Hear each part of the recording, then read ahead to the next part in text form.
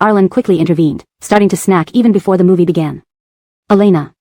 After paying, she thanked the staff, who smiled proudly. No thanks needed. Call me Popcorn and Coke Hero. This ensures the phrase reads naturally in English while maintaining the playful tone of the original text. The term hero is more fitting in English than, which is a Chinese term often associated with martial arts heroes, making it more understandable and fluent for English readers. Thank you, Popcorn and Coke Hero. The Sea Within the Mountain was about to start. After ticket check, they walked into the screening hall. There were only a few couples seated at the back. Elena nibbled on some popcorn, remarking, "Why are people sitting at the back? The middle is the best spot." Arlen absent-mindedly nodded.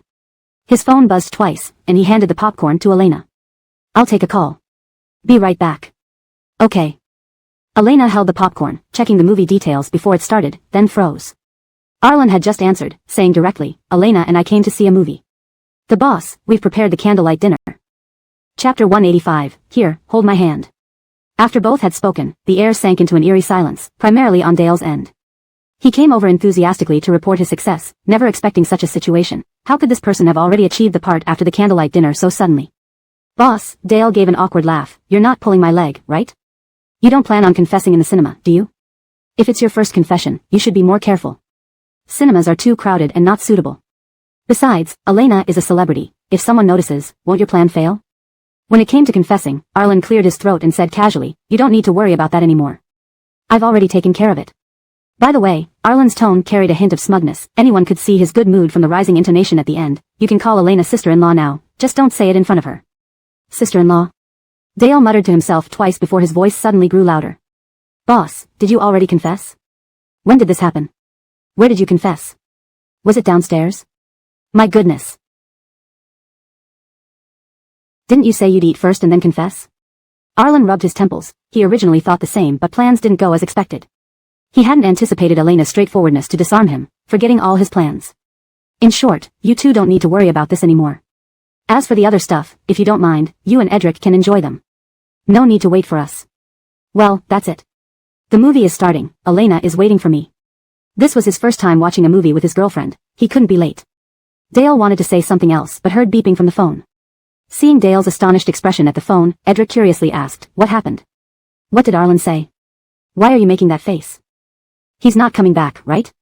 Initially joking, Edric saw Dale nodding seriously, causing him to jump up from leaning against the table. He wouldn't really go to a jewelry store to buy Elena a big diamond ring, would he? What kind of logic was this? Dale rolled his eyes, tossing his phone on the table. Looking at the beautifully decorated living room, he sighed in confusion. He and Elena went to watch a movie. It sounds like he succeeded in his confession. Huh. Edric was even more confused. If they were watching a movie now, would they still have the candlelight dinner? Steak and wine were ready, leaving them longer would make them cold. I mean, why so fast? Didn't we agree to eat first and then confess? Why is the order completely different from what we discussed? How would I know? I also want to ask why he's calling from the cinema. Is he really watching Titanic? Edric scratched his head irritably, looking at the flower-covered living room and the feast set up in the dining room. They even hired a violinist to create the atmosphere. Now, everything seemed absurd, as they looked at each other helplessly. The violinist who had been preparing nearby approached and quietly asked, "Excuse me, has there been a change of plans?" Of course, the protagonists of the candlelight dinner had run off to watch a movie, leaving only them. Edric rolled his eyes and asked the dazed Dale, "What did Arlen say? We can't just leave all this here, right? He said we should eat and clean up afterward." Edric. Two grown men eating a candlelight dinner? Is this environment and music appropriate? Do you think I want to eat with you? Dale huffed, retorting defensively. Great, I don't want to eat with you either. Just as Edric was about to leave, he was stopped by someone pleadingly, "Hello, please settle the bill. We operate on a pre-order system, pay a deposit first and settle the final amount afterward." Although. The person glanced at the untouched food on the table. "You haven't eaten yet, but we've prepared everything." Edric. It turned out his efforts today were all in vain, and he had to cover for Arlen. In the end, Edric paid and finished the candlelight dinner. Accompanied by beautiful violin music, Dale across from him, holding a glass of wine and smiling in the soft candlelight, looked infuriatingly ugly. He wouldn't be Arlen's lapdog anymore. There was no future in it. Inside the cinema, Arlen sneezed twice and felt Elena's concerned gaze. He enjoyed the attention she gave him. "It's nothing, probably dust," he replied after sipping the cola she bought. Meanwhile, he secretly rejoiced, wondering if Elena liked him so much. But when the movie started and the main actors appeared, Arlen found himself unable to smile. That person on screen was very familiar, Daniel, whom Arlen had competed fiercely against on Face to Face in Love. The Sea of Mountains director certainly knew their craft, portraying Daniel as tall and handsome, leaving a deep impression even without speaking. So, Elena likes Daniel's movies? Arlen looked at Elena beside him, who, sensing his gaze, laughed awkwardly. Well, I just found out he's the lead actor in this movie. I chose it because everyone says it's great. Arlen put on a false smile. No problem, I understand. Would he foolishly tell Elena that Daniel liked her? Helping a rival confess was beyond unreasonable. Getting angry over this with his own girlfriend was even stupider. But despite choosing Daniel's movie, Elena still made Arlen feel a bit depressed. Watching Daniel in the film, Arlen reached for some popcorn. Then, his hand brushed Elena's hand, reaching for the popcorn. Arlen quickly touched Elena's hand and swiftly withdrew before she noticed. Elena. No wonder he only got one bucket. Elena found Arlen's antics amusing. After several clashes in the popcorn bucket, she finally held Arlen's hand. Whispering softly to the stunned Arlen, she said, "Here, hold my hand." Chapter 186, Cleaning Up. Arlen sat in the cinema watching the movie, but he was worried about the two people revealing any slip-ups. As a result, he did not concentrate on the film at all. He casually sipped his cola and felt his phone vibrate twice in his pocket. Arlen glanced down at the screen. It was a WeChat message from Dale. Everything's done, guaranteed, and won't notice anything. Following were pictures that indeed showed no issues. Relieved, Arlen silently shut off his phone and planned to ask Elena what they would have for dinner when he suddenly felt an added weight on his shoulder. Elena had been working non-stop like a little spinning top recently. She was now in the cinema, watching Daniel's romantic love movie. After yawning countless times, she eventually could not resist sleepiness any longer and leaned on Arlen as she dozed off. Arlen quietly slipped his phone back into his pocket and turned to look at Elena in the flickering light of the movie scenes. She slept deeply, even the loud music in the film did not wake her up. Her long eyelashes fluttered slightly with each breath, and her soft pale cheek pressed firmly against his shoulder, creating a slight indentation. Arlen felt as if there was a sweet, rosy filter surrounding Elena, making him feel incredibly happy just by looking at her. The young couple behind them was kissing passionately, while the two people in the best viewing position were also not watching the movie. One was sleeping, the other watching her. As the couple on screen experienced life and death scenarios, the audience members seemed to be deeply in love. Gently shifting Elena closer into his arms, she slept so soundly that she did not even notice the change in position. Arlen wrapped his arms around her body, greedily holding her hand too, sitting in a rather awkward posture but not caring one bit. A faint smile crept onto his face with a hint of smugness. I knew you didn't like Daniel at all, otherwise, you wouldn't have fallen asleep during his movie. Elena adjusted her position to lean closer to Arlen, finding a more comfortable spot. Arlen made sure she wouldn't fall and watched her sleep peacefully in his arms for a long time before speaking slowly, his voice barely audible over the film soundtrack. I love you, Elena. Even though I said it later than you. He smiled, I still want you to know this. The movie soon ended, and Elena was awakened by the sudden lighting in the auditorium. Blinking her eyes, she saw Arlen shielding her eyes from the bright lights above.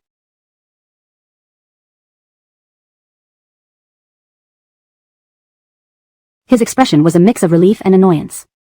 Did I sleep for a long time? Elena yawned, her eyes welling up with tears. The screen already started rolling credits.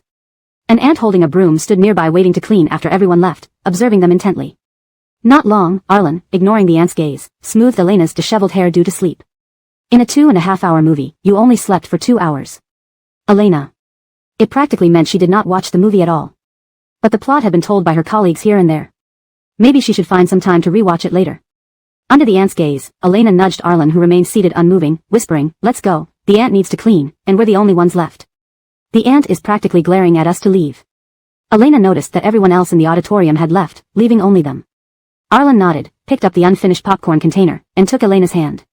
Before standing up, he heard her exclaim, ouch. What happened? Turning around with the popcorn in hand, he saw Elena patting her leg in confusion. My lower body feels numb, can't stand up at all. How did I end up sleeping like this? The one responsible for Elena's twisted sleeping position, Arlen. He merely wanted to hold Elena. Sure, let's wait until you recover. No, it's fine, Elena tugged at their intertwined hands. You can support me while we walk. The ant is waiting for us to leave to clean. Arlen nodded, turned back, squatted in front of Elena, indicating she should get on his back. Although she was carried home drunk by Arlen last night, this was the first time she was openly being carried by him. Despite Arlen usually not appearing strong, his shoulders were surprisingly broad and robust when he squatted down. Elena hesitated a moment but decided it was okay since he offered willingly. With that thought, she blinked her eyes and held the popcorn closely to her chest, softly saying, here I come. Once Elena climbed on, she adjusted her position and said, ready, let's go. Not far from the cleaning staff, they heard murmuring voices after taking a few steps. Goodness, these lovers are so affectionate. Even those kissing in the back row weren't this close. At least others waited until the lights dimmed before kissing. These two can be so intimate in such bright lighting. They must really be in love. Embarrassed, Elena and Arlen both remained silent. Deciding to leave gracefully, they continued towards the exit. Despite the empty cinema, Elena felt everyone was watching them, especially the staff's ambiguous gazes, which made her uncomfortable. "Put me down," Elena whispered once inside the elevator. "My legs aren't numb anymore." And holding the popcorn, she feared it would spill with any movement. "Really? Really?" Elena nodded vigorously on Arlen's back, causing several yellow popcorn kernels to land on his hair and clothes. Feeling something drop, Arlen asked, "What just fell?" Elena cautiously peeked at Arlen's expression. "Would you believe it if I said it was a water droplet?" Chapter 187, Quibbling. She didn't know why there was still so much popcorn. Arlen surely should know how hard it is for her to cling onto his back and hold the bucket of popcorn at the same time. It was like performing acrobatics on Arlen's back. So when the popcorn fell onto Arlen, she couldn't be fully blamed for that. Seeing Elena quibbling yet acting as if she were absolutely right, Arlen almost burst into laughter out of frustration. Arlen's deep eyes stared at her. "Dare you repeat this reason to me again? What's there to be afraid of?" Elena knew very well that whether she admitted it or not, the outcome would be the same. It would be better just to stick with this unreasonable argument. "Don't you know how hard it is for me to protect the popcorn while clinging onto your back? Why didn't you eat more?" Before Elena finished speaking, Arlen reached out to pinch her cheeks with a slight smile on his face. "Did I not notice before that you can be so good at quibbling? That's because you didn't understand me deeply enough." Elena swatted Arlen's hand away and looked at him seriously. Strangely, though Elena's arguments seemed absurd, Arlen only found her adorable, staring at him with bulging cheeks and wide-open eyes. He decided not to argue with her anymore but leaned down slightly and told her, "Clear the popcorn off my body and hair. Otherwise, everyone will stare at me when we go out later. You won't look good either as my girlfriend standing beside me." Elena acknowledged her mistake. Seeing that Arlen was giving her an easy way out, she followed along. The two stood in a corner. Since some of the popcorn had fallen into Arlen's short-sleeved shirt, Elena had to reach inside to remove them. Someone passing by saw them and immediately wore a terrified expression, looking as if today's young couples really go all out, behaving freely even in public. Elena quickly realized that person definitely misunderstood. But she couldn't blame the passerby entirely. After all, in the dimly lit corner of the mall, with a man and woman couple like this and the gesture of putting one's hand into his clothes, everything added up to a scenario where a passionate couple couldn't wait and chose the corner of the mall. Besides, Arlen stood there calmly letting her do as she pleased, while Elena looked like a bandit in too much haste. Feeling extremely embarrassed, Elena hurriedly took her hand out from Arlen's back, subtly touched his waist, and said, "We can go now. The popcorn on you has been cleared mostly." And, Elena glanced at the silent Arlen. "Arlen, you smell so nice now." Elena sniffed. "It's like freshly made butter popcorn, creamy." Arlen. He should be the most aware of where this creamy scent came from. It was mealtime now, and restaurants large and small were bustling with people. After discussing, they both agreed to return home and order takeaway food. Recalling the tidied-up candlelight dinner, Arlen absent-mindedly thought while driving. These two must have cleaned up those things, right? Finally back, Elena opened the door and rushed into the house, so tired, "I want air conditioning, to lie on my comfy big sofa, and miss my queen-size bed." Arlen stood behind her holding her bag and entered with her steps. He warily surveyed the surroundings, confirming nothing was out of place or missing before he felt relieved. It seemed there was no problem, at least, it looked no different from usual. But just as Elena ran to the kitchen for water, she voiced some concerns. She sipped water and curiously said to Arlen, "Arlen, don't you feel my room is somehow different from before I left?" Arlen's heart skipped a beat, not sure what Elena meant by different. Trying to keep his tone calm, he replied, "Really? I think it's the same. No difference compared to when we left." "You're wrong here." Elena held up a finger in front of Arlen's eyes. "This room," she squinted, observing, "is noticeably cleaner than when I left this morning. My bookshelf was dusty then, but now it's spotless as if brand new. I intended to ask someone to clean it this week, but who knew it got cleaned unexpectedly today. Arlen, did you help me clean while I was out?" Elena smiled at Arlen, her arms around her water bottle, her gaze filled with deep meaning. Why hadn't she noticed earlier that Arlen could be such a considerate soul, quietly doing good deeds without telling anyone? Loves cleanliness and takes care of home. This was another excellent trait of Arlen. Arlen initially thought Elena might say something that would alarm him. Her words did indeed make his heart skip, but in vain. Arlen relaxed and admitted, "Yes, I had an aunt come over and clean today when I was idle. Originally didn't plan to tell you." Real Aunt Edric and Dale sneezed simultaneously. "Hee, thank you. But you should have told me about your efforts, so I could praise you. Respecting your labor is key to fostering a long-term relationship." Elena was quite pleased with Arlen's response. She didn't expect him to take note of such details. Dinner arrived quickly. For dessert, there was a strawberry cake that Elena had ordered. "Do you want some?" Elena lifted the plastic cover, forked a piece, and enjoyed the fresh cream melting in her mouth. making her eyes curve happily. Arlen shook his head, watching her enjoyment. Yet, Elena didn't want to hog the treat, scooping another spoonful and saying, "I'll leave you a little bit." "I can't eat much either." For a while, Arlen remained silent. Just when Elena thought he accepted the idea, his voice softly floated over. "Why must you catch a cold now? Preventing me from kissing you. I don't want the cake. I only want to kiss you." Elena immediately started coughing. Chapter 188, Unmoved. Arlen's final trick didn't succeed. He was politely escorted to the door by Elena. Facing Arlen's pleading expression, Elena remained utterly unmoved, leaning against the door frame and coldly snorting. "Don't pretend to be pitiful here. I won't feel sorry for you. You should go home, take some medicine, and get some sleep." "I'm going to sleep too." "But..." "No buts. Overnight stays are absolutely not allowed." Elena yawned, shifting her gaze from Arlen to inside the room, afraid that she might give in and let him in if she stayed any longer. Though Arlen seemed harmless, something about him made Elena feel uneasy. She attributed this feeling to the fact that they had just started dating and she wasn't fully accustomed to his new role yet. For the best of both,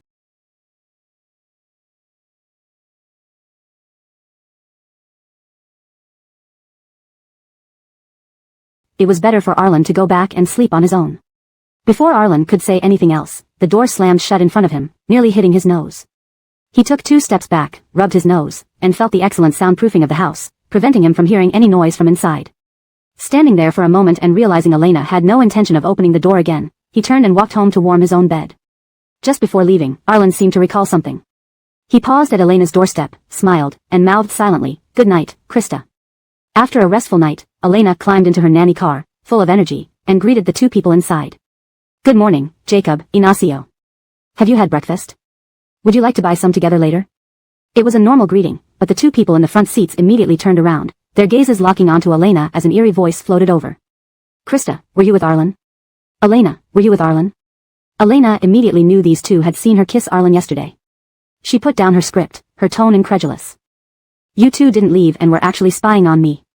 They could have been home 20 minutes earlier if they hadn't been spying on her." No, Jacob argued, shaking her head. "There was traffic control at the entrance, so we decided to leave a bit later." "But that doesn't matter, Elena." Jacob patted her seat, redirecting Elena's attention. Had it not been for the seat between them, Jacob might have leaped into the back seat to interrogate her. Her eyes sparkled brightly inside the car, filled with excitement. "What matters is, are you and teacher Arlen together?" Elena had intended to say it was her private matter, but seeing Jacob's enthusiasm, she couldn't help but smile slightly. "Do we really have to talk about this?" she said, turning to look out the window. She stole a glance at Jacob's expression before replying, "Yes." Jacob first froze, then burst into laughter, almost causing the roof to shake. "Really? Hooray. I knew it." As soon as Elena made the first move, teacher Art would give in. Elena opened her mouth to disagree but heard Anton pinch his brow while addressing Jacob from the driver's seat. "Just enjoy yourself quietly. Do you want the whole world to know about this?" Jacob immediately calmed down, sitting straight and mimicking zipping her lips, though a glimmer of joy still shone in her eyes. Anton called Elena without further comment. Hearing Ignacio's tone, Elena sat up straight, preparing to listen. "Congratulations on your relationship.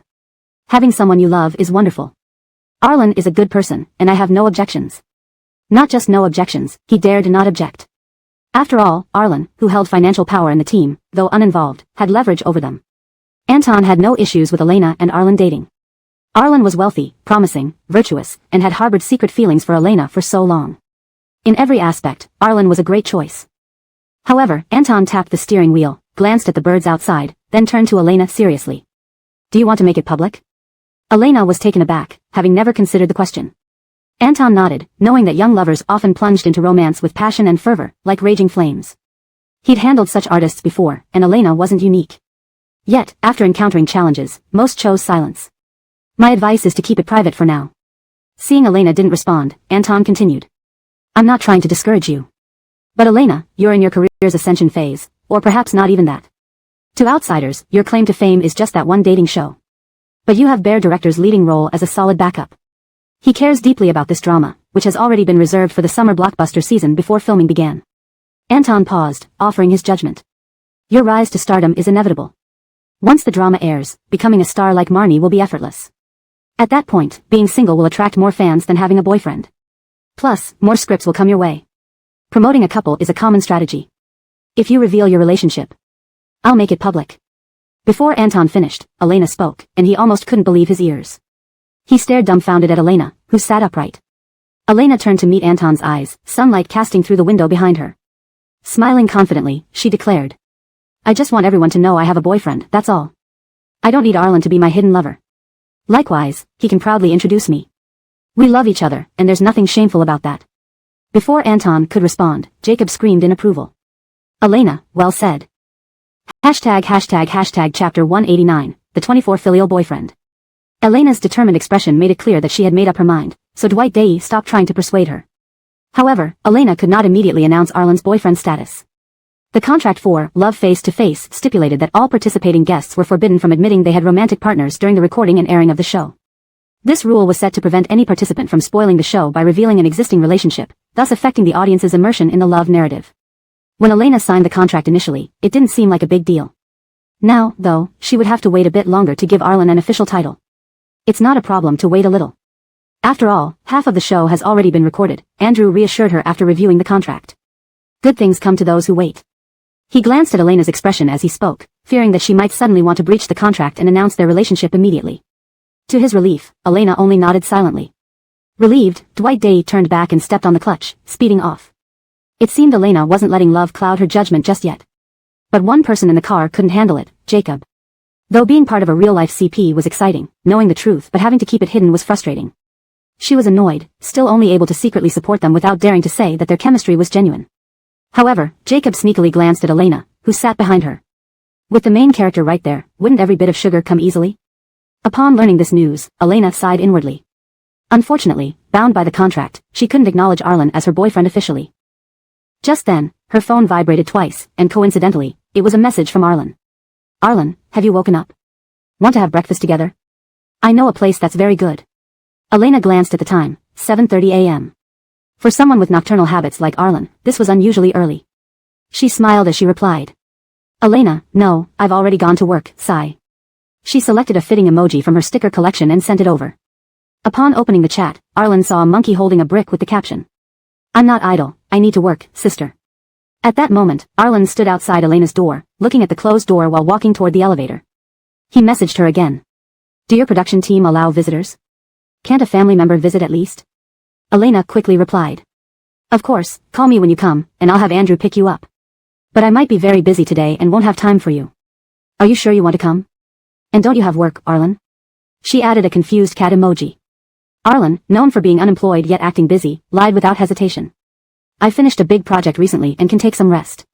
Don't worry, I'll behave and won't cause you trouble. Oh my, Elena found herself amused by Arlen's obedient tone. Why had he become so clingy and polite lately? It felt like a devoted wife standing quietly behind her, showing her existence subtly yet gracefully. The thought made Elena laugh softly as she continued messaging while heading to the break room. When Gaynor walked in, he saw Elena chatting happily with others, her eyes curved into beautiful arcs, the amber-like irises shimmering under the fluorescent lights like precious jewels. Her rosy cheeks and playful eyes exuded sweetness. Her evident joy was infectious, even drawing a smile from Gaynor. Then he noticed how Elena instantly stiffened upon seeing him, turning away to speak to someone else. Wasn't that reaction too obvious? Gaynor mused silently. As her male co-star, and considering he hadn't done anything to upset her, why did she still look displeased? Did she really dislike him that much? The thought left Gaynor feeling blocked up inside, though outwardly, he kept his composure, sitting back down awkwardly. On the other end, Edric heard bustling noise through the phone when he called Arlen. He double-checked the number before speaking. Didn't you need a visitor pass? I've arranged it and will send it to you shortly. What are you doing out so early? Your side sounds really lively. Arlen glanced at the queue ahead and said calmly, I'm buying breakfast for Elena. I heard the food here is good, so I'm queuing up. Huh? You're buying breakfast? Edric's voice grew louder, almost shouting, you never eat breakfast. In 4 years of university, I could count the times you did on one hand. What had Elena done to Arlen? Just 2 days into the relationship, and he was running errands for her. Arlen held the phone a bit away from his ear until Edric's voice softened, then he put it back. Finished ranting? Hearing Arlen's indifferent tone, Edric paused for a moment. You're really stepping up fast as a filial boyfriend. Arlen remained non-committal. No issues, I'll hang up. Wait, hold on. Edric rolled his eyes sarcastically. Just a word of caution. Though you're dating Elena now, consider her career. Don't go public too soon. The contract for the Love Variety show forbids revealing current relationships. Announcing your identity now would only harm her career. If you truly want to make it public, please discuss it with Elena first. Arlen remained silent for a long time, finally responding. I won't reveal it. And I won't let my actions hinder Elena's future. Chapter 190, Grasping the Big Picture. Arlen clearly understood the big picture. If only other artists' secret boyfriends or girlfriends in the company were as understanding as Arlen. While Edric thought this, she couldn't help but complain on behalf of her good friend. Why did an excellent person like him have to be overshadowed by Elena and be her underground boyfriend? Not only had his past sacrifices gone unnoticed, but now he had to compromise again for Elena's career. Initially, Edric approved of Arlen's relationship. Only now did she realize how much he was sacrificing in this relationship. Edric gripped her phone and said unusually seriously into the receiver, "If it's you, it might be possible. After the show ends, I can work on Elena so she agrees to reveal your identity." Arlen, You don't need to say more, Arlen interrupted her, enunciating each word into the microphone. "I respect Elena's wishes and her career. And, I also believe in our feelings. No, Arlen, listen to me. A man needs to establish his status early in a relationship, saying what is permissible and what isn't, never letting her walk all over you." Edric hurriedly tried to persuade Arlen to change his mind, but her speed was far from matching Arlen's quick hang-up. Hey, at least listen to my advice. As a novice in love, you won't listen to experienced wisdom. No wonder Elena has you running out to buy breakfast first thing in the morning. Edric grumbled and hung up the phone, only to see her secretary standing at the door with a kind and friendly smile.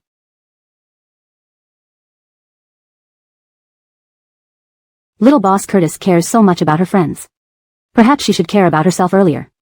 You didn't finish reviewing yesterday's documents, which made Boss Curtis very angry. Are you reporting to my dad? Edric looked incredulously at the secretary, who returned a Mona Lisa-like mysterious smile. That question remains unanswered. Little Boss Phone, Secretary of Boss Phone, has already sent over some of the documents from the branch office. Looking at the stack of documents almost as high as her desk, she wondered just how many branch offices they represented. Her father was truly sparing no effort to train her. Elena received Arlen's call just as she was about to start shooting her first scene. She hung up and told Andrew, Arlen will come to visit set today. Since he's never been here before, could you pick him up? Anton's expression flickered subtly. Seriously? Are you two really that inseparable? He'll be seeing you on the variety show the day after tomorrow, yet he still comes to visit today. Although Anton thought this, he didn't say it aloud. Instead, he sighed and walked out. I'll go get him. Focus on your acting, don't let anything distract you. Elena coughed slightly, then casually headed toward the center of the stage. She wasn't surprised or happy at all about Arlen's arrival, really not at all. Though Anton mocked couples in his head, upon seeing Arlen, he immediately became respectful. President Art, when did you arrive? We didn't send anyone to pick you up. It's fine, Arlen replied coolly, indifferent to Anton. You don't need to speak like this to me. You're Elena's agent, not mine. Just act normally. Understood. The boss didn't want to stand out at the set and raise suspicions about his identity. True to form, the boss thought things through thoroughly. Yes, President Art, I understand. Arlen, watching his suddenly enlightened eyes, wondered what exactly he understood. Andoni's knew someone was coming but had been informed by Xingheng that Arlen was there to evaluate potential investment for their next project, hence allowing free access to the set. Staff only reminded him not to wander around or take unauthorized photos. Elena, facing away from the camera, was rehearsing diligently, oblivious to Arlen's presence. Opposite her, Gaynor saw Arlen. He recognized Arlen from Elena's recent variety shows where they had formed a popular CP in the entertainment circle. Why would Arlen be here? Gaynor subconsciously felt it had something to do with Elena. His eyes flickered, but his expression remained neutral. He lowered his head and continued acting opposite Elena. This was a cliched scene of a jealous heroine and a boy explaining himself, yet dressed in school uniforms. It held a certain charm, as if genuinely taking place in a campus. My homework. Marcos extended his hand to hand over his homework to the girl he liked, but Mindy slapped it away, firmly refusing. Turn it in yourself. I've got things to do today and won't help you turn in your homework. And besides, do your own tasks. Haven't you learned that even in high school? Okay, I'll turn it in after class. Is something wrong? Marcos was taken aback by Mindy's cold attitude, constantly sneaking glances at her to gauge what happened. Nothing. I just think you don't need to come to me for everything from now on. Feeling jealous but unable to express it, Mindy gave Marcos an intense glare. Even someone as dense as Marcos sensed something was off. He could only guess that Elena had seen him interacting with his cousin. After all, his cousin had just stood outside their classroom, visible to many classmates. Someone spreading exaggerated details to Xingheng wasn't out of the question. Thinking this, Marcos picked up his homework while casually clarifying. That girl is my cousin. My mom asked her to bring me something.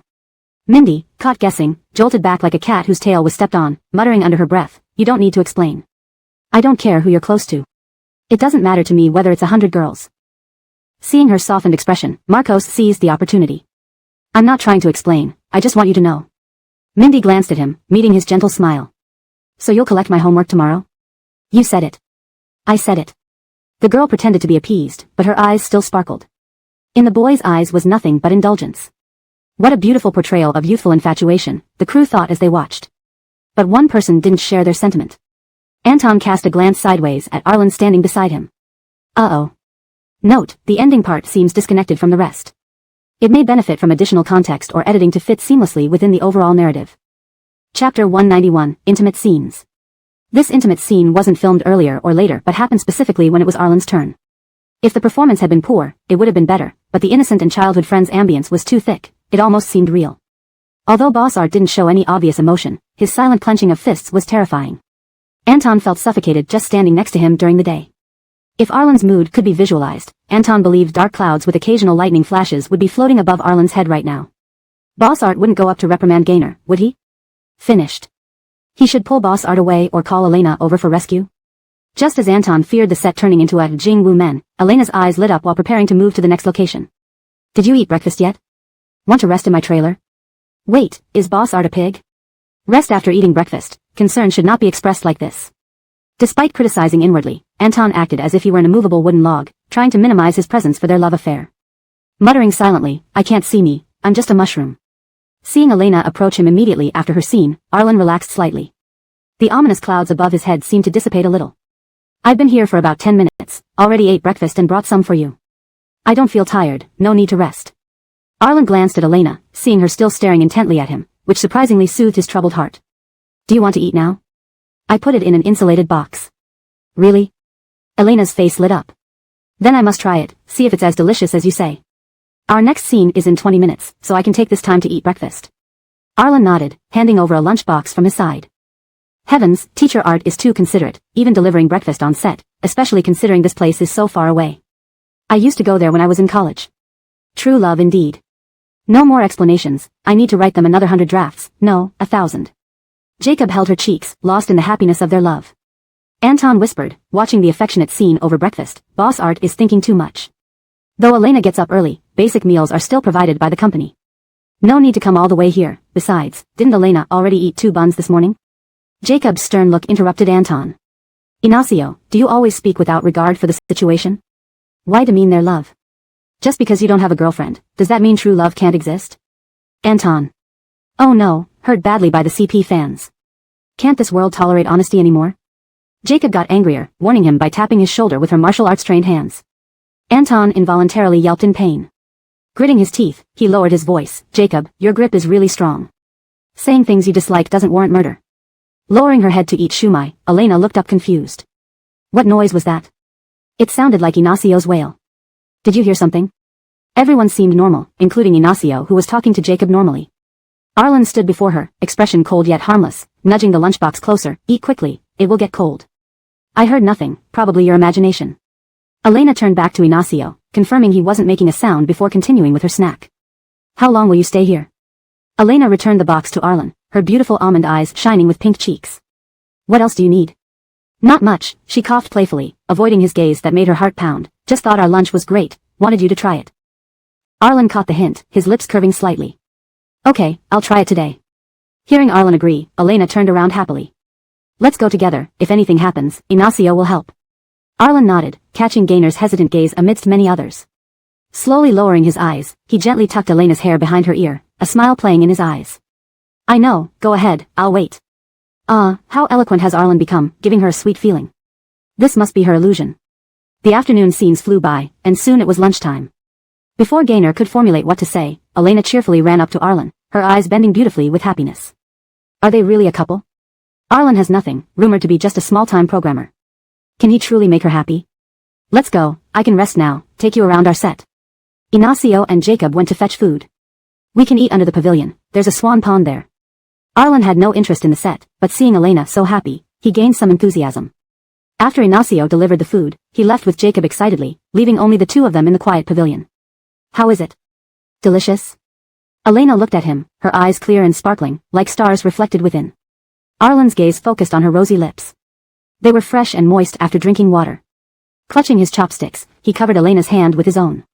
Under her watchful eyes, he leaned in. But then stopped. Elena placed her hand on Arlen's face, emotionless, saying, You've eaten and have a cold. Note, in translating the names, I kept them as accurate as possible using pinyin for Chinese characters. Please inform me if any adjustments are necessary. ##### Chapter 192, Adding Insult to Injury. This man hadn't even recovered from his own cold yet, and now he was launching a sudden attack. Elena had been extremely busy lately. If she really caught a cold, it would be adding insult to injury, likely causing delays in wrapping up the project. Arlen's scheme was seen through, and he slowly blinked his eyes. Realizing that his act of cuteness and pitiful looks weren't working, he returned to his seat. Elena immediately smiled and patted Arlen's shoulder, saying, "That's more like it. Eat your meal properly. Stop overthinking when you have a cold, it won't help you get better." Arlen watched as Elena laughed merrily and sighed inwardly, sighing again in his heart. This damn cold had come at the worst possible time, just when they were trying to build their relationship. But something did bring him a bit of comfort. Elena had invited him to take a nap with her in her SUV during lunchtime. As Arlen was tidying up their lunch boxes, his hand hesitated for a moment, then moved slower. He casually asked, "Just us two?" Of course, Elena saw Arlen's expression and knew exactly what he was thinking. Suppressing her urge to laugh, she feigned ignorance. "Jacob and Ignacio can go back to sleep in the car while I'm shooting. So usually, only I use the SUV during lunchtime. But if you're here, you can join me." Arlen pretended to think for a while, then gathered the trash in his hands and said, "All right."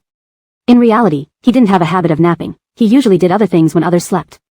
The two, each harboring secret thoughts, came to an agreement happily. "You only have one bed here?" "Yes, but you can recline your chair and sleep too." "Do you need a blanket?"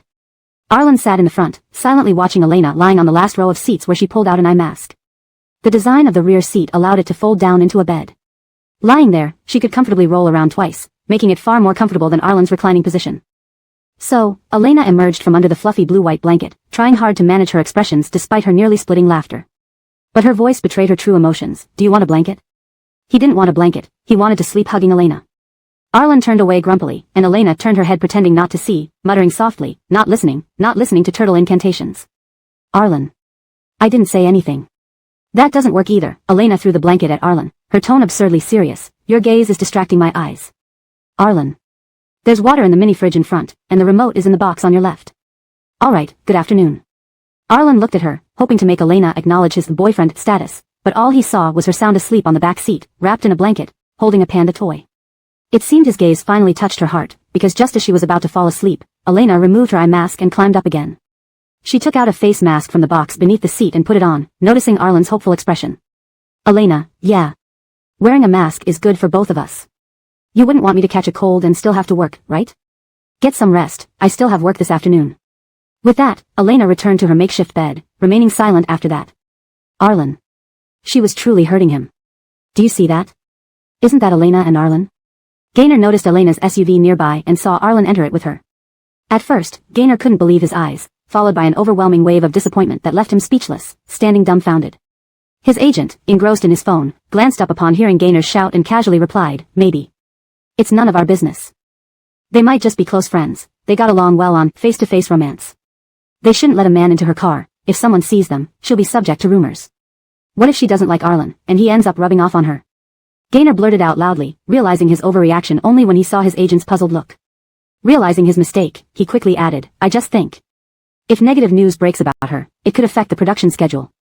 Fearing disbelief from his agent, Gaynor continued, "She joined late anyway. If this delays everyone's progress, especially mine, wouldn't that be bad?" He nodded emphatically, unsure if he was convincing himself or the agent. Too late. The agent put down his phone and seriously looked at him, his demeanor no longer casual. "Have you been overly concerned about Elena recently? Her scandals or gossip shouldn't matter to you." "It matters." Gaynor raised his head to argue but lowered it again upon meeting his agent's gaze, mumbling, "I don't want to pair with anyone else." The agent remained silent, staring at him for a long time before lightly patting Gaynor's shoulder, indifferent. "It's just pairing, but remember, Mingchen, you're not a real couple. Even if I don't know what happened between you two, judging by Elena's attitude towards you, she doesn't like you. I don't care. She can like whoever she wants." At those words, Gaynor's initial reaction was to refuse, but the rest grew increasingly difficult to say, leading to a sharp pain in his chest. His voice grew softer, feeling exhausted. "I don't care about her. Your expression says otherwise," but the agent didn't comment. He just stared into Gaynor's eyes and left, tapping his shoulder once more. "Hope you really mean it." Left alone, Gaynor stood, staring at Elena's SUV, lost in thought. Chapter 193, Heat of Romance. Elena was indeed in a romantic relationship, or at least she really liked Arlen. This was a fact visible to everyone in the crew. Without any avoidance or pretense of unfamiliarity, Elena would run to Arlen after rehearsing, holding her script and talking to him. She would also quietly sit next to Arlen watching others rehearse, but most of the time, she would chat with Arlen. They had endless topics, from whether there were new stray cats downstairs to which restaurant at the entrance of their residential area was the worst. Whenever they reached an amusing point, both would spontaneously smile. More often than not, Arlen would sit on a small stool under the shade, watching Elena earnestly act and recite her lines. Though he didn't say much, his pride and admiration for her shone through his eyes as if he were admiring the brightest star in the sky. While Elena engaged in flirtatious scenes with others on set, Arlen's gaze remained fixed on her. Andoni's noticed this and realized that the special visitor from Xinjiang, who was supposed to be assessing investment opportunities, wasn't focused on business at all. Instead, it seemed like he was conducting official love-chasing. Shaking his head, Andoni's walked towards Arlen with a smile. Before he could speak, Arlen stood up, put on a mask, and even offered Andoni's his seat. "Sorry, I have a cold," Arlen said apologetically. It's fine, Andoni's waved off. "Please sit. I just wanted to see what Elena's boyfriend looks like." Andoni's knew many people liked Elena, including Daniel and even her co-star Gaynor, who previously didn't treat her well. Yet, Andoni still favored Daniel because, despite Elena's current status not matching Daniel's, her diligence, talent, and ambition made it likely she would stabilize her footing in the entertainment industry soon. Moreover, Daniel clearly showed interest in Elena. Andoni's always thought Daniel would take advantage of proximity, but sometimes, the moon comes closer to the person it favors. Arlen remained silent, implicitly accepting the notion. Andoni smiled and stepped back, then reassessed Arlen from head to toe before saying earnestly, "Elena is a good girl, you should treat her well." As someone outside the industry dating a young actress like Elena, you'll inevitably endure some hardships since Elena can't officially acknowledge you too early in her career. You must prepare mentally and never betray her genuine feelings. If it were Daniel, even just being rumored to be with him would greatly benefit Elena, providing her with resources currently beyond her reach. Unfortunately, things hadn't worked out that way. Recalling Daniel's expression when he came to discuss the matter, Andoni sighed inwardly, lamenting how fate plays tricks with love. Arlen nodded. Just as Andoni's was about to leave, Arlen added, "Please consider our sponsorship proposal for your next project. Xinjiang plans to support a batch of outstanding directors." Andoni's paused, realizing that Arlen had leveraged the leading lady to secure funding even before shooting began. "Thank you, Mr. Art." While filming, Elena noticed Andoni standing in front of Arlen, seemingly discussing something. Although she held Gaynor's hand mechanically and delivered her lines, part of her attention was diverted, yet her eyes still radiated playful depth. Facing away from the camera, no one noticed her distraction. Since talking with her agent at noon, Gaynor understood Elena better. As they unexpectedly touched hands, gazing into her autumnal eyes filled with deep affection, Gaynor found himself momentarily lost, sensing more fondness in her acting posture. Her palm felt warm and half the size of his, soft as cotton. Before Gaynor could speak, Elena's wide-eyed surprise startled him. "Cut. Mr. Churchill, you're supposed to deliver your line. Why are you just standing there?" The assistant director poked his head out sternly. Gaynor snapped back, apologizing, "Sorry, it's my fault. Let me adjust for a moment." "Alright, no problem. Focus on your performance." "Sure." Nodding, Gaynor saw Elena pull her hand away, standing far apart while the makeup artist retouched her. She appeared unconcerned about the mistake, shifting her gaze back to Arlen seated under the tree, smiling warmly. Their smiles met across the crowd, seemingly unbothered by the exposure. Gaynor clenched his fingers, feeling the warmth slip away, turning icy. He cared little for Elena, really. "Achilles, why did you come to challenge your senior today? I remember you said he was great." The girl stood before him, hands behind her back, wearing a mischievous smile that drew all attention to her. Achilles stood, thinking Mindy knew the reason but still asked playfully, aiming to make him admit his jealousy. Mindy waited, but when she heard Achilles' voice, tense yet tinged with nervousness, she blinked. "That's because I was jealous, Mindy. It's the first time I've tasted jealousy because of you." The scene was so intense that Andoni's cut it, praising Gaynor's breakthrough performance. But Gaynor only watched Elena walk away, whispering softly, "That's because I was jealous." Emerging from the crowd, Elena saw Arlen waiting. Despite waiting late into the night, his expression remained patient. His face was fair and handsome under the moonlight, though his slightly furrowed brows hinted discomfort with the bustling film set. She chuckled, walking over and taking his hand without hesitation. "Let's go home together. We're done for today." Chapter 194, Direct Ball. The ride back was unnervingly quiet. Elena and Arlen sat in the back, while Jacob and Andrew occupied the front seats. Everyone sat there upright with a tense atmosphere floating in the air that could make one's toes curl. Andrew's silence she could understand, but even Jacob, who usually had much to say, being unusually quiet made Elena feel incredibly astonished. However, Arlen remained calm and collected, sitting there naturally and even reached down to gently squeeze Elena's fingers. Elena slapped his hand away. When Arlen turned to look at her, she gave him a stern glare and mouthed some words silently. It was clear enough, Andrew and Jacob were still in the front, no inappropriate actions allowed. Though Elena said this, her beautiful eyes twinkled brightly with a smile, shining dazzlingly in the dim light inside the car. Arlen behaved himself after that, just holding Elena's hand lightly. Their fingers intertwined tightly together, palm to palm. When they arrived at their building complex, neither Jacob nor Andrew got out of the car. Elena and Arlen stood outside saying goodbye to them. Be careful on the way and get some rest early. Goodbye. Andrew watched this young couple say goodbye while still holding hands. Elena waved as well, with Arlen standing behind her, stuffing his other hand into his pocket, not even bothering to wave goodbye. And in this somewhat peculiar mood, Andrew squinted his eyes looking at the two under the streetlight. Didn't they seem like newlyweds seeing off guests? Shaking off this impractical thought, Andrew reminded Elena, tomorrow morning, the production team of Love Face to Face will come to shoot. It's still the usual time in the morning, don't oversleep. Elena nodded, intending to respond when she heard Andrew seemingly inadvertently add, facing the front windshield, don't stay together tonight, so you don't get caught by the crew tomorrow morning. Elena didn't understand at first until she heard the man beside her softly say, Realizing what it meant, a blush quickly crept up her cheeks. She squeezed Arlen's hand harder and explained to Andrew. It's not, we don't actually live together, just on different floors. Andrew, don't worry. I know how to handle it. Embarrassed, Elena hadn't expected Andrew to bring up this topic suddenly. Discussing it felt like covering up too obviously, and frantically finding an excuse. She blamed Arlen. Why did he have to say, If only he had become more mature at that moment. Andrew cleared his throat and glanced at Arlen's expression inconspicuously. As expected, Arlen's gaze carried a faint chill through the night. The coldness startled Dwight Day for a moment. Well, boss is here, can't say too much. Hope Elena really acts as she says. Facing Arlen's stare, Dwight Day cleared his throat. Just remember, I'm just reminding you. Jacob will call you tomorrow morning. Get some rest, it's been a tiring week of shooting. Okay, Elena sighed in relief seeing this conversation finally over. Goodbye Andrew, Jacob. Watching the car disappear into the night, Elena finally relaxed completely. She glanced at Arlen once, deciding not to argue and planned to go home to rest. However, Arlen slowly spoke from behind, you glared at me again. His voice carried a touch of resentment and confusion. Should be edited too. His voice carried a touch of resentment and bewilderment. For better fluency in English, it should be. His voice carried a touch of resentment, grievance, and bewilderment. But the word is repeated from Chinese, so the proper translation without the Chinese word would be. His voice carried a touch of resentment, grievance, and confusion. Elena. I didn't glare at you, I just looked at you. Elena pouted and turned to accuse Arlen of fabricating things. But before she even got a chance to blame Arlen for speaking nonsense, he started criticizing her behavior. If you didn't talk randomly, I wouldn't need to explain so much to Andrew. Her lips pouted, and under the elevator light, her almond-shaped eyes shone tearfully, nose wrinkling cutely, making one's heart flutter. Adorable as she was, Arlen glanced at her and pretended not to notice, turning away. You glared at me in the car, hit my hand, and told me to behave. And I only replied with a single, yet you wanted to squeeze my hand and gave me warning looks. Also, you kissed and hugged someone right in front of me without a word.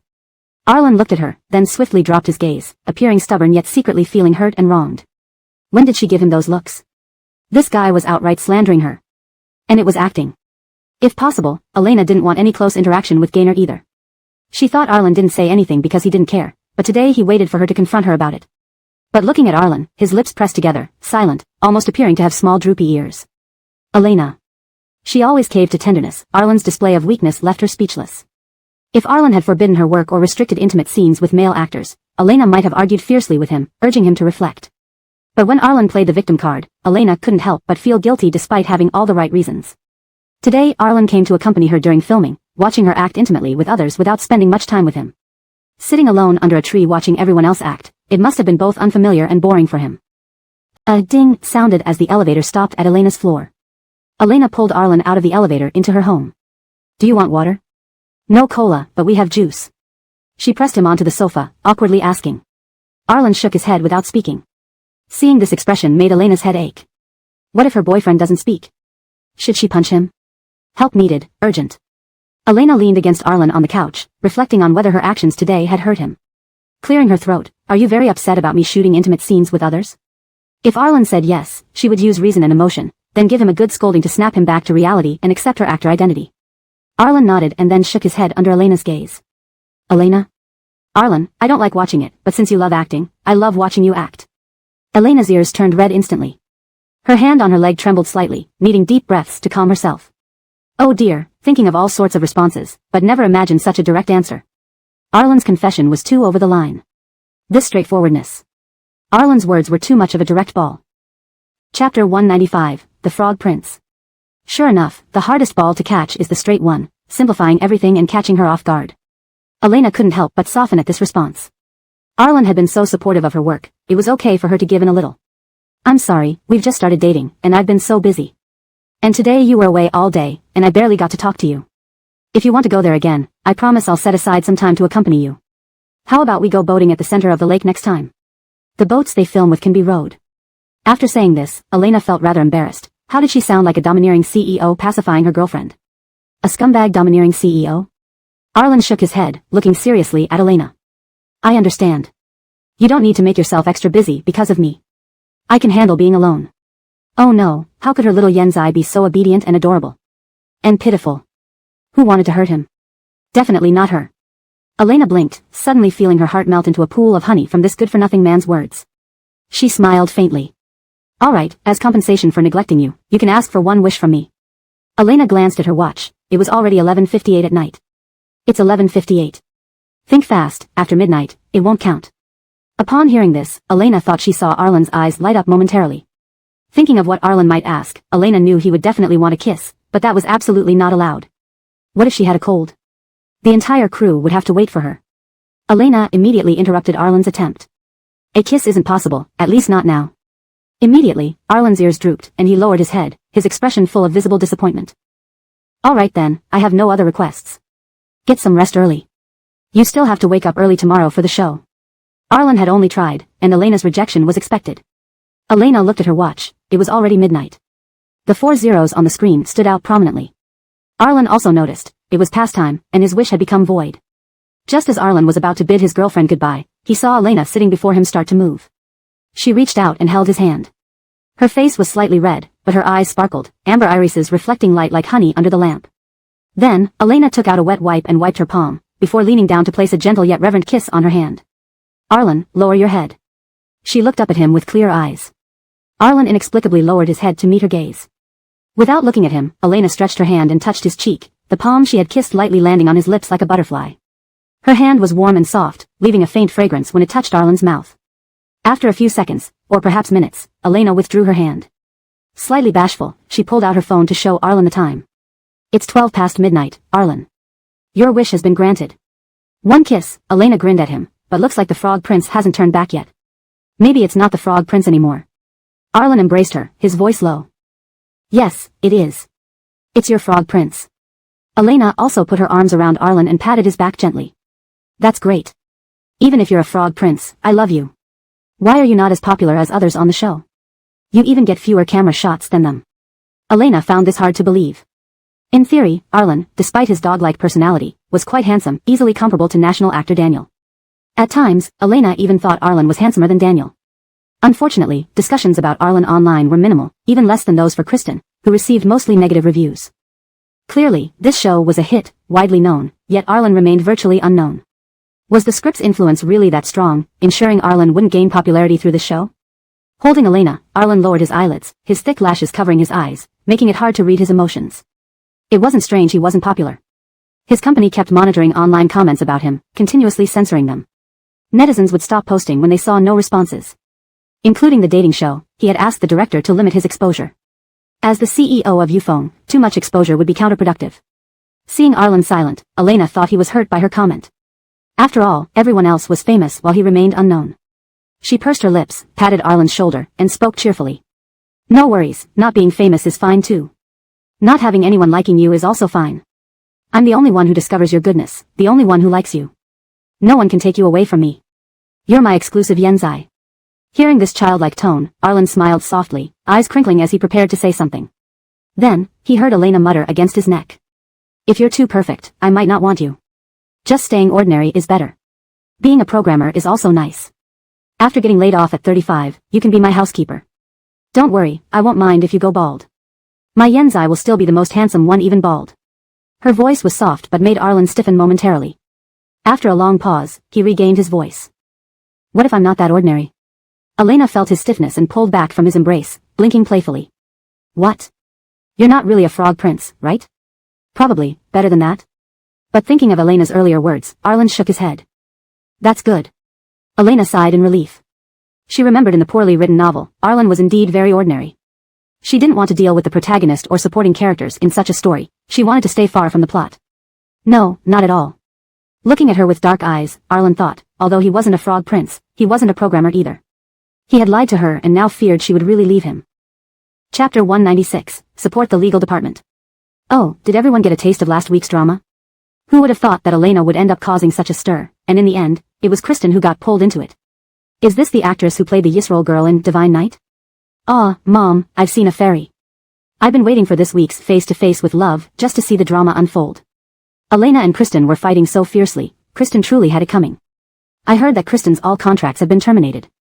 We probably won't see her anymore, starting from today or even in the future. Elena, you mustn't be afraid. We all support you. Kristen should really quit the entertainment industry. How can she still have the face to stay? The production team was prepared today.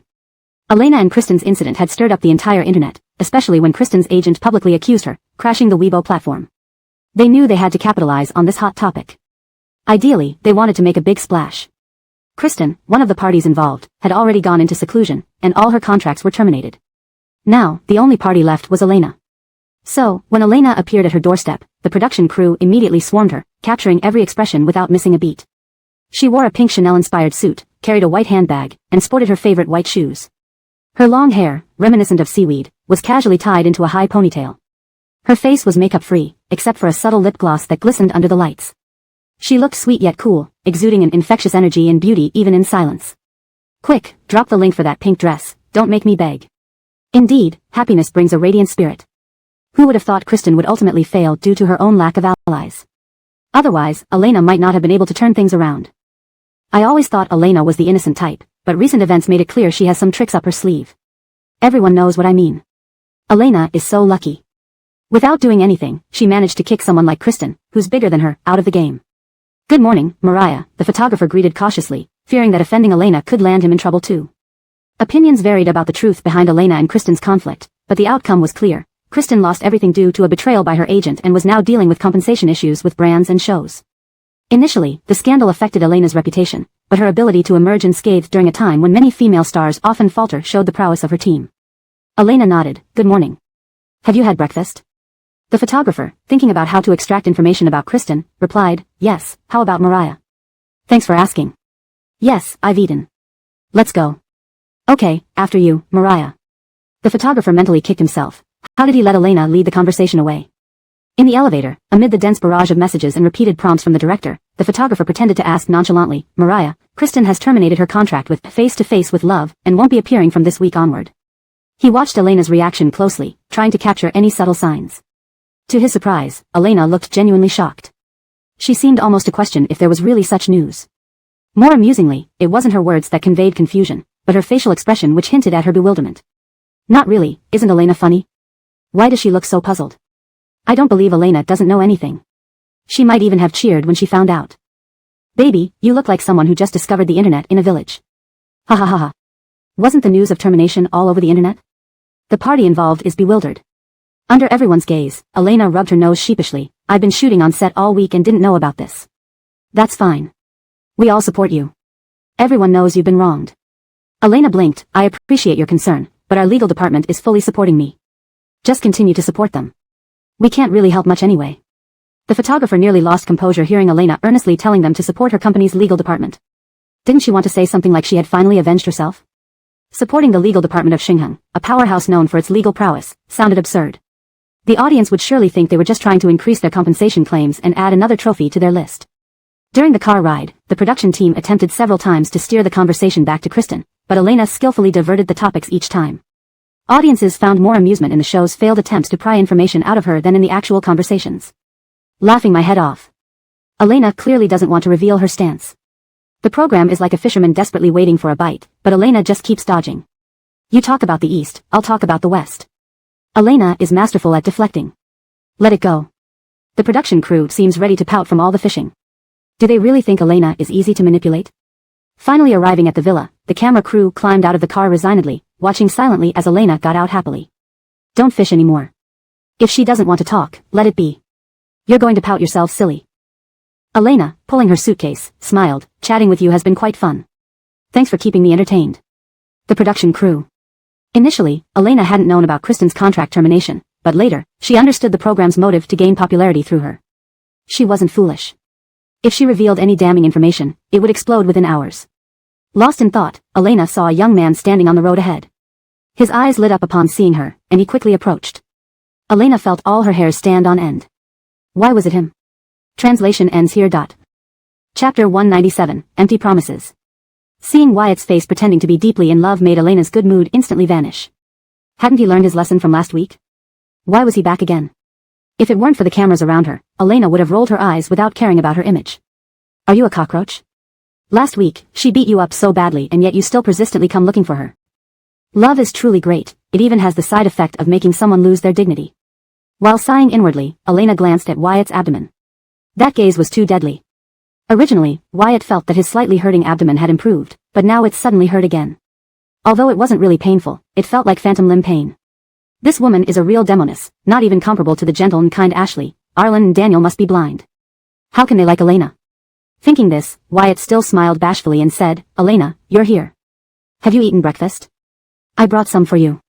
Elena quickly pulled her suitcase, trying to swiftly bypass Wyatt to avoid this early harassment. I've already eaten, no need. Then let me carry your suitcase for you, just let go and let me do it. As Wyatt reached out to grab the suitcase, Elena gave a cold snort and looked at his abdomen again. She didn't say anything, but it was as if everything was said. Wyatt, oops, the phantom pain started again. He hadn't married or had kids yet, so he really didn't want any trouble. Previously, Elena's attacks weren't this powerful. But after finding out Jacob knew martial arts, Elena immediately asked her for some effective anti-stalking techniques. So although Elena always used one move against those ill-intentioned men, that single move worked wonders. Believe her, nobody wanted to try it a second time. Seeing Wyatt being a bit more subdued, Elena turned and walked inside. Unfortunately, while Wyatt didn't dare to confront her head-on, he kept following her, chattering incessantly like a fly. Elena, you should give me a chance to prove myself. I have a concert next week, would you like to come? I can get you tickets. Or if you have a favorite singer, tell me, and I'll get front row tickets for you. I know what Kristen did. She's truly despicable to frame you in such a vile manner. Fortunately, she won't come back, so you can rest easy. After saying that, Wyatt looked at Elena with an expression of revenge served cold. Elena thought the production team should interview Wyatt instead of herself for better show effects. One person walked quickly, and another followed, talking non-stop. The onlookers were almost unable to believe their eyes, dropping the watermelons they were holding. What has gotten into Wyatt? Why hasn't he shown such care towards Elena before? Something strange must be going on. Isn't Wyatt usually fond of Ashley? Elena, do you think I want to pay attention to you? Beautiful girl stays beautiful, please don't disturb. Did I oversleep? Why is the scenario now Wyatt liking Elena? Is he going to join the triangle love story of Art, Tang, and Shen? This shouldn't happen. No matter how much Wyatt pleaded, Elena barely glanced at him, except for the initial warning. She continued walking, treating his words as buzzing flies. She inwardly sighed at the greatness of male supporting characters' love for the female lead, cold Ashley, willing to fawn over and pander to someone like herself, a villainess. She also lamented how the original protagonist met such unsuitable people. In the original work, the protagonist fell for Wyatt's honeyed words and was seduced into wrongdoing by his seemingly sweet but actually malicious flattery. Seeing Elena remain silent, Wyatt became a little anxious. Could it be that Elena really had no feelings for him at all? He walked 2 steps faster, blocking Elena's path and gazed at her affectionately. Elena, do you know what your weakness is? Forced to stand there by Wyatt, Elena. My flaw. I ate dumplings today. Guess what filling it was? Elena. Seeing you, I've already fallen. Looking at him expressionlessly, Elena wrinkled her brows disdainfully under Wyatt's excited gaze and replied lightly. You are really nonsensical, believing such cheesy pickup lines. If it weren't for the cameras, she really wanted to beat him up again. Wyatt. Laughter filled Elena's live stream. True to form, Elena, using poison to counteract poison, violence against violence, saving us from the agony of cheesy lines. I advise all men, cheesy lines are terrible. Your loved ones won't feel butterflies, they'll only think you're nonsensical. Somehow, Wyatt seems a bit cute this way. I used to think rock singers were cool, but now they look surprisingly hilarious. I think Elena has excellent self-control, not laughing even in this situation. Is this the dedication of an actor? Wyatt's face flushed red, and the words he was about to say got stuck in his throat. Before he could gather his thoughts, he heard Daniel's gentle voice behind him. Good morning, Elena, and Mr. Gu. Elena saw a wave of comments flooding her screen, all eagerly watching the drama unfold. She felt a headache coming on. The nonsensical man hadn't left yet, and now the main character showed up. What bad luck. Daniel didn't show any special expression when looking at Elena and Wyatt. After greeting them, he walked to Elena's side and leaned down to ask her. If you need any help, you can tell me. I have connections in the industry and can assist with this matter. Not just some connections. If it weren't for his efforts, Kristen wouldn't have been ostracized so quickly. His expression was calm, but anyone with keen eyes could see his serious gaze. He wasn't giving empty promises. For a moment, the three were in a very subtle and tense formation. My goodness, a dramatic scene this early in the morning. So funny, a love triangle, even standing in a triangle. Arlen, hurry up, your wife is being poached. Amidst the rising chorus of comments, the male lead, who appeared later, furrowed his brows and joined the fray. Why are you standing in the middle of the road? Chapter 198, Exuding Dominance. I should have been under the car, not in it. Just look at how sweet you two are. Arlen Sheen, you always make me laugh with your odd focus points. What the hell are you talking about? Why is your first question why we're all standing in the middle of the road? Boring, I want to see bloodshed. I can't stop laughing. I also want to ask, why are you all standing in the middle of the road talking? Everyone heard Arlen's question. Daniel was the first to step aside, signaling that he was one of the unlucky ones blocked by Wyatt. Another unlucky person, Elena, lifted her suitcase and said to Wyatt with a straight face, "Move, don't you realize you're causing a traffic jam?" Wyatt felt wronged too. He just wanted to get closer to Elena. Was he supposed to be blamed because Daniel didn't move? Reluctantly, he moved aside. Before he could speak, Arlen walked up from behind and casually took Elena's suitcase, heading toward the villa. He moved so fast that everyone else hadn't reacted yet. By the time they noticed, Arlen had already walked quite far with Elena's luggage. Elena was the first to react, quickly catching up with Arlen. She secretly marveled at how Forrester had changed or if she was just seeing things through rose-colored glasses. He seemed so dominant now. Watching Elena and Arlen walk away, only Wyatt and Daniel were left standing there, exchanging glances. Excuse me. Daniel looked at the two figures at the end of the road, walking side by side but exuding undeniable intimacy. His lips curved slightly as he spoke warmly. Excuse me, Mr. Gu. Then he walked past Wyatt, his posture graceful and upright, leaving only Wyatt alone. Look, this guy seems like a dog. Sis, you literally speak for me. Ha ha ha, Wyatt will never want to be a licking dog again. I feel Arlen and Elena are really close. Not sure why, but that's just what I feel. Why does everyone seem so focused on Elena? Even Daniel, who's aloof, initiated conversation with her. Why is Elena suddenly so popular? Thank you. I'll treat you to cola later. Elena smiled lightly, watching Arlen neatly arrange her suitcase. She stepped back slightly, pretending to keep distance, but her eyes gleamed mischievously, something only seen with close people. Arlen glanced at her, his lips curling up involuntarily. His voice was low and casual. You're welcome. It was no trouble. After saying that, Arlen left Elena's room, leaving a group of gossiping spectators. I feel like something's off between these two. They're saying normal things, but it doesn't feel that way. Baby Elena is so cute and still beautiful. Arlen is fine, just like an ordinary person. Are you two dating? Really? This kind of unspoken understanding can't help but make people think. Are you all overthinking this? Isn't this just normal interaction? Some people are obsessed with couple goals, seeing everything as a love story. If anyone isn't fangirling over Art Tang, get lost. How perfectly matched they are. Are you fangirling over peanuts instead? Go elsewhere too. As soon as Elena returned to her bedroom, she heard someone knock on the door. Wait a moment, Elena hurriedly opened the door. Is there something you need? She saw a strikingly cold beauty standing at her doorway, wearing large sunglasses with plump red lips. Even without speaking, she exuded a natural chill, like a red rose blooming amidst ice. Elena hesitated before whispering, Delilah, is that you? Delilah snorted, shattering her elegant image. She raised her finely drawn eyebrows and gave a subtle smile towards the direction Arlen had just left. I think I might get a new bag. Don't you agree, Miss Elena? Elena remembered the bet with Delilah last week. At the time, she had been so confident. Now, it felt like a hard slap in the face. At the time, she insisted they were just warming each other up, and that Arlen definitely had no interest in her. But within a week, Elena and Arlen had become closer, even confessing their feelings non-stop. Seeing Elena's blushing face, Delilah knew her prediction had come true. Before she could say anything, Elena pulled her into the room, muttering quietly. Come inside, and I'll tell you. The door slammed shut, with cameras silently recording outside. What are you two talking about? Let me hear, I promise not to tell. Is there something a VIP like me shouldn't know? Open the door. I know you're in there. Can you open the door if you can go in? Geraldine CP is real. They have their own secrets. We must have drifted apart. I feel their conversation isn't simple. Can anyone decode it? Inside, Elena's room was almost flipped upside down by Delilah. What? Elena, you've changed. You actually got a dog without telling me. After hearing about Elena and Arlen, Delilah was initially shocked, then quickly realized Elena might have initiated it. Hush, hush. Elena put a finger to her lips. There are cameras outside. We signed contracts with the show producers not to reveal relationships during filming. Even among guests. Everything must be revealed after the show ends. TSK, I forgot that. Delilah sat on Elena's bed and smirked slyly. So, Arlen won't announce his official boyfriend status and risk feeling stifled? Elena shrugged. No, because he signed the contract too. For breach penalties, he wouldn't dare. Delilah. Since when did he care about such petty details? Recalling her agent's findings, which showed nothing substantial about Arlen. Delilah narrowed her eyes, gazing at the ceiling.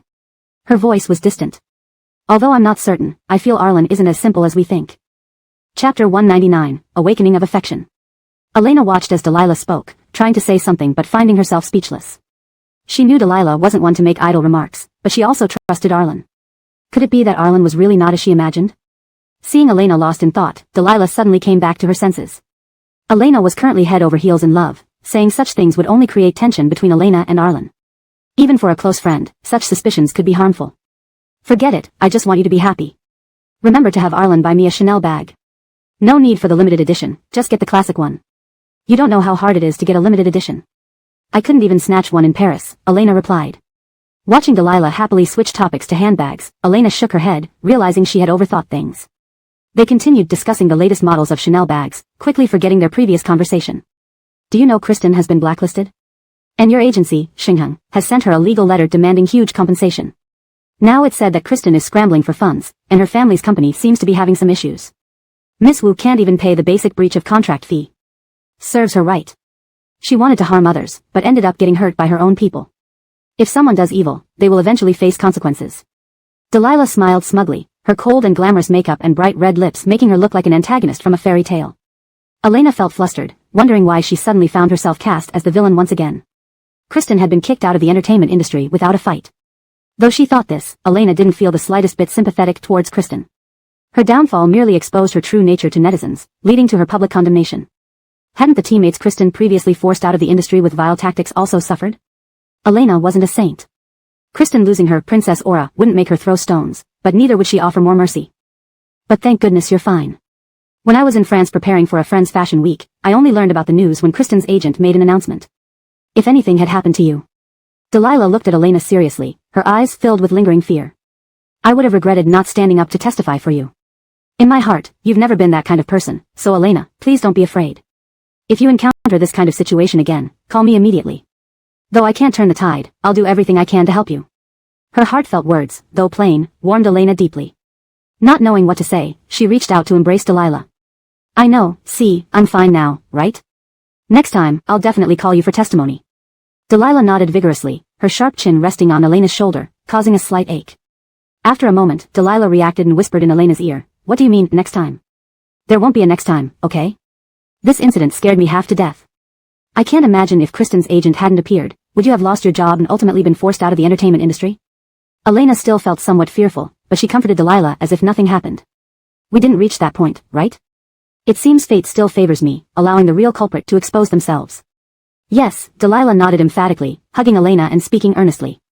Our Elena is the luckiest person and must always be happy. Elena nodded, both smiling at each other, all regret and fear vanishing in that moment. Daniel stood upstairs, watching Elena talking with Delilah downstairs.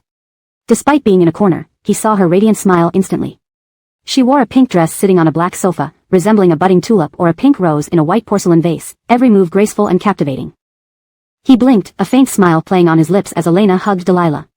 He truly liked Elena, just watching her made him happy. Recalling the manager's nagging about reducing his workload and taking more rest, he had thought of Elena. Pretending not to notice while closing his eyes to remove makeup, he casually asked, what do you think if I start dating? Travel abroad with someone I like, see the sea, climb mountains, visit historical sites.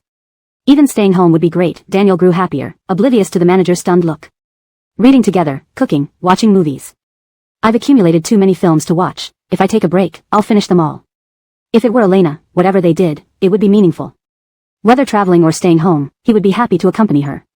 The manager hastily pulled Daniel back to reality. Wake up, you don't even have a girlfriend yet. Why don't you wait until you have a girlfriend before fantasizing? Daniel smiled, eyes full of delight. Xiao Zhang, bring me a bottle of water, please. Xiao Zhang agreed and left with the makeup tools. After the makeup artist left, the room was empty except for the puzzled manager looking at Daniel. Daniel propped his head up, smiling warmly. I have someone I like. Manager? What the hell are you talking about? You're not actually coming up with someone just to take a break, are you? Elena? Do you know Elena? Daniel looked at the manager calmly, his gentle voice flowing quietly. I think I like her, and I want to pursue her. Manager? Who? Elena? The one who fell into Daniel's arms on the first day of the dating show and trended on hot search lists with our artist? Chapter 200, Mental Preparation. When Daniel said he wanted to pursue Elena, his agent thought he must have misheard or that Daniel was just too excited and not thinking clearly. He pulled over a chair and sat down in front of his proudest client, scrutinizing him as if trying to understand his true thoughts. I only went on a honeymoon for a month, and now you're telling me you have someone you like. I remember it being 1 month, not a year. He had followed Daniel for nearly 10 years, from obscurity to stardom. He had seen countless girls blush and stop in their tracks when they saw Daniel, but Daniel never stopped for anyone. Amidst all the bashful glances, Daniel simply read his script over and over again in every production set, seemingly indifferent to the obvious adoration. Sigh, what are you really thinking? Out of all these girls, don't you like any of them? The agent politely bid farewell to the second female lead who came to rehearse lines with Daniel. There were still apples on the table which she brought. In this barren and remote film set, even an apple was precious. To his surprise, she even brought a plate of apples for Daniel. This second female lead likes you, can't you see that? Sitting back in the chair, the agent picked up an apple and started eating, while looking at Daniel who sat calmly flipping through pages of the script. The air was filled with the sound of flipping pages, as if he hadn't heard the agent's question at all. Alright, this guy was buried in his script again. The agent tossed the apple core into the trash and was about to leave and Daniel suddenly spoke up.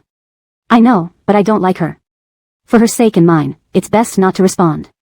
The agent chuckled and then sat down in front of Daniel, curious. Honestly, you've worked with so many actresses, haven't you ever felt anything for any of them? Not even a little? Daniel didn't reply, only lowering his head to continue reading the script. Just as expected, the agent slapped his forehead. If Daniel had someone he liked, he wouldn't have waited until now. This man looked gentle and elegant, but he was like an iceberg, warm-looking yet making people shiver upon touch. Perhaps Daniel truly loved scripts more than anything. The agent watched Daniel read under the light and laughed bitterly. Who knew when this big iceberg would melt? Whoever she was, he believed she must be a little sun. How else could she turn ice into spring water? He watched various girls come and go around Daniel. Some left without hope, others waited patiently. Sometimes he really thought Daniel was heartless, retreating 2 steps for every step forward someone took. There were those who tried to make things clear, but Daniel would simply say indifferently, I don't like you, turning away while the girls stared in shock. Until Marnie appeared. After returning from a gala, Daniel asked him to investigate an actress named Marnie, though he never explained why. He vaguely mentioned that she had helped him. Marnie's status wasn't enough to even be Daniel's supporting actress, yet Daniel treated her especially well. He not only spoke kindly to her but also sought resources and opportunities for her. Andonis's drama was a project Daniel personally vouched for, getting her a spot, something unimaginable for Daniel, who hated using connections. And Daniel knew that at his current fame level, any director would readily agree to his requests. Yet, he did it anyway. The agent thought Marnie might become Daniel's partner. Perhaps when he returned from his honeymoon, he'd see sparks between them on a love variety show. But instead, sparks flew between Daniel and another guest on the show, a notorious one who couldn't even match Marnie's fame. The agent found this unbelievable. He glanced at Daniel's expression and cautiously asked, what about Marnie? Didn't you like her? Daniel's smiling face turned cold, casting a faint shadow over his handsome features. Talking about Marnie made him seem distant, as if discussing a stranger. We are just friends. I've repaid her help, and we're even now. How could that be? The agent couldn't help but mutter, but your relationship seemed quite good, I thought. What did you think? Daniel raised an eyebrow, his expression unreadable, no trace of their past closeness. Nothing, the agent laughed awkwardly. Is it Elena you like? I remember she was a small-time star. Stars aren't ranked by size. Moreover, she is very talented and ambitious, it's only a matter of time before she becomes famous. Daniel frowned, correcting the agent. The agent nodded, thinking that Daniel was already defending her before even pursuing her. Elena. The agent originally wanted to suggest that perhaps Elena approached Daniel for publicity, but seeing Daniel's gaze, he only nodded. As long as you like her, after all, she's the girl who makes your heart skip. Forget it, he should just go along with Daniel. Daniel wasn't a child, he knew what he was doing. As an agent, besides blessing him, what negative words could he say? Daniel nodded, as if remembering something, and his eyes softened. I just want you to be prepared mentally since you've been gone for a month. So, how was your honeymoon? The agent didn't hear the last part, he immediately jumped up from his chair. Prepared mentally? What preparation? Daniel, don't do anything crazy on the show. It's live, please don't make any strange moves. I just got back, I don't want to deal with reporters so soon. Can you let me enjoy a couple more days of peace? Izar stood outside the door with water, casually playing with his phone. A familiar person walked by asking why he wasn't going in. Izar motioned to listen inside and whispered, Mr. Finn is still talking with him. Listen carefully, they're probably not done yet. Chapter 201, Una. Since the agent had already approved it, pursuing Elena shouldn't encounter any obstacles.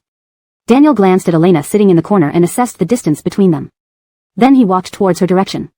He saw Elena lift her head as if lost in thought, looking over to the other side. Her gaze was bright like a pink rose placed on a bookshelf, soft and charming. Daniel couldn't help but smile when struck by her lively beauty. He watched Elena, curious about what could make her so happy. Following Elena's gaze, Daniel only saw Arlen. Although Arlen was expressionless, Daniel read something heavy from his eyes. His heart sank involuntarily. Could they be? Had he arrived too late? I heard there will be a new female guest. Wonder what she looks like. Apparently, the show invited her last minute. Daniel is really handsome. Face to face with love is truly great. It lets me see actors in every weekend. What's Elena looking at? She seems so happy, but I don't see anything interesting there. I feel like Daniel is watching Elena. The only person his gaze can land on is Elena. It seems even Daniel has developed a crush. Elena was explaining her bet with Delilah to Arlen, awkwardly recounting the story without the argument part, just the conclusion. She looked down at her phone, hesitantly typing while Delilah made faces beside her, whispering for her to choose a classic and pretty one. So you need to buy Delilah a Chanel bag, not limited edition, just a classic one. After some thought, Elena added, if you don't know how to pick, I can help. Or I can buy it and pay. Consider it a gift from both of us. Delilah poked Elena's forehead, whispering in annoyance. Are you silly? You're paying for the bag yourself? I doubt Arlen is short of money. He should have enough for a bag. And I'm the matchmaker here, shouldn't he pay me a fee? Even marriage introductions come with commissions. Elena rubbed her forehead, hugging Delilah gently as she defended Arlen. He's a programmer, each penny hard-earned. And we just started dating, I don't want him to spend on this yet. I have some savings. If you don't mind, I can buy it and give it to you instead. Delilah snorted, her red lips slightly curling. I don't think Arlen is poor. Though Arlen dressed simply, Delilah always felt a familiar high-end vibe from his clothes and accessories, much like what she'd seen at designer launches. Elena remembered how effortlessly Arlen bought an expensive ice cream before, never flinching at the price. Did programmers earn that much now? Her phone buzzed suddenly, and Delilah hurried to read Arlen's reply along with her. It was simple, 2 sentences with a request. Sure, you can pick it out for me. No need to pay for me, consider it thanks to Delilah. And can you ask Delilah to take her hand off your shoulder? She's nearly kissing you. The 3 exclamation marks at the end were especially large. If only Elena had seen it, it might have been cute, but Delilah reacted differently. She sighed loudly, lamenting that Arlen wouldn't let her get close to Elena. Elena chuckled at her boyfriend and best friend squabbling together. Recalling Arlen's words, she felt he was, well, a bit petty. Before she could console Delilah, Delilah turned around with a serious expression. Don't get any funny ideas about Arlen, understand? Hugging you is my right, not even your boyfriend can take that away. Besides, Delilah glanced at the stoic Arlen nearby, hugging Elena tighter, smirking. A boyfriend can always be changed, but friends are forever. Elena. True, but surely Arlen would be furious hearing that. Greetings to all guests. As you may know, Miss Kristen will be leaving the show temporarily for personal reasons. Andonies glanced at Elena momentarily but quickly shifted focus. Everyone in the entertainment circle knew about the chaos caused by Ashvin and Kristen. To fill the gap during her absence, we've invited Miss Churchill to join us. Let's give her a warm welcome. Elena knew this development from the novel's later chapters where Kristen was ousted by the protagonists. Replacing her role was Una. Una was a demure and beautiful girl from a small company, taking up this opportunity despite the risk, as everyone avoided this hot potato, afraid Kristen might return stronger. Although Kristen never returned to the industry, shy Una didn't become famous through the show, continuing as a minor character afterward. While Elena pitted Una's plight, Andonies announced her name. The highest scorer from last week is Miss Elena. Miss Elena can use her points to purchase items for this date. Upon stepping forward, Elena saw several boxes laid out before her, each labeled with its function. The pink handcuffs caught her attention, noting it allowed her to force someone to hold hands with her for a day. Seemed like a good item.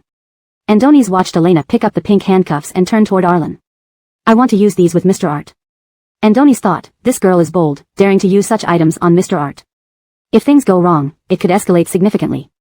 No, it was indeed a significant move aimed at Mr. Art. Chapter 202, The Pink Handcuffs. Wow, pink handcuffs. The show producers really have a girly heart, ha ha ha. Did you guys see that? Elena chose Arlen without hesitation. Aw, baby, do you like Arlen too? So cute props, I love it. Please produce more of these kinds of props. Arlen's look at Elena isn't even surprised, but rather it looks like he expected this.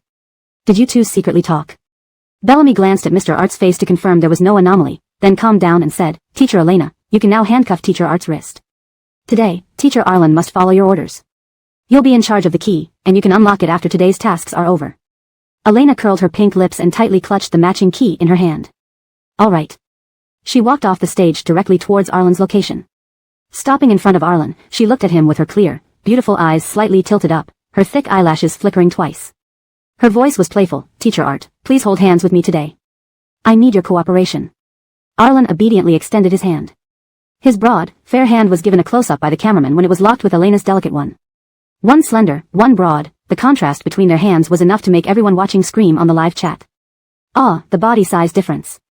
Arlen's hand looks twice as big as Elena's. I love it. You see Arlen's eyes? Even though he doesn't express much emotion, it feels like he's smirking triumphantly. Seriously, Arlen, shouldn't you take the initiative instead of letting the girl always take the lead? Alright, then let me help you, Miss Elena. Arlen pressed his lips together, staring down at Elena as she fastened the handcuffs. When he lifted his eyes to smile at her, they seemed to sparkle. Perhaps it was because of his stunning almond-shaped eyes. Whenever he stared at someone, it felt like all the world existed only within those eyes. Elena felt a little shy and pretended to check the handcuffs for sturdiness. Then she felt Arlen's hand twist to hold hers. Isn't this person being a bit too proactive with so many cameras around? Looking up, she saw Arlen smiling pleasantly. His expression was very innocent. Didn't Bellamy say we're supposed to hold hands all day? Pfft, he looked like an affectionate big cat tilting his head guiltlessly when caught in the act. Though cliché, it couldn't be denied that he was overwhelmingly adorable. Elena nodded and grasped his hand. Yeah, Bellamy did say that just now. So the couple held hands under the gaze of the cameras. The pink handcuffs seemed redundant compared to their natural connection. They probably intended to hold hands anyway. It feels like being dragged into a couple's private moments, fed with a huge bowl of dog food, showing off. Don't feed anymore. Don't kill more dogs by luring them in. No more dog food. I can't take it. At least Arlen seems very active. He didn't hesitate when holding Elena's hand. He definitely likes her. I feel like my CP is finally going to succeed. Awesome. I should write a 30,000-word novel for this CP. Watching the affectionate couple in the open camera, Delilah raised an eyebrow and silently put on her sunglasses to avoid becoming the third wheel. How come Elena acts like she's possessed whenever she falls in love? And Arlen, she didn't dare to look at him directly. His usual air of superiority was gone. If Elena was possessed, Arlen would need exorcism soon. Sighing deeply, Delilah noticed Daniel sitting in front of her. As she marveled at how handsome he still was, she realized his gaze was fixed on Arlen and Elena not far away. His lips were tight, his eyes unswervingly focused. A camera flashed, and he instinctively adjusted his expression to appear gentle, yet his profile retained a frosty demeanor. Delilah sighed inwardly. Although she liked Daniel, affection cannot be forced. Elena had someone she loved, and Daniel could only watch from the side. Love works perfectly with two people. Another party would suffocate it. She couldn't choose between her idol and her friend, but if Elena was happy, someone in this relationship would always be happy. Her lips moved slightly. She originally wanted to approach Daniel to comfort him, but decided to stay silent, merely looking at him sympathetically. Daniel was intelligent. He knew what this meant and would surely back off soon. The second-place winner for points is Daniel. Professor Shen, you may also choose a prop. Daniel's prop wasn't as desirable as Elena's. Delilah watched as he finally selected the dinner date option for his ideal girl. Bellamy asked cheerfully, which female guest does Professor Shen wish to choose? All the other female guests except Elena became tense. Daniel lowered his eyes, pretending to think while casting his peripheral glance at the radiant Elena who was watching Arlen with apparent devotion. Imagining the admiration in her eyes, he unconsciously clenched the dinner invitation tighter. But his expression remained calm. I haven't decided yet. Can I tell you this afternoon? Bellamy, stunned for a moment, quickly replied, sure, just inform me before dinner. Daniel nodded and descended the stage. He didn't look at Elena again. Even though it was cruel, he already guessed Elena's answer. Unfortunately, the name on the paper wasn't his. He stuffed the paper back into his pocket and crumpled it up forcefully. Chapter 203, Reward or Punishment. Alright, the couples for today have been decided, Elena and Arlen, Daniel and Marnie, Wyatt and Delilah, Donovan and Una. So, our task for today is to make a doll that resembles each other. The instructor has already prepared everything in the venue, so we can head over now. After hearing Bellamy's announcement, Elena, who had been cheerful moments ago, looked at the handcuffs on her wrist and felt a bit lost. Making a doll with two people cuffed together? Wasn't this just like tying one's own legs together and making things unnecessarily difficult? Do you know how to make dolls? Elena turned to Arlen, asking seriously. If Arlen were asked to write a program or break through a firewall, he could handle it easily. But making dolls was something new to him.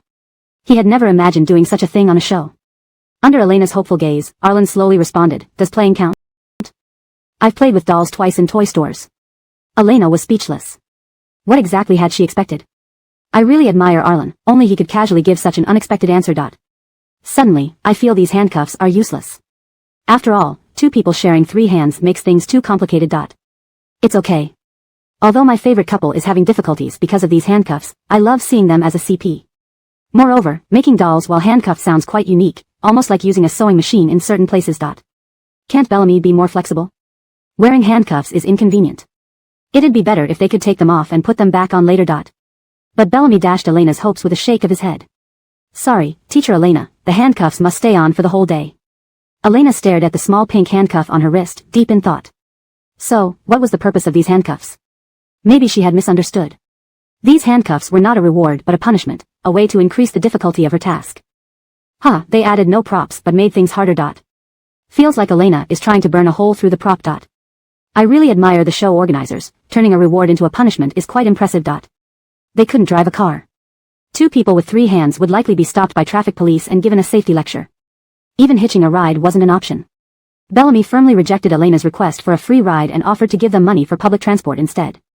Taking the bus or subway would be even more awkward. Riding the subway with handcuffs on would resemble some eerie performance art. Elena wanted fame but not in such an unusual way. Can we take a taxi? Arlen, standing next to Elena, spoke up slowly. He gave Bellamy an unspoken pressure-filled look. Bellamy's attitude immediately softened. Of course. You can take a taxi first, and we'll reimburse you. Arlen narrowed his eyes, sensing Bellamy's growing nervousness. Immediately, Finn adjusted his plan. We'll give you a budget of 500 yuan. Any extra will be returned, and any shortfall covered. Is that fine? Only when Elena nodded did Arlen silently shift his gaze away, retreating into the background as usual. To avoid alarming the taxi driver, Elena found a jacket to cover the handcuffs between them. While the large lump of clothes between them looked odd, it was better than exposing the handcuffs in a suggestive manner. The cameras couldn't follow them inside the taxi, so only microphones were used for live streaming. The taxi driver took a curious glance at the young couple getting in. They were both attractive and seemed to be holding hands under a piece of clothing, hinting at some peculiar habit. Once in the car, the driver started chatting. Why did you two call a cab in such a remote area? Lucky for you, I was here. Otherwise, you might wait forever to get back to the city center. Strangely, I've never picked up fares from here before. Elena smiled and joined in. We were just giving it a try, and it actually worked. Arlen quietly handed over the DD order to the driver. The driver kept the conversation light and amusing, making Elena laugh heartily and even patting Arlen's thigh in joy. The audience, listening through earphones rather than watching live footage, felt frustrated. All they heard was Elena's laughter and the witty chat from the driver. I really want to see Arlen's expression. Why can't there be a live stream? Elena seems happy, but I'm not. Why? Because I can't see anything. Smiling. The driver seems friendly, like he's doing a stand-up routine or sketch comedy. Somehow, this feels like a covert operation, like eavesdropping on celebrities' lives. Previous comment, that's a bit off. As Elena and the driver chatted amiably, the taxi unknowingly entered the city center, where traffic began to slow. The driver rolled down the window and peered ahead, explaining. It looks like there's a big meeting going on recently. There are more traffic cops everywhere, checking vehicles thoroughly. Feels safe, though. He glanced at Elena and Arlen in the back seat, reassuring them. Don't worry. We don't look suspicious, so we should pass quickly. Elena nodded, assuming it was just a routine check. However, when the traffic cop politely stopped them and checked the driver's documents, he noticed something odd about the clothing covering the couple in the back seat. The cop became serious and sternly demanded, "What's hidden under your clothes?" "Show me." Elena hesitated, wondering if telling him about the handcuffs would get her arrested. Though she didn't want to become famous on the subway, it seemed she might end up on legal television. Seeing their hesitation, the cop's expression hardened. Opened the door for a routine inspection. Silently, Arlen removed the clothing, revealing the small pink handcuffs to everyone's shock. Chapter 204, Born with a Natural Talent for Live Commentary. The traffic cop, _ The driver, _ Alembic. For a moment, the air was filled with an awkward silence. Must you two lovebirds play such a big game? Couldn't you have done this at home, the traffic cop said, as if he had seen it all, quickly reacting and shaking his head. Elena. Please let me explain, they are really good citizens. The audience in the live stream were almost stunned by the absurdity of the scene, especially after hearing the policeman's outburst. Everyone held their breath in suspense. For a moment, even the chat messages decreased dramatically, only to burst into laughter afterward, a raucous laughter that even the staff monitoring the screen could feel. I must call Elena a born natural talent for live commentary. How did she encounter the traffic police at this moment? Thank you, Uncle Cop, for contributing to the show's effect. Haha, what a coincidence to meet the police on this day. Sorry, but it's hilarious. My CP is probably going to appear embarrassingly on the legal channel today. Please don't be afraid when you see them, they are really very good people. Elena looked at the traffic cop and the driver who seemed surprised, and frantically explained, we are filming a show, the dating reality show called Face-to-Face Romance. The traffic cop scoffed coldly, seeming to see through Elena's explanation. Where's your camera crew then? You can't be doing this alone. While it's your freedom, violating public decency is best avoided. The driver stood by thoughtfully, adding, no wonder I found you too familiar, you're celebrities. Faced with the cop's obvious disbelief, Elena felt caught between laughter and tears. She was about to speak when Arlen patted her hand and reassured, don't worry, the production team should arrive soon. As Arlen predicted, the production team appeared promptly with their cameras. The director apologized and showed his credentials, confirming they were indeed filming a show. The handcuffs between the two were just part of the act. Amidst the laughter from the chat, Elena and Arlen finally concluded the farce. It wasn't until the car started moving again that Arlen whispered slowly into Elena's ear, I finally know what it feels like to be in jail. Elena nodded in agreement. Not just jail, it felt like social death. After this incident, even the formerly chatty driver fell silent, maintaining quiet for the rest of the ride. The car eventually arrived at its destination without further issues. Elena and Arlen were a bit late due to the traffic stop. As they got out, Elena heard the driver nervously ask, was everything I said recorded and broadcast nationally? It's fine, sir, Elena laughed, adjusting her clothes, your comments were quite amusing. The driver smiled sheepishly but sounded proud, good to hear. What's your show called again? I'll watch it later. Elena didn't want such embarrassing moments aired but kept her thoughts to herself. Entering the venue, everyone seemed to be talking. Glancing around, Elena paused when she saw Daniel sitting silently next to Marnie. Huh? What's wrong with the male and female leads? Did they have a quarrel? Why sit together without speaking? Before she could think further, Arlen blocked her view. Let's go, everyone's waiting. Okay, Elena nodded and followed the staff to her seat. Forget about the lovebirds. They'll reconcile eventually. These small frictions are just fuel for their relationship. She had more pressing matters, like how two people could make a doll with 3 hands. She exchanged so many points for this prop, why did it feel useless now? The doll-making instructor had been waiting patiently. Seeing everyone assembled, she walked up to the podium with a warm smile. The materials for making dolls have been distributed. Choose whether you want to make a boy or a girl. The criteria? The instructor glanced around smiling, the most lifelike and cutest will receive the highest score. Guests, do your best. Now, let's get familiar with our materials. We have thread, scissors, fabric, these are essential tools for making dolls. I didn't expect Donovan and the new Miss Churchill to work so well together. At least better than with Kristen. The doll doesn't seem too hard to make, right? Just draw on it and mold it like others. Aren't Daniel and Marnie fighting? Every time I see them lately, they're cold towards each other. My CP better not end badly. Anyone curious about how Elena and Arlen will manage to make a doll with 3 hands? That sounds like a sweet burden. Elena was pondering the same thing, lost in thought over the material pack in her hands. Would it be better if she just gave up now? Do you know how to make one? Arlen glanced at the material, noticing Elena's troubled expression, fiddling with the items. I'm not really good at it, my handicraft skills are usually terrible, Elena admitted sheepishly. Arlen examined the doll sketchily, his eyes darting between Elena and the toy. Do you want to make a doll in my likeness? Elena perked up, holding up a piece of floral fabric. Arlen nodded and began sketching her outfit design on the fabric using a pencil. His left hand was cuffed, but his right hand worked freely. Elena's mood brightened slightly as she watched Arlen draw. He held the pencil expertly, his strokes quick and precise. Her cheek pressed against the fabric, creating a soft impression.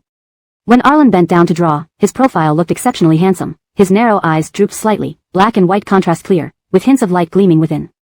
His lips, pale and tightly pursed, softened his otherwise aloof demeanor. Arlen, Elena whispered softly, even if it looks ugly, I'll keep it. Her eyes blinked innocently, her expression childishly cute. I'd even pay for it. A faint smile tugged at the corners of Arlen's lips. Alright. #### Chapter 205, Doubt Before Belief. It's so great. Just watching these two people makes me feel the slow and beautiful romance. Elena's words are so heartwarming. If I were Arlen, would be very happy too. Arlen is making a doll for Elena? Yes, doubt first, then believe. Are they dating? This feeling of him teasing her while she laughs is too strong. Especially Arlen, when Elena said even if she has to spend money, she'll buy it, his attitude was so smug. Arlen was drawing sketches seriously while Elena, having nothing else to do, just watched him draw the clothes sketch. Arlen's expression turned indescribable as he drew, as if something unspoken troubled him, even causing his hand to pause. Elena immediately pulled out 2 tissues from beside her and handed them to Arlen, her tone casual, it's okay, blow your nose. There's a trash can next to you. Don't act tough in front of her, no one knows better than Elena how sick he has been these past few days. Everyone who thought Arlen might have some major action coming. The fans fully engrossed in the couple. Now I believe they're truly dating. Although this belief stems from a small matter like knowing he needs to blow his nose. It's ridiculous, but I saw Elena's affection in her act of handing over a tissue. So, Arlen was about to sneeze? How did Elena know? Their actions were so obvious that public opinion soon shifted, firmly believing these two were genuinely dating. Firecrackers went off in their couple's super topic thread, with everyone cheering for the new year. Soon, both their names topped the trending chart, boosting Arlen's profile significantly. Hashtag evidence suggesting Elena and Arlen are dating hashtag. Some passers-by, seeing this hashtag, clicked in and found some rather peculiar comments. For some reason, when I saw Elena give Arlen a tissue to blow his nose, I suddenly understood fairy-like love. It means being willing to hand you a tissue when you need to wipe your nose. Others' official announcements usually involve things like being photographed holding hands or kissing under a dark street lamp. At minimum, they show couple items. But for my OTP, the moment felt real when she handed him a tissue. Passing a tissue, YYDS, forever a god. Have you ever fought for love? Have you ever loved someone deeply? Love him by offering a tissue when he sneezes. There were also some seeking sponsorships. First time seeing my OTP up front, feeling a bit shy, so I wonder if any tissue brand wants to contact Elena for sponsorship. What brand of tissue was used on the show? It looked quite good, can we get a link? I want to use the same tissue as my OTP. Soft tissue, money incoming. What? And there were those pleading for a breakup. Elena, I love you. So, can you dump Arlen and be with me? I suffer from envy when I see couples, especially beautiful older sisters with dog men. In short, it was chaos with each person adding their unique take. A programmer, who had been monitoring Arlen's social media trends quietly, almost fainted when he saw the boss's name atop the trending list. He rushed to delete the post but was stopped by Dale, who was casually eating melon seeds nearby. I don't think you need to block him immediately. I think Arlen won't care about this today. Seeing the programmer still looking terrified, Dale pulled out his phone and called Arlen. The call was picked up after only 2 rings. Dale was somewhat surprised. Hey, aren't you supposed to be live streaming right now? You two weren't together? How dare you pick up my call? Could it be that being in love has made you fearless of exposure? There was silence on the other end. I'm using the bathroom. Is there something? The cold tone clearly implied, say what you need quickly. Dale chuckled, nothing much, just saw you and Elena top the trending list for dating rumors. Thought I'd ask if you wanted to make it official. Like Iron Man announcing himself at a press conference, should we, Our PR department does know some media. If you want to announce anything, I'll call them immediately. Young Master Phone wants to get married, so it must be a grand affair. Arlen. Just as Dale was indulging in superhero fantasies, the call ended abruptly as Arlen hung up and added him to the blacklist. Clearly, removing him from the blacklist was a wrong decision. Marnie glanced cautiously at Daniel sitting opposite her, following his gaze to where Elena sat alone. But what could she do? Marnie pursed her lips subtly. Despite Daniel's interest in Elena and Arlen were clearly mutually attracted. Especially their actions today confirmed the intimacy between them. Though not officially announced, it was only a matter of time. Elena didn't like Daniel, which gave Marnie a chance. Marnie held the fabric in her hand, comparing it to Daniel's clothing color, speaking softly, Daniel, what do you think of this fabric color? It matches what you're wearing well. Daniel nodded, his voice neutral, you decide. Marnie's smile froze. She looked at Daniel, forcing herself to smile. This is for a doll resembling you. Asking your opinion would definitely be. She was interrupted by Elena's sudden exclamation, her voice not loud but deafening to those who were watching her closely. Arlen, the sketch of the clothes looks amazing. Elena held up the sketch to better light, admiring the detailed design for a pink women's blazer. It's all right, Arlen replied nonchalantly, almost dismissively. Yet despite Arlen's attempt to hide it, Elena caught the slight pride in his slightly raised eyebrows. He looked cute. Elena thought, smiling as she put the sketch aside and observed Arlen's expression. He looked incredibly cute. Translation completed as requested. #### Chapter 206, Acting Like a Puppy. I didn't expect you to have such a talent for making dolls. Elena gazed at the sketch in her hands, unable to look away. I was even thinking about forfeiting. But it turns out that when there seems to be no way forward, hope appears. I'll ask the director later if I can keep this doll. Elena looked down at Arlen, who was meticulously selecting fabric that matched her clothes. He was striving to make it exactly the same. Sure. Without lifting his head from his task, Arlen gave her an affirmative response. Why are you so sure? You're not part of the director's team. Elena was puzzled. Does this material match your clothes? Let me see. Elena took the fabric Arlen handed over and, distracted by him, forgot what she had just asked. Arlen remained silent, covering Elena's hand with his as she bent down to examine the fabric. The pink handcuffs between them clinked softly. Look, another stolen moment. Haha. I always thought face-to-face love was all scripted, but they're real lovers. It's true. Look at how Elena isn't reacting, this means they're really dating. Otherwise, Arlen wouldn't be holding her hand so naturally. Watching these young lovebirds makes me feel young again. Elena had anticipated that creating the doll would present many challenges, unsure if they could even sew it successfully. However, Arlen proved surprisingly capable, handling all the preliminary work himself. Elena was left with nothing to do except watch Arlen sketch on the fabric while leaning on the table. Arlen, if you keep doing everything, I won't have anything to do. Elena pouted and whispered. Arlen glanced at her, his eyes twinkling with amusement. He handed her the fabric, moving closer as the handcuffs jangled softly. No, Arlen tried to suppress a laugh, his lips curling into a contented smile like a well-fed cat. You can help by holding down the fabric, it will make it easier for me to cut. Just hold the fabric? Elena sounded disappointed, expecting more technical work. Just holding the fabric is already very helpful. Arlen responded slowly, meeting her incredulous look. You've changed, Arlen. You're not the Arlen I know anymore. Tell me, where did you hide the old dog like Arlen? Arlen. Elena rubbed her ears, blushing from his words. She was more shocked by how easily Arlen spoke those encouraging words. The old Arlen would only say things to infuriate her. Arlen said nothing, just focusing on cutting the fabric with his small scissors. The silence between them grew deafening until Arlen stopped speaking, leaving Elena to realize he was affected by her comment. She cleared her throat, trying to draw his attention back to her.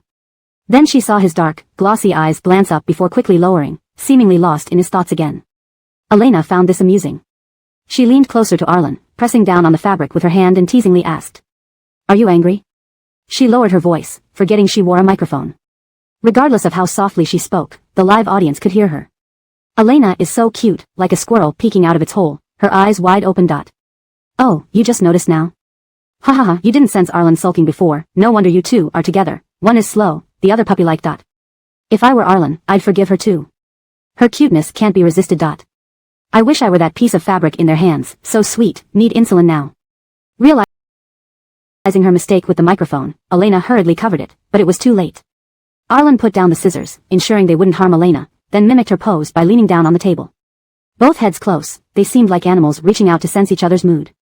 Amused by her own thoughts, Elena giggled, intending to speak but instead heard Arlen's melancholic voice, I want to hug you.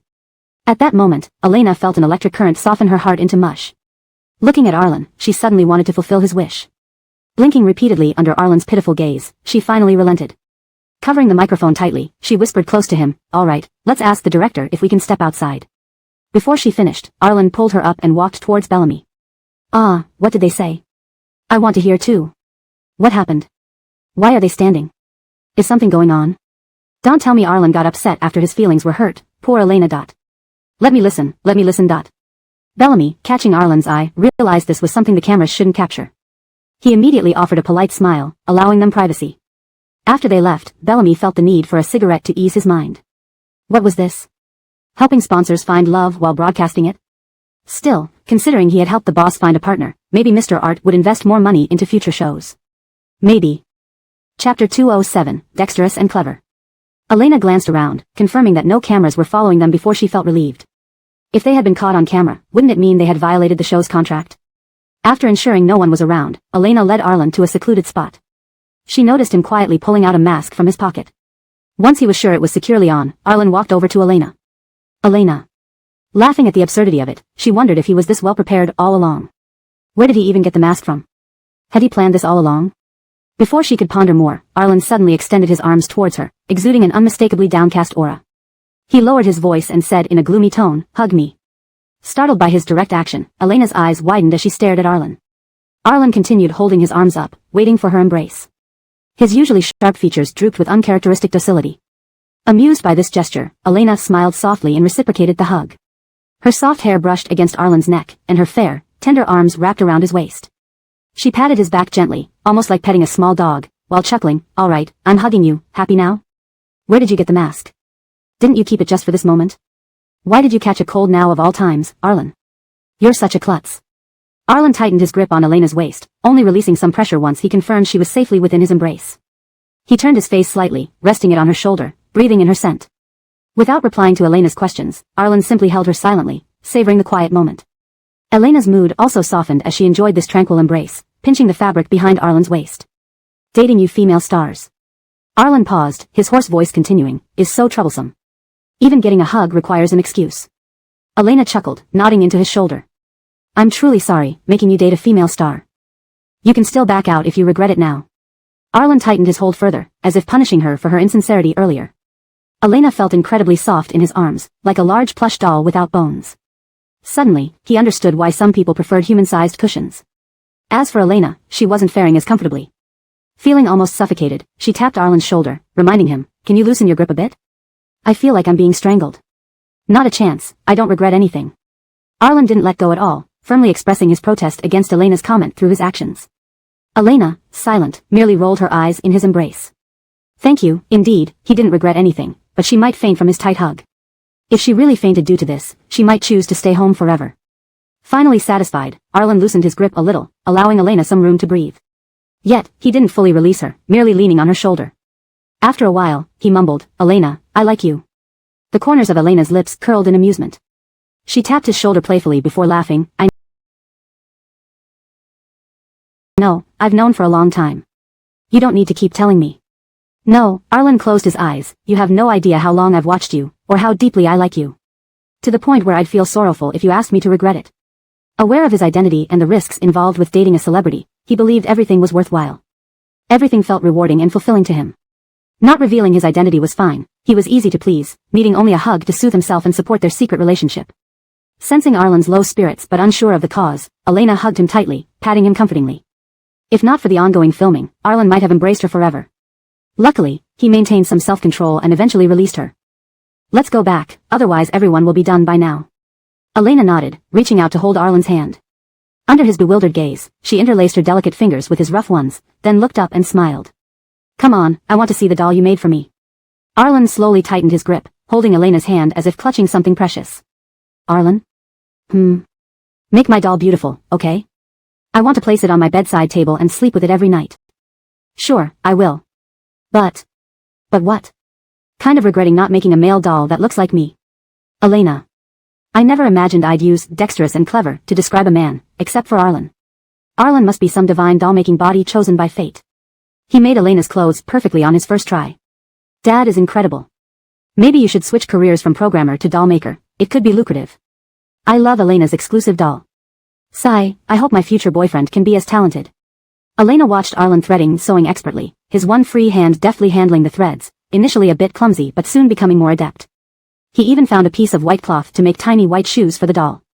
Everything mirrored Elena closely, pink dress, white shoes, high black ponytail, neat bangs. With correctly drawn facial features, it would be a perfect creation. ####Chapter 208, Dark Horse. What should I do? I feel more worried than Arlen. I hope the doll baby will be born safely. Leaving aside other things, just look at this costume, it's streets ahead of the others. As long as it's not poorly drawn, winning first place shouldn't be a problem. Here it comes, they're about to start drawing the face. I hope Arlen takes a good look at Elena's face. It would normally be difficult to draw facial features on such a tiny face, but Arlen handled it with remarkable steadiness that left Elena marveling. He glanced at Elena and then carefully began sketching on the doll's face. Despite his slow pace, his hands didn't shake at all. When he drew the eyebrows and eyes, it was one smooth motion. Arlen looked up to see Elena's expression and asked her, his voice laced with amusement, "What does your face mean?" Elena tilted her head and sighed in genuine admiration, "I'm just amazed by how steady your hand is. It's a waste that you're not a makeup artist specializing in eyeliner." Arlen. "Forget being a makeup artist, but if you want," Arlen paused his pen briefly, "I'd be happy to help you draw eyeliner in the future." Hearing this almost confession, the camera obligingly switched focus to Elena's face. Ah. Elena didn't refuse, she must have agreed. Do young couples need to be a bit more considerate of others when flirting? We're all watching, you know. I give up. Are you two completely letting go of your act now? That's nice, having your boyfriend draw eyeliner for you. Though I seriously doubt if Arlen can actually do it. While Elena trusted Arlen's hands, she had serious doubts about his makeup skills. After all, this was someone who couldn't tell the difference between under-eye bags and said once that the rosy under-eye bag makeup he did was from getting punched. She angrily hit him for saying that. "Thanks, but no thanks," Elena replied. The couple bickered amiably while Arlen finished his work.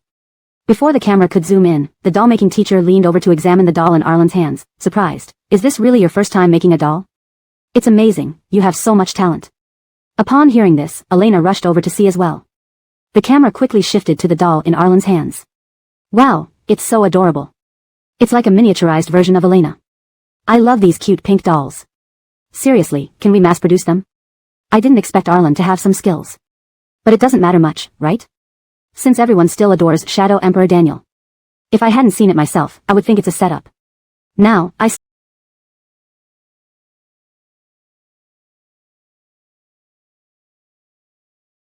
still think it's a setup. That Arlen can make something so good is unbelievable. Elena was instantly captivated by the doll. Even though Arlen used only a few strokes, anyone could recognize the doll as Elena, capturing her essence and appearance perfectly. The doll wore the same dress as Elena that day, and anyone would be delighted by such an adorable and thoughtful creation. The moment Elena saw it, her heart melted, feeling as if a feather was tickling her cheeks, making them warm. Even though the camera was already close to Arlen's hands and the doll teacher was behind him, Arlen immediately handed the doll to Elena, who came over. Here, what do you think? Does it look like me? Elena nodded vigorously, taking the little doll into her hands lovingly. The experienced doll teacher smiled knowingly at Elena. Sometimes, creating a doll isn't just about talent, it also requires dedication and keen observational skills. This doll has both. Arlen remained silent but turned to look at Elena, who put on an innocent face. Seeing Arlen's gaze, she winked at him without any reservations. Arlen quietly turned away, a faint smile tugging at the corner of his lips. Alright, it looks like everyone has finished. All the dolls are laid out before me, the teacher announced with a smile, showing off the row of dolls as the camera zoomed in on each one. Daniel's doll looks great, it's fitting for a film emperor, very skillful indeed. What did Wyatt's group make? The buttons are all crooked, is there nothing wrong with that? Donovan's group's painting is fine, but it feels dull, maybe because the doll's expression is too wooden. Let's welcome the only true god of this competition, Elena's doll. In my opinion, Elena's doll is the best looking, so cute and lively, even the clothes are similar. I'd vote for Elena. Everyone put a lot of effort into their creations, and all the dolls are adorable. However, the production team has asked me to rank them. So. The doll teacher paused, first place goes to Elena and Arlen. Their doll is exceptionally lively, lifelike, and the details are excellently handled.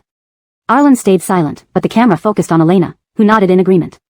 Second place goes to Daniel and Marnie. Both their expressions and clothing deserve praise, but the stitching on the clothes is uneven, with some parts longer or shorter. Third place goes to Donovan and... Once the results were announced, the chat exploded. Why is Elena first and Daniel second? I think Daniel's doll looks great. Even if there's a fix, don't make it so obvious. How could Arlen learn to make a doll so fast? Did the production team teach him beforehand? I laughed so hard. If Daniel won first place this time, that would really be suspicious. Some fans should stop spreading rumors. Anyone with eyes can see Elena's doll is the best, unless you're blind. You're handicapped and can't see, so I'll let you slide. Daniel is a good person, and I have no issues with him. But his fans are terrible, lacking any manners and only bringing negativity. Despite the noisy online debate, no final decision was settled. Amidst the chaos in the chat, each group went up to collect their scores. The fans who were arguing fiercely noticed Daniel standing next to Elena, smiling and congratulating her. Congratulations, your doll is beautiful, just like you. Daniel's fans, Chapter 209, well done. I'm dying laughing. Some fans are tearing each other apart in their comments, but the main parties aren't thinking that way, they're still congratulating Elena. For this matter, I can only say well done. That's because Daniel is magnanimous, unlike you people. Do you even know what it means to maintain basic decency? Some people's fans really mistake basic manners for slaps in the face. Hilarious. Daniel isn't like your C-list celebrities, he's an Oscar winner who doesn't care about being first or second. After all, true excellence lies in core skills. Tisk tsk, the internet truly has everything. I actually saw a case of stubborn defense just now. The ones claiming it's rigged were you, and the ones saying he doesn't care were also you. So, do you care or not? Stop arguing, it's annoying to watch. Arlen and her performance deserve questioning. Besides, haven't Daniel's fans said anything either? Elena got her doll as she wished. The director told her she could take the doll home with her. Elena pressed the doll against her cheek to cheek, and blinked her bright eyes, which shone like glittering stars scattered in her gaze. She leaned forward slightly, am I cute? Isn't my new treasure as cute as me? Arlen looked at her, his eyes dark and deep, Cute. As Arlen watched Elena holding the doll so closely and adoringly, he felt somewhat irritated. Elena had never been this intimate with him as she was with this doll. He wanted to say she wasn't cute, but under Elena's threat, Arlen reluctantly gave her the answer she wanted. Cute, baby, you're the cutest, you're the world's cutest. You actually think she isn't cute? Uh-oh, Arlen, you're doomed. Your girlfriend will dump you soon. What was with that hesitation? You hesitated on whether your girlfriend is cute or not. Arlen, I seriously doubt your sincerity. I think Arlen wanted to say, not cute, but held it back. Elena was in high spirits, holding her small doll while walking outside with Arlen and discussing what to do in the afternoon. Do you have any projects you want to try? We can give them a shot together. We have free time in the afternoon. Arlen glanced at the doll in Elena's arms and replied nonchalantly, whatever you decide is fine with me. Okay, Elena nodded, let's go back for now. It's still early, no need to decide right away. Elena, your shoelaces are undone. Arlen noticed something and warned her to look down. Oh, Elena handed the doll to Arlen. Wait a minute. Let me tie my shoelaces. You squat down too, I can't do it alone. They were handcuffed together, making it difficult for Elena to bend down by herself. Before Elena finished speaking, she saw the doll slip out of her hand and land on the ground with a thud. Elena. Was he deliberately clumsy? She seemed to notice Arlen retracting his hand. Arlen glanced at the doll on the floor. It fell. I'll pick it up. Why did he seem more suspicious? Elena frowned, unable to figure out Arlen's motives. Did you do that on purpose? Elena demanded justice for her doll, sounding quite annoyed. Arlen spoke slowly. You didn't pass it properly. Elena. So, it was all her fault. In the end, Arlen only got into the car after taking a blow from Elena. I think Arlen deliberately dropped it. Why? Did he just act out of spite? Oh, poor little doll. It hasn't even had a warm moment before hitting the ground. I can testify, Arlen retracted his hand, which caused the doll to fall. Nevertheless, Arlen managed to hold the doll Elena loved dearly, shifting her focus entirely onto him. Remember to wash the doll clean, Elena reminded Arlen. He remained silent, just smiling and gripping Elena's hand a bit tighter. Lunch, what do you want to eat? Well, don't we eat whatever the other guests prepare? Elena was somewhat displeased. On the way back, Marnie pretended to look at the scenery outside but was actually observing Daniel's expression. Although he masked his emotions well in front of the camera, looking no different than usual. Marnie could clearly sense that he was in a terrible mood, almost miserable. What's wrong? Are you troubled by something? It feels like you've been in a bad mood since this morning. If there are any work-related issues, speak up. Maybe I can help. Marnie spoke softly, having always been a good listener in her previous life. Daniel remained silent, shaking his head, still wearing his usual smile, though it didn't reach his eyes. No problem. Marnie didn't believe him. She was always sensitive to Daniel's emotional changes. Recalling how Daniel looked at Elena today, Marnie took off her microphone, blocking the camera inside the car casually. Daniel, snap out of it, Marnie cleared her throat. Her voice was usually gentle and beautiful but sounded cold now. Elena likes someone, Arlen. Even if they haven't admitted it, everyone can see they are dating. Enough yet? Daniel's voice remained cold. He threw down his microphone, staring at the agitated Marnie in the passenger seat, his words filled with a chilling chill. We already have nothing between us. The compensation I think you've received. Daniel, I don't want to see you degrade yourself like this. Elena, she doesn't like you at all. Marnie couldn't maintain her composure, her voice breaking like an injured lioness. Miss Amara, this matter has nothing to do with you anymore. Daniel didn't look at her, keeping his eyes on the red light ahead. Yet his words left Marnie frozen in place. Chapter 210, Gold Bar. In the afternoon, it was free time for activities, allowing guests to manage their own schedules. Delilah went to work out at the gym, Wyatt secluded himself in his room composing music, and Donovan ventured out to the garden for inspiration. Everyone had their own things to do, except Elena and Arlen, who found themselves with little to occupy their time. Elena returned to the villa midday for a refreshing shower. Afterward, she luxuriated in bed, savoring the scent of grapefruit-scented shower gel while enjoying a peaceful nap. When she awoke, she stretched languidly, admiring how blissful days off could be. She spent some moments staring at the ceiling before lazily reaching under her pillow for her phone to text Arlen. Good afternoon, Teacher Art. Do you have any plans this afternoon? We can go on a date. Arlen responded quickly, perhaps already awake or maybe never having slept. Anything is fine, let you decide. Both being novices at dating, they agreed to meet downstairs first to discuss their afternoon plans. For their first date, Elena picked through her wardrobe, not an expert in makeup but she still applied lip gloss and eyebrow makeup to appear presentable. After fussing around for half an hour, Elena realized she was about to be late for her first date. She rushed downstairs, where only Arlen sat alone on the couch, engrossed in his phone. Hearing her footsteps, he lifted his head slowly and looked over at her. His posture was impeccable in a simple shirt, its sleeves rolled up midway, revealing his muscular forearm and an indiscernible watch. This attire softened his usually aloof demeanor, adding a touch of youthful charm. Elena felt a momentary wave of shyness. Blinking rapidly, she regained her composure, sitting next to him as usual. Didn't you take a nap? Why did you reply so fast? Arlen shook his head. I don't have the habit of napping. I replied quickly because I happened to be using my phone. Elena nodded in agreement, clutching her phone. An awkward silence settled between them, extending even into the live stream. Come on, say something. Isn't just sitting there boring? So polite, aren't they? Modern couples are like this too. Silence between two people has never been easier. Hilarious, my boyfriend and I were the same when we started dating. Both wanting to talk but not knowing what. They seem very estranged. Some couples might as well be strangers without effort to find topics. Arlen, can you put in more effort? Why always make the girl initiate conversation? Under everyone's anticipation, Arlen finally moved. Looking at Elena in her soft yellow dress, he recalled the tips from his dating guidebook, how to make your girlfriend fall in love with you. He hesitantly asked, do you want to play games? The book suggested showcasing one's strengths and masculinity. As a programmer, though, Arlen couldn't imagine coding in front of Elena to impress her. Besides, she wouldn't understand it either. Moreover, coding sounded unbearably dull. He doubted that showing off code would make Elena swoon. Seizing this opportunity, Elena nodded in relief. Any suggestions would do since neither had much experience in dating. I can play, but my skills are poor. How about sightseeing instead? Embarrassingly, despite installing Shinai, her busy schedule left no time to play, possibly deteriorating her skills further. Arlen nodded in agreement, sure. Then, they started downloading the game amidst whispers. Oh my god, seeing them doing something, I feel relieved. Arlen, aren't you silly? Girls come on dates to play outside, not stay indoors gaming all day.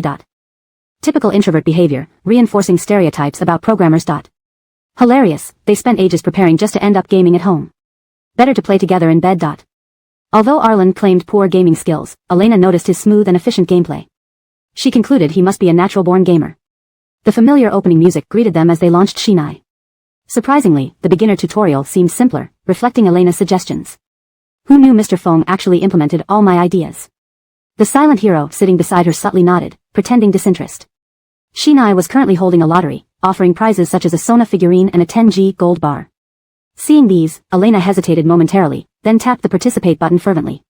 Despite seeming materialistic, her eyes gleamed unmistakably. Arlen observed, you really like this figurine? If Elena wanted it, he could ask Dale to send her a set, keeping some as employee rewards. No, she raised her gaze, serious, I want the gold bar. Who doesn't like gold? Especially if it drops from the sky. Arlen sighed, realizing her preferences. Should he bring a few gold bars when revealing his identity? Note, the characters' names have been transliterated correctly using pinyin, and the tone and style of the original text have been maintained. Chapter 211, A Deadly Move. Thinking about the moment he would confess with a chest full of gold bars in front of him, Arlen eventually abandoned this idea. It wasn't because he was worried about spending money, but he feared Elena might get so angry that she'd throw the gold bars at him. It was too perfect a scenario for him to even imagine. So I'll join in and give you my draw if I win. Though he said this, Arlen had already planned to prepare a separate lucky draw gift for Elena. He would pretend there was a bug in the game and add an extra draw for her, without affecting others' chances to win and ensuring she received a prize. No, you can keep it. Being newly in love, Elena still felt awkward accepting gifts from Arlen. Even regarding the bag she lost in the bet with Delilah, Elena hadn't intended to have Arlen pay for it alone. They were equals, and she hoped for equality in financial matters as well. Surprised by Elena's refusal, Arlen paused, showing a slight disappointment in his eyes but maintaining a neutral expression. It's just a lottery, you might not even win. You don't have to refuse so quickly. Elena thought about it, there were so many players in A Divine Night, how hard would it be to draw their names among thousands? Does Elena really think they could win? Is she joking? Out of so many people, only 10 will be drawn, making each person's chance almost negligible. They seem not very familiar with each other, like a couple on their first day, unsure what to do next. I'm laughing so hard. Haven't they realized yet? They're dividing up prizes before winning anything. They should wait until they actually win. Since Elena last revealed her game ID during a live stream, her private message inbox had been flooded with player friend requests. After activating the block function, things improved somewhat. But it was too late. Fans who had already added her used the game chat window like a celebrity stalking platform, filling it with messages expressing their admiration for Elena. Facing an inbox exploding with messages, Elena fell into deep contemplation. How did they persistently send so many messages? Arlen glanced over, feeling his eyes nearly blinded by the constant red notification dots. To avoid further annoyance, Elena silently retracted her inbox interface. There were too many messages to read anytime soon. She promised herself she would check them someday, but not now. Besides, this was a friend chat box, not some message bottle. Why were people wishing her good luck via private messages? Despite playing together, Elena was more into scenic enjoyment and didn't require intense gameplay. Arlen followed her pace through the map. The characters, the bardess and the swordsman, stood before an imposing waterfall, one seated, one standing, looking truly like a divine couple. Wow, Qian is online. I'm logging in right away to encounter her in the world map. I thought Elena had uninstalled Divine Night. She's actually using the product she endorsed. I love scenery too, let's explore some beautiful places together. Can we pick those trumpet vines on the tree? Elena looked curiously at the crimson flowers blooming on a cliffside amidst the waterfall mist, particularly striking. Do you want them? Arlen asked, standing up to gauge the distance between himself and the flowers.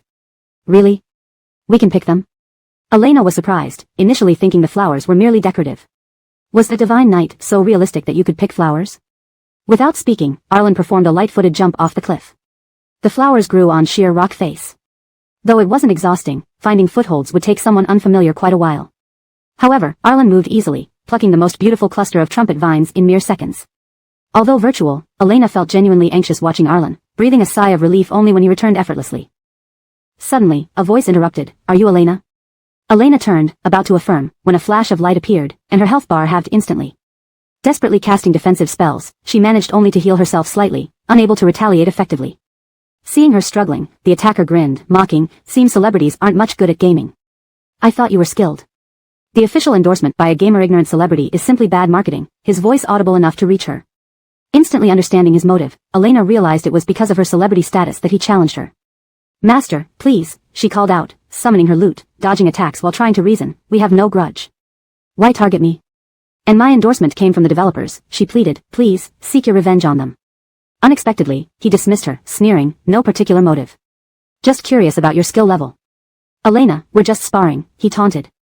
Elena took 2 steps back, her health now a third. Reviewing her skills, she laughed bitterly inside. Who spars with lethal moves? This was a sham, he wanted her dead. And his high-level attacks made her feel like a chicken. Help. She was just a helpless sightseer, clueless about combat. Desperately casting another spell, it barely grazed his sword and was blocked instantly. The assailant then launched a powerful strike directly at her. Unable to dodge in time, she froze. It was over, she was going to die. Just as panic surged, Elena heard a metallic clash. A long sword appeared before her, and she saw Arlen standing protectively in front of her, unspeaking, exuding a chilling aura. Chapter 212, Raging for Beauty's Sake. The provocateur only felt a surge of sword chi rush towards him. He hurriedly moved, just in time to see the incoming green light slash into the tree behind where he had been standing. A crack echoed as he turned around. The bull-thick tree was cleanly severed at waist height. The neat cut clearly showed what had happened.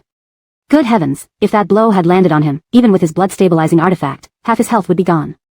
He raised his head in a sorry state and saw a black-clothed assassin standing before Dwight E. Jamie, white-robed musical immortal. The assassin used the initial face provided by the system, looking utterly ordinary. Except for those ink-black eyes, which seemed to hold cold lightning, their tails slightly upturned like an unsheathed sword, radiating chilling intent. The black-clothed assassin slightly adjusted his right hand, shifting from a defensive stance to an offensive one. The long sword in his hand gleamed like autumn water, almost blinding the provocateur. No worries, his game level was higher.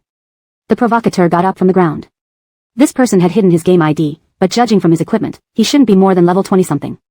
He was about to break through to level 50. Even with a level disadvantage, he could easily take down this black-clothed assassin. Then, his video title could read, "Encountered Shinye's spokesperson and her friend, making her kneel and call me daddy in 3 moves." Yes, this person originally intended to become famous by overwhelming Elena. The Shinyi game competition was fierce, and his skills weren't outstanding, so for a long time, he hadn't been as famous as the big shots in Shinyi. But Elena was different. Since she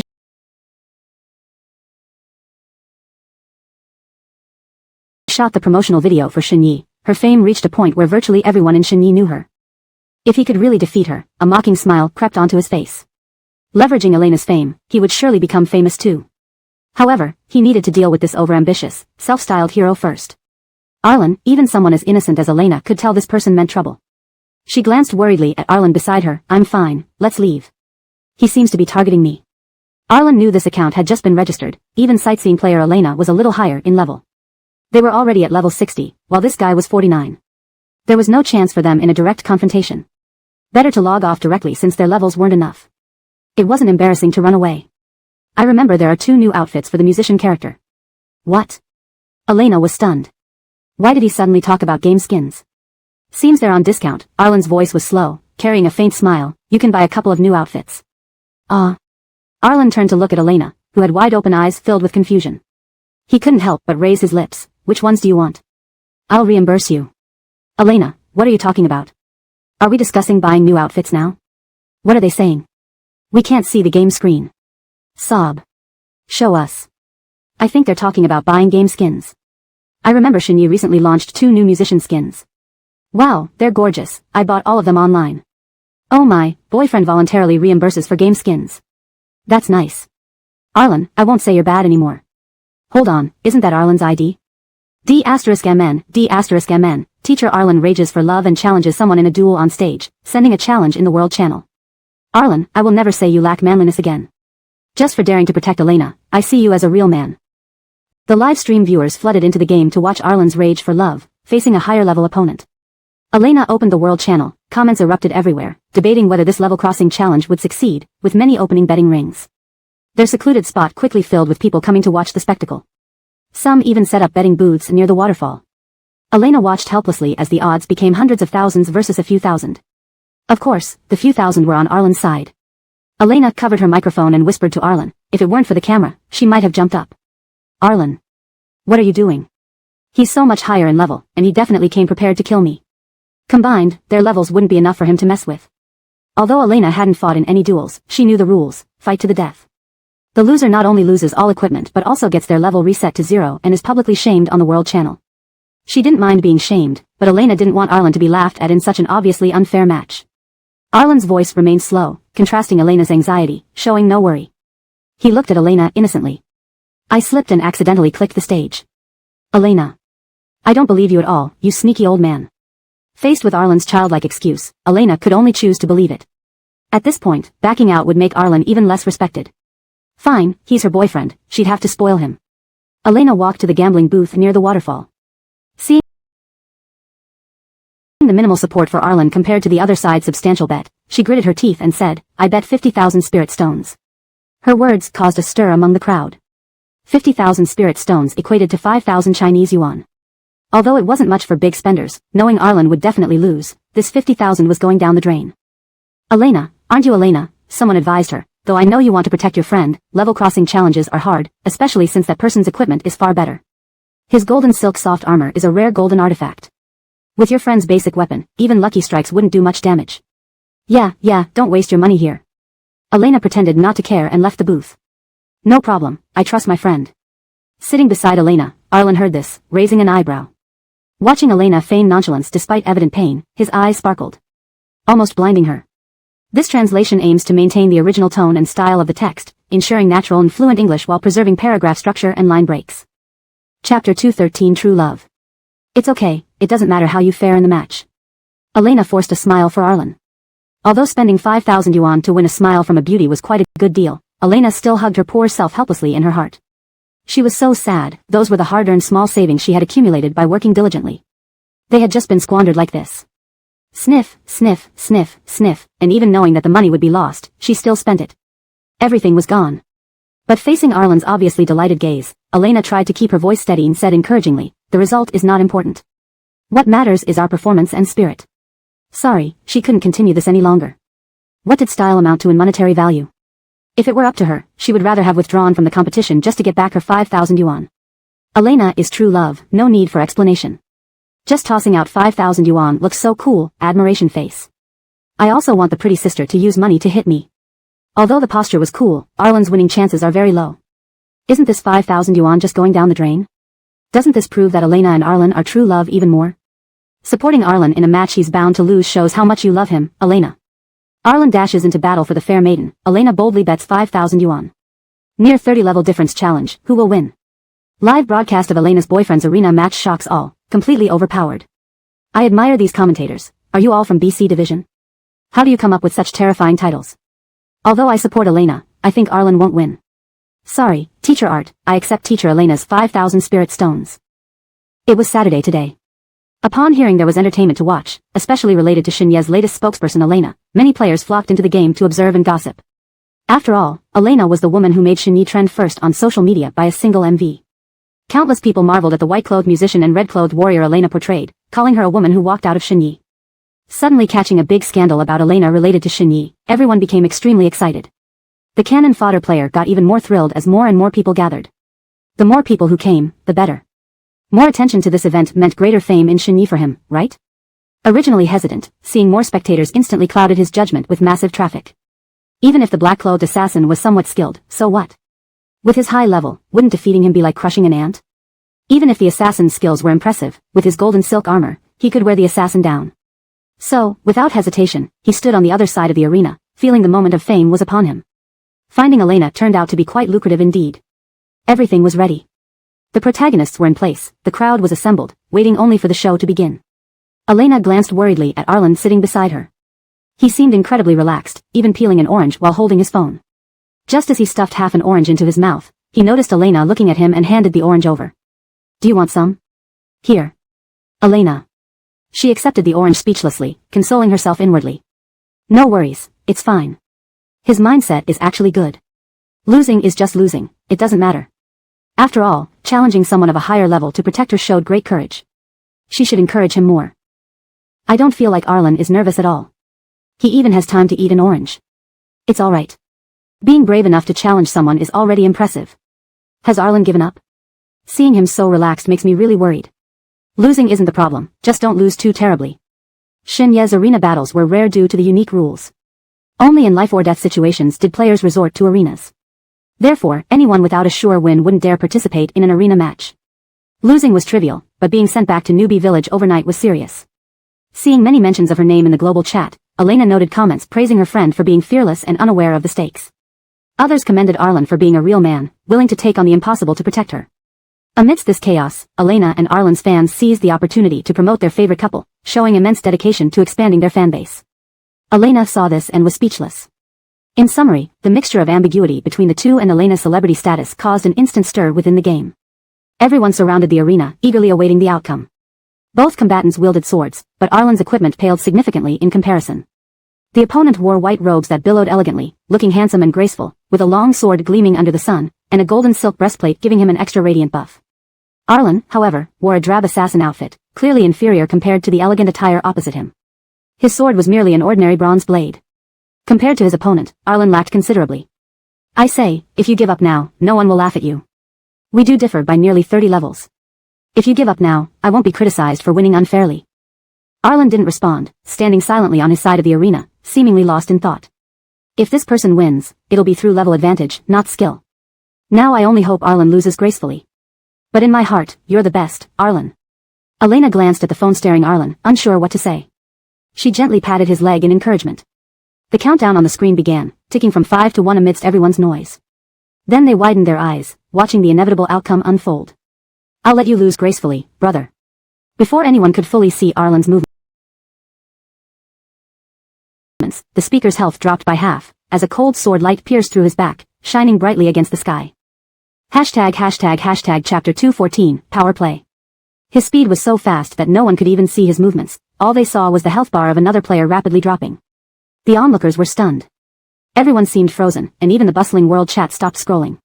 The air was filled with an eerie silence. Even the person on stage with Arlen didn't react in time. He held his phone as if he had forgotten how to retaliate. He just stood there dumbfounded, while the warning beeps signaled the danger to his health bar. Elena, who had only taken a moment to eat an orange, looked up to see the opponent's health bar reduced to half. The moment she bit into the orange, it tasted sour. With a grimace, she swallowed it whole. No wonder Arlen handed her this orange so easily, it was incredibly sour. His expression earlier gave nothing away. Goodness, this orange is so sour. Why didn't you tell me? Arlen, do we not have basic trust between us? Elena muttered softly while holding the orange, then she realized something was off when she saw the other player's health bar drop so drastically. Had she mistaken someone else's health bar for Arlen's? After carefully checking Arlen's phone, Elena confirmed that Arlen's health bar was still full. She stared at Arlen in shock. What on earth? Could a gaming god really be sitting next to her? Though Arlen's moves appeared fluent during their previous game against NPCs, those moves followed predictable patterns. But this player was nearly 30 levels higher, yet Arlen forced him into a corner in mere moments. After the sudden turn of events, everyone quickly realized that the seemingly ordinary black-clad assassin possessed far superior skills compared to the white-clothed swordsman, not just better but almost overwhelmingly dominant. Arlen's move, Duan Shao, was just a basic assassin technique where the user teleports behind the opponent for a surprise attack. Yet, logically, a near 50th level swordsman should have been able to dodge such a simple move. The silence was soon shattered as the world chat erupted with various comments. What just happened? I couldn't even see his movements. Please, gods, explain what just happened. Am I seeing things? How did his health drop to half in less than a second? Holy cow, I thought the black-clad assassin was overestimating himself, but now it looks like the other guy messed up. Did anyone record the screen? Let's slow down that action. Why did he lose health so fast despite wearing golden silk armor? Did the artifact fail? The armor is the reason he isn't already dead. Facing the incredible display, everyone held their breath, eagerly watching for the next development. How? How? The white-clothed swordsman finally reacted, sending a brilliant white sword beam soaring into the sky. The massive aura hung ominously above Arlen, radiating overwhelming hostility. Before anyone could marvel at the sheer power of the skill, Elena saw Arlen's fingers swiftly swipe across his screen. His speed was blinding. Under the dazzling sword light, Arlen moved forward fearlessly. After 2 quick dodges, his figure vanished. Where did he go? I can't see him anymore. Did he disconnect? I can't even see his ID. Not many can withstand that skill. He must have retreated. Hearing the murmurs, the white-clothed swordsman smirked, attributing his defeat to a momentary lapse. Now was the time for him to show his true strength. Crushing Arlen would be like squashing an ant. You haven't heard that villains die from talking too much? In an instant, the white-clothed swordsman felt a plain green sword pressed against his neck. That unassuming sword now gleamed with a bloodthirsty, eerie light. Despite it being a game, he felt a chill run down his spine, as if a real sword was truly pressed against his throat. His hand holding the phone began to tremble. Before he could speak, his health bar plummeted rapidly to 0. My point is, don't mess with people you shouldn't. A massive sword array descended from the sky, leaving only the black-clad assassin standing. A gentle breeze blew past, and the clouds in the sky seemed to stir, the grass swaying gently. The system announced Arlen's victory. The players were almost bewildered. The match had ended before they fully grasped what transpired. What initially seemed like a one-sided massacre indeed became a crushing victory, but in reverse. The silence was broken by frenzied discussions. What was that move? Was it still Duan Shao? It looked exactly the same. 6666666, feels like he's using cheats. So the white-clothed swordsman was killed by the same move twice without a chance to counter. Arlen started poorly but won brilliantly. It was brutal. He finished the match cleanly and efficiently. The assassin kills like squashing an ant. When did we get such a powerful player? This is insane. Elena, dazed by the unexpected turn of events, couldn't believe how eating a mere orange led to Arlen winning decisively. She blinked, knowing Arlen hadn't used cheats. But could such moves come from a simple programmer? Translated from Chinese to English, preserving the original tone and style. Chapter 2:15, Pitiful. Elena felt a strange sense that the gaming genius was right next to her as she glanced at Arlen. When she saw the indifferent look in his eyes as he lifted his head, Elena silently clenched the tangerine in her hand and asked cautiously. Great God, your tangerine, is it tasty or not? Arlen looked at the sour tangerine he had given her earlier, unsure if Elena's words were just stemming from his earlier action. He placed his phone on the coffee table in the living room and changed the subject while drinking water. You've got the money for the skin. As he tilted his head back to drink, his loosened collar revealed Arlen's attractive Adam's apple and collarbone. From Elena's angle, she could see his Adam's apple bobbing up and down several times. His jawline was strikingly sharp and beautiful, almost mesmerizing. Elena cleared her throat, suddenly feeling dry-mouthed. Oh no, I really want to touch his Adam's apple, somehow it feels so inviting. Elena soon concluded it was because of Arlen's impressive game performance that made her see him through rose-tinted glasses. Unaware of her thoughts, Arlen reached out and took Elena's phone. He moved Dwight E. Jamie, white-robed string player, to where they had been gambling earlier. The crowd immediately parted a path for Elena. The gambling organizer promptly transferred Elena's earnings via silver bills. The zeros on the bill dazzled her eyes. Miss Elena, you sure have an eye for talent. Did you know your friend was a god in this game all along? Elena didn't hear the question clearly, her gaze fixed on the light silver bill in her hand. My goodness, so much money, even with my rate of buying skins, it would take more than 10 years to spend all this. Arlen jumped off the platform, checked the accuracy of the silver bill in hand, then pulled Elena away. Great God, what kind of mystical being are you? Why is your skill so amazing? The smooth combo moves and reactions, and perfect command of skills, won't you join our guild? Our guild is the best. Some were more direct, great God, I'm your fan, please take me as your apprentice. Arlen, I love you, I want to bear your child. Great God. In the cacophony of world chat, Elena watched Arlen's eyebrows twitch. When she glanced at the phone again, she found they were in a bustling market. Apparently, Arlen used the teleport function. Your skin money, you can use it to buy the Sona skin you want. Arlen looked up from the phone at Elena. He first pursed his lips, then smiled slightly at her. That handsome face softened greatly because of this expression, like a cat who has gotten what he wanted, coming over to show off to its partner. Elena was instantly charmed by this expression. She tugged on Arlen's sleeve, muted her microphone, and whispered in his ear. Come with me, there are cameras in the living room. Arlen followed Elena without question. Their resolute figures walked away without considering the viewers watching on camera. Sigh, why did you two leave like that? Now we can't watch anymore. Don't go, we won't push shipping anymore, come back. Did the couple go outside to whisper sweet nothings? I also want to hear, you can tell just me, I promise I won't tell anyone else. So sweet, the two ran off to date secretly. Arlen followed Elena outside. Once they reached the backyard, Elena stopped, checking for cameras before turning her serious gaze on Arlen.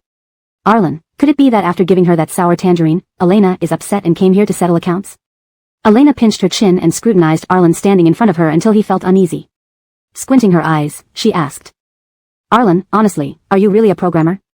Arlen was still thinking about how to explain the sour tangerine when he froze upon hearing this question, unsure how to react. Did Elena realize his identity?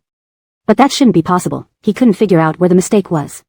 He swallowed hard, silent and cautious due to uncertainty. Originally, Elena wanted to praise Arlen, but seeing his silent, low-spirited demeanor confused her. So, do you really have another identity? Elena laughed, patting Arlen's shoulder jokingly. Arlen lowered his eyes, and from Elena's angle, she only saw his thick, curled lashes that surpassed any mascara ad. You. Elena wanted to tell him not to be nervous and that he didn't have to say anything if he didn't want to. Before she could finish, Arlen abruptly pulled her into his arms, wrapping his arms around her waist, neither too tight nor too loose, leaving Elena stunned. Elena couldn't see his face, only noticing his unusually submissive stance. Despite being half a head taller, he seemed pitifully childlike at the moment. Arlen felt his voice hoarse, unable to speak, eventually uttering only, "Please don't leave me." After saying this, he seemed ashamed of himself and said nothing more. Seeing Arlen looking so pitiful, almost expecting her to break up with him, Elena thought. Why does Arlen seem so insecure? Though she didn't know when Arlen developed this insecurity, seeing his pitiful appearance made her uncomfortable. What kind of broken family could produce such an insecure habit in Arlen? My poor Nigel Z, how did you grow up like this? Thinking of this, Elena gently patted Arlen's back and softened her tone. No, if you don't want to talk, it's fine. I just wanted to ask where you learned your gaming skills. You seem to have quite a talent for games. I think Arlen, you were really amazing just now. You could easily play professionally. Fearing Elena might suggest breaking up, Arlen. He slowly withdrew from her embrace, eyes wide with disbelief. Really? Of course. To boost Nigel Z's confidence, Elena exaggerated, super amazing. Seeing Arlen's incredulous look, Elena felt her approach of praise was right. Good, encouraging him more will help him believe in his own abilities and become less insecure. Chapter 2:16, Sour Orange. Seeing Elena praising him, Arlen knew she must have misunderstood something. However, as long as Elena didn't know, or at least didn't know yet, it was fine, he would tell her only after he was ready. Elena praised him while sneakily observing his expression. I think your skills would make you a champion even in professional leagues. It's the game's loss that you don't play competitively. His expression seemed slightly better than before. It looked like her praising tactics were working. Arlen, looking into Elena's sparkling admiring eyes, suddenly felt that the relationship advice books he had read were somewhat useful. Now, Elena's behavior was perfectly validating the principle of showcasing one's strengths in front of the person they liked, which could yield unexpected good results. Elena kept praising him, and this was indeed a great start. Seeing Arlen's mood improve, Elena let out a silent sigh of relief in her heart. She playfully patted Arlen's shoulder and said, So, you really don't plan on participating in the Divine Knight competitions? I remember they offer quite a high salary to the champion. Arlen, who was going to participate in a competition organized by his own company. Not necessary. Arlen said slowly. How can it not be necessary? With your skill level, not participating would be burying talent. Go on, Arlen, the next rising star is you. Don't worry about my objection. I'm such a kind, charming, and lovely girlfriend, just go chase your dreams. Elena even wanted to pat her chest to express her support for Arlen. Arlen. Because I am the programmer of the Divine Knight. Arlen felt if he didn't give Elena a reason, she might actually sign him up. Would it not be cheating for an excellent developer to join their games competition? Elena, then forget it, just keep your dreams buried deep inside. I'm afraid someone might dig out your identity and cyberbully you. The potential victim of cyberbullying, Arlen. Elena hadn't expected Arlen to be the programmer of the Divine Knight. Hadn't he heard all her rants about the game back then? And he didn't even remind her? You dog man. Elena let go of the comforting arm around him, furious at Arlen's secrecy. Arlen, sensing the tension, stood there with an innocent look on his face. Are you mad? Elena clenched her teeth fiercely. No. Arlen lowered his eyes, contemplating what he had done wrong and preparing an apology. Elena originally wanted to wave off the matter, but then she heard Arlen say, Sorry. It's okay, we should have clarified things earlier. We're good now. I won't give you sour oranges anymore. Elena? So those oranges were intentionally given to her. Elena sneered. Bullshit. She really must have been clouded by sentiment to think Arlen lacked security. His heart was obviously stronger than anyone else's, and he could even remember to hand her sour oranges. Good job. Seeing Elena's expression getting angrier, Arlen slowly tried to mend things. In the future, I'll only give you sweet oranges. Elena, starting from now, you don't have a girlfriend anymore. I disagree. How foolish she was, truly. How could she believe Arlen had changed? Knowing full well that Arlen was a dog man, she still chose him as her boyfriend. When they returned to the living room, the chat section was filled with comments reading the room. Feels like the atmosphere improved. Am I imagining things? Why do they always solve things outside? Can't they settle it here in the living room for us to see? For some reason, seeing the current Arlen reminds me of my dad being scolded by mom the morning after drinking heavily. Young love quarrels and reconciliations. So, why don't you two fight in front of us? We want to see some celebrity couple drama, please. Elena stood at the front, lost in thought. Seeing her like this, Arlen wondered if the book 100 Ways to Make a Woman Fall Madly in Love with You was really effective. It seemed useful but also useless somehow. Just as they entered the living room, Una came out of the kitchen. The girl was originally talking on the phone with a smile on her face, holding a bottle of mineral water, probably coming down for a drink. But when she saw Elena standing in the living room, her expression instantly turned cautious. She hung up the call and cautiously said to Elena, "Good afternoon, Teacher Tang." If not for calling her Teacher Tang, Elena would have thought she was addressing someone else. Was she that terrifying? Did she look like someone who enjoyed bullying others? Surely, the words evil female supporting character weren't written on her forehead. Seeing her reaction, Elena was somewhat amused and saddened. She guessed this young girl had seen too many online discussions about her tyrannical nature, especially regarding the Kristen incident.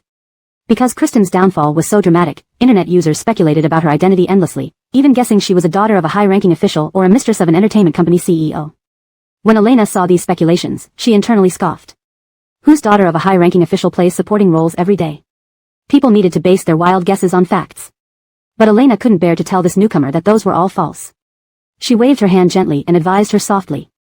"Don't call me Teacher Tang, just call me Elena. We're both female guests here, and our statuses are equal. If you wish, you can call me Sister Elena. I do seem to be a bit older than you." But hearing this, the girl looked even more frightened, shivering and timidly saying, "No problem, Teacher Tang. We should still follow the rules of the entertainment industry. Although I'm new here, I do know these basics." Elena. What on earth did this kid read to react like this? Why did she think she was a demoness? Elena waved her hand, letting go of the title issue. The young girl immediately went upstairs as if she had received amnesty, her steps seeming almost joyous. Was she that scary? Elena felt somewhat depressed. Do I look very frightening? I'm not that malicious. Feeling confused, Elena asked Arlen behind her. What did she do that made the girl so scared of her? Arlen, want the honest truth? Upon hearing this, Elena glared. Were there any lies to speak of? Chapter 217, Power Outage. Do you usually have a lot of complaints about me? Elena's tone was soft, but her expression hid a faint glint of menace. If Arlen dared to say he had any complaints, she would ensure he lost his girlfriend immediately and faced a beating from socialist society. Arlen seemed to understand her expression and slowly replied, "No, I've always thought you are both beautiful and cute." Right? Elena's expression instantly turned sunny as she took out her phone to admire her exquisite features, her voice filled with satisfaction after being complimented. Why am I so good-looking? Arlen. In the afternoon, while everyone sat in the restaurant waiting for dinner, Elena noticed the production crew quietly asking Daniel an unknown question. Daniel only shook his head and said, "I haven't decided yet, let's talk about it tomorrow." Elena guessed it must be about the prop Daniel received this morning, the one that allows him to invite any female guest to dinner, and the invited cannot refuse. However, strangely, shouldn't Daniel directly choose the leading lady, Marnie? Following the uniqueness of the leading couple, the male lead should try every possible way to please the female lead. Elena frowned and saw Daniel suddenly lift his head. His expression was indifferent, distant even, but when he saw Elena, he gave a faint smile. Yet, Elena felt there was something she couldn't quite understand in that smile. She immediately turned her head to look if Marnie was around. It must have been her eyes playing tricks on her. Such gazes only belonged to the heroine Marnie. Ordinary people like them should never think the male lead's loving gaze was directed at them. Not seeing Marnie, she only saw Delilah standing behind her with a cup of water. Delilah looked toward Daniel, seemingly lost in thought. Elena. She needed to advise Delilah not to be bewitched by such apparently affectionate but actually indifferent gazes from the male lead. Why did Delilah insist on hanging on this crooked tree? No one who competed for men with the heroine in this book ended well. Elena indirectly brought up the dinner invitation prop in Daniel's hand. Do you think Daniel will invite anyone to dinner? Before Delilah could respond, Elena quickly answered her own question. I guess it has to be Marnie. They have an extraordinary relationship, and Marnie seems to like Daniel too. I think they'll end up together. After saying that, Elena secretly observed Delilah's reaction. So, the golden couple, perfect match, should be left alone, ordinary people like them shouldn't get involved. Miss Delilah, better recognize reality early on. Admiring the male lead is fine, but don't fantasize about him romantically, or you'll just end up heartbroken. Unexpectedly, Delilah's expression grew even more melancholic. She glanced at Daniel and then at herself, letting out a long sigh for some reason. Elena, so did Delilah really understand? What does sighing here mean? Girlfriend, if you want to give up, just say it clearly. Delilah found Elena's bluntness despairing but also slightly fortunate. At least she wouldn't be troubled by Daniel's pursuit affecting her. Anyone who paid attention to Daniel could tell that he wasn't focused on Marnie at all, but rather on Elena who was observing his expressions. He only wanted to invite Elena, but Elena still foolishly thought Daniel liked Marnie. Sometimes, Delilah really wished she could pry open Elena's brain to see where this idea came from, that Daniel likes Marnie, and why Elena was so convinced. Thinking of Daniel's unrequited love for Elena and Elena's obliviousness, Delilah sighed even more deeply. It was funny, almost like watching a comedy, but thinking it was starring her idol suddenly made it seem like a tragic farce. Just then, Arlen walked over, deliberately or not, standing beside Elena and blocking her view of Daniel. What are you two discussing? As soon as Elena saw Arlen, she withdrew her gaze from Daniel and smiled sweetly at him. Her eyes were clear and full of affection, a clear sign she had feelings for him. Nothing much, just girl talk. Want to take a walk after dinner? I went to the greenhouse a few days ago, and it looks like the night blooming cereus is about to bloom. Arlen discreetly glanced at Daniel behind him, his eyes betraying a slight coldness. But when he spoke to Elena, his tone remained patient and unwavering, showing no hint of his true emotions. Sure, I'll go with you later. Caitlin, do you want to join us? You have nothing to do after dinner anyway. Delilah hurriedly waved her hands. No, thanks. I have a meeting with my agent later. You two go ahead.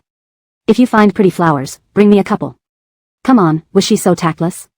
A young couple going to admire night blooming cereus at night, she wouldn't ruin their moment. Though Arlen didn't speak, Delilah saw satisfaction in his expression. Just as she thought, he didn't want her to come either. Men, always wanting to monopolize. She knew his intentions all too well. Thunder rumbled outside after dinner, raindrops spattering against the window, trailing down the glass. The air was humid and stifling after the meal. Deciding to freshen up before going out with Arlen, Elena headed for the shower. The hot water poured down, steam filling the bathroom. Elena placed the towel aside and started bathing. Under the hot water, her pale, tender skin quickly flushed pink. Her long legs and well-defined curves reflected perfectly on the mirror opposite. White foam slid from her hair, dripping onto her smooth, white jade-like skin. Suddenly, the light flickered and went out. Elena paused, realizing the power had gone out. She heard her door opening, and Arlen reassured her through the bathroom door, "Don't worry, the whole villa is out of power."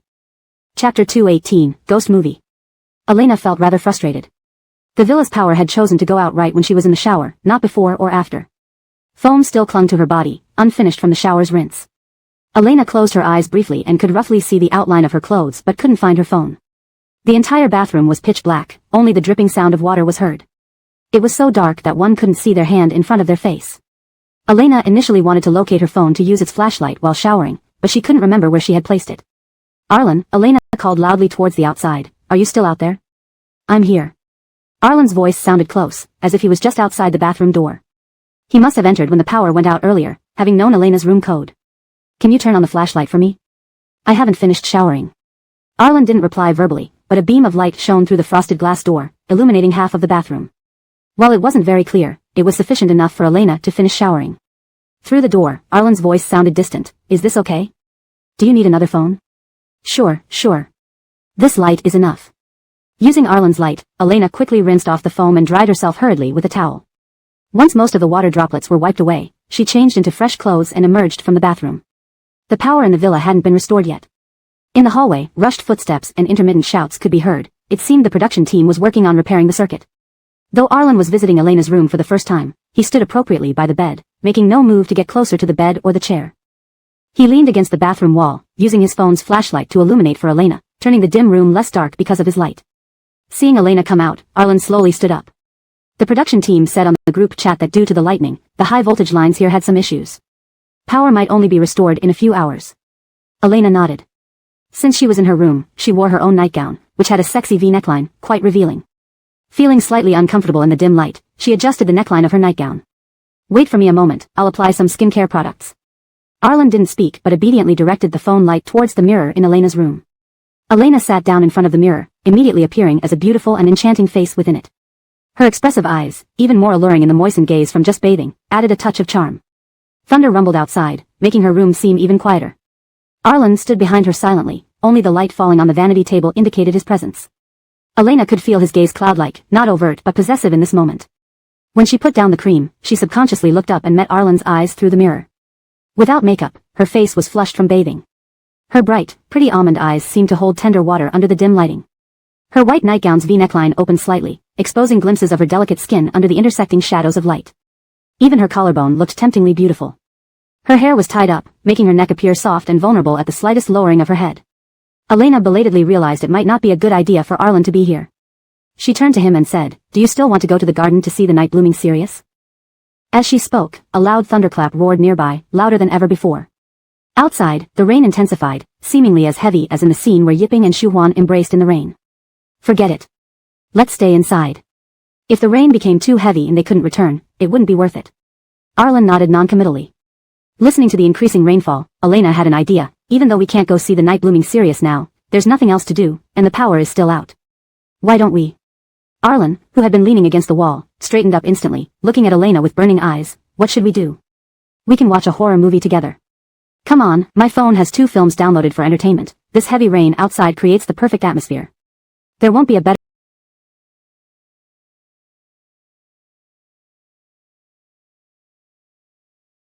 moment like this again. Heavy rain, a power outage, and plenty of time made it the ideal setting for watching a horror movie. Arlen's eyes gleamed, but Elena's were even brighter. She excitedly fetched her phone from the bathroom, oblivious to Arlen's expression of hesitation behind her. Arlen thought, did he think too much? In the dim room, amid the rumbling thunder and flashing lightning, the quiet space added to the eerie atmosphere as the two prepared to watch a horror film. To create a cinematic experience, Elena also placed various snacks between them, an impressive assortment and quantity that almost surprised Arlen. Holding the flashlight, he watched Elena diligently moving the snacks like a busy little squirrel, creating a mountain of snacks on the table. Noticing Arlen's puzzled look, Elena chuckled shyly, yet her expression hinted at familiar rebelliousness. Because Andrew doesn't allow me to eat snacks on set, I had to secretly bring them here. There are no cameras in the room, so no one knows how many snacks I've eaten. Arlen. Was filming so difficult for Elena? Eating snacks felt like a stealthy act. Arlen nodded in understanding. What's wrong with wanting some snacks? Let her eat whatever she likes. Eating freely, Elena even imagined Arlen bringing snacks to visit her set in the future. Andrew would hardly dare say anything then. As the movie began, ghostly music filled the air. Arlen instinctively wanted to hold Elena's hand, who was seated beside him. However, he only heard the crinkling of snack wrappers. Their space was occupied by snacks. Arlen. As the movie played, the spooky ambience deepened, enveloping the two of them in their private viewing session. Hashtag chapter 219, manliness. Forget it, there shouldn't be so many snacks next time we watch a movie. I wanted to hold Elena's hand, but the snack wrappers crinkled loudly, ruining the moment. It was quite distracting. Elena was adjusting the volume of the movie when she suddenly heard the cacophony of snack bags. She turned to Arlen beside her. What happened? Did you sit on the snacks? Arlen. No, I just accidentally touched them. Caught between honesty and preserving his manliness, Arlen hesitated for a moment and chose the latter. Of course, he wanted to hold Elena's hand, but what if she thought he was afraid? He wasn't holding her hand because of fear. However, mentioning it now might make her think otherwise. Arlen recalled the book he read, 100 Ways to Make Her Fall Madly in Love with You, which emphasized the importance of displaying manliness in front of the one you love. It stressed that one should never let her think you are timid or weak. Only by showing strength could a boyfriend provide unwavering safety, making his girlfriend depend on and admire him completely. This was the best way to keep love fresh. With this thought, Arlen's tone became more decisive. No problem, I just accidentally touched the snacks. If you get scared later, feel free to tell me. Elena, who had watched countless horror movies, found this situation both laughable and touching, but she didn't reject her boyfriend's offer. Instead, she slightly tilted her lips into a demure smile. Okay, I'll let you know if I'm scared. As she adjusted the position of her phone, Elena silently remarked that though this Thai horror film was famous, it wasn't as terrifying compared to those from Japan, South Korea, or the West. Japanese and Korean films excelled at creating a spooky atmosphere, while Western ones used sudden jump scares. Thai horror movies, despite their frightfulness, lost some of their edge due to the Sing-Songi Thai language which ruined the scary vibe. Elena always thought speaking Thai sounded like cooing, and prolonged speech felt like endless cooing. Therefore, she figured this movie wouldn't be particularly challenging or scary. 2 minutes later, the film progressed past the opening credits and began its main plot. The room was pitch black except for the occasional lightning flashes highlighting everything, and the rain showed no signs of letting up. Sitting at opposite ends of the sofa, Elena thoughtfully provided Arlen with a soft yellow blanket and a pillow, placing her private stash of snacks in the middle. She opened a bag of chips, handed Arlen a piece of chocolate, and watched as the male protagonist returned to his long-absent home, greeting his beautiful wife. Everything seemed so natural. Experienced in watching horror films, Elena quickly got hooked. She hugged her pillow, leaning forward, her eyes darting between the characters on screen. If she guessed correctly, the female lead was probably already a ghost.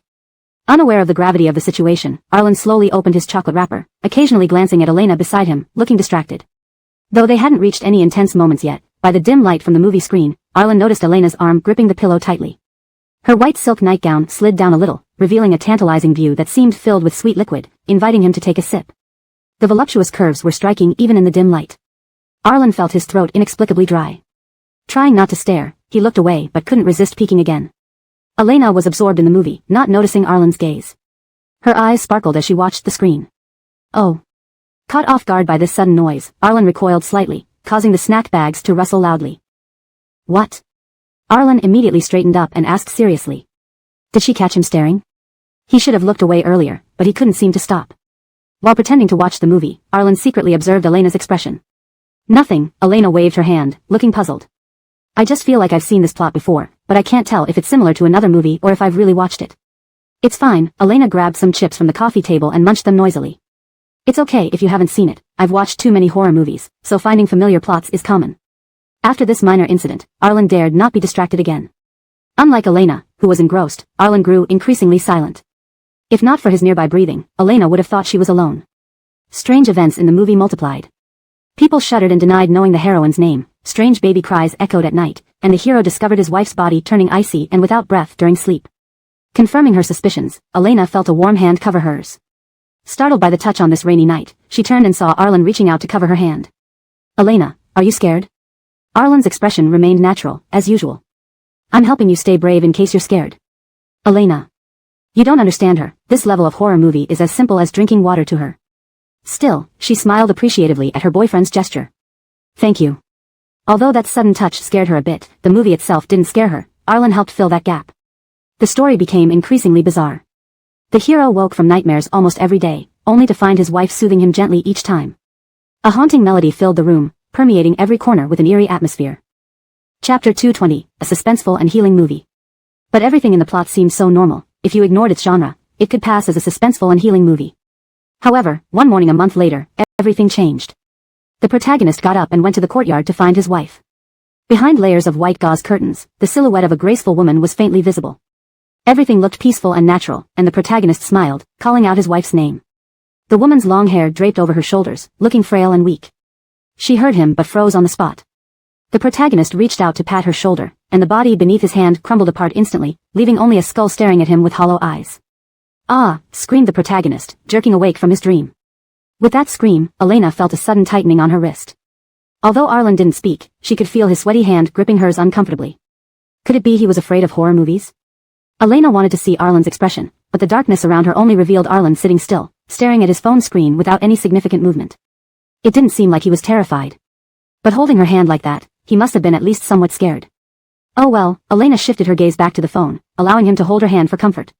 After waking up, the protagonist hurriedly checked on his wife. Realizing his beautiful, gentle wife wasn't lying beside him, panic became visibly etched on his face. He retraced his dream steps until he found himself in the backyard, which was still adorned with many white sheets. His heart pounded like a drum as he mouthed his disbelief in ghosts, though his pace gradually slowed down. A graceful figure appeared behind the sheets. The protagonist swallowed hard and called out his wife's name. The woman laughed immediately, a clear and ringing laugh echoing through the layered sheets. The man's nervous heart eased slightly, and he let out a relieved smile, about to stride forward when he felt a tap on his shoulder. Turning around, he saw a blood-covered face inches from his own, deep cuts exposing bone, and in some places, maggots wriggling. Most chilling were the empty eye sockets, staring straight at him. Amidst the rustling wind blowing the sheets, the face showed an eerie grin. Then a scream echoed throughout the courtyard. Elena thought his wife was definitely dead already, this twist had become too cliché. She turned to Arlen and asked, scared? Arlen took 2 deep breaths, blinked his eyes, and tried to maintain a calm tone. Nothing much, I think it's okay. Well, considering the dim light, Elena was fooled by his composed voice. He did seem alright. Then she felt a warm body pressing silently against her arm while snacks scattered between them onto the ground. Elena couldn't help but notice how genuinely frightened Arlen was. She suppressed a laugh, looking into his eyes without letting out the giggles building inside her. Usually, girlfriends would bury their faces into their boyfriends' chests during scary scenes, but here, it was reversed. Arlen clung to her like a spooked bird, denying fear but clinging tightly to her arm. Every time there was a terrifying scene, Elena felt Arlen's breathing stop, as if wishing he could disappear from the room. What was initially terrifying became amusing to her. She focused on the plot, keeping her lips tight to avoid bursting into laughter or saying a classic CEO line. Men, though you keep denying it, your body tells the truth. Just imagining Arlen's scared yet pathetic reaction made her want to laugh. Forget it, Arlen had enough, she wouldn't tease him further. She decided to be a great girlfriend. Indeed, she could still feel a conscience beating within her. Soon, the movie neared its end. Elena sensed Arlen's irregular breathing beside her. Both concentrated on the phone screen, not speaking during the climax. The protagonist hijacked a car and smiled with relief after passing a checkpoint, escaping from the eerie town. A new life awaited him, free from those terrifying paranormal events. Laughing aloud, the protagonist noticed a town appearing before him, unexpectedly welcome to his thirsty and hungry state. He stopped the car and stumbled towards it, unaware that what viewers saw as bustling was identical to the town he escaped from. From extreme joy, followed by shocking terror, ending in profound despair, the effort felt futile as if time had reset. Elena found the ending satisfying, preferring atmospheric horror over visual scares. Noticing Arlen hadn't spoken in a while, she asked, "How was it?" "It won several awards this year." Arlen remained silent. If the lights were on, Elena would have seen Arlen's unnatural pallor. "Arlen," she called, "were you scared?" Arlen stubbornly refused to admit it. "Not really, just thinking about the ending." "All right, as long as you're not scared." Elena nodded, patted his hand, and slowly turned her face. The phone's glow highlighted her big, somewhat frightening eyes, damp hair dripping onto Arlen's hand. Her voice drifted over eerily. "So, tell me, who am I?" Chapter 221, The Crematorium's Coffin. Elena had only meant to play a prank on Arlen, but as soon as the words left her mouth, lightning flashed outside the window, illuminating half of the room for a brief moment. Immediately after, with a crack, the lights inside the room suddenly turned on, filling the entire space with brightness. Elena saw Arlen's face turn unnaturally pale. His usually narrow, upward slanting eyes were now wide open, and his lips took on a slight bluish-white hue. He stared at Elena, seemingly having lost his ability to speak. Only then did Elena realize that she had genuinely frightened Arlen with her actions. She pointed awkwardly to the light above her bed, softly saying, "It's fine, it's all right. The power is back on, don't be scared." Arlen still stood there without speaking, his body stiff like a wooden log, frozen in place with no response. For some reason, Elena felt as if she was looking at a large cat whose fur had stood up in fright, so terrified that it couldn't even make a sound. She waved her hand in front of Arlen's face, her expression turning concerned. "Are you okay, Arlen? Don't be scared, it's just a movie. Look, the power is back on. Don't scare me like that." "I'm sorry, I didn't know you were this afraid.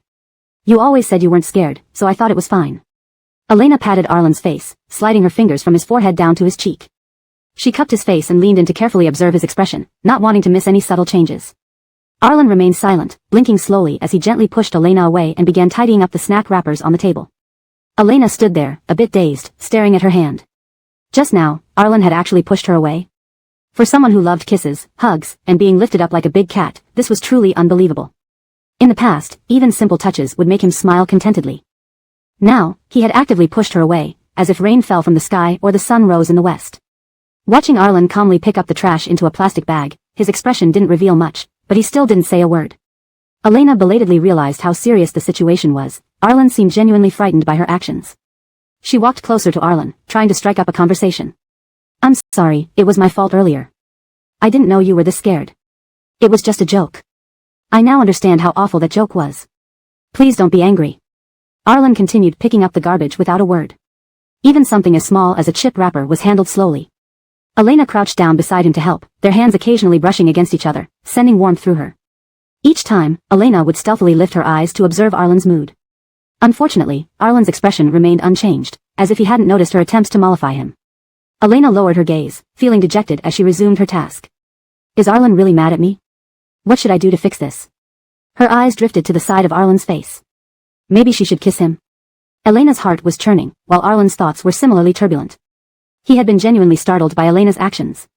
However, he quickly realized his reaction had been out of place. Because he was overly fearful of supernatural things, his response to her prank had been exaggerated. After regaining composure, a long-lasting silence settled over his mind. Had Elena seen his momentary loss of control? Would she think he was a cowardly man? Recalling the emphasis in 100 Ways to Make a Woman Fall Madly in Love with You on women preferring strong, courageous men, Arlen felt a deep sense of failure. How could he have reacted like that, potentially making Elena secretly despise him? The possibility weighed heavily on him, making the trash bag feel like it weighed 1,000 pounds. He cleaned up methodically and carried the trash out the door. Behind him, Elena hesitated.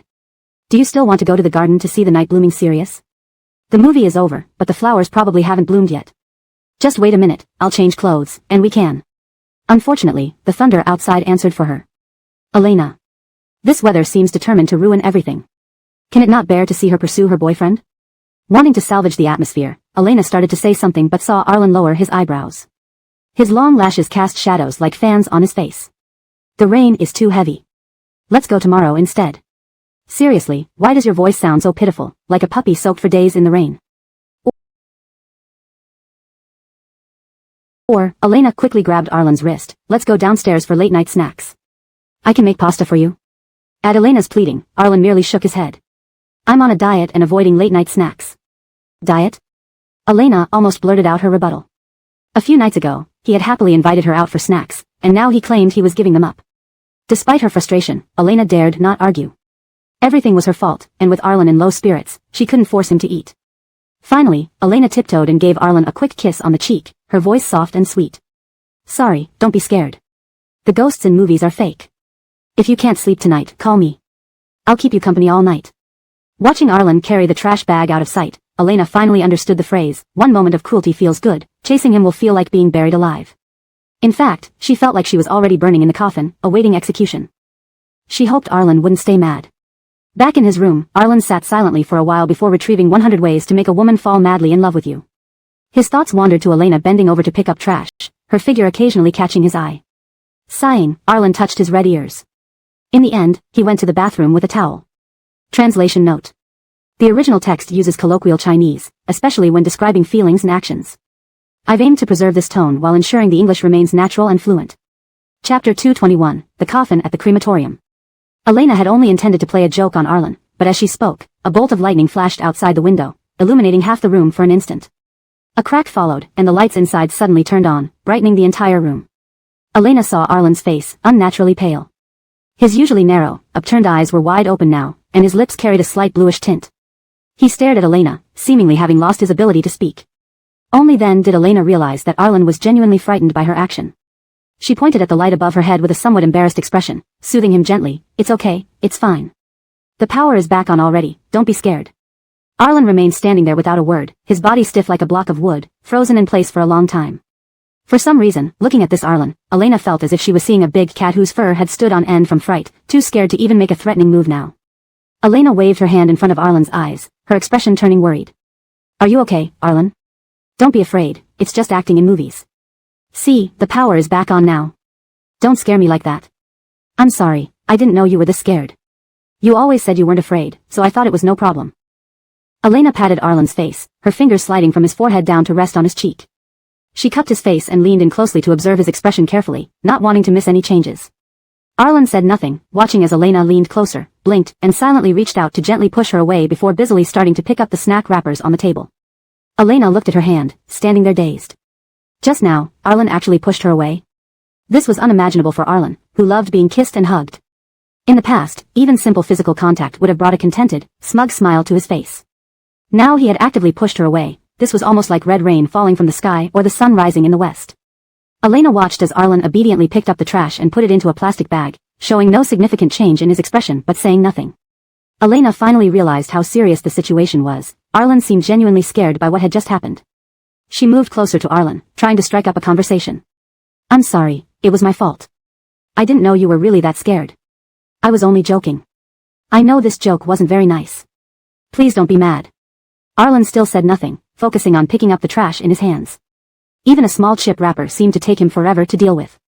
Sensing the moment, Elena squatted down to help pick up the garbage. Their hands touched from time to time, the warmth of their skin intertwining. Each time, Elena would subtly raise her eyes to observe Arlen's emotions. Unfortunately, Arlen's expression remained unchanged from start to finish, as if he hadn't noticed Elena's attempts to win him over. Elena lowered her eyes, feeling disheartened, and started working on the task at hand. Was Arlen really angry with her? What should she do to fix things? What if? Elena's gaze shifted to Arlen's side profile. Should she kiss him? Inside Elena's heart was tumultuous, and so was Arlen's. He had indeed been truly frightened by Elena's actions earlier. But soon, he regained his composure, realizing how out of sorts his reaction had been because of his fear of supernatural entities. After losing composure came a prolonged silence. Had Elena seen everything about his outburst? Would she think he was a timid, cowardly man? Recalling the book 100 Ways to Make a Woman Fall Hopelessly in Love with You, which emphasized that girls prefer men with courage rather than cowards, Arlen felt his mood drop to rock bottom. Why had he reacted that way? Now, perhaps Elena was secretly thinking poorly of him. Just thinking about this possibility made the garbage bag feel like it weighed a ton in Arlen's hand. After slowly cleaning up all the garbage, he took the trash bag and left the room. Behind him, Elena's hesitant voice echoed, "Do you still want to go to the back garden to see the night blooming Sirius? The movie has finished, but the flower should not have bloomed yet. You wait for a moment, let me change clothes, and then we can go." But her words were interrupted by the rumbling thunder outside, which answered on her behalf. Elena. Was the weather conspiring against her? Didn't it want her to chase after her boyfriend? Just as Elena was thinking of something to say to salvage the atmosphere, she saw Arlen lower his eyes, casting a shadow of dense lashes on his face like a fan. The rain is too heavy outside, let's go tomorrow. Not like that. Your tone sounds like a poor little dog soaked in the rain for 3 days and nights, you sound too pitiful. How about? Elena quickly grabbed Arlen's wrist, we go downstairs for some late-night snacks instead? I'll make Italian pasta for you, okay? Pleading as she did, Arlen simply shook his head. I've been dieting recently and have given up late-night snacks. Forget it. Elena almost instinctively retorted Arlen's words. After all, they had gone out for late-night snacks just a few days ago, yet now he was talking about giving them up. Although she thought this, Elena dared not say it aloud. Everything had happened because of her. Arlen seemed uninterested, and she couldn't force him to go eat. Finally, Elena tiptoed and slightly tilted her head to kiss Arlen's cheek, her voice low and sweet like soft syrup. I'm sorry, don't be scared. The ghosts in movies are fake. If you can't sleep tonight, you can call me. I'll stay up with you tonight. Watching Arlen disappear from her sight holding the garbage bag, looking desolate, Elena finally understood what it meant by enjoying tormenting your lover briefly but suffering intensely when chasing them afterward. Right now, she wasn't just in the crematorium, she was practically inside the blazing coffin, nearly sentencing herself to death. She hoped Arlen wouldn't be angry, Elena thought melancholically.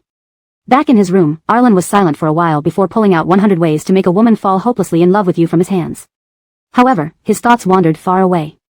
Elena bending down to pick up the trash had revealed glimpses that kept flashing before his eyes. Arlen sighed, touching his flushed ears. Finally, he took out a towel and went into the bathroom. Chapter 222, Best Friends. Elena came downstairs the next morning, looking around everywhere. Delilah, who was holding a glass of milk, nudged her with his elbow, giving her an ambiguous and sly look like a fox. Wow, what a loving young couple. Searching for Arlen so early in the morning? Elena glanced at the camera, then sighed in relief upon noticing it wasn't inside the kitchen, otherwise, everything would have been exposed. I know my limits, Delilah glanced at Elena, pointing to her collar. Look, the microphone hasn't been attached yet. You don't need to be so worried. What's going on? Delilah placed the milk on the table and patted Elena's shoulder, just as brothers would do. Did you quarrel with Arlen? Why are you so distracted this early? It's not a quarrel, Elena admitted somewhat sheepishly, speaking hesitantly. There's just something I need to clear up. Oh. Delilah drew out the word, watching Elena as if she were the most exquisite head of cabbage in the field. His tone was filled with admiration. I love watching you two communicate. All that unspoken tension makes me anxious. Why not just speak up and resolve things? Why keep them bottled up, he said indignantly, I hate these cliché melodrama scenarios. Elena. She hadn't expected that under that cool and mature appearance, Delilah was actually into sweet romance dramas. Which drama scenario? A man's voice interrupted their conversation. Elena looked up to see Daniel standing at the doorway, dressed casually. Seeing Elena looking at him, he gave a gentle smile, standing tall and composed, his eyes like ink painting. He looked courteous and refined, almost like a handsome scholar from an ancient storybook. Nothing. Teacher Shen is still having breakfast at this hour. Delilah quickly diverted the subject, not wanting to delve too much into this topic with Daniel. She could tell that Daniel was fishing for information, not about her, but about Elena beside her. Daniel noticed that Elena's bright smile vanished as soon as he entered, replaced by a lingering hint of politeness. His gaze momentarily darkened, but he quickly adjusted, offering a polite smile to Delilah, saying, I went for a morning run today, so I'm eating late. Why don't you both eat at the restaurant outside? That was obviously because they wanted to have private conversations without microphones around, but Delilah simply laughed awkwardly. We've already taken our food. Teacher Shen can pick up his here while we eat outside. Teacher Shen, goodbye. Seeing that Elena had no desire to converse with Daniel, Delilah decided to end this awkward situation before digging herself into an uncomfortable hole. After all, it was cruel for Daniel to keep waiting for Elena's response. Teacher Shen, goodbye. Elena swallowed her sandwich forcefully and left the kitchen with Delilah. Watching Elena's relaxed silhouette disappear, Daniel stood there silently. From the moment he started chatting with her until she left, the only thing she said to him was, Teacher Shen, goodbye. It seemed that even the ham sandwich in her hand was more appealing to her than he was. Daniel considered himself not overly conceited and didn't demand that everyone like him. Yet, he reflected, with a cold expression. Elena seemed unusually distant toward him. He wasn't delusional, he could clearly perceive her avoidance. Because he cared deeply, he felt it keenly. He couldn't understand why Elena once admired him but now preferred to act as if they were strangers. The change was too extreme. He hadn't even enjoyed her adoration when she shifted to being aloof and indifferent towards him. Even if Elena and Arlen really. Recalling seeing the two embracing yesterday, Daniel frowned, a cold glint flashing in his eyes. If they really were together, it shouldn't have resulted in her treating him with such caution and distance. While Elena was contemplating how to make Arlen calm down, she caught Delilah's thoughtful gaze, which was fixed on her, silent but brimming with unspoken words. What? Elena put down her sandwich. Luo, is there something you want to say? No, Delilah's gaze flickered, and she turned to bite her sandwich, mumbling indistinctly. Nothing. Her expression clearly implied otherwise. Just as Elena thought of pressing further, she saw Arlen yawning and coming down the stairs. After reflecting on last night, Elena decided to soothe Arlen, who was rendered speechless by her actions. Looking at Delilah seriously, she said, Luo, if you have anything to say, please do. I will answer whatever you have to ask. I'll go find Arlen first. If you decide to tell me, I'm always ready.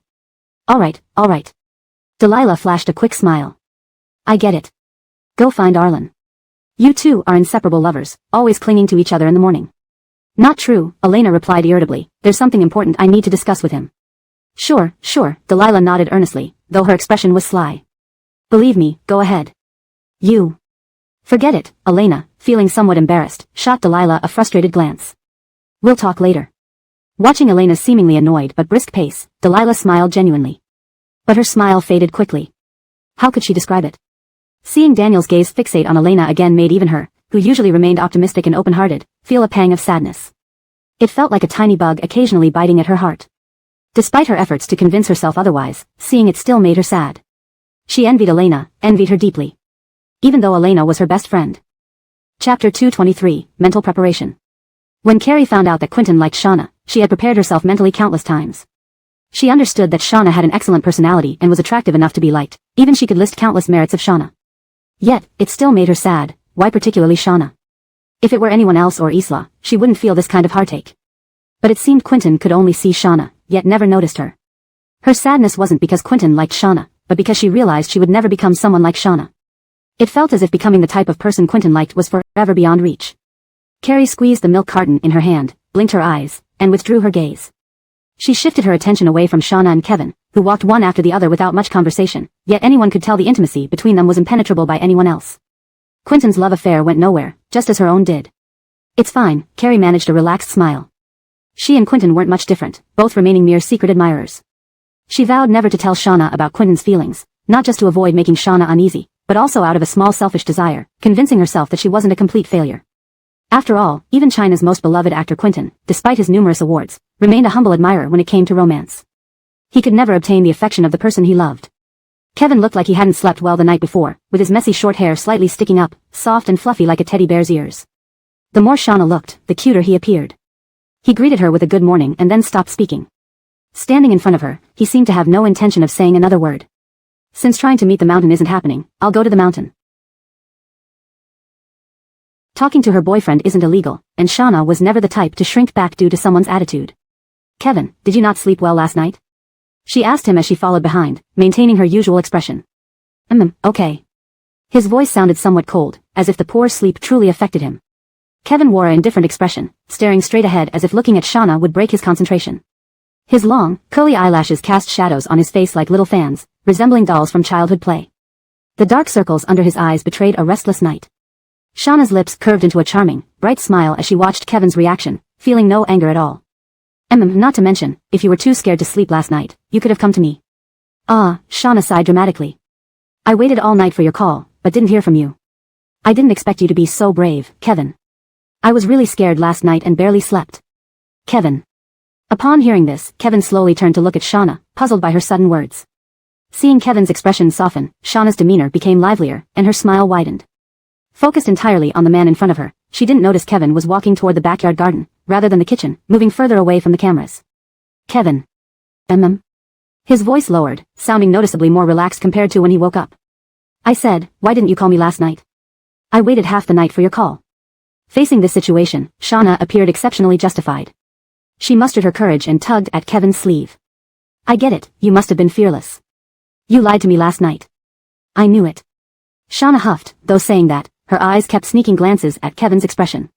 Seeing the helpless smile on Kevin's lips, she pretended to pout as if genuinely sulking. All night, I worried about you and couldn't sleep. Now it seems I was just being foolish. So, Kevin noted her sly smile and asked seriously, were you unable to sleep last night because of a horror movie, or because you didn't get my call? Kevin stopped and turned to look at her under the sunny morning sky. This reason. He drew out the word, seems hardly believable. Realizing the inconsistency in her statement, Shauna didn't admit it. After all her preparation would be wasted otherwise. Leveraging her acting experience, she improvised immediately, raising her head and declaring boldly, both reasons apply. Can't I be scared by the horror movie and wait for your call at the same time?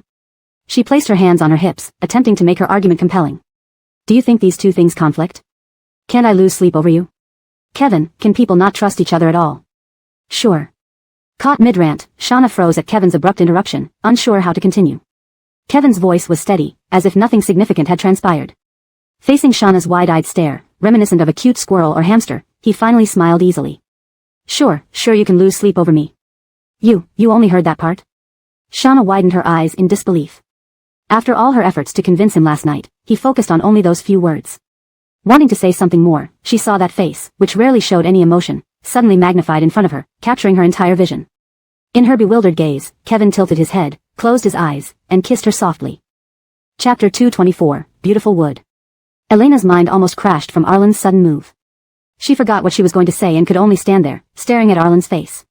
His breath clearly brushed against her cheeks like a breeze but felt different from all the breezes she had encountered before. Elena felt her ears instantly turn red. She sensed the warmth lingering on her lips, along with the thick, long lashes of Arlen that closed delicately over his eyes, like butterfly wings resting on his lower eyelids, almost touching her own eyes. His eyelids trembled slightly with emotions, causing the lashes to flutter nervously. Only then did Elena belatedly realize what was happening. She stood there, not daring to make any moves, like a beautiful wooden statue, hearing nothing but her own heartbeats, which seemed audible even from hundreds of meters away. Her hands stiffened by her sides and were gently lifted by Arlen, placing them on the hem of his shirt. Perhaps Arlen wanted her to hug him or hook his waist, but the moment her hands touched Arlen's clothes, they tightly clung to the hem as if holding onto an unsteady piece of driftwood. Yet, this situation was entirely created by him. Arlen's kiss was light and quick, like a feather brushing past, but its presence was intensely felt. Elena soon felt her lips burning hotly, and she instinctively touched them while looking at Arlen. Observing the scene in the small garden behind, Elena gradually realized Arlen had intended to bring her here all along. It was clearly a premeditated plan, and she foolishly followed him out without a second thought. She was indeed silly, so focused on calming Arlen down that she ended up walking into a tiger's mouth. The morning sun was gentle and warm, but Elena stood there unsure of what to say, lowering her head once she came to her senses. She saw her hand tightly clutching the hem of Arlen's white t-shirt, wrinkled from the force of her grip. Elena retracted her hand as if scalded, placing it back by her side. Arlen remained silent and an awkward, shy atmosphere settled between them. You. Elena heard Arlen clear his throat as his voice came from above her. Elena tensed up. Didn't you keep your eyes closed just now? Elena was speechless for a moment. You noticed such things at that moment? She thought Arlen hadn't seen anything because he had his eyes closed. Coleman, are you paying attention to something strange? Does it matter to you whether she closed her eyes during the kiss? Elena pretended to be calm, turning her head away and trying to keep her voice normal. Yeah, so what? Don't be afraid, Elena, this is perfectly normal, just happening unexpectedly. Arlen's voice drifted over. I just thought you were distracted. Elena couldn't help but respond sarcastically. How could she not be distracted with such a sudden attack? There was no warning, just a sudden kiss. How could she have predicted it? Her heartbeat, which had raced moments ago, suddenly felt distant. You didn't. Before she could finish, Arlen interrupted, pulling Elena's hand toward the villa from the backyard. Let's go, I'm hungry, and I want breakfast. His speed betrayed some hidden emotion, yet his expression remained composed. Elena, led by Arlen, looked at his profile, her gaze shifting from his face to his neck. He wore a loose white t-shirt, revealing delicate collarbones. Thanks to his indoor work as a programmer, his skin displayed a beautiful pale complexion, not pallid from lack of sunlight but naturally fair. From Elena's view, even his pores seemed invisible. But what caught Elena's attention was the red mark on Arlen's neck. The redness extended wide, even reaching his ears. Elena's nervous and confused feelings suddenly eased as she turned and held Arlen's hand firmly, smiling at him despite his surprised look. Let's go eat. The tuna sandwich this morning was pretty good. Arlen looked so calm, yet he must have been just as nervous, evident by the redness spreading over his neck. Recalling his words, Elena forgave him in her heart. After all, if he was already this nervous, she shouldn't add more pressure. Arlen didn't speak until they were almost in the living room, his voice low but clear to Elena. Don't worry, my cold got better yesterday. Then, he released Elena's hand and walked toward the camera alone. Elena stood still for a moment, then understood Arlen's meaning. He was better, so he could kiss her today. Recalling how Arlen diligently took medicine and carefully calculated when he could kiss her, Elena found him incredibly adorable. Some people appeared serious but secretly planned these kinds of things. Suppressing the corners of her mouth, Elena hurried to catch up with Arlen after he had taken a few steps. Her tone was light and lively, filled with evident joy. Arlen, you're going to eat? I'll join you. Can you get me a tuna sandwich? For some reason, I feel Elena seems really happy today. Seeing my favorite couple interact so closely this early in the morning, who can understand this joy? They are having breakfast together, which might as well be their post-marriage breakfast. Don't stop me, I'm totally hooked. If viewed from that angle earlier, shouldn't they have met outside? Delilah lazily ate her avocado sandwich while sipping milk, casually scrolling through trending news on her phone. Then she saw Elena and Arlen enter the kitchen one after another. Seeing Elena's smile, Delilah silently deduced that the issue was resolved. Elena must be happy for that. And Arlen also seemed quite pleased. How wonderful. Watching Elena chatter following Arlen, one looking down, the other looking up, their eyes locking occasionally, creating sparks between them. A loving couple falling in love right before her eyes. Hashtag chapter 225, staff. As Elena returned to her room after finishing her meal, she received a message from the production team. Her cameraman, with an excited expression, handed her an invitation letter. Teacher Elena, Teacher Daniel has invited you for lunch. Elena froze as she took the envelope, looking at the elegantly printed piece of paper without speaking, though her movements to open it became noticeably quicker. How could it be her? It should be the lead actress, Marnie. Did the production team mix up their names? The invitation clearly bore her name, and Elena pulled out the card with her name on it, turning to the staff member. She frowned, clearly finding the situation hard to believe. Are you sure you didn't deliver this to the wrong person? Of course not. Everyone saw Teacher Daniel put your name in the envelope, the cameraman replied, assuming from Elena's expression that she was flattered but nervous. He smiled and reassured her in a light-hearted tone. Miss Elena, don't belittle yourself. There must be a reason why Sylvester chose you. Have some confidence. If she had any confidence, she wouldn't have asked this question. Now she felt like the male lead must have had a brain malfunction last night, leading to such a perplexing move today. The cameraman couldn't understand Elena's confusion. Daniel was young, handsome, highly competent, and polite, virtually the dream man for every woman in China. Even though they were just behind-the-scenes staff, they noticed that most of the female guests on the show liked Daniel. Even the notoriously difficult Kristen agreed to the show's invitation the moment she heard Daniel's name. Why did Elena look so troubled upon receiving Daniel's invitation? It was as if she held not a celebrity's invitation but a time bomb. Aren't you surprised? Daniel chose Elena as his date? I remember his fans berating Elena mercilessly back then. Hot search topics were all about criticizing her. When did you watch the show? You only watched the first episode and this one? You deserve to rewatch all episodes. Honestly, Daniel's fans must be grinding their teeth. The woman they disliked back then is now being invited by their idol for a meal and even a date, using props. As devoted fans, we always prioritize our brother's happiness. Whoever he likes, we support. We just want him to be happy. Oh, I remember you didn't say that before. You said Elena wasn't good enough for Daniel. Should I send you screenshots from back then? Entertainment circle face flip supreme. No need to mention names, everyone knows who's who. Today's activity was scheduled for the afternoon, giving Elena the morning to prepare. She wasn't sure whether to commend the production team for their dedication to Daniel or criticize them for overestimating his charm by making such an elaborate invitation. It certainly looked official. Unfortunately, Elena slipped into her room, closing the door between the camera and the audience. She glanced at the invitation again. She already had a boyfriend. How disappointing to disappoint their intentions. Her main task for the day was to memorize her lines, but before that, she needed to inform Arlen about this matter. Though he trusted her, she still felt obligated to tell her boyfriend that she would be having lunch with a man today. Telling you some bad news, I can't have lunch with you today, crying. She sent a crying kitten sticker from her collection. Arlen, ? I don't know why, but Daniel put my name on his invitation. It's ridiculous. But no worries, it's just a meal, definitely not a date. Please don't worry, Teacher Art. Elena casually tossed the invitation onto her nightstand. Arlen hesitated before replying. While Elena remained oblivious, Arlen knew why Daniel did this. Daniel liked Elena, although his actions weren't obvious before, they were now unmistakable. But Elena hadn't considered this possibility. Arlen wasn't foolish, pointing it out would only give him more competition without benefit. So, he replied sincerely, alright, let's have dinner together. Okay. Thinking it was too brief, Elena added 2 kisses at the end. Arlen responded after a while, 2 kisses, noted. Accounting kitten.jpg. Elena chuckled at the picture of the kitten diligently writing in a ledger. She imagined it reflected Arlen's true thoughts.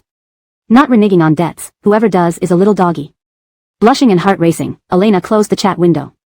She absolutely wasn't flirting with her boyfriend, absolutely not. Noticing a red dot in her WeChat contacts, she clicked in, expecting a staff member. Instead, she saw Gainer's profile photo. His request was simple, Gainer, approve please. Seriously, who did he think he was? Adding her like he was entitled. Did words like please or trouble escape his vocabulary? Considering potential work-related matters, Elena reluctantly accepted the friend request, vowing to delete him after the show finished. Just as she started reviewing her lines, her phone screen lit up. Message from Arlen? Opening her phone, she saw a message from Gainer. Are you coming to shoot on Monday?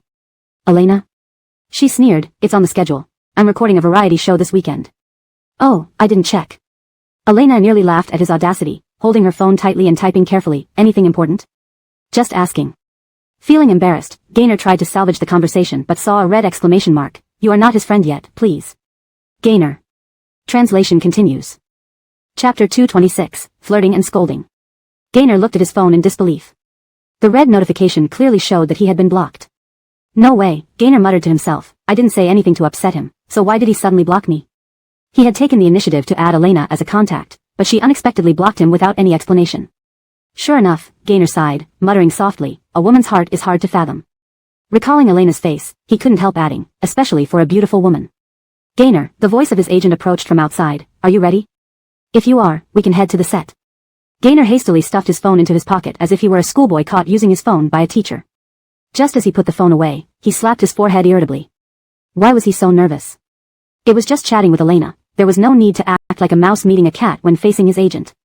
The agent saw Gaynor slapping his own head as he entered and hesitated for a moment before stepping back inside, teasingly saying, What's wrong?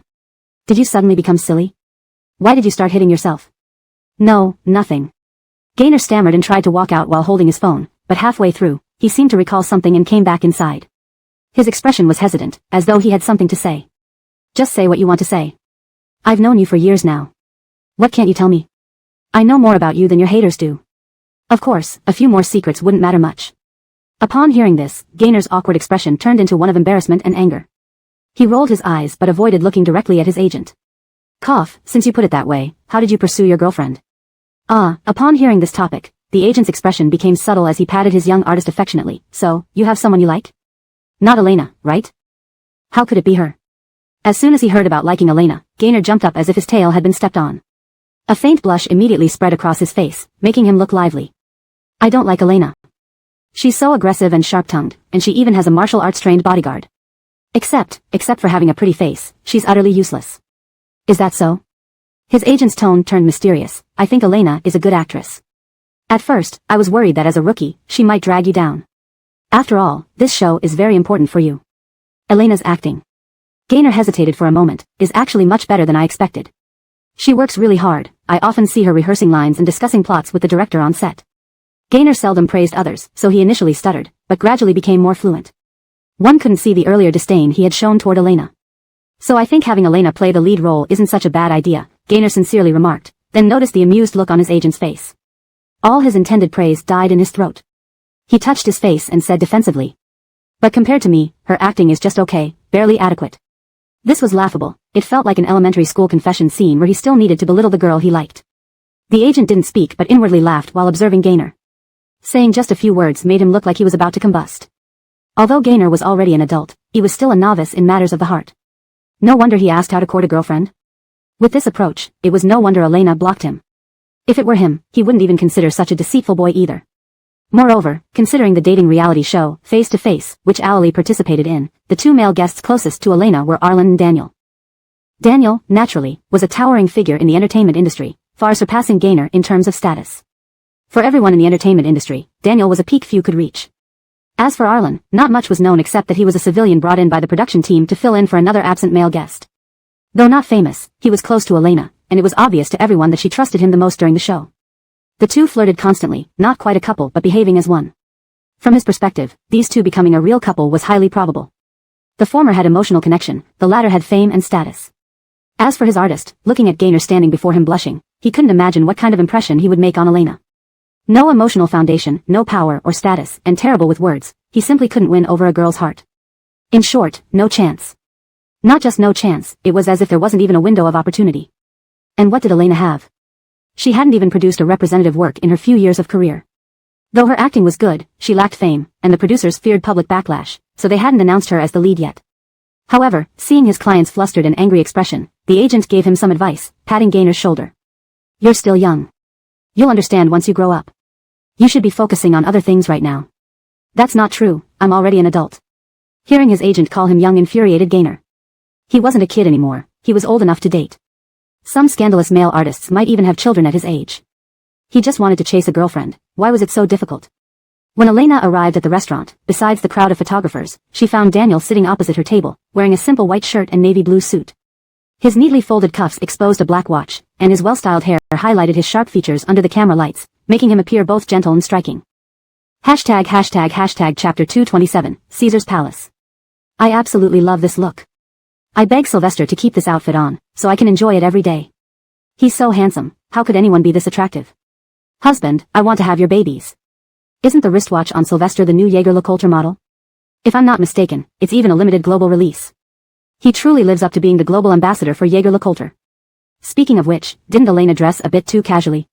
While there were no specific dining etiquette requirements, she still shouldn't have come in short sleeves, shorts, and white sneakers, right? As the female lead arrived, everyone's attention shifted to Elena, who had just entered the room. Even the camera crew deliberately turned the lens toward her. Contrary to expectations, she wasn't dressed in a cocktail dress with high heels and heavy makeup. She hadn't even changed her clothes. Elena was still wearing the same outfit she had on that morning when she went for breakfast.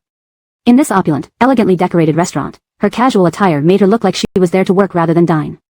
Come on, big sis, this is Caesar's Palace. Do you know how much it costs to eat here? It's practically charged by the minute. Some people are really full of themselves, even more arrogant than Daniel. Daniel is already here, yet she's fashionably late, making everyone wait for her. How embarrassing. If I recall correctly, the meeting time was set for 11:40 a.m. Ultimately, Daniel arrived early, and Elena coming 10 minutes before isn't impolite at all. Girl, don't bother explaining to them. They're Daniel's fans, who are annoyed by Elena and trying to be sarcastic. Exactly, why is an 18-line actress like Elena acting so important in front of Daniel? It's an honor for her that Daniel invited her. She dresses so casually, did she not check the invitation to see what Caesar's Palace is like? You fans are hilarious. Just because Daniel invites someone, they have to go. What if Elena simply didn't want to come? Do you really think your idol is such a hotshot that everyone wants to bask in their glory? I'm just a passerby, but I feel Elena's behavior is indeed somewhat impolite. For a date, one should at least dress formally. When the waiter let Elena in, she was almost taken aback by the lavish interior of the private room. She had no idea about Caesar's Palace. Her financial situation had only recently improved slightly, allowing her to start saving money. Recently, she had been busy with acting, even squeezing out time for meals with Arlen. Knowing her preferences, Arlen would take her to street food stalls and night markets for barbecue. Initially, she thought this lunch was supposed to be a simple meal together as arranged by the show producers. Never did she expect the producers to splurge and book a place that looked so extravagant. However, following the tall, handsome male waiter's guidance, Elena sat across from Daniel. Since she harbored no feelings for Daniel, there was no need for her to dress up for him. If she were perceived as dressing nicely to flirt with Daniel, it could lead to misunderstandings. Dressed simply, it was clear she had no interest in Daniel. With that thought, Elena felt reassured. She glanced at the neatly arranged cutlery before her, speaking naturally and confidently, "Teacher Daniel, thank you for waiting." "No problem, I haven't been waiting long." "Waiting for a beautiful lady is what a gentleman should do," Daniel replied calmly. Daniel had no specific dress code requirements for Elena. He found her relaxed demeanor amusing. Most people would panic or feel uncomfortable upon realizing their attire clashed with the setting, but Elena remained remarkably calm, seemingly indifferent to the mismatch. This Elena seemed completely different from the one who fainted in front of him during the show. At the time, he coldly observed her, assuming she was just another fake fan trying to use his fame to gain attention. However, after waking up, Elena had grabbed her chocolate, kicked off her heels, and dashed upstairs, clearly avoiding any further contact with him. That was probably the most intense expression she ever showed in his presence. Recalling their first encounter, Daniel smiled, wondering why he hadn't noticed how interesting she was back then. He had wasted so much time. Thinking of her unabashed intimacy with Arlen, Daniel's smile froze. He watched Elena talking to a staff member across from him, unfolding his napkin as usual. Perhaps it wasn't too late for him. During the appetizer course, Elena remained silent. Daniel started a casual conversation, asking, "Do you like French cuisine? This restaurant's French dishes are quite good. I'm a member here, so if you'd like to come again, you can use my name."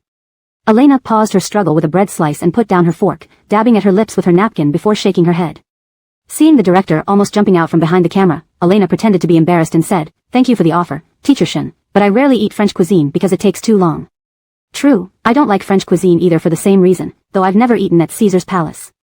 Elena is such a country bumpkin. Does she even know what Caesar's Palace means?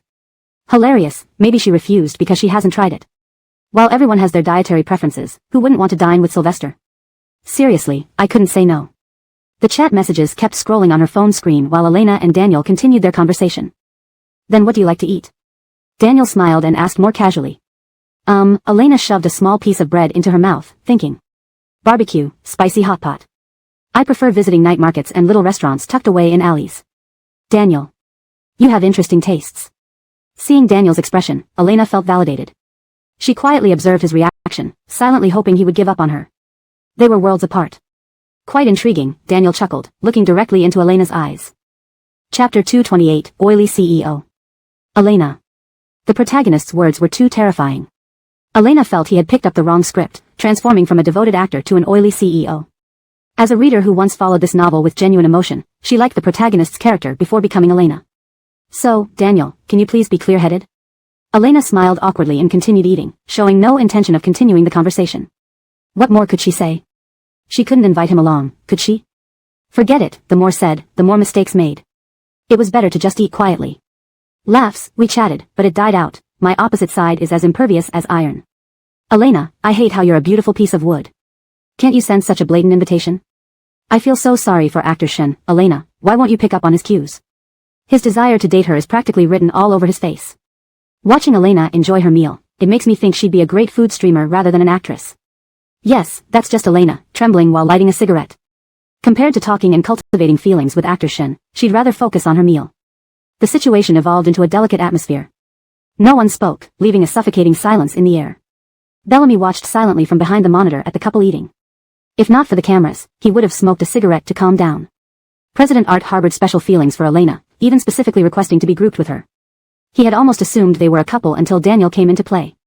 He still remembered the moment Daniel arrived at his office, placing the invitation letter on his phone. Opening it eagerly, he had already imagined countless headlines for this date.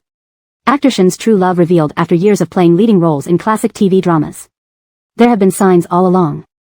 Daniel's personally chosen dating partner alone could send the program's rating soaring. After all, who wouldn't want to know who Daniel liked? Actor Shen, it's quite embarrassing to have you personally deliver it. Just say the word, and I'll come down to get it. Bellamy received the paper respectfully, inviting Daniel to sit on the sofa and offering to make tea. No need, Bellamy. I just came up to drop this off. Yes, understood. Actor Shen, rest assured. Our face-to-face love program team will plan a memorable experience for you. Bellamy, patting his chest with forced smiles, flipped open the paper to see who the lucky female guest was. Seeing Elena's name, he rubbed his eyes hard, confirming it was indeed her.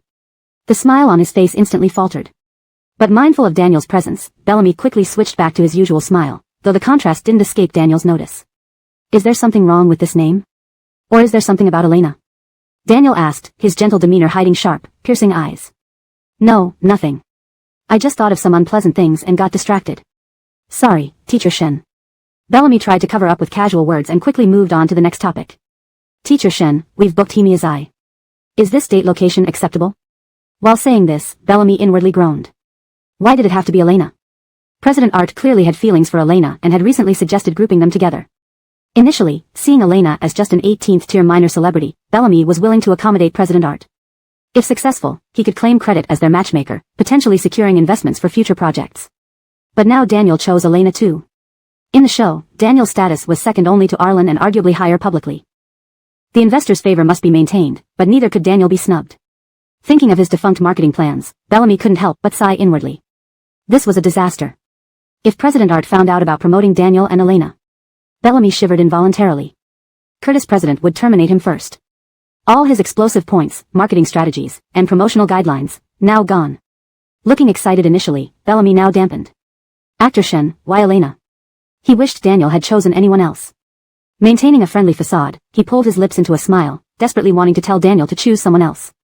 I think Himiyazai is fine, but the owner of Caesar Palace is a good friend of mine. I've already agreed to dine there with him. Daniel's tone was composed. His gaze met Bellamy's. Clearly, he disliked Himiyazai's low-class ambience and preferred the upscale Caesar Palace. Knowing the extravagant costs involved, Bellamy winced. A visit there would definitely break the budget. Seemingly reading Bellamy's mind, Daniel replied calmly, no problem. I'll cover the expenses myself. It's my date, so please don't decline. But how can we let the guests pay? Bellamy ran his hand through his hair, uncomfortable but not insisting on the production paying. Daniel smiled, unmasking the truth. I always entertain lavishly, especially important guests like this. It's over. Seeing Daniel's determined look, Bellamy mourned internally. How did these two suddenly become rivals? Arlen's hidden identity as an investor must remain secret, and Daniel was a major figure brought in by the company. Any slight disturbance would ripple through the entertainment industry. He couldn't offend either, making him the stuck-in-the-middle sandwich. Why did their romance make him, a nearly bald middle-aged man, suffer? Translation note, names are converted directly into pinyin for English usage. Chapter 229, Hot Topic. Bellamy, should we say something or play some small games to liven up the atmosphere? Just sitting here quietly eating isn't a long-term solution. If we wait any longer, all the live stream viewers will leave. Besides, Daniel choosing to dine with Elena is such explosive news. If we don't take advantage of this hotspot, someone else will. A young member of the production crew leaned over and whispered suggestions in his ear, which earned him a fierce glare from Bellamy. More small games? If President Art found out they were helping Elena and Daniel get closer, their entire crew would lose their jobs. Offending Daniel was one thing, but truly offending President Art could make President Curtis demand the whole team as recompense. Daniel is indeed remarkable, but unfortunately, his boss is Arlen. He thought his current job was great, and he wanted to stay at Xinghang until retirement, with no thoughts of changing jobs. You don't need to worry about that. Just sit there quietly and watch. Don't concern yourself with things that aren't yours. Bellamy shot him a glance, warning him sternly in a low tone. His gaze swept around. None of you are to cause any more trouble. After dinner, take the equipment back. But, Bellamy. A timid voice came from the corner. Are we still buying trending topics for Emperor Actor Shen? Bullshit. No one's allowed to buy any. If you want to die, don't drag me down with you. Bellamy fiddled with his sparse hair, his voice becoming irritable. Everyone could ride this hot topic except them. Even though they were the organizers of the show, they couldn't benefit from it at all. Wasn't he eager for it either? Didn't he wish for his program to be more popular? But now wasn't the time. Elena had turned out to be a dangerous beauty. When he saw her fainting in front of Daniel, he nearly stopped breathing, sensing that this girl wouldn't be easy to handle. Surprisingly, after she fainted, she became much calmer. The stark contrast between her before and after behavior brought a lot of buzz to the show. Many times, it was Elena who made it to the trending list on her own, benefiting the show. When he thought Elena would remain calm henceforth, she turned into an object of contention between President Art and Emperor Actor Shen, once again becoming the most unstable element in the show. Elena, truly his nemesis, clashing with him relentlessly. He must have been out of his mind when he hired Elena. Although he felt this way, Bellamy didn't dare speak a word. Knowing how far President Art could go, Elena might really become Mrs. Billy. Then even his superior, Mr. Curtis, would have to call Elena Big Sister. At dinners, he'd probably not even be able to sit at the main table. How could he afford to look down on Elena? He couldn't scold her, nor could he complain. He had to treat her like a revered queen mother. Bellamy felt like smoking another cigarette to calm himself down. The meal soon progressed to the dessert course. While estimating how much longer she had until she could clock off, Elena secretly sent messages to Arlen. Have you had lunch yet? If not, I can join you for a meal when I get back. The French cuisine is so slow. They only serve a little bit each time, leaving me barely half full. As she secretly typed away, Daniel, sitting opposite her, stood up and walked towards Bellamy. This startled Elena into quickly turning off her phone screen. Oh my god, Emperor Actor Shen is walking towards me. I feel like I'm going to faint from happiness.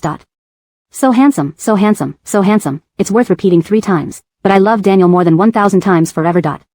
Such a boring live stream, I feel like sleeping. How can these two be so boring, not saying a single word? Are you two really on a date? I feel their vibes aren't quite right. Daniel, choose Marnie instead. I like the two of you together, you both look so compatible. Am I the only one feeling this way? Before, I thought Daniel and Marnie matched perfectly, but now I don't feel it at all. It feels like their love has soured. Seeing Daniel approach, Bellamy immediately perked up, ready to respond. Daniel was also a big figure in the production, someone they couldn't offend. Everyone, thank you for your hard work this afternoon. Daniel greeted Bellamy and the few assistant directors behind him warmly, exuding a dignified and gentle demeanor, his every move carrying a subtle pride and grace. Not at all, not at all. Bellamy instantly stood up to talk with Daniel. How could he dare say it was tiring? He could only strive to patch things up, trying to salvage his teetering, chaotic production. Bellamy, please don't be too formal. Daniel's smile grew casual. I see everyone has finished recording. I've already had assistants reserve private rooms for you all to enjoy meals. I hope you try the dishes here and tell me if they are authentic. I've heard you are quite knowledgeable about food and can offer advice to my friend. Though Daniel looked aloof and noble, he spoke eloquently without hesitation, flattering where necessary, never exhibiting the airs of an emperor actor. Unlike those behind him who were thrilled by Daniel's praise and the opportunity to dine in the palace, Bellamy's heart rang an alarm bell. Daniel's intention was clearly to get them to leave and give him and Elena some space. Inviting them to eat was just a ruse. His real aim was to be alone with Elena. No problem, we can go back to eat. Bellamy smiled and waved, politely declining. How can we let Emperor Actor Shen spend so much? It's nothing. Daniel squinted his eyes, glancing at Elena playing with her phone, then nonchalantly said, everything's been arranged. Just go and enjoy your meal. Don't you trust me not to do anything inappropriate to Elena? His tone held amusement, but his eyes were cold as ice. Where, then we respectfully accept. Receiving Daniel's look, Bellamy immediately changed his mind about holding his ground. President Art is like a father, another unoffendable deity. They would go eat for 10 minutes and return. Elena should be fine. Based on his understanding of Daniel, he wouldn't force Elena to do anything against her will. Bellamy gestured, and his staff eagerly left. Free dining at Caesar Palace, Emperor actor Shen was indeed generous. As the crew members departed one by one, only Elena and Daniel remained in the room.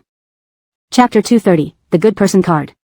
Elena was having her meal when she saw the staff members, who were originally seated in the corner, rush out the door like a flock of geese chasing one another, as if being a few seconds late would mean they wouldn't get any food. Elena.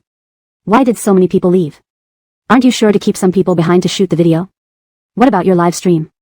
There are still so many viewers waiting to watch. How did this live stream suddenly turn into a self-service live stream? Although all the staff had left, Elena didn't suspect anything bad would happen. She didn't even suspect Daniel, who sat across from her. Though Elena had been trying to avoid Daniel and Marnie, not wanting to have any dealings with them. Based on her recent observations, Daniel seemed quite nice. He was exactly as he was portrayed in the book, upright and gentlemanly. The book consistently described Daniel as noble and gentle, kind to everyone, even the newcomers. No one in the entertainment circle who had worked with him had anything bad to say about him.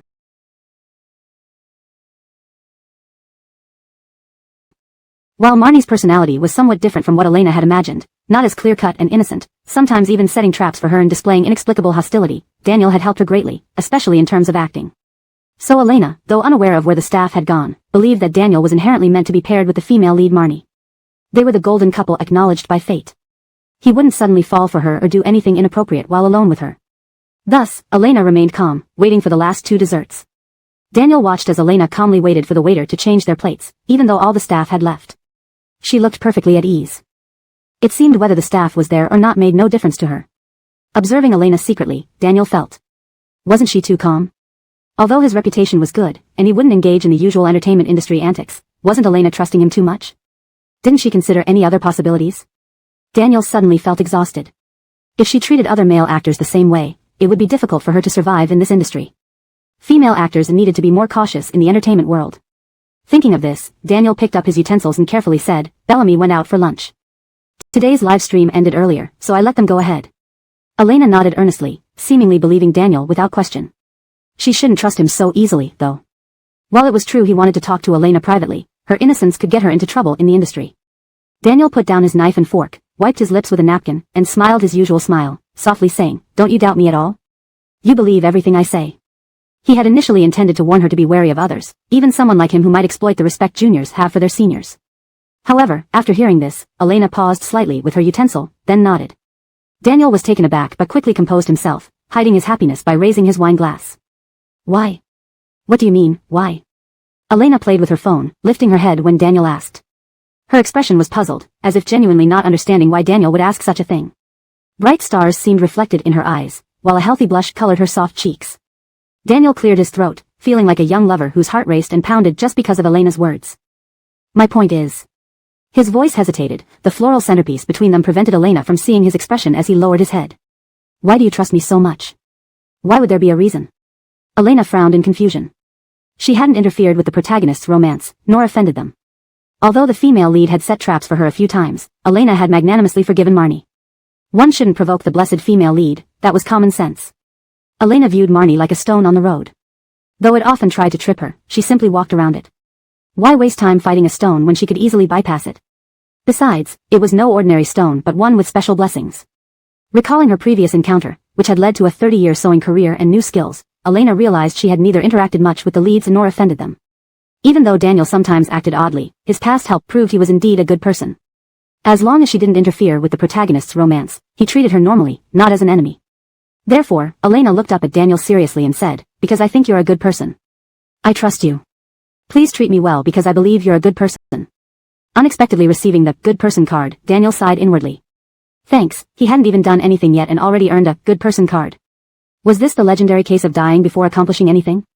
Remembering the implications of the good person card, Daniel lowered his gaze and looked at the flowers on the table. Even if I am a good person, you should still be cautious around other male actors.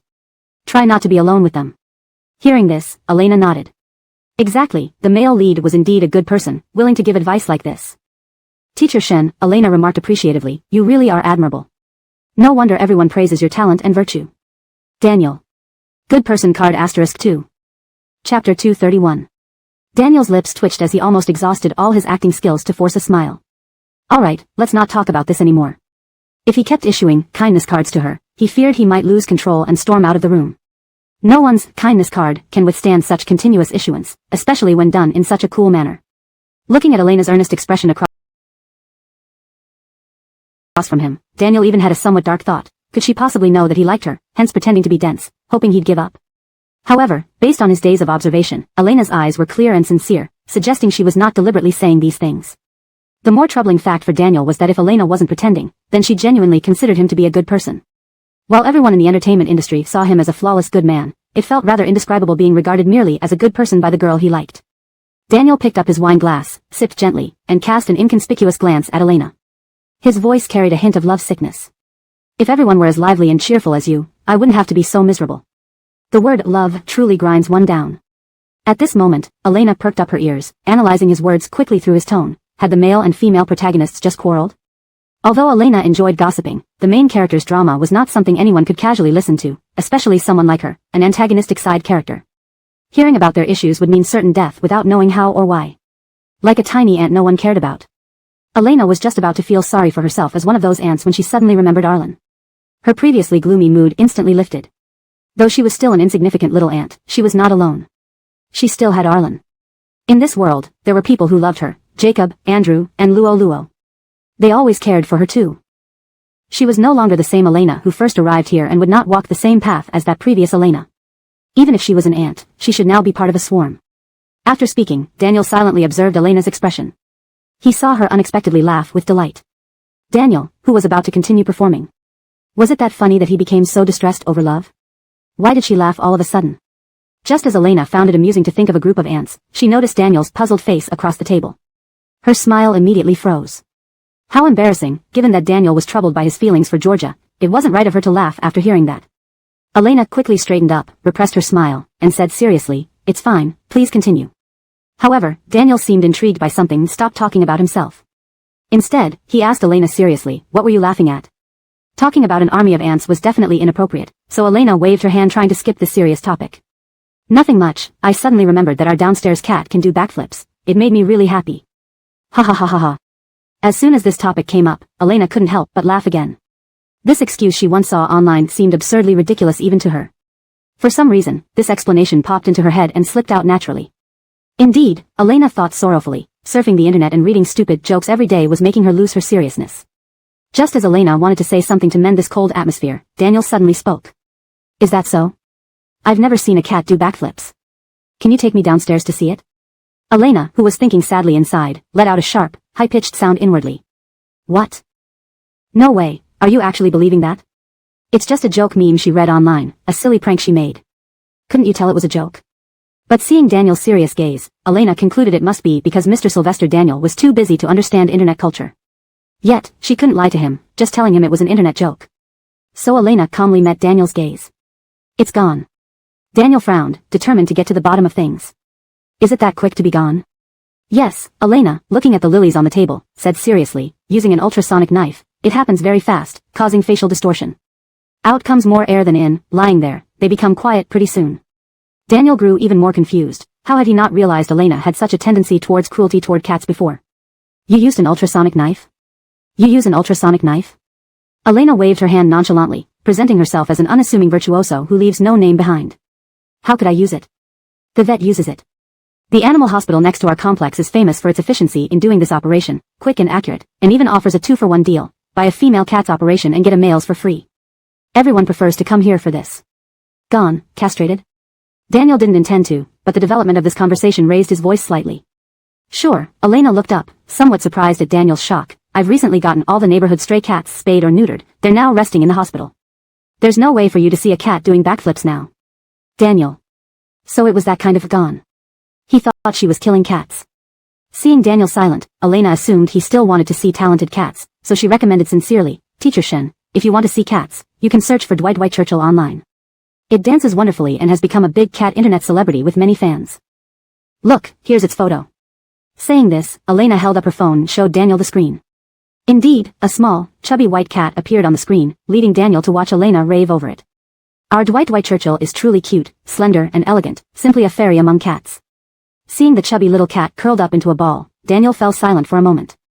Slender and elegant? Where do you see it? Isn't it just a ball? But Daniel quickly realized he had been sidetracked by Elena. They were supposed to be discussing his situation, but somehow the conversation shifted to cats. Chapter 232, A Cat's Affinity. Watching Elena chatter endlessly about the white and chubby kitten to him, Daniel did not interrupt her but merely gazed silently. When she paused, he asked earnestly, "You really like kittens?" Elena nodded somewhat bashfully. "I enjoy playing with kittens, but I don't seem to have much of an affinity for animals. Most of them won't come close to me." Daniel, who knew Elena had spayed all the cats downstairs, remained silent for a moment. This lack of affinity couldn't be blamed on others.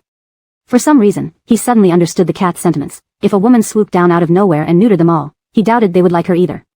Despite this thought, Daniel couldn't help but stifle a laugh. He sipped his wine while observing Elena's expression.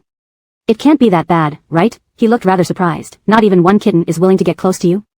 Discussing this made Elena even more depressed. She lay face down on the table, complaining miserably. "Well, there are some. Like those dead mice and dead birds frequently found at my doorstep. Sometimes when the cats run slowly, I catch glimpses of their plump figures hiding in the bushes. Those stinky little beasts."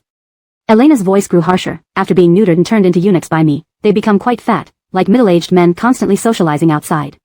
I know some cats gain weight after being neutered, but it's happening too quickly. They look like balloons inflated as cats." Daniel was silent for a moment. Internally, he mused that Elena's vision wasn't entirely lost. He initially thought she might have lost basic judgment and would call any cat slender. As Elena spoke, she noticed Daniel had stopped abruptly, looking at her contemplatively with a faint, bitter smile. He seemed burdened with unspoken issues. He appeared detached yet cold. Elena remembered how Daniel wanted to discuss something between him and the female lead earlier, and to avoid it, she started chatting about the cats downstairs. But now, Daniel genuinely seemed disheartened. The argument with Marnie must have affected him greatly. Though Elena hadn't argued with Arlen, any rare moments of cold war between them had been resolved swiftly. If she put herself in Daniel's shoes, if Arlen went into a prolonged cold war after arguing, Elena felt her heart would ache intensely, as if submerged underwater.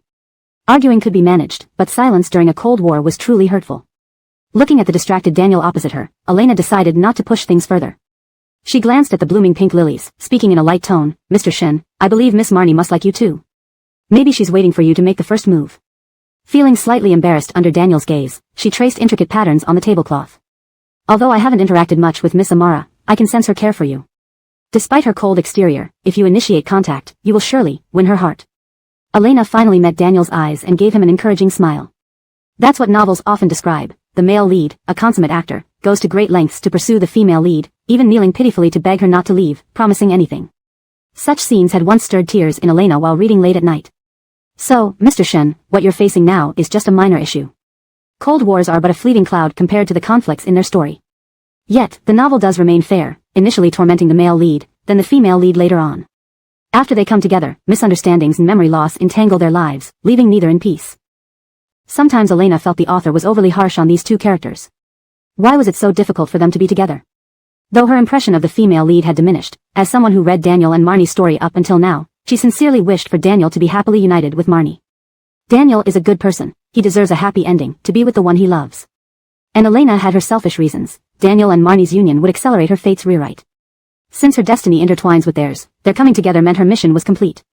Thinking this, Elena's tone became more sincere. "Mr. Shen, trust me, Miss Amara must be waiting for your response. She likes you, and I can feel it." Daniel, who was caressing his wine glass, paused. His gaze scanned Elena's delicate and graceful face intently.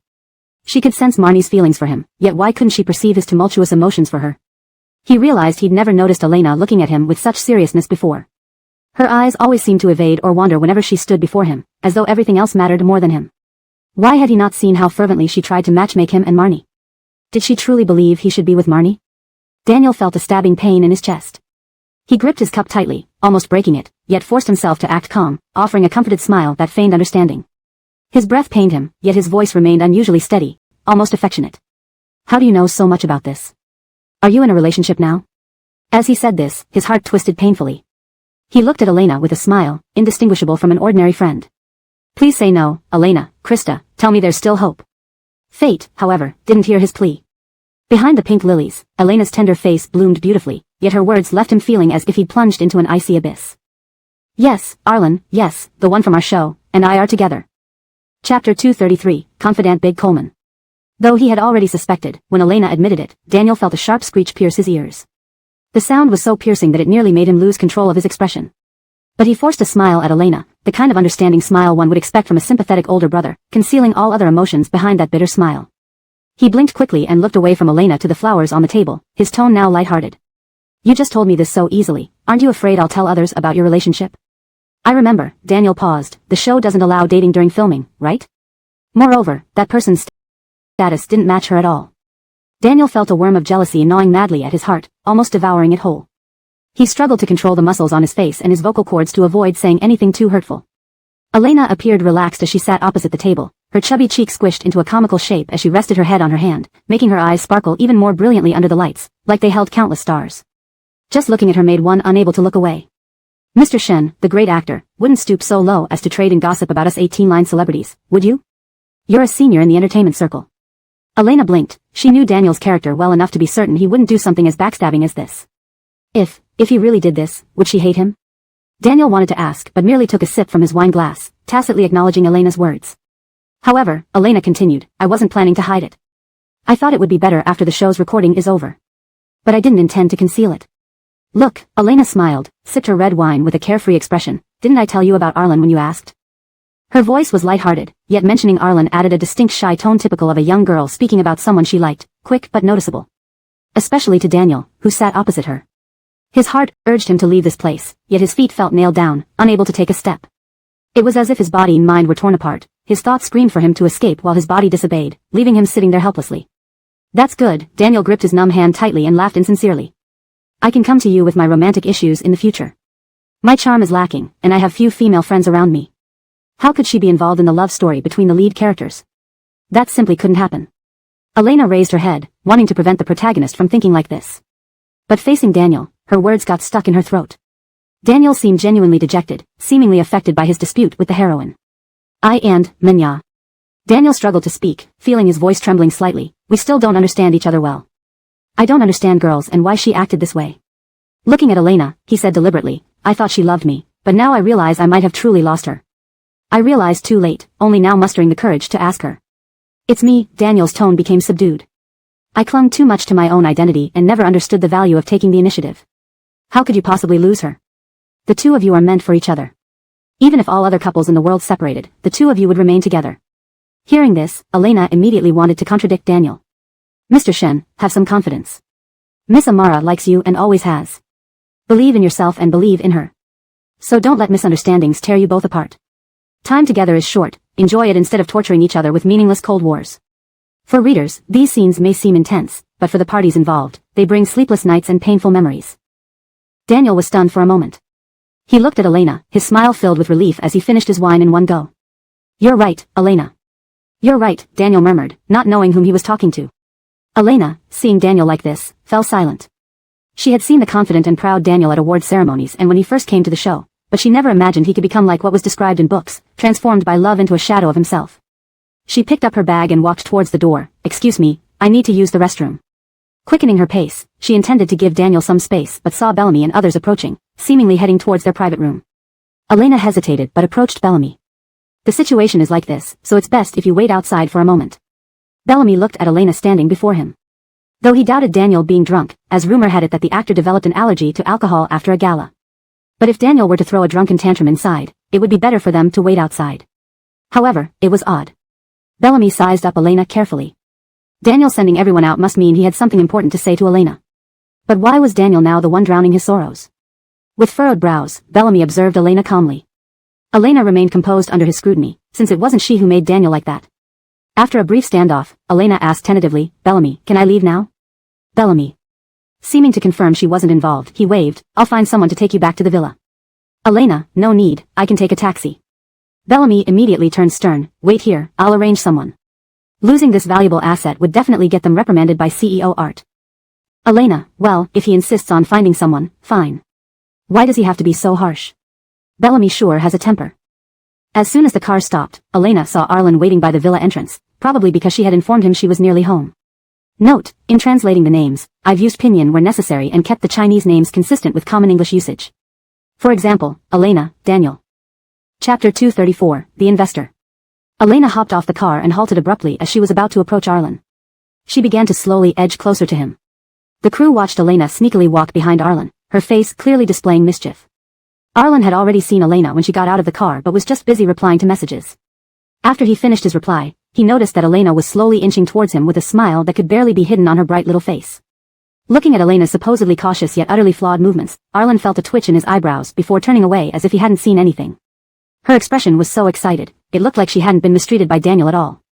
Standing there, Arlen seriously considered when would be a good time to suddenly turn around and scare Elena. All this while, he continued fidgeting with his phone. Just now, Bellamy called him, sounding quite dejected. Apart from informing him of Elena's activities, he also casually mentioned that Daniel had gotten drunk and needed to be sent home, hence not participating in the afternoon events. Why? While changing shoes to pick up Elena, Arlen asked Bellamy for the reason behind Daniel's drunkenness. I don't know either. By the time I went in, Daniel was already drunk, Bellamy said, confused. After Elena told them, they only entered the private room half an hour later. Daniel seemed normal except for a slight flush on his face. From appearances, one wouldn't think he was drunk. It wasn't until he stood up and swayed a bit that Bellamy realized Daniel was truly drunk. Arlen quickly grasped the key point in his tone. You weren't in the private room? None of the staff were inside? Startled, Bellamy replied awkwardly, No, we just went out for 10 minutes to have lunch. You know, everyone needs food. But I assure you it was only 10 minutes, and since Sylvester treated us, we couldn't refuse, he added, his voice slightly embarrassed. Arlen soon understood everything was arranged by Daniel. Considering Daniel's status in the entertainment industry, Arlen quickly understood Bellamy's predicament. If Bellamy wanted to remain in the entertainment business, it was best not to offend Daniel. Anybody would choose having a meal rather than offending Daniel for just 10 minutes. Bellamy anxiously waited for Arlen's response, but Arlen simply said, I understand, before hanging up. He sighed in relief, thinking to himself, surprised that Arlen appeared indifferent but turned out to be easygoing. He expected Arlen to get angry. So, what happened during those 10 minutes when Bellamy and the staff had lunch? Why did Daniel suddenly get drunk? What did Elena say to him? Originally, Arlen had many questions, but seeing Elena's cute sneaky actions calmed him down. Daniel probably didn't say much to her, otherwise, she wouldn't be so carefree. Closer still, Arlen's shoulder was just in front of her. She could reach it if she extended her hand. Steadying her breath, Elena's smile grew wider. Clearing her throat, she planned to shout, Arlen, to surprise him. Unexpectedly, Arlen suddenly turned his head and calmly asked, What do you want? Startled, Elena froze mid-motion, her mouth opening but producing no sound. She stood like a block of stiff wood. Seeing that he scared Elena, Arlen's eyes flitted nervously, then he hesitantly patted Elena's back. Don't worry. I saw you earlier. Just wanted to play a joke. Thinking of his own actions, Arlen regretted it. If only he had let Elena scare him, it was fine as he was prepared anyway. So, how about you surprise me again? I promise not to react, Arlen suggested to Elena, who had slightly recovered. Hearing this, Elena immediately rolled her eyes at him. Can something be repeated for surprise? That would spoil the whole point. Forget it, Elena rubbed her racing heart and tapped Arlen, that wouldn't scare you anymore. Arlen looked at her seriously, it will. Elena. The crew, watching their interaction nearby, almost gagged. Should they film this? And were they even there? Why did that couple act like they owned the place? Where were their cameras supposed to go? Were they even acknowledged? As one staff member raged, another patted him on the shoulder. Stop staring. They're investors. If you dare film this, we'll both be jobless tomorrow. Of course, he smirked, if we cater well to the investor, funding for our next variety show is secured. So. Drawing out the word, we saw nothing. How low can they stoop to win over the investor? Sighing, the staff member put away the camera equipment, telling the crew inside to keep their phones away. With these distractions gone, Arlen kissed Elena, relieved that the crew had left. After the fleeting kiss, Elena complained softly in his arms, there are cameras. Despite saying that, she tilted her head up for his kiss. Smiling, Arlen cupped her face and whispered back, don't worry. They're all inside. No one outside will see. Okay, Elena blinked at him, trusting him. Though it was a kiss, considering they were outdoors, anyone could pass by. Thus, Arlen only briefly kissed her lips. Forcing himself to look away from her rose-petal lips, he swallowed and calmed his heartbeat. Hiding in his arms, Elena blushed at her bold action moments ago but quickly emerged from his embrace. She gazed up at him with dewy eyes. Why did you kiss me just now? Chapter 235 Coquetry. From Elena's perspective, Arlen's Adam's apple moved up and down twice before he finally sighed in defeat. He reached out to cover her big, curious eyes, pressing her head against his shoulder. Don't look at me like that. His voice was raspy and low, resonating beside her ear, making her feel as if the skin around her ears were heating up from his breath. She clung to Arlen's clothes to steady herself, burrowing deeper into his embrace. Her forehead bumped firmly against his shoulder. With a fierce tone masking her embarrassment, she demanded, tell me, why did you kiss me just now? I didn't even give you permission. Uh-oh, she was too close. Feeling the girl's fragrance in her soft, pliant body so near, Arlen took 2 stiff steps backward. You said you owed me 2 kisses. Arlen looked at Elena, replying with a straight face. Seeing him retreat, Elena thought her tone had hurt him. But then, seeing his justified expression asking for kisses made her realize otherwise. After a moment of silence, she burst out laughing. Arlen, are you trying to act coy? She stood on tiptoe and reached up to stroke his hair, which began as a gentle gesture but soon turned into indulgence due to how good it felt under her fingers. By the time Elena realized what she had done, Arlen's neatly groomed short hair was already a mess. Yet Arlen stood there like a docile large dog, letting Elena do whatever she wanted without moving an inch. Embarrassed, she formed her fingers into a comb-like shape to tidy up his hair, trying to restore some of his appearance. Stay still, let me fix this for you. Nodding, Arlen bent his head so Elena could better handle, or ravage, his short hair while he asked her lazily, if I admit that I'm being coy, will you give me another kiss? Elena. So he only seemed compliant because he hadn't given up hope and was waiting for an opportunity.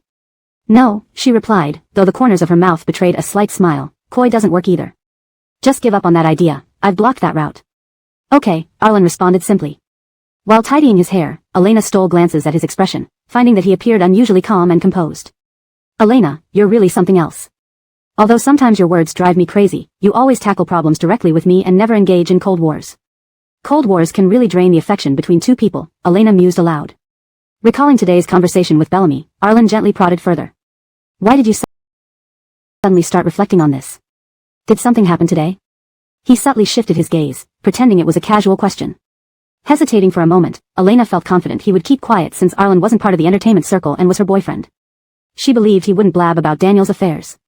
Elena withdrew her hand and earnestly said, I have something to tell you, don't spread it around. Had Daniel spoken to Elena during the dinner?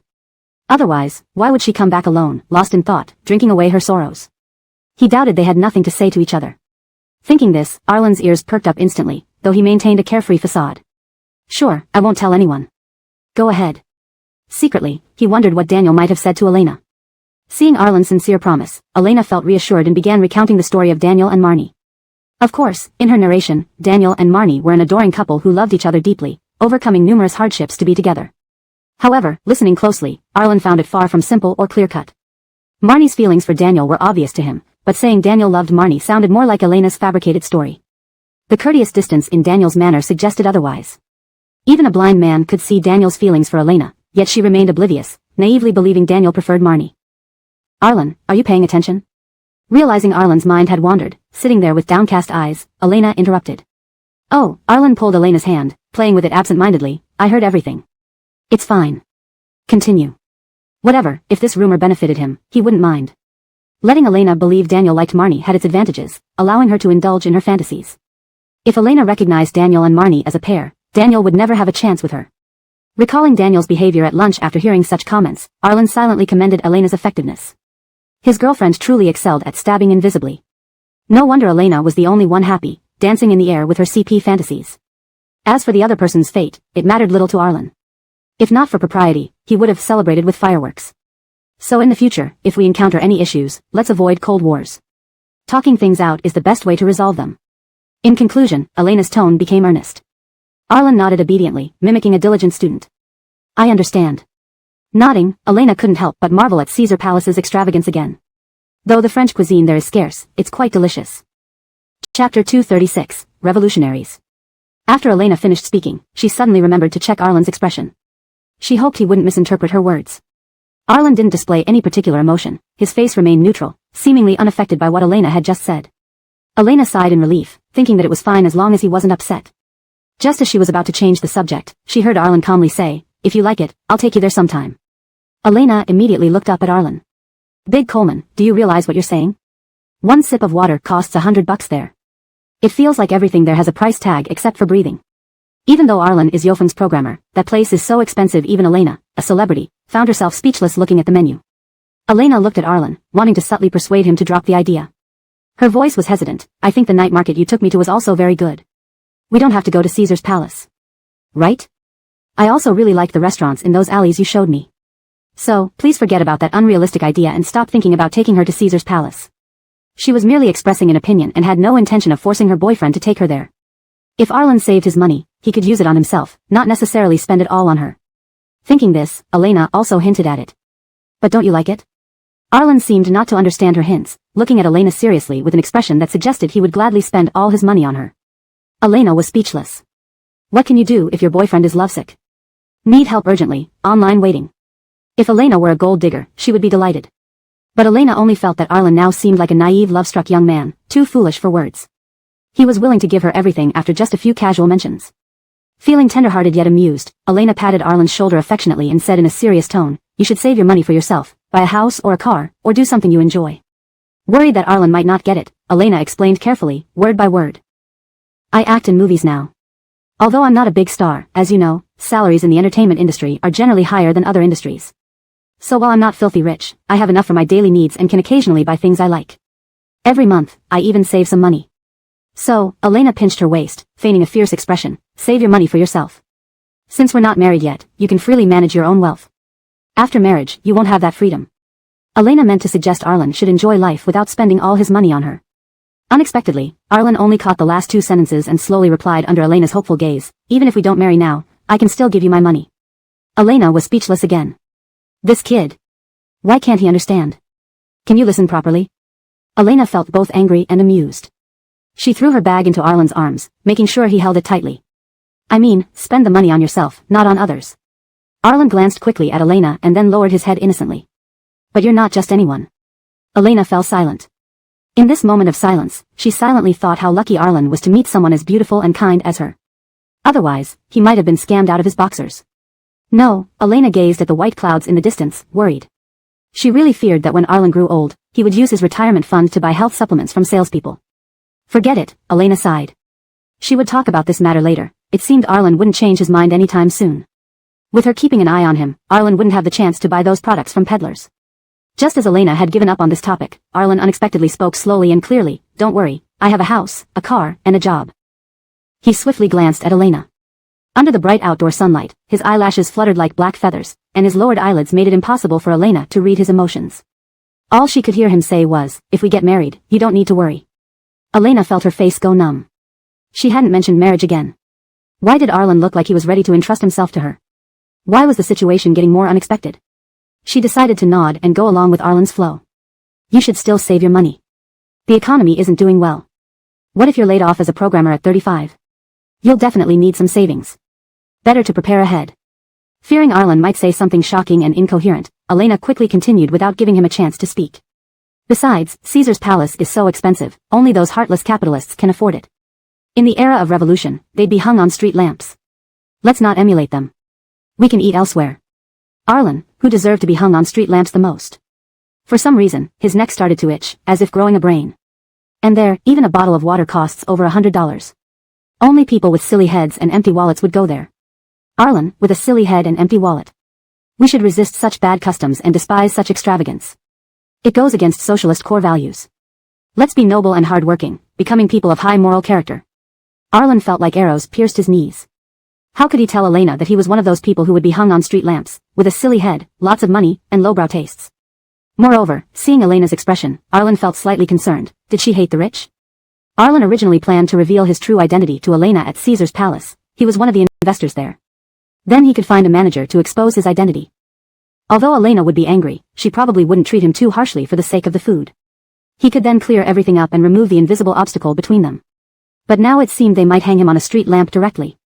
Silently watching Elena almost raising her arm to join the revolutionaries, Arlen decided to find a suitable opportunity to tell her. Note, some names are transliterated according to pinyin. For instance, Elena is Shauna and Arlen is Xiepe. Chapter 237, Unnecessary. Elena stood before Arlen, passionately delivering her speech while glancing at him from time to time. Hasn't he dismissed this idea by now? She had already spoken so openly, surely he wouldn't still be thinking of taking her to Caesar's palace for a meal? For some reason, she noticed Arlen's expression seemed unnatural as if her words had startled him. Elena quickly tried to make amends, grabbing Arlen's arm and smiling sweetly. "It's okay, those people have nothing to do with us. I just want you to reasonably plan your expenses. I'm very happy that you spend money on me and take my words to heart.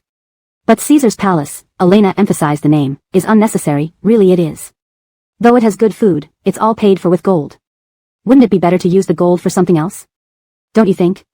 "No," Arlen answered silently in his heart. These people didn't have anything to do with Elena but were closely associated with him. He was even one of the hidden investors. If following what Elena said, he'd probably be even more culpable. The idea of confessing everything to Elena immediately vanished. Arlen decided he needed to first consult Dale, Marlon, and the others about backup plans. Should things come to light, Arlen silently lit a candle for himself, hoping Elena would accept his true identity for her boyfriend's sake. Elena cheerfully pulled Arlen into the villa, talking about buying a bag for Delilah. She was considering when they could go together to buy the bet-losing bag. But inside, Arlen couldn't help thinking of Marlon's constant complaint. Being a man is hard, being a rich man is harder, being a rich yet young, handsome, and suave man is the hardest. Previously, Arlen thought Marlon was making excuses for his flirtatiousness. But at this moment, he strangely felt the truth in Marlon's words. Sometimes, having too much money feels pretty helpless. In Elena's eyes, being rich means inviting trouble. In the afternoon, Elena received a message from the production team informing her that due to health issues, Sylvester, Daniel, would not attend the afternoon recording session, canceling the originally planned activities. The afternoon schedule reverted to free activities like the morning. Recalling how Daniel behaved when she left, he didn't seem particularly drunk. Why would he suddenly miss the afternoon session? However, it wasn't really her concern. Essentially, it was the Cold War between the leading roles that led Daniel to drown his sorrows and confide in her. Yet after pouring out his heart, Daniel looked even more troubled. Shaking her head, Elena pushed thoughts of Daniel aside. After all, the main characters would end up together no matter what. As an evil female supporting character, she shouldn't worry excessively. Since the afternoon was free, Elena immediately thought of what she discussed with Arlen at lunch. Should they buy Delilah's Chanel bag together now? Once workdays start again, it would be difficult to get away. Besides, this would double as a date with Arlen, killing two birds with one stone. With this thought, she quickly sent a message to Arlen, oblivious to the director's ominous glance directed at her after announcing the news. Marnie knew clearly who Daniel had chosen with that prop card, but she hadn't expected that after dating Elena, Daniel would use illness as an excuse to skip the afternoon session. This unprofessional behavior was unprecedented for the always dedicated Daniel, who once continued aerial stunts with steel nails in his back. Now, after a single date with Elena, he had to take a sick leave? What happened between them? What did Elena say to Daniel? Despite maintaining a gentle facade, Marnie clenched her fists on her legs, her sharp nails almost digging into her palms. She wanted to stop thinking about what occurred between them, to break free from being controlled by emotions. But jealousy was a gaping mouth ready to swallow her whole. Looking at Elena who appeared unfazed, Marnie felt her eyes turning red. She turned away, unable to bear looking at Elena anymore. Beside Marnie, Wyatt noticed her emotional changes. Glancing at Marnie's forced smile and then at Elena chatting with Delilah, he recalled Marnie crying in his arms. Finally deciding something, he handed Marnie a glass of water and said warmly, "Sister Verna, drink some water. It's been too dry in the afternoon." "Thank you," Marnie forced a smile. "Wyatt, you are so considerate." Previously, these words would have made Wyatt jump with excitement, feeling hopeful in pursuing Marnie.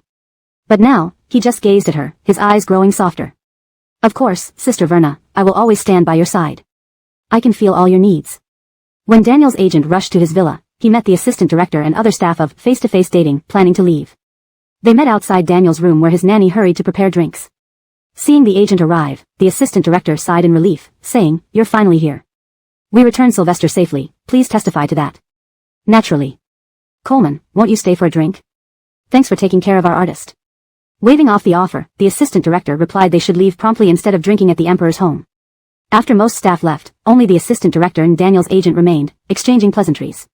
Casually probing, Daniel's agent asked whether Daniel had shown any embarrassing behavior after drinking. The last alcohol incident had left their team shaken, hence why Daniel avoided drinking for years. His artist's nature was known to him. If anyone had made Daniel drink, only Daniel himself could deserve such treatment. The assistant director waved dismissively, claiming the show's crew didn't dare force anyone to drink. "We don't know what happened. Sylvester said he invited us to dinner at Caesar's Palace. We stayed for 10 minutes and returned to find Sylvester slightly drunk. We called you right away. We just arrived too, as Aunt Nanny confirmed." Chapter 238, Honey Water. Daniel's agent believed the assistant director's words. After all, given Daniel's current status in the entertainment industry, even if Love Face-to-Face had 10 guts, they wouldn't dare to maliciously get Daniel drunk. Not to mention taking unfavorable photos. After seeing the assistant director off, the agent stood there looking at the villa before him. He recalled the expression on Daniel's face when he happily told him about someone he liked, as well as the state Daniel was in when brought back drunk today. Standing there, lost in thought, he let out a deep sigh. As he entered Daniel's room, he saw that the originally intoxicated Daniel had already sat up, leaning against the headboard of his bed while scrolling through his phone. A sliver of sunlight squeezed in from outside through the curtains which had been drawn apart slightly. The blue hydrangeas blooming lushly outside contrasted starkly with the cold and stern interior of Daniel's room. Hearing his footsteps, Daniel didn't move, still gazing down at his phone. If it weren't for the lingering flush on his cheeks from the alcohol, Daniel's agent might have thought the assistant director had lied. With a smile, he handed over the honey water to Daniel who was sitting on the bed, speaking in a light-hearted tone, "I was just about to drink this, but Aunt Finn insisted I bring it to you first. She'll make another one for me later." Daniel didn't stop fiddling with his phone, but the agent wasn't upset. Instead, he placed the cup near Daniel's hand playfully, saying, "Give me a break here, Mr. Best Actor. Drink some honey water, it will help with your headache." Daniel glanced at him coolly, took the honey water, and gulped it down in one go. "Ah, just give me the cup, I'll take it downstairs to Aunt Fin later," the agent said. Daniel felt a complex mix of emotions, ignoring the agent's playful banter and attempts to cheer him up. With furrowed brows, he stared at the long strip of sunlight on the wooden floor, his tone distant. "When you leave,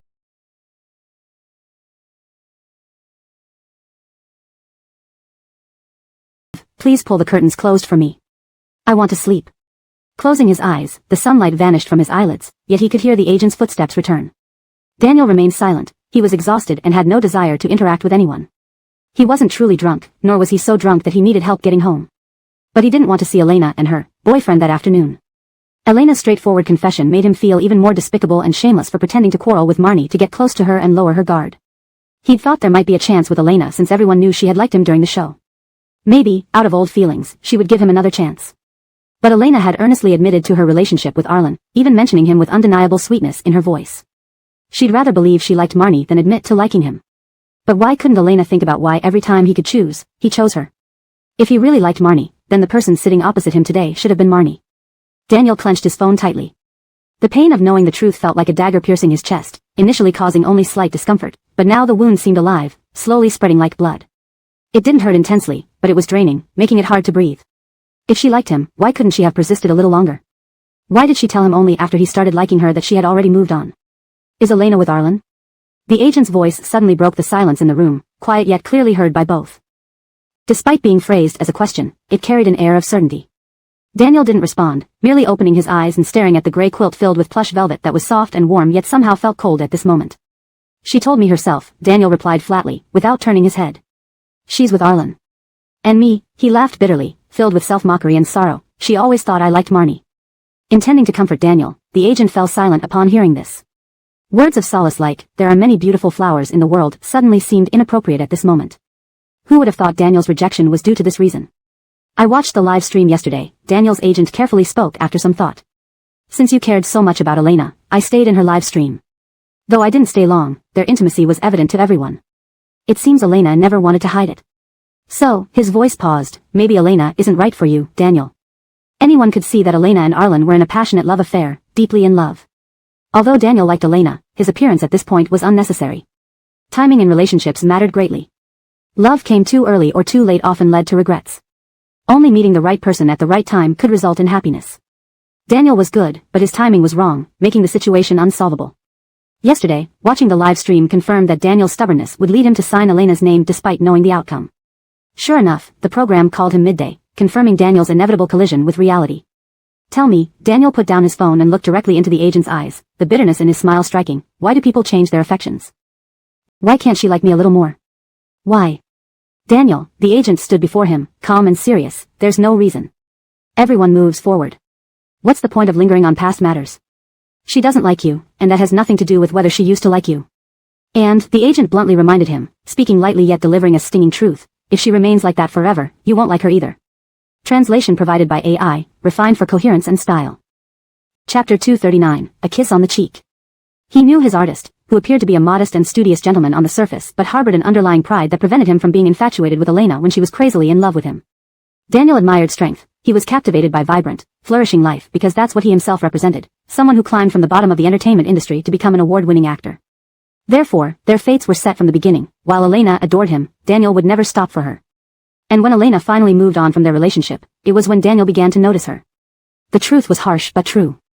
The agent remained silent, only saying to Daniel's emotionless face, "Daniel, distance yourself from Elena now, while you still have little feelings for her. You can have any woman as an award-winning actor. If you want, countless actresses are waiting outside your door. At least with Elena," the agent concluded bluntly, "you two are not possible right now." Daniel said nothing, just staring at his phone blankly. "Not now, but maybe later." The thought flashed through Daniel's mind before he quickly pushed it away. He pinched his eyes, looking lost as he spoke. "Coleman Zhang, let me rest, I don't want to talk about this." "All right, I'll leave then. Call me if anything comes up." As the agent walked towards the door with his cup, he couldn't help but say, "Daniel, I know liking someone is rare for you, but Elena has a boyfriend now. Don't waste too much time or emotion on her." The door clicked shut, and Daniel stared blankly at the closed door for a long while before mumbling to himself, "If my feelings could be this obedient. Despite having many people around them, dating Arlen made Elena feel blissful. She excitedly picked out a green dress from her closet and found black cat heels with diamond embellishments to match her new dress. Her radiant smile reflected in the mirror revealed the glow of a woman deeply in love. Elena covered her face, lying down on the bed shyly. Was she really this happy? Was her expression too obvious? But one couldn't blame Elena, for there was always so much work on set that they had to coordinate everyone's schedules whenever they met, primarily coordinating Elena's time. They not only had to schedule every second together precisely but also find the perfect moment to avoid paparazzi. Meeting each other felt like a pair of cowherd and weaving maiden who met once a year. They cherished every moment together immensely. Elena even planned out what to talk about beforehand, fearing they would drift off topic and forget important matters. Dating felt more like completing a mission, a tough one. Although Arlen visiting her set was a good idea, Elena quickly vetoed it. 1. She was extremely busy, leaving no time to chat with Arlen, making it boring for him to wait alone. 2. Not many visited film sets, and frequent visits from Arlen would draw too much attention. Given the scrutiny Elena faced after joining the cast, Arlen's constant visits would worsen the situation. To support Elena's career, they had to sacrifice some personal moments. But Arlen was understanding and fully supported Elena's work. Sometimes, when she finished night shifts early, he waited outside her door, content with a quick kiss or hug and a few words. Elena often felt guilty seeing Arlen in pajamas at her doorstep, feeling he was as beautiful as home and she needed to work hard to support him. Stranger still, whenever she thought this, she felt more determined to make life better for her husband. As a programmer, everyone knows the critical mark of 35, not just for career longevity but hair loss. She didn't want Arlen becoming a bald old man. If she earned enough, maybe she could get him a hair transplant to preserve his youthful charm. Motivated by this thought, Elena felt more energized at work. After lunch, Arlen arrived at the agreed time to meet Elena, finding her applying makeup in front of a mirror. Elena pointed to the sofa behind her. Wait here, I'll be done soon. Arlen nodded, but 5 minutes later, Elena was still preoccupied. 10 minutes later, Arlen sighed. 15 minutes later, Arlen thought to himself, he shouldn't have believed soon. He was foolish indeed. Elena examined herself in the mirror, confirming her makeup was flawless before standing up satisfied. Let's go. Okay, Arlen muttered. Do you like this dress? Elena spun to show Arlen her new skirt, its pleated hem swirling gracefully. Her beauty enhanced by makeup made her look more charming than flowers, her eyes sparkling like stars. Expecting praise, she heard Arlen slowly remark, why is your eyeliner uneven? And why is the right side curved? Elena punched him lightly, silencing him from such unsupportive comments. They chose a famous shopping mall, with fewer staff accompanying them, avoiding much commotion. An old photo booth stood outside the mall. Elena marveled at how fashion truly came full circle. Recalling similar booths from years ago, Arlen pulled her into the tiny cubicle. Too small for cameras, staff waited outside. Inside, relying on Arlen's non-existent photography skills wasn't an option. Elena quickly figured out the machine, pulling both into the frame and smiling at Arlen to pose. Their faces alternately filled the screen as Elena adjusted closer, giggling at Arlen's height, asking him to lower his head. Or it won't focus properly. Pretending to complain, she noticed Arlen ignored the camera and leaned down to kiss her cheek softly. Like a feather touch, it landed on her skin. Elena blinked, her heart melting, and pretended to scold the disobedient model. Kisses won't do, bend down, you're out of the frame. Though her tone was stern, her eyes curved into crescents of evident amusement. You're so tall, the camera can't capture you. Finally, a kiss landed on Elena's cheek, soft and fleeting. Blinking her eyes, Elena's heart softened completely, pretending to warn the uncooperative model, a kiss won't help, hurry up and lower your head, you're almost out of the frame. Her voice sounded fierce, but her eyes crinkled into a half-moon shape, filled with evident laughter. So tall, even the camera can't fit you in. Chapter 240, Puff. Elena's photography skills were still slightly better than Arlen's. After taking a few photos, Arlen said he wanted to try as well. Elena scrutinized Arlen for a long time before finally convincing herself to hand over the camera. With the beauty filters on, no matter how the photos turned out, they should look good. Arlen slowly walked up beside Elena, giving her multiple looks with an almost hesitant expression. What? You can just say it, she prompted, wondering if she'd been too strict with him in the past. After a moment of reflection, Elena listened as Arlen stated, you seem to have something on your face. She breathed a sigh of relief that his odd expression was due to noticing something on her face rather than a tragic storyline like having cancer. Checking her makeup through her phone, Elena saw nothing amiss. Perhaps the thing was too tiny for her to notice. Lifting her head, she asked Arlen, can you help me remove it? I can't see properly. Is my eyeliner smudged? If it's smudged, be gentle, she instructed, grateful they hadn't yet left the place, otherwise high-definition cameras outside might reveal imperfections. Furrowing his brow, Arlen reached towards Elena's right eye, rubbing until he finally relaxed, saying, it's clean now. Seeing Arlen satisfied, Elena had an ominous premonition. She quickly checked the front camera and realized, to her dismay, the delicate beauty mark she'd painted near her eye was completely erased. Elena's previous guilt vanished. All she wanted was to send this dog man to heaven. Through clenched teeth, she snarled, "That wasn't dirt, it's a beauty mark I purposely painted." Dirt indeed, what kind of taste did this dog man have? It was a new look she learned from her makeup artist. Exiting their location, Elena strode ahead confidently, her green dress swaying as she walked, while Arlen followed dejectedly. Fans immediately picked up on the dynamic. Did Elena hit Arlen again? Dog men deserve punishment. Their relationship is so sweet, enviable. Is Elena too violent? Not ladylike at all. Stop meddling. They're dating. Elena cooled down quickly. She knew Arlen's quirks and adjusted her mood, browsing happily alongside him. Despite intending to buy a bag for Delilah, the shop's allure tempted her. When Elena noticed a dress, Arlen astutely offered, "Want to try it on?" Nodding, she went to change. A sales clerk promptly approached, praising, "Madam, excellent choice. This is our latest design, only 3 available in a city." Emerging from the changing room, Elena saw Arlen calmly holding her bag without hesitation or embarrassment. In fact, he seemed almost proud. The clerk complimented, "That dress suits you perfectly." Arlen glanced over, causing Elena to blush slightly, excusing herself to change back. "You look beautiful," Arlen earnestly praised after examining her thoroughly. The short pinkish-white skirt, paired with white lace sleeves, made her wrists look delicate. The pleated skirt puffed out charmingly. "Like a puff," Arlen eventually said. Expecting something else, Elena paused.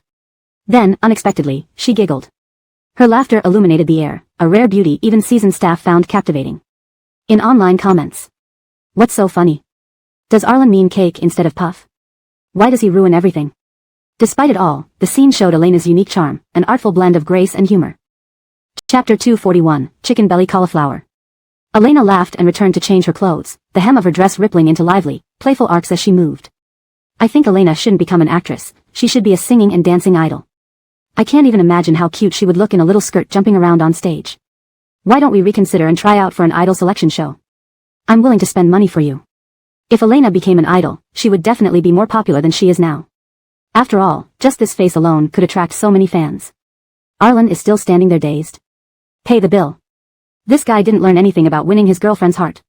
"Arlen, you handsome block of wood, I hate you." Zombie, Arlen's brain, empty. "Up ahead, I chicken belly your cauliflower." Amidst everyone's anticipation, Arlen, who had been standing there, finally moved and walked towards the cashier counter. Everyone marveled that this small step by Arlen was indeed significant. It marked a critical milestone in his history of dating, promoting their CP together and symbolized his enlightenment. When Elena came out, she saw Arlen standing at the cashier. The clerk who had been smiling earlier looked even more radiant. Such smiles were obvious. Elena sensed something and took 2 cautious steps forward. Sure enough, she saw Arlen pulling out a card from his pocket, ready to hand it to the clerk. She immediately stepped forward elegantly and intercepted the card before the clerk received it. She politely smiled as she pushed the card back into Arlen's chest. "Let's look at a few more, thank you." Had Arlen seen the price tag of the dress? 38,000 yuan. Why waste such money on a dress? Arlen left the store with Elena, bewildered. Only after they were outside did he realize what happened. He cast a slow glance at the store behind him, then asked Elena, who seemed visibly relaxed, "You didn't like that dress?" Facing away from the camera, Elena rolled her eyes silently and lowered her voice while covering her microphone. "That dress was too expensive, 37,000, forget it. I like a lot of things, but not everything has to be obtained." Elena was someone who found contentment easily. She grew up in an orphanage, envying children outside for having parents' care and companionship. Although the nuns were good, they could never replace parents. After growing up, she no longer envied others. Instead, she worked hard, studied diligently, and divided her income between her expenses and savings, sending the remainder back to the orphanage where she spent her childhood to help other kids like her. This experience led her to be extremely cautious when spending money. She adhered to the belief that necessary expenses should be made prudently. She liked many things but seldom desired them. Elena was accustomed to this lifestyle and accepted that not everything she liked could be hers. "All right," Elena handed the card back to Arlen, "take it." Arlen accepted the card, rubbed it twice, and looked at Elena. "If you like it, go ahead and buy it." With Arlen's serious expression, Elena teased, "Are you serious? If I buy it, won't you feel bad?" Arlen nodded seriously, holding out the card to Elena. "Yes, you can use it freely." Elena's expression changed slightly. Her eyes sparkled like those of a starstruck fan. "Arlen." Seeing his confused look, she added, "I suddenly feel like even you saying that sounds cool." Arlen. Was he really that hopeless in her eyes? And could he really not prepare a gold bar when confessing to Elena? He felt that no matter how many meetings he attended with Dale or Edric, nothing compared to the value of gifting Elena a gold bar. Arlen glanced at Elena, silently opened his phone, and checked the international gold price per gram. Ultimately, the dress was not purchased. Excitedly, Elena pulled Arlen to buy a bag for Delilah. Though walking together without holding hands, the closeness between them caused fans watching online to scream wildly. Sometimes Arlen felt like he couldn't quite figure out Elena. She sometimes seemed easygoing, like she would do anything as long as the money was right. But at other times, she was very principled. Even though he was her boyfriend now, Elena refused his expensive gifts and earnestly advised him to consider himself more. Although Arlen always wanted Elena to understand he wasn't short of money, enough not to go bankrupt buying a dress for her, he watched Elena, lost in thought. Arlen's obsidian black eyes could absorb all light, making it impossible to see the bottom. If this were early in the show, Elena might have been a bit afraid of him, but now she playfully waved her hand in front of him. Her hand barely waved twice before Arlen caught her wrist. She struggled briefly but stopped and indicated to him to watch the camera. Reluctantly, Arlen let go, feeling like lovers pretending to be strangers in front of the camera. This show was unbearable. As they walked quietly, Arlen suddenly asked, Elena, what kind of men do you dislike the most? As long as Elena didn't say rich men, he still had hope. Elena hadn't thought about this question much. Usually, people asked what type of men she liked. Arlen asking about the type she disliked was a first. Elena thought carefully. Small-minded, chauvinistic, arrogant, self-centered, unrealistic, greedy, lustful. That's pretty much it. Arlen listened and matched these traits against himself, finding none applicable, not even his fear of wealth. Arlen felt hopeful. So it seemed Elena didn't dislike rich men? Elena observed Arlen's seemingly cheerful mood and slowly added, oh, and overly despicable men are unacceptable. Arlen, ? Let's go. Elena smiled and walked ahead, the shop is right there. Watching Elena's back, Arlen breathed a sigh of relief. Fortunately, he wasn't a despicable man. Hashtag chapter 242, too crowded for 3 people's feelings. Isn't this bag nice? I think it looks good, a classic design is always elegant no matter when. Caitlin should like it, said Arlen slowly lifting her head from composing a message to Dale and complimenting the bag in Elena's hand as if she genuinely meant it. Beautiful. Elena. You didn't even look at it for 10 seconds. Forget it, she shouldn't expect too much from Arlen. It was already great that Arlen had come along with her, she shouldn't ask for more. Seeing Elena smile approvingly, a shop assistant quickly approached Elena and smiled professionally. Ma'am, if you're happy with this model, we can wrap it up immediately for you. There are only a few stores with this model in stock. This style has been quite popular lately. The competition is intense. Elena nodded and prepared to take out her phone to pay. I'll have you gift wrap it for me, I want to give it to my friend. But just as Elena reached for her phone, another hand suddenly stopped her, and a familiar card appeared before her eyes. It couldn't be. Elena turned her head toward Arlen. Was it Arlen's card? Charge it to my card. Arlen didn't look at her but spoke directly to the store clerk. After observing both of them for a while, the clerk eventually chose the more authoritative-looking Arlen, took the bank card from him, and happily went to the counter to settle the bill. I don't know why I feel Arlen looks a bit handsome right now. Although Arlen is handsome originally, he looks even handsomer spending money on Elena. Oh no, I've actually put a filter on this dog man, Arlen. How scary. I can even see a hint of CEO charisma on him. Girls, snap me out of it. Hey, wake up. Even if Arlen is a CEO, he's still a dog man. That dog character can't be hidden. Arlen is very handsome but never had fans, which may have something to do with his personality. Personality decides everything, it determines whether you're an acting emperor or a programmer. Arlen is the most handsome programmer and the most dog-like male contestant. Elena watched silently as the clerk processed Arlen's payment. She glanced at Arlen and covered the microphone, muttering softly. Didn't we say we'd give it as a joint gift if I bought it? You refused my offer to pay for you just now. Arlen pursed her lips, also lowering her voice, averting her gaze from the clerk to avoid looking at Elena standing in front of her. Though not loud, it was audible enough for both of them. People say a boyfriend should treat his girlfriend's friends properly. But you hesitated even when I wanted to buy a bag for you. And I remember Delilah specifically asked me to buy it for her. Since I'm your boyfriend, I naturally should honor this request. Though Arlen remained silent, Elena seemed to see her imaginary elf ears drooping dejectedly atop Arlen's head. Gripping her phone tightly, Elena knew this guy would use this method to get her agreement. Damn, she was so easily swayed by this trick. Elena awkwardly touched her nose and shoved her phone back into her bag, glancing at Arlen and snapping irritably, fine. You win. Arlen didn't respond but took the wrapped gift from the clerk approaching with the box, eyebrows slightly raised as if feeling smug. Elena, never seen anyone who's so happy about paying. Even though she thought this, the corners of her lips still curled involuntarily. Friends. Arlen paying for Elena's purchase, what does it mean? It signifies they definitely have something going on. Although I didn't hear what they said, I saw Arlen's posture while paying. Damn, I even spotted some arrogance on this dog man. Why are they covering the microphone while talking? Why? If you two don't let us hear, I will start spreading rumors about you two getting together. Why is Arlen paying for Elena buying Delilah a bag? Arlen, please step away from our Geraldine CP, 3 people's feelings are too crowded. No dog men allowed between beautiful sisters. Big leak, super leak. The afternoon event was cancelled due to Daniel's absence, and even the evening banquet was called off. The show production team made a rare compassionate decision, allowing contestants to leave early if necessary. Elena's crew was rushing to meet shooting deadlines. Everyone from the director to the production staff was incredibly busy. Multiple storylines were being shot concurrently. After some consideration, Elena decided it was better to return to her set. The crew had been very understanding, and she needed to understand their difficulties as well. Initially, Arlen thought she could spend time with Elena this week. But once back at the villa, Elena hurriedly prepared to leave again. Watching Elena excitedly pack, Arlen stood silent at the doorway, casting her a lingering glance that felt eerie, sensing her frustration and disappointment despite her focus on packing. After some thought, Elena decided to console her poor boyfriend. She put down the clothes in her hand and beckoned Arlen over with her finger. Arlen hummed dismissively but ambled over nonetheless, his voice calm and inscrutable. What's wrong? Aren't you eager to get back to the set? Arlen rationally supported Elena pursuing her career, but emotionally, it was hard not to complain. In his mind, Elena's film crew was akin to an evil third party separating them, much like those annoying little mistresses. Unaware that her boyfriend saw the film crew as a mistress between them, Elena tried to understand his emotions. Are you planning to visit me on set this week? I don't have many scenes, so we can go sightseeing together. She felt guilty disappointing him but had to work anyway, trying to balance both relationships. Surely she wasn't the first woman trying to balance a boyfriend and her career. Arlen had to be understanding. Arlen's gaze floated over gloomily. You told me the same thing last week. But when I came, you barely spoke 5 sentences to me all day. That's because, Elena quickly defended herself, the script changed unexpectedly, and we added 2 extra scenes that day, making me super busy. So? Arlen looked at Elena intently, his eyes darkening, making her feel increasingly guilty. Her voice weakened, so maybe, you had a bad day. Elena had initially planned to show Arlen around their filming location thoroughly, but unexpected changes threw a wrench in her plans. Elena. Yes?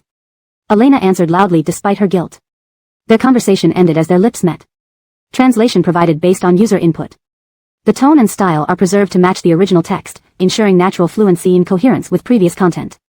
Chapter 243, A Girl's Heart. Elena never expected that Arlen would suddenly do this. She stared at Arlen with widened eyes, her expression full of disbelief.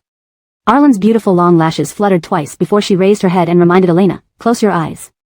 Elena almost laughed out loud in her heart. She didn't think Arlen cared so much about such details, noticing twice that she hadn't closed her eyes. It seemed Arlen still harbored a delicate girl's heart, caring so much about whether or not eyes were closed during a kiss. But under Arlen's deep, dark gaze like a bottomless well, Elena obediently closed her eyes. At the moment her vision was deprived, she felt Arlen's arms encircle her waist, gently pulling her body down towards the sofa. Arlen tenderly kissed her lips. The movement was gentle yet utterly dominant. Behind her was the soft cushion of the sofa, and in front of her was Arlen's heated chest. Trapped between them with no escape, Elena could feel the cushion beside her head suddenly give way as Arlen's elbow pressed into it next to her.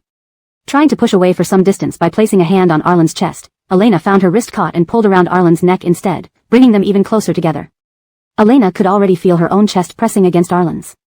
Attempting to open her eyes proved futile. Arlen's large hand had already covered her eyes first, laughing as he captured her lips again amid her soft murmurs. At first, Arlen was content merely brushing his lips against hers, but after a few simple touches, Elena felt his breath become increasingly warm, instantly making her compliant. She had read countless romance novels. If she struggled now, what if Arlen turned the tables on her? She did not want to hear Arlen say something like, "Woman, this is all your fault," or "Woman, you asked for it." The soft and sweet lips of a young girl, even doing nothing, exuded sweetness from between her lips. He carefully explored her mouth as though savoring a tiny cake, meticulously tasting Elena's lips, one softer than sponge cake, sweeter than cotton candy, an experience both enchanting and free of any cloying sensation. Elena felt like she was a confection, held delicately in Arlen's mouth being savored again and again without satisfaction. When she tried to speak, only a sweet, sultry moan escaped, a sound so gentle and enticing that even she blushed and her heart raced upon hearing it. This sound only excited Arlen more, causing him to tighten his embrace around Elena's waist, leaving her no chance to speak. Elena knew Arlen wouldn't listen to anything she said now. From hesitant to proficient, every breath they shared made her feel enveloped by his aura while his actions grew increasingly unrestrained. His kissing skills improved incredibly fast. Elena mused dazedly. Was this also one of Arlen's talents? The price of indulging Arlen too much led to Elena's lips still feeling swollen the next day, a fact known only to Jacob who accompanied her. Looking at Jacob's mischievous grin, Elena could already imagine the look on Jacob's face when soliciting her manuscript. She imagined Jacob looking sly, which made even Elena, with her thick skin, sigh inwardly. It's all Arlen's fault, ruining her good conduct. Elena's originally pretty lips appeared even fuller when slightly swollen. Coated with red lipstick, they looked like rose petals glistening with morning dew, conveying a sweetness and silk-like touch without even tasting. Elena noticed Gaynor acting unusually today, his gaze frequently landing on her, his face inexplicably red as if ready to cosplay as an animal's butt. Finally, when Gaynor looked at her again, Elena tore her eyes away from the script and met his gaze. What are you looking at? Is there something on my face? Is he planning some mischief again? Could he possibly be thinking of kicking her out of the production at this point?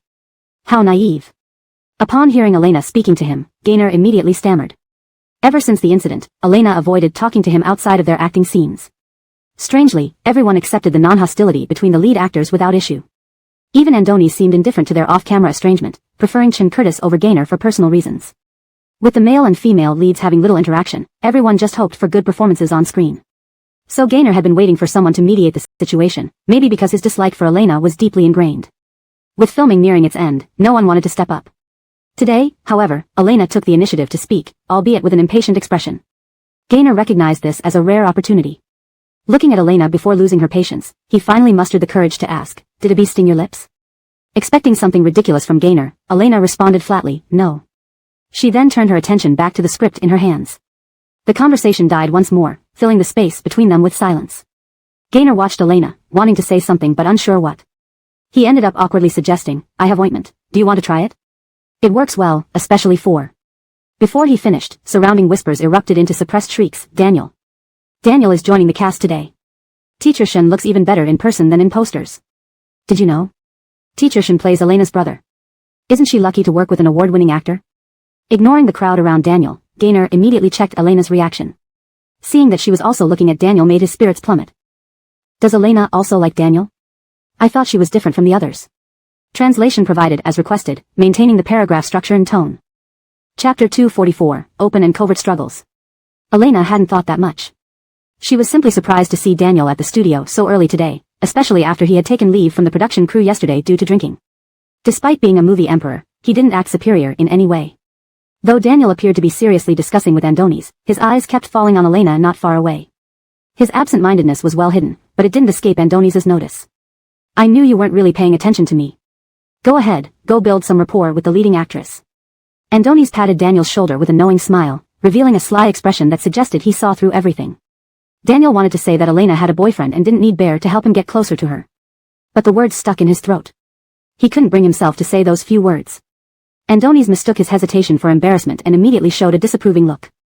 "Daniel, remember this, when pursuing a girl, you need to have thicker skin, sweeter words, and take more initiative. Putting on airs as an emperor actor won't do you any good. Though Elena isn't as famous as you, she is beautiful and has a great personality. Plenty of boys like her. Even our crew member Gaynor seems to have a thing for her." But, Andoni's leaned closer to Daniel mysteriously, "Don't worry. Our relationship is special. I'll speak highly of you to Elena. And if you two end up together, don't forget to invite your matchmaker to your wedding." Daniel only smiled at Bear's teasing.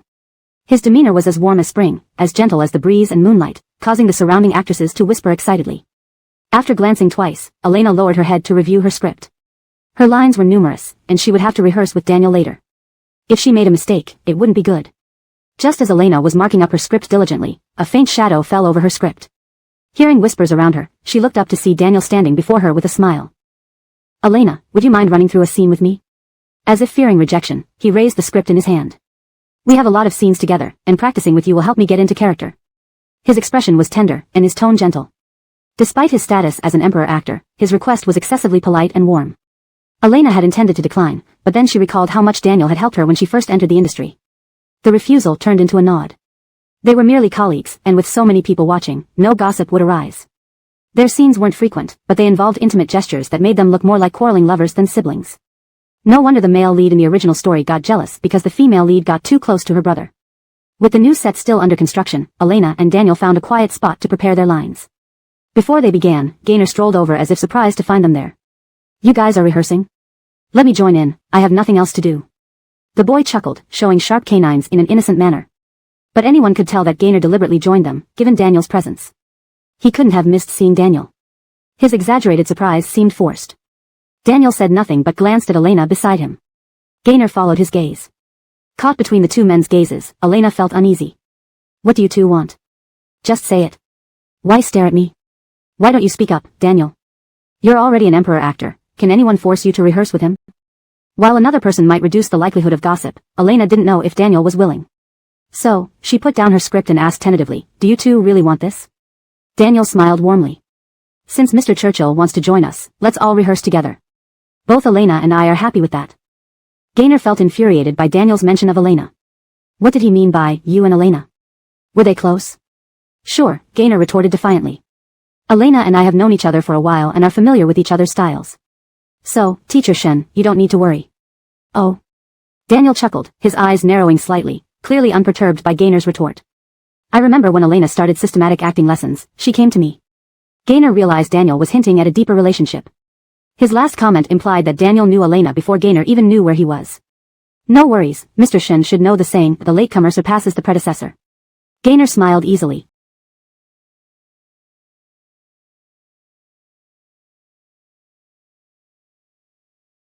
Seemingly unaffected by Daniel's words. Seeing Gaynor's hostile expression, Daniel remembered Andonis's words about Gaynor having feelings for Elena. Now it seemed like Gaynor was trying to push him out of the cast entirely. Unfortunately, Daniel knew who he should really be wary of wasn't Gaynor. True, but the majority still follow the rule of first come, first served. Only the incapable say that. Oh, it seems Mr. Churchill is very confident in his abilities. At the mention of his ability, Gaynor hesitated. While he was confident in his acting skills, in front of Elena, that confidence wavered. After all, Elena still. Embarrassed, Gaynor glanced at Elena standing between them. Daniel also looked at her expression. They had been competing openly and covertly for a while now, yet Elena remained silent, lost in her thoughts. Chapter 245, The Mediator. So, which side was Elena leaning towards? At this moment, she stood between the two like a mediator, easily deciding their fates. Yet, Elena remained strangely silent, never interfering in their verbal exchanges. Under their expectant gazes, she stood there playing with her phone, completely oblivious to their stares. Soon, both of them noticed that Elena's mind wasn't on this confrontation at all. Rather, her entire focus was on the small phone in her hand. A message had just arrived on her phone. The first few words were celebratory, congratulating Elena on winning a gold bar from a game draw. The phone number was unfamiliar, and the exaggerated tone of the message seemed no different from those scam messages sent to defraud elderly people. Elena originally wanted to screenshot the message for Arlen so he could study it early on, preventing him from being scammed out of his pension funds later in life. This message seemed so fake that even the elderly women in the park wouldn't believe anyone would send her 20 grams of gold for free. Before she finished taking a screenshot to mock it, Elena suddenly felt something wasn't right. She might have indeed participated in a gold bar draw. It was probably within Shinya, and upon checking the signature at the bottom, it clearly read the name of the Shinya game development team. Elena anxiously reviewed the fraudulent message again carefully. She confirmed she was the 11th lucky winner drawn, as explained by Shinya officials. Apparently, the system had experienced a bug during the draw, but to reward players, they still sent her a gold bar. Moreover, because of her special status, they prepared a 20G gold bar for her, 10 grams more than what other players received. It wasn't strange for Elena to be wary. After all, nothing comes for free, not even gold. Already incredibly fortunate to be selected, she couldn't believe she was also chosen due to a system glitch. The odds felt similar to winning millions from a lottery ticket. Despite receiving emails and text messages, Elena still found it hard to believe this was true. She began searching for Dale, the CEO of Ufone, forgetting amidst the shock that she should have contacted Arlen instead. Suddenly, the surrounding area became eerily quiet. Feeling chills up her arms, Elena looked up to see Gaynor and Daniel staring at her from either side, as if awaiting judgment. Unfortunately, Elena didn't want to mediate, she only wished to confirm whether her gold bar was real. Glancing at them once, she lowered her head again. You two practice your lines first, I need to handle something urgent. Wasn't it urgent? This was 20 grams of gold. Even if God himself stood before her, she needed to verify its authenticity. Daniel's expression dimmed momentarily. Though Gaynor was used to being ignored by Elena, he felt somewhat wronged. Before they could respond, they heard Elena answering the call in an unusually ingratiating voice. Phone General Manager, good morning. Have you eaten breakfast? As she spoke, Elena walked away, waving them to start without her. By the time they reacted, Elena was already 30 meters away. Daniel. Gaynor. Who wanted to rehearse lines without Elena? And who was this phone General Manager? Why was Elena speaking to him like that?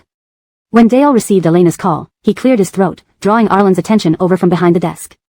With Arlen's usual indifferent expression, speak quickly if you have anything to say, leave if you don't, Dale nervously showed off his phone. He pretended to adjust a non-existent pair of glasses on his nose. My eyesight must be failing me. How did I receive Elena's call? Arlen skipped over his exaggerated performance and calmly nodded. Put it on speaker. You know what to say and what not to say. Got it. Dale chuckled. I'll handle this perfectly. Connecting the call, Dale heard Elena's sweet and gentle voice ask, Phone General Manager, good morning. Have you eaten breakfast? Hearing this, Dale paused, and so did Arlen with his emotionless stare. Feeling like thorns were pricking his back, Dale broke into a cold sweat, looking sincerely at Arlen. He tried to convey loyalty through his gaze, assuring that despite his loose tongue, he would never betray his boss or cause trouble. Arlen wasn't Grey Wolf, he was a merciless workaholic who'd gladly send him to Africa, turning his skin black. How would he find a wife then? Elena, are you trying to kill him? While giving Arlen signals, he answered Elena's call, trying to sound even sweeter if possible. But all he managed was a surprised tone. Mariah, it's been a while. What made you call me now? While speaking, he kept glancing at Arlen's face, distancing himself from any involvement with Elena. He assured that since it had been a while, they rarely contacted each other privately, making it impossible for him to cause any issues. Elena. Why does your voice sound weird? It sounded like a man's falsetto, quite nauseating, yet she hadn't noticed Dale having such an issue before. How could she hear that? They hadn't spoken much yet. Cold sweat trickled down Dale's forehead. Clearing his throat, he said, I have a slight cold. To avoid further mistakes, Dale decided it was best to limit conversation. Are you talking about winning the draw? Yes, when I saw your number win, I was pretty surprised. As for the gold bar? No worries, keep it. Dale began bluffing, watching Arlen's reaction. The extra 10 grams are a thank you for your excellent video. Mariah, please don't be too formal. Oh, okay, thank you. He nodded, keeping one eye on Arlen as he searched for an excuse to end the call. I have a meeting now. Let's talk another time. Quickly hanging up, Dale wanted to explain his innocence when he saw Arlen's phone light up. Suddenly, Arlen's stern look softened. Dale immediately guessed it was Elena calling again. Before he could tease, he heard Elena's voice. Arlen, did you pull strings for me? Chapter 246, Resenting the Rich. Arlen, who thought Elena was calling to share good news. Santiago, lying beside Arlen trying to eavesdrop on the conversation between the boss and the boss's wife. You truly have an unusual way of thinking, Miss Elena.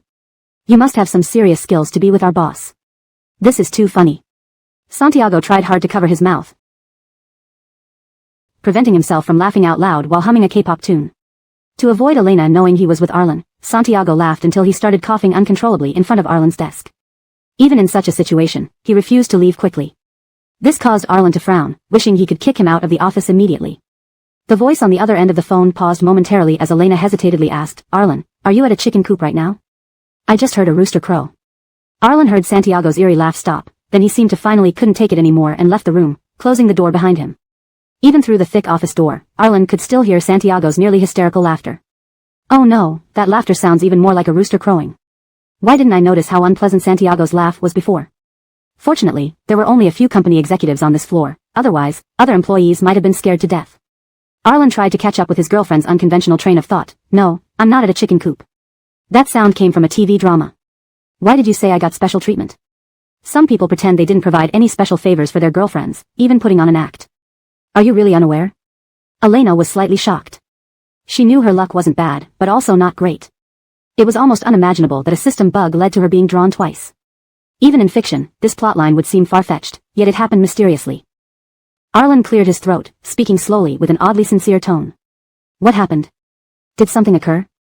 Seeing that he really didn't know, Elena put aside her doubts and happily shared the good news about winning 2 gold bars. Didn't we participate in a game lottery recently? I won.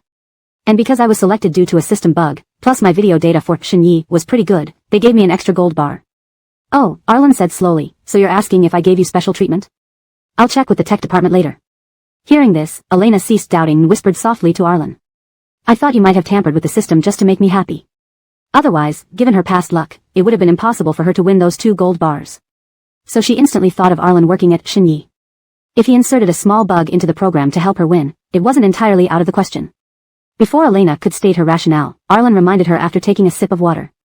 There's a complete criminal law in our country for your bold assumptions. I'm young and don't want you to become a widow early. His voice dropped low as he became slightly embarrassed.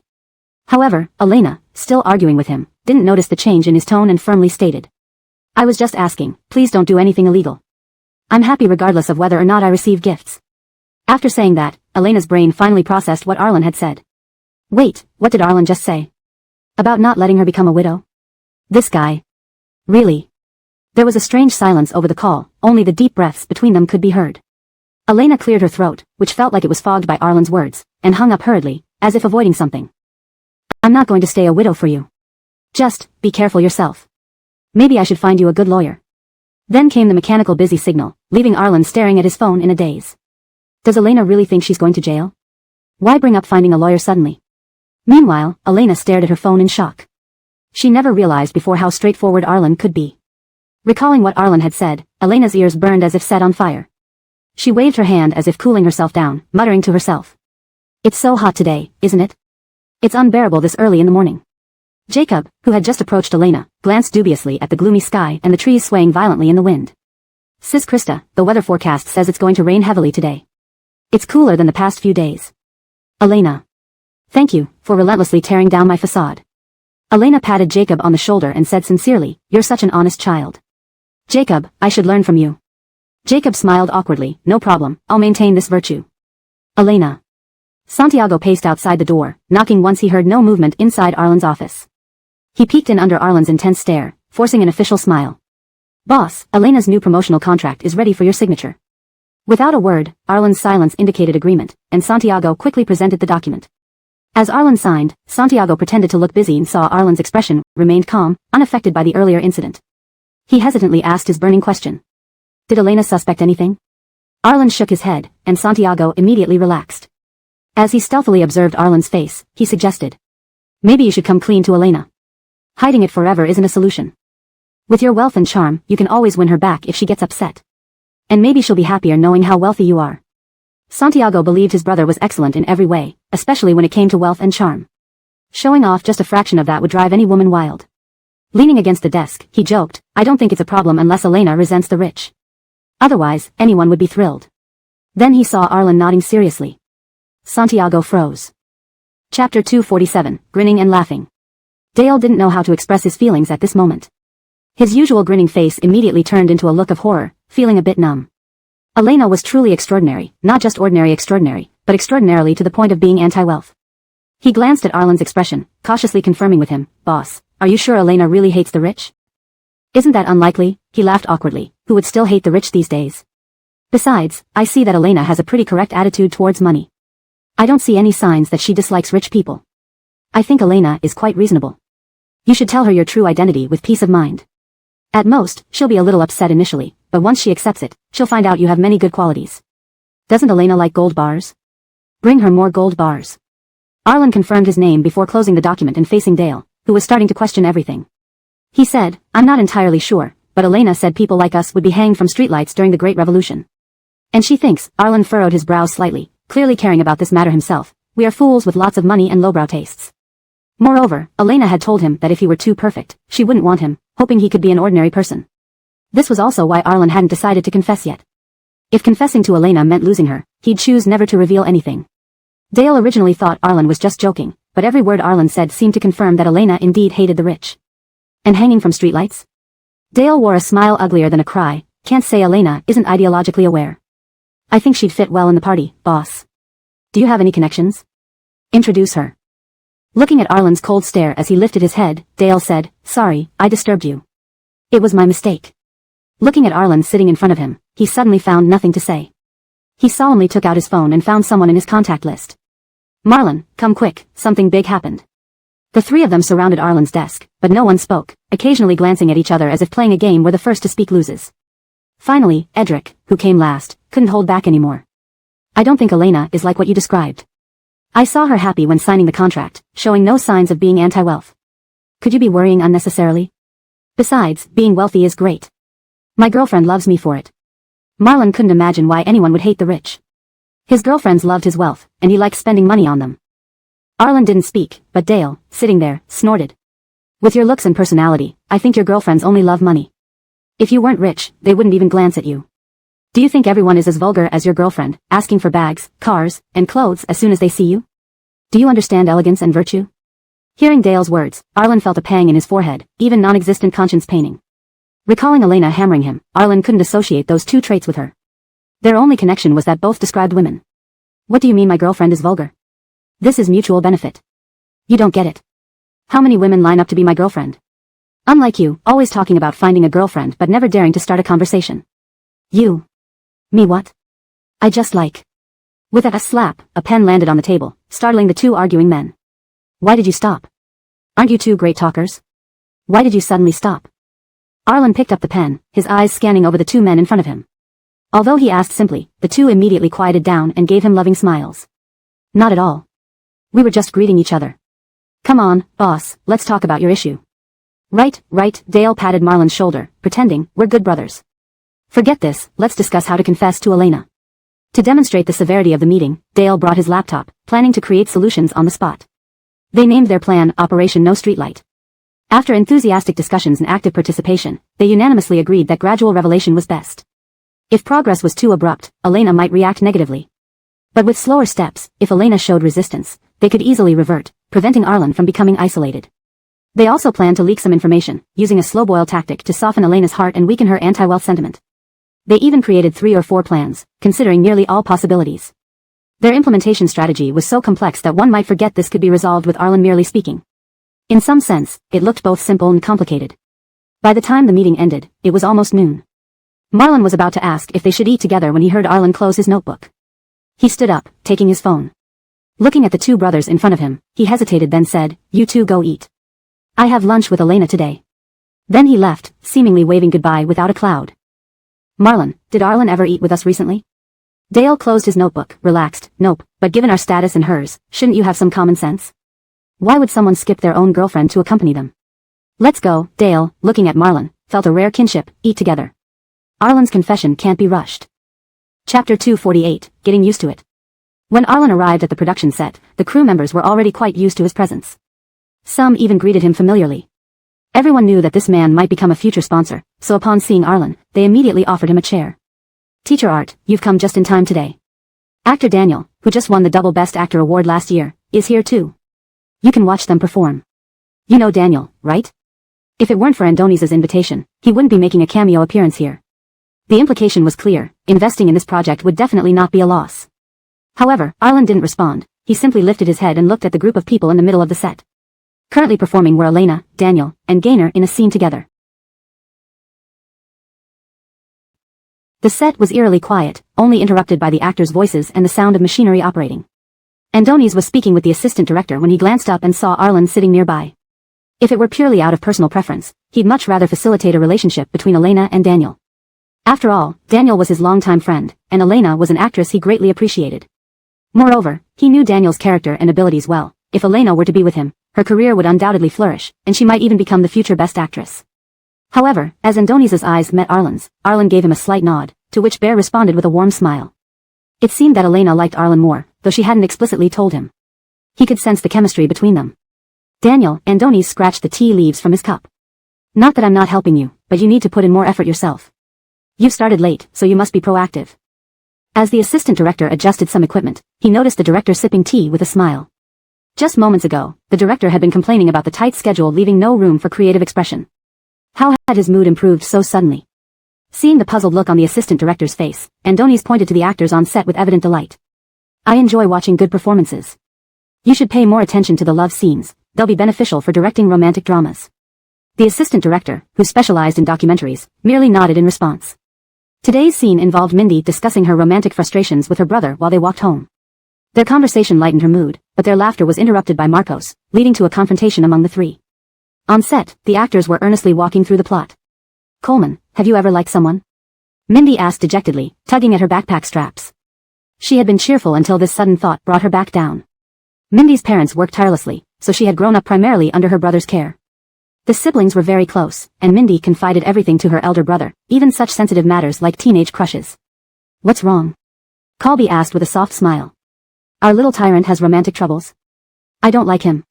He's aloof and distant. I don't like him, I'm just curious.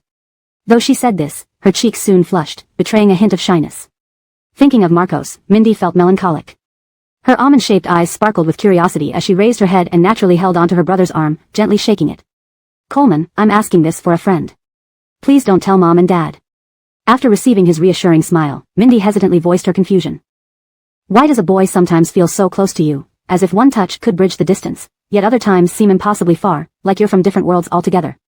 I thought we had a close relationship, but sometimes it feels like I never really understood him. Seeing her puzzled expression, Colby found it amusing. Though she claimed to ask for a friend, her subject had clearly shifted to herself. This wasn't about helping someone else, she needed advice for her own romantic issues. Colby felt mixed emotions hearing this. He had always seen his sister as a child and forgot she could have her own adolescent concerns. Recalling the boy his sister liked, his smile faltered. He wished he could find that scoundrel Marcos and teach him a lesson.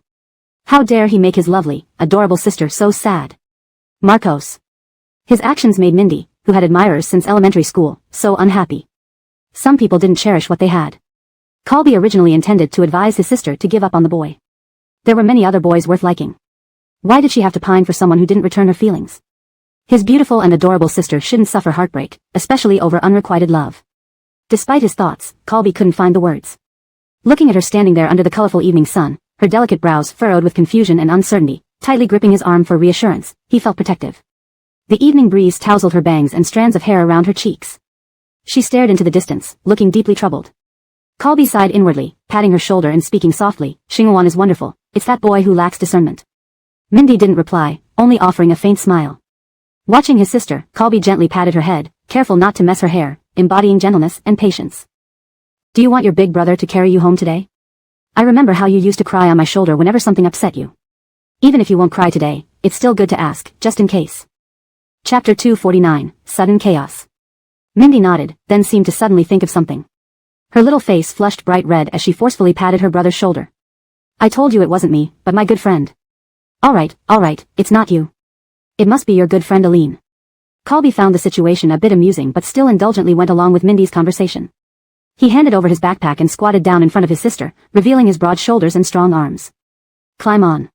Let's see if I've been keeping up with my workouts enough to carry you. Of course you can, Coleman has always been amazing. Mindy took the backpack and climbed onto his back without hesitation. Although they were portraying a brother-sister duo, Elena felt an inexplicable emotion as she clung to Daniel. It was as though her whole being softened, her heartstrings gently plucked. Daniel steadied himself, slowly standing up, carrying Elena forward with a serious expression, as if he bore the weight of the world on his back. The setting sun filtered through the tall sycamore trees, casting a beautiful light on the two of them, one chatting merrily, the other listening intently. However, this scene wasn't perceived as beautifully by others, rather, it was glaringly obvious. Marcos walked out of the student council office and saw this glaring sight at the school gate. Mindy was intimately clinging to a handsome boy, her smile brighter than spring sunshine, completely different from the girl who had argued with him. She seemed relaxed and joyful, like a bird that had just flown out of its cage. Marcos felt he should remain calm and restrained, at least asking Mindy who the boy was and what their relationship was. Why were they so close? Rational thoughts swirled in his mind, but his actions betrayed those thoughts. He hurriedly walked up to Mindy, striving to keep his voice steady to hide his jealousy. But Mindy, didn't you say you wanted to ask me something after class? Why did you leave on your own? I waited for you in the classroom for a long time and didn't see you. Imagine my surprise finding you here. With that, the boy gave a mocking smile, as if ridiculing misplaced sentimentality. He stared intensely at Mindy, ignoring the boy carrying her as if he didn't exist. Mindy, seeing his demeanor, felt her suppressed anger suddenly flare up. Of course, she hadn't waited for him. Zhang Yun had told her Marcos would be tutoring someone else, so there was no need to wait. She, Mindy, had her dignity and wouldn't chase after him all the time. If he wanted to tutor someone else, fine by her. They weren't anything special to each other, so why should she bother herself? Don't worry about it. I can ask someone else. You wait for whoever you want, it's none of my business. Mindy. The boy seemed irritated by her words. Looking at the girl before him, he ground out each word through clenched teeth. Can you explain yourself? I waited for you so long. Shouldn't you owe me an explanation? Mindy turned away, her expression cold, acting as if they weren't connected at all. At least listen to me, classmate. Marcos received no explanation from Mindy, only to see the boy carrying her smiling at him. His smile was perfect, yet Marcos detected disdain and ridicule in his eyes, more deeply rooted enmity. No matter what, one should have basic manners when dealing with girls. And Starling, Xingwan, has been quite clear. Don't take it too seriously. As classmates, if Starling has questions, she doesn't necessarily need to ask you. Right? My grades are good enough to tutor her. His gaze was sharp under the setting sun, instantly drawing Marcos's attention entirely to him. Marcos felt like an infuriated cat, ready to tear into the boy. At this moment, Mindy, who had been leaning on Colby, seemed tired. Burying her face in the crook of his neck, she whispered softly. Let's go. I don't want to stay here. I want to rest at home. Marcos froze immediately, the tense atmosphere turning stagnant. Colby stood straight, hearing Mindy's words, smiled indulgently. He turned slightly, calmly meeting Marcos's gaze. Their gazes clashed, sparks flying between them. Feeling the tension between the two, Mindy frowned slightly but ultimately said nothing, following Colby home without looking back, as if Marcos had nothing to do with her. Marcos's prideful heart was severely deflated by Mindy's attitude. Watching the girl walk away, he couldn't understand where he went wrong. Yet, an overwhelming sense of loss washed over him, rendering him motionless. Cut, very well done. Andonis's voice snapped everyone back into reality. Everyone began preparing for the next scene, but the three people in the center felt otherwise. Daniel and Gaynor seemed still immersed in their roles, retaining the tension even after the call for cut. Elena tapped Daniel's back awkwardly. "Teacher Shen, please put me down." "Okay." Daniel nodded, smiling warmly, the same affectionate look he had in the role. Gaynor, however, snorted and passed by them, hardening his tone toward Elena. "It's lunchtime. Want to eat? My agent packed some food for me today, and there's an extra portion for you." "Elena, no need, my assistant should already have it ready." "How about eating at my place?" Daniel interjected, smiling. "My agent is picky, so he chose a famous local dish for me." Elena looked at the two men, wondering if they'd brought their in-character feelings into real life. Why were both trying to invite her to eat? But she didn't want to eat with either of them. As Elena hesitated, a familiar voice called out from outside the crowd. "Krista." Chapter 250, A Noon Appointment. Seeing Arlen's figure not far away, Elena heaved a sigh of relief. She immediately told the two people surrounding her, "No need, I have a lunch appointment. You two please carry on." After saying this, Elena darted out from between the two people as if she were a chased rabbit. "You two keep having fun, she's going first." With the protagonist already leaving, these two remaining people had no reason to stay any longer. Daniel lifted his head without speaking, his gaze following Elena's back. He watched as she gracefully moved through layers of staff like a gentle spring breeze, stirring his heartstrings. He knew he should look elsewhere, his obvious gaze could easily reveal something to others. However, his eyes disobeyed him and continued to follow Elena until she reached Arlen. He watched her stand gracefully before Arlen, looking up with a sweet and lively smile that sparkled unexpectedly in her eyes. Even though Daniel was too far to hear what she said, he could still guess Elena's mood. She must be asking Arlen when he arrived. "I've never seen her smile at me so happily. Whenever Arlen comes, it's as if she can't see anyone else. It's not like Arlen is the only one here." Gaynor mumbled by his side, full of loneliness and unwillingness. Both of them were watching the interaction between that man and woman. Daniel remained silent, slightly reining in his smile. Just as he was about to shift his gaze, he saw Arlen lift his head. Their gazes met in midair. Arlen's half-lidded eyes lifted slightly, glancing at Daniel before lowering them to look at Elena again. Wanting to compete with Arlen, Daniel frowned deeply. This move by Arlen was far from what he had imagined. Arlen reached out and tucked Elena's stray hair behind her ear, his expression intensely focused on her. Is he crazy? Ignoring the cute girlfriend right in front of him to make things uncomfortable for a rival? Rather than sparring with Daniel, he should talk more to Elena. They rarely meet, barely having enough time to catch up, let alone cause trouble. "When did you arrive? Didn't you say you had something today?" Elena was both surprised and delighted. She squinted her eyes, smiling sweetly at Arlen. "I finished my work and only then realized I was near your set, so I came over." Arlen spoke a blatant lie with a straight face, making up an excuse under Elena's gaze. "Really? Have you eaten?" Elena believed him quickly, pulling Arlen to leave. "I'll ask Jacob to bring 2 boxed meals for you." Seeing how much Elena trusted him, Arlen felt an unusual twinge of conscience. He responded perfunctorily, "No need, 1 meal is enough. As long as you're full, that's fine." Unexpectedly, Elena stood there, eyeing him suspiciously. Arlen was unsure where he'd slipped up when Elena softly said, "I never thought I'd hear you say you're satisfied with 1 meal. Forrester, you've changed. And you never used to say, 'as long as you're full,' to me before." His deep affection made her feel uneasy. Maybe the old, careless boyfriend suited him better. Suspecting he'd given himself away, Arlen's expression stiffened. "Just ate some snacks, not very hungry." Elena finally relaxed, patting Arlen's shoulder earnestly. "Don't eat junk food every day. Chips and cola make you fat easily. Exercise more often. Programmers tend to gain weight easily from working too hard." As she said this, Elena glanced down at Arlen's stomach, relaxing only after confirming its usual flatness. Maybe because she was controlling her own portions lately, Elena had become concerned about such things. Don't think she didn't know his fridge was full of soda and chips. Once, she found Arlen eating instant noodles when she visited. This confirmed for Elena that Arlen was a homebody. Except his house was clean and devoid of otaku figurines or other geeky items. Arlen, constantly worried about middle-aged weight gain and baldness. Elena always commented on his quirky thinking. Now it seemed they were equally matched. This uniquely quirky couple sat in the RV after lunch, staring at each other blankly. "Are you sleepy?" Looking at Arlen's face, Elena blushed slightly, clearing her throat to break the silence. She silently hoped Arlen would say yes. But contrary to her wish, Arlen shook his head, uncooperatively stating, "I'm not sleepy." To prove it, he opened his eyes wider, looking energetic enough to run 800 meters without feeling tired. Elena. How annoying Arlen was, now she had to find topics to chat with him. She originally wanted to pretend to sleep, but since she was too full from lunch, she couldn't fall asleep. Lying down wasn't an option either, so she had to sit here talking to Arlen. Just as she was about to suggest they play on their phones to pass the time, she felt Arlen's hand grasp her left hand resting on her knees. Seeing Elena's startled look, he remained calm. Go ahead, it's fine. What cheek? Was this person so audacious now? Not even asking permission. However, looking at their intertwined hands, Arlen's long, slender fingers pressed gently against her palm with a thin callus, and his prominent wrist bone exuded sharp beauty. Not only was he handsome, but his hands were beautiful too. Elena sighed internally, looking at Arlen's face and deciding forgivably to overlook holding hands. But soon she noticed Arlen seemed lost in thought. She waved her hand in front of his face, wondering if he was trying to stay awake for her sake. What are you thinking? Her waving hand was caught by Arlen. Both her hands now in his palms, she struggled a bit shyly. Surprisingly, despite appearing effortless, Arlen's grip held her firmly in place. Gazing into her eyes, his dark pupils indistinct, yet his expression looked pitiful.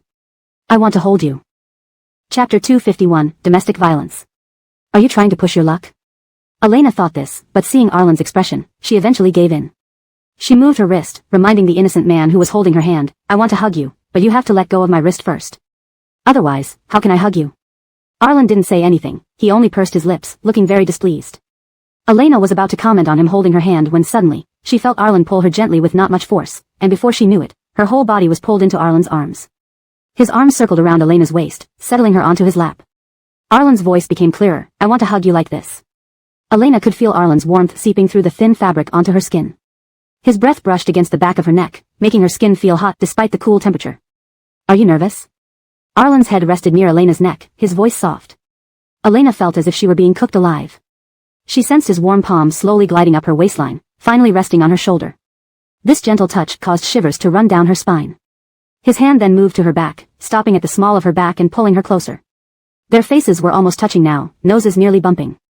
Elena blinked a few times, feeling the tightness in her chest disappear as she looked down into Arlen's inviting lips. He tilted his head slightly, and she could feel the tickle of his eyelashes brush her cheek. So, this is what Arlen truly intended. Elena gripped the fabric of his shirt tightly, crumpling it, but closed her eyes compliantly. Elena, I have some good news to tell you, really good news. A voice from beside them interrupted. Anton opened the car door, holding a contract. Elena, Billy has new contract terms. You won't believe how much they've raised. Hearing Anton's voice, Elena, who had been sitting on Arlen's lap, jumped up like a rat fleeing a cat, pulling Arlen to sit back down. Arlen, who was about to kiss her, was caught off guard by her sudden movement and ended up falling to the floor. Anton opened the car door to find Billy's CEO sitting on the floor next to his artist, while Elena stood there blushing furiously. Anton. He hadn't expected this scene. Standing there, though not knowing what happened, he immediately blocked the doorway to prevent anyone from photographing the moment. He watched these two people with a serious look, unsure what was going through their minds. Elena nervously fixed her hair, preparing to explain the awkward situation, but her manager whispered, I saw nothing, I know nothing. You two carry on. With that, he started to close the car door. Elena. Arlen. Of course, leaving at this point was out of the question, they needed to handle the business first. Anton discussed the new contract terms with her, trying hard not to notice Arlen seated there, who looked tense and restrained, more anxious than those who'd been caught in a compromising position. Discussing work quickly cleared Elena's scattered thoughts as she delved into contract details with Anton. Unaware of Arlen's presence, Anton had rushed over with the contract for her signature out of fear that delays might complicate matters. He certainly hadn't anticipated encountering Arlen, let alone in such an unusual manner. The contract was signed promptly. Before leaving, Anton softly reminded the couple, maybe some things should be continued at home. Here, cough, there are too many people. Elena's composure crumbled, finding Anton's words quite amusing. Does he think she lacks self-control? If Anton knew what she was thinking, he would have responded that he trusted her judgment, but Arlen's behavior was another story. After all, certain men can be deceptive when pursuing a love interest. Arlen sat calmly, as if it wasn't him who had just picked himself up from the floor. Anton sighed, exasperated by Arlen's pretense, and shut the car door for this young couple. Once Anton left, Elena turned to face Arlen apologetically. Are you okay? Did I hurt you just now? Arlen seized the opportunity to play the victim, a little, especially my lower back. Initially, Elena thought he would have landed on his pelvis, not his back. Seeing Arlen's genuine expression, however, increased her guilt. Should we go to the hospital? I'll take a break from the set this afternoon. Just as she was about to grab her phone, Arlen pulled her arm, placing it on his waist, and said shamelessly, just rub it better. Elena paused, realizing he was only taking advantage. Am I a doctor now? A rub and it'll be fine? She rolled her eyes in his embrace but adjusted her position for comfort. Arlen's breath against her ear seemed intent on kissing it, sending tingles through her body. I think. Suddenly, Anton's voice broke through, Elena. Unwilling to leave things unresolved, he wanted to remind her of important matters. If anything inappropriate was captured here, her future, and dreams of becoming best actress, could be ruined. He heard a loud noise inside the vehicle, causing him to knock twice and hurriedly open the door. There lay CEO Art again on the floor, while Elena still stood there firm. Anton. Do not use martial arts for domestic violence. He earnestly advised, violence by women against men also counts as domestic violence. Elena. Arlen. Chapter 252, Arrogance. It turned out that her agent's meaning was actually to stop her from abusing Arlen at home. Elena was embarrassed, as Arlen's physique didn't look like someone who could be abused. She reached out to pull Arlen up from the ground while laughing awkwardly. No, Ignacio, we were just playing around. And I only learned a couple of days worth of basic self-defense skills. I definitely wouldn't abuse anyone. Right? Elena looked at Arlen, who was still holding her hand tightly, hoping he would say something soon or she'd never be able to clear her name. Arlen slowly got up from the floor, looking at Garth standing at the door with a somewhat respectful expression, and he gave an insincere excuse. I fell down by myself. Garth felt his eyebrows twitch involuntarily. Despite Arlen's tone implying sincerity in lying, he kept his doubts to himself. Trying to fool whom? No one falls onto their seat all by themselves, especially after that stifled groan which definitely came from Arlen. Under Garth's, you two are really having a romantic moment, gaze, Elena awkwardly closed the car door. Just to be safe, Elena even peeked through the car window after closing the door, fearing another surprise attack from Bergen. How many times could Arlen take such a fall? After confirming there was no one outside her SUV, Elena turned her head to face Arlen beside her. Confronting Arlen's seemingly straightforward aggrieved eyes, Elena's guilt multiplied. She patted Arlen on the shoulder and apologized earnestly under his watchful gaze. Sorry, it was just a reflex action. After all, I've never been in love before. Seeing others always reminds me of getting caught dating early in school. Arlen remained silent, his eyelids slightly lowered and his rosy lips pursed tightly. Even though he didn't speak, Elena could see the word annoyed written all over his face. Elena coughed, finding Arlen's rocky path to romance amusing internally. She really did act out of instinct and sincerely felt sorry for him, Yenzai. But on the surface, she held Arlen's arm seriously, pressing her palm against his shoulder and pushing him roughly back into his seat. Although the action seemed forceful, Elena paid attention to the distance between Arlen and the backrest. Arlen opened his eyes wide in confusion, his previous gloom vanishing instantly. Even so, sitting there, Arlen still appeared taller than her. Elena noted the height difference between them, pressing her hand on Arlen's shoulder as she directed him earnestly. Stay put. Elena put on a stern face, like a leader assigning a task, and if her climbing onto Arlen's lap had been smoother, it would have sounded quite convincing. Though Arlen clearly had the strength and height advantage, he sat obediently, even adjusting Elena's posture when she didn't sit comfortably. Elena inwardly sighed that pants were more convenient. She then sat on Arlen's knee and gazed at him intently. Lower your head. Elena's face looked stern, but her rising tone betrayed some emotions. Arlen blinked and complied without hesitation. He felt Elena's arms like white vines wrapping around his neck, the sweetness from her body becoming intense. He watched as Elena leaned forward slightly, enveloping him into a world named Elena. Elena tilted her head and left a gentle kiss on Arlen's lips, as soft as cotton candy. Before Arlen could taste anything, she slipped away, her cheeks flushed pink like cherry blossoms in spring. Her amber eyes stared at Arlen, the iris hazy like mist, her pupils like glass beads, alluring and enchanting. Blinking innocently at Arlen's stunned look, she seemed both cute and playful. Looking into Arlen's deep, dark eyes, Elena drew out her words without realizing danger was approaching, because I want to kiss you. The last syllable vanished into their joined lips. Elena felt herself being pulled forcefully into Arlen's embrace, as he kissed her passionately. His tongue, driven by desire, slipped past her parted lips and explored inside, greedily tasting the sweetness. Elena felt her breath being stolen by him. She struggled a little, but Arlen grabbed her wrists, preventing any movement. Elena opened her eyes, ready to hit him, but was captivated by the intensity in Arlen's dark, penetrating gaze, as if she were his long-awaited prey. But soon, his gaze was hidden by his thick lashes as he rubbed Elena's waist and whispered into her ear. Focus. Distracted by Arlen, Elena quickly forgot what she intended to do. Though they hadn't kissed many times, Arlen's kissing technique was rapidly improving. At Elena's request, his lips moved from her sweet lips down her cheek, leaving trails of hot kisses on her soft, pale neck. Arlen felt like his throat was on fire, every nerve screaming to leave a mark on Elena. He had noticed those admiring gazes on her, seemingly indifferent outwardly but constantly wanting to mark her as his own, letting everyone know she had a boyfriend. She belonged to him. Just as Arlen was about to bite down, he heard Elena's soft breathing. No, I have to shoot scenes this afternoon. If you leave marks, it won't work. Arlen.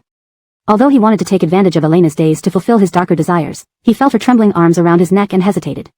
After a long silence, he gently kissed her neck, so softly it felt like a feather brushing against skin. Arlen? Elena tried to see his face but felt only his light kisses on hers. He pulled her closer, his voice low and husky. Take a nap, I'll keep you company. Chapter 253, As Beautiful as Flowers and Jade. The back seat of Elena's car was big enough for one person to lie down, but it became instantly cramped with the addition of Arlen, who had long arms and legs. However, Arlen still squeezed in without any hesitation, holding onto Elena's pink blanket. He noticed Elena looking at him. He slowly unfurled the blanket and said, "Aren't you going to take a nap?" Elena. Why did he act like he was at home? Just as Elena lifted the edge of the blanket to slide in, a pair of arms wrapped around her waist, pulling her closer until they found a comfortable position. Arlen rested his chin on Elena's hair, sighing contentedly. Feeling like a doll Arlen clung to while sleeping, Elena couldn't help but chuckle. She straightened up and looked at the roof of the car. "Don't you think it's a bit hot?" It was summer, and both of them were huddled under a blanket. She didn't know if their relationship could blossom this way, but she was sure heat rashes would thrive. Arlen didn't change his position. He lay beside Elena like a lazy cat curled up next to its owner. His voice turned lazy. "I've already lowered the air conditioning." "No worries."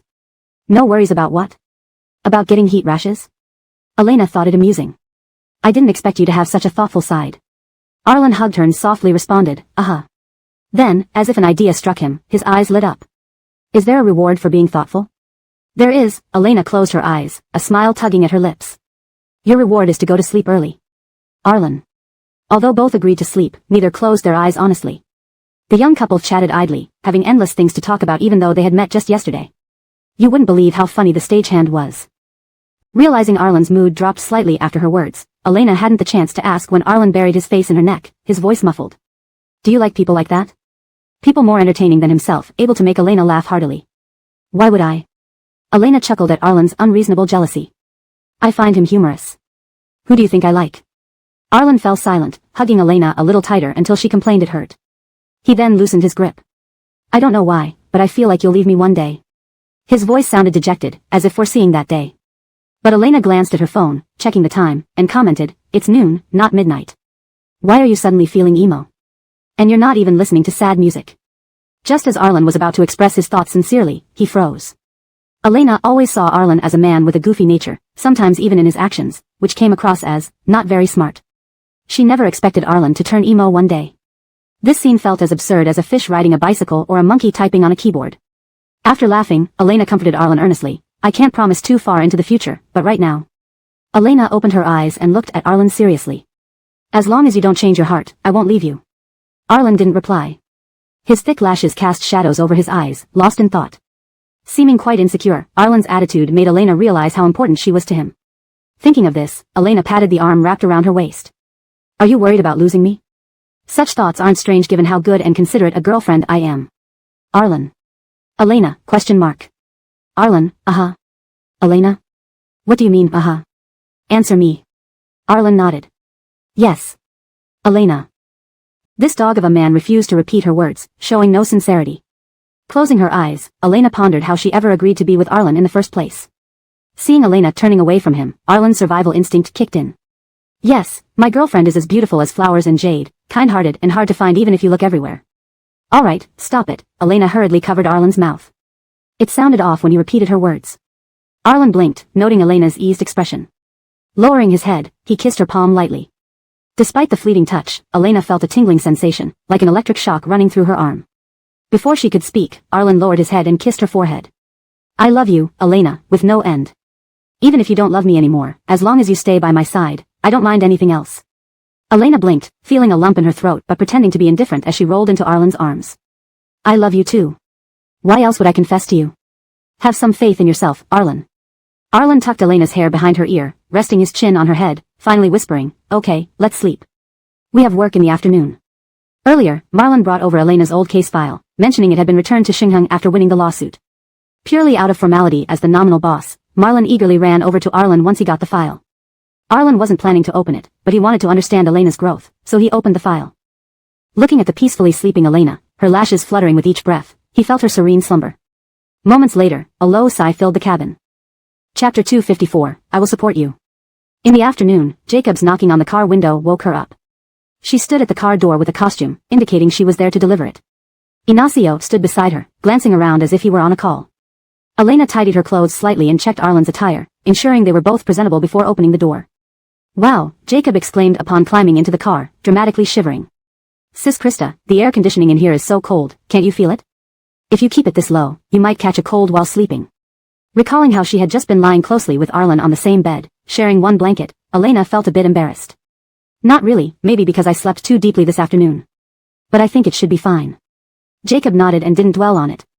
Only Anton, standing there playing with his phone, briefly looked up to glance at Arlen sitting inside.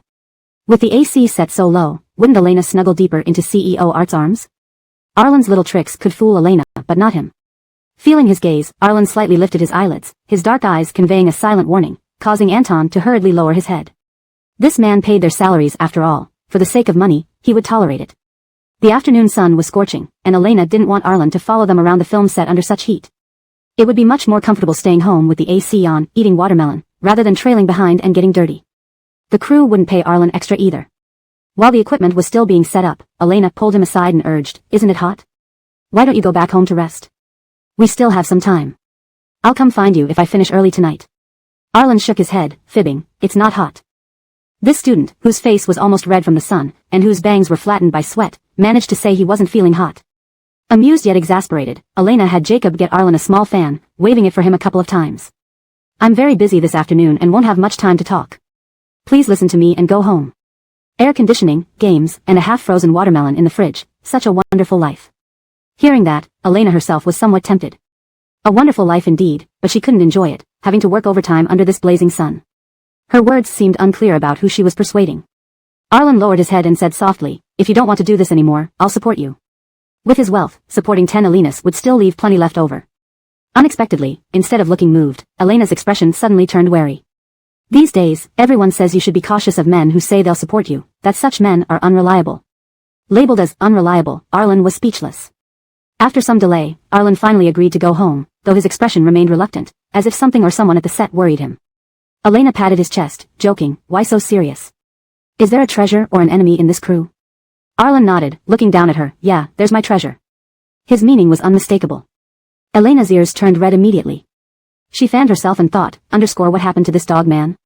Did he suddenly get wise, Such sweet words poured out like practiced lines.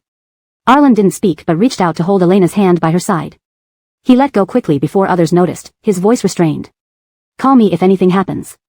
Although knowing it wouldn't help much even if something did happen, Elena felt warmth from Arlen's concern. She blinked, pulling back to a friendlier distance. "All right, I know.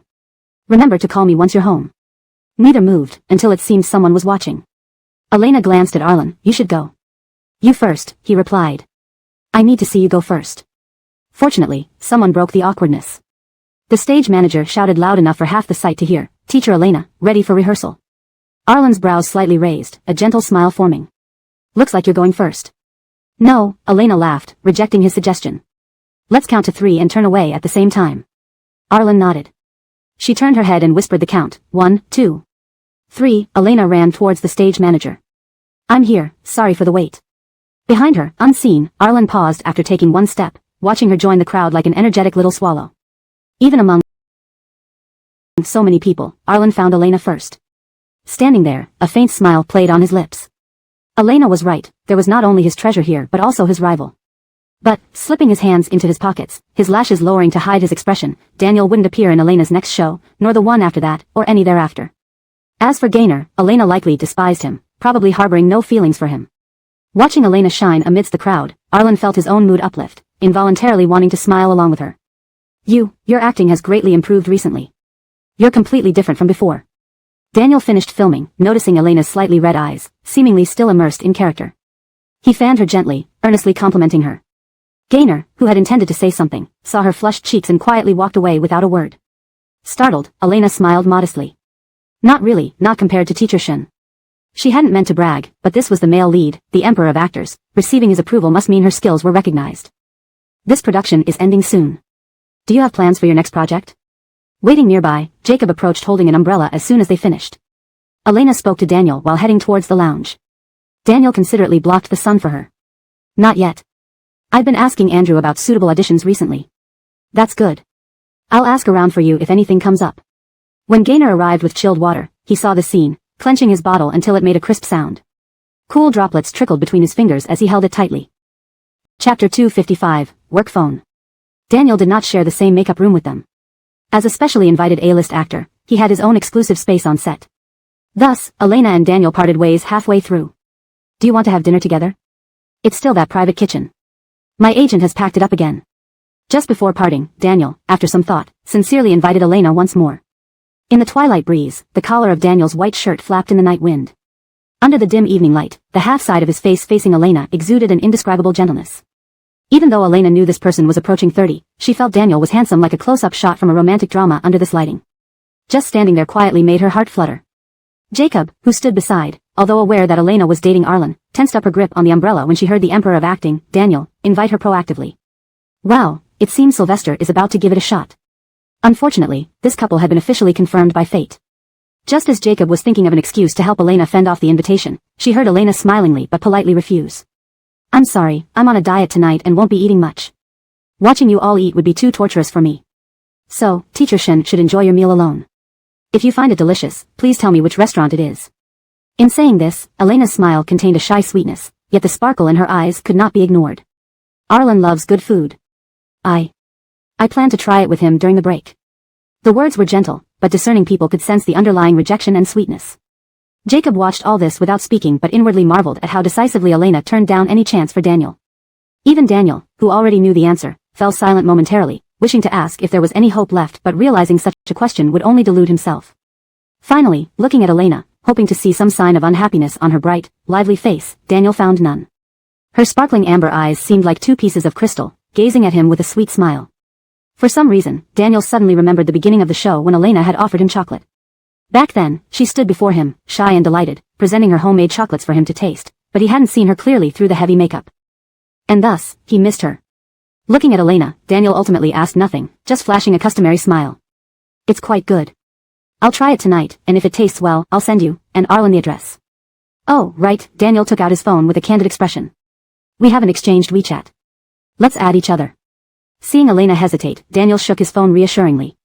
Don't worry, I have hundreds of contacts. I won't specifically look at your moments.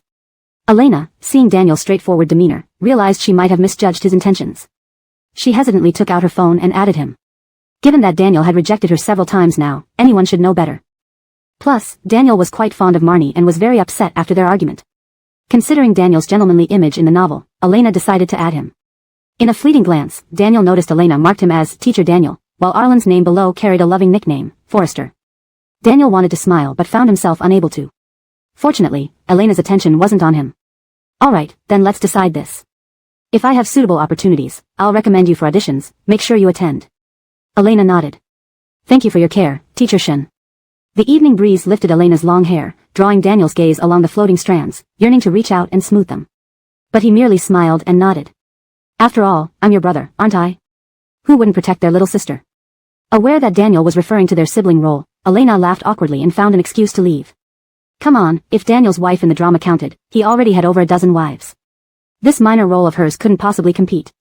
Watching Elena's lively back figure, Daniel's smile faded. He opened his phone blankly, Elena's profile appearing at the top. If he joined her production, wouldn't he have more chances to spend time with her? And surely, Arlen couldn't tolerate his presence beside Elena? At that moment, love and career, which would Elena choose? He didn't think Elena would be willing to abandon her career for Arlen. As a mere programmer, Arlen could never satisfy her ambition. Walking far away, Jacob hesitantly asked, Sister Krista, was that a work phone? Yeah, Elena saw no problem with it. I usually carry a work phone during working hours. But why does it have Teacher Arlen's name? And in such an intimate nickname, at that. Here, Elena displayed a, you don't get it, look. You need breaks even at work. Not chatting with my boyfriend isn't considered working. Jacob. She almost found this logic reasonable. Okay, Sister Krista, please rest here. I'll get your boxed meal. Right, Elena reminded her. If someone asks why you're taking 2 meals, remember. Jacob immediately understood. Say I eat a lot. You're a quick learner. Elena immediately gave a thumbs up. Primarily because she used that excuse to reject Daniel just moments ago, it would be embarrassing to eat right after. As Jacob fetched the meal, the stylist and makeup artist went to eat, leaving Elena alone in the room. With a creak, the door of the lounge opened. Elena greeted whoever came in while still engrossed in her phone. Did you return so quickly, Jacob? Few people today. The person entering didn't respond, and Elena heard the door being locked from the inside, causing her heart to race alarmingly. Chapter 256 Heartbroken Puppy. She hurriedly raised her head to look at the person standing before her, and saw Gaynor staring at her with a bottle of crumpled mineral water in his hand. It looked as if it had been trampled by a large truck. This kid. When Elena realized it was him, she rolled her eyes rather impolitely, almost dying of fright, thinking someone intended harm towards her. Gaynor was someone she had gotten to know fairly well by now. Although he often spoke ill of others and loved listening to gossip, his heart was good. He was a decent young man who hadn't gone astray. Despite not liking talking to him due to past incidents, Elena noticed how Gaynor had been more considerate toward her lately, thus lessening her aversion towards him. You just come in, why lock the door? Elena said this while standing up to unlock the door. She did not want others to misunderstand what was going on inside this lounge room. Just as Elena stood up and walked past Gaynor, her wrist beside her body was suddenly grabbed by a hand. Why you? Gaynor clearly didn't expect himself to actually do this, looking even more flustered than Elena when seeing the scene. He immediately let go of Elena's wrist, stuttering and unable to say anything coherent. Elena. What did that mean? Unable to speak a word in front of her? Was she that terrifying? At this moment, Elena thoroughly believed this person held no malicious intent toward her. Where had she ever seen a person acting bashfully like a maiden in front of their intended victim? Do you want me to open the door? Otherwise, Jacob wouldn't be able to bring her food. No, at this point, the boy's expression became firm again, filled with newfound courage as he looked at Elena. I have something to tell you. Elena nodded and leaned against the dressing table. She still wore the high school uniform from today's filming, her slender legs gleaming under the short suit skirt. Her hair was slightly messy, adding a touch of relaxing laziness and alluring beauty. Gaynor seemed to choke on the words he wanted to say, leaving Elena puzzled as she watched his flushed face for quite some time. This person claimed he had something to ask her but remained silent. Could it really be that hard to say? So, what is it you want to ask? You can start. It couldn't be about some ridiculous industry rules or trying to hype up CP, right? If so, Elena clenched her fists. She would teach him which words were appropriate and which weren't, along with a life lesson. After a long pause, Gaynor finally managed to spit out, Is Arlen your boyfriend? Elena, who had been clenching her fist for some time, was left speechless. That matter? Yes. What? Gaynor seemed disbelieving, further seeking confirmation. His eyes widened in disbelief as he asked Elena. Elena retracted her guardedness and loosened her fists. Yes, Arlen is my boyfriend. Gaynor looked somewhat dejected, yet still hopeful. Then why haven't you announced it to the public? Could they be an underground couple? If Arlen's identity wasn't suitable for publicity, then wasn't there still a chance for him? Because you guys never asked, Elena said in a tone akin to addressing a child. Should I announce my dating status one by one? Moreover, if we announce now, both of us would have to pay fines according to love face-to-face. It wasn't a big deal to Elena, but as a programmer, it would be a heavy burden for Arlen. Elena watched as hope flickered in Gaynor's eyes only to be extinguished quickly, without any chance of revival. How cruel, Elena thought, silently reflecting on her own straightforwardness. Aren't you afraid I'll expose your relationship in public? He expected Elena to be fearful and anxious, perhaps even begging him not to reveal it. Instead, she merely glanced up from her phone and replied nonchalantly, Sure, I've been wondering how to make the announcement anyway. Getting exposed by someone else would certainly leave a lasting impression. Her expression suggested she didn't care who broke the news first, far different from what Gaynor imagined. Gaynor. Elena blinked, so, is there anything else you want to say? If not, I'll open the door. She thought it was something important. Wait, Elena. All the shyness Gaynor had seemed to vanish instantly. He stared at Elena, his face losing its color, like a person appealing against a verdict despite knowing the outcome. Elena, I like you. Though quiet, each word struck the floor of the lounge forcefully. Elena remained silent, her eyes devoid of emotion, which oddly gave Gaynor a surge of courage. He gazed earnestly at Elena, transforming his murmurs into a firm declaration. I like you, and I don't know when it started. It feels like my eyes are always on you. Truly, I enjoy being around you. He sounded almost hurt, eyes becoming moist as if fighting back tears. Elena, I apologize for what happened during our first meeting, 1,000 times if necessary, but please be nicer to me. You're a great actress, not someone who got here through connections. Your talent is strong. I apologize for what I said before. As he continued, he found it harder to speak, ending in choked sobs. Elena remained silent, handing him a tissue from the table. Here, take it. Gaynor hastily wiped his face, accepting the tissue, trying to hide himself in shadows. Don't look, my sweat is dripping. Elena inwardly scoffed but played along, nodding, your sweat is dripping. The mocking tone. Gaynor wanted to glare at her but ended up shedding involuntary tears when he looked at Elena. His first love was an evil woman who mocked him even after his confession failed. Elena couldn't help but laugh at Gaynor's predicament, her voice bright and echoing nicely in the lounge. Before Gaynor could react angrily, she regained her composure. Under the bright lights, her eyes shimmered like stars across the night sky, captivating everyone. She straightened up, looking directly at Gaynor who cried and sniffled like a heartbroken puppy, and said sincerely. I know, thank you for your feelings. Hope you find someone who loves you back someday. Chapter 257, Secretary. Gaynor stood there dumbfounded. Elena ignored him, walked around Gaynor, and opened the door to the lounge. The cool evening breeze mixed with the faint starlight from the horizon seeped in. Elena took a deep breath of the slightly warm outside air and stepped out of the lounge, leaving the space for the heartbroken Gaynor. She hadn't walked far when she encountered Gaynor's agent standing at the lounge door, anxiously watching her direction. Seeing Elena come out, a relieved look flashed in his eyes. He approached Elena and sincerely extended his hand. Sorry, Miss Elena, I apologize on behalf of Mingchen for his inappropriate actions in the past. Also, thank you. His words were vague, but both knew what he was talking about. Elena placed her hand briefly in his, exchanging a knowing glance. Informal pleasantries, we've worked together for quite some time in this production, you can call me Elena or Little Tang. If you really want to thank me in the future, recommend me for auditions in good productions. It's better to have one more friend than one more enemy. In the entertainment industry, she needed to accumulate some connections.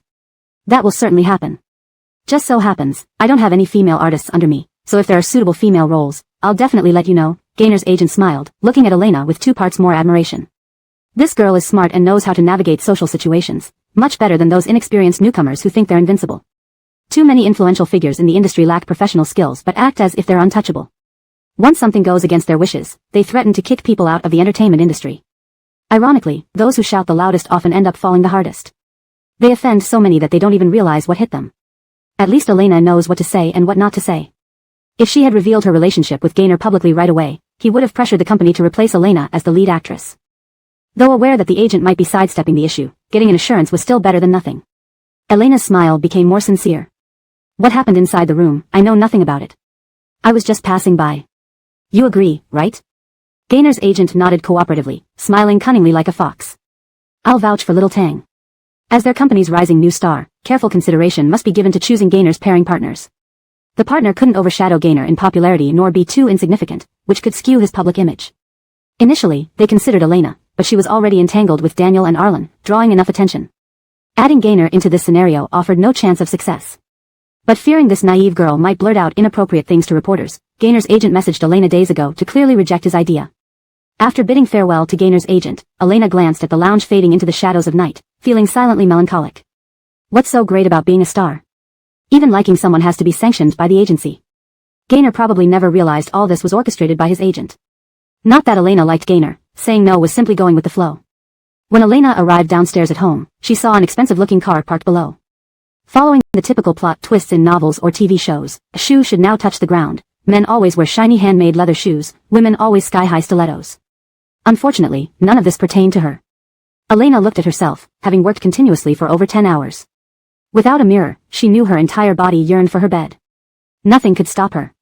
So, after a brief glance, she calmly turned her gaze away, planning to slip past the intimidating group of men and leave unobtrusively. But even this tiny wish was denied. Elena watched as a man in black stepped out from the car and blocked her path with an arm. Excuse me, Mariah, our mistress wants to talk to you. On the verge of collapsing from exhaustion, Elena responded. Are you kidding? I'm about to go home, and now someone wants to talk to me?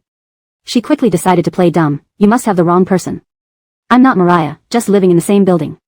With her mask, hat, even the neighborhood cats hesitated before bothering her. Let alone this guard who'd never seen her before.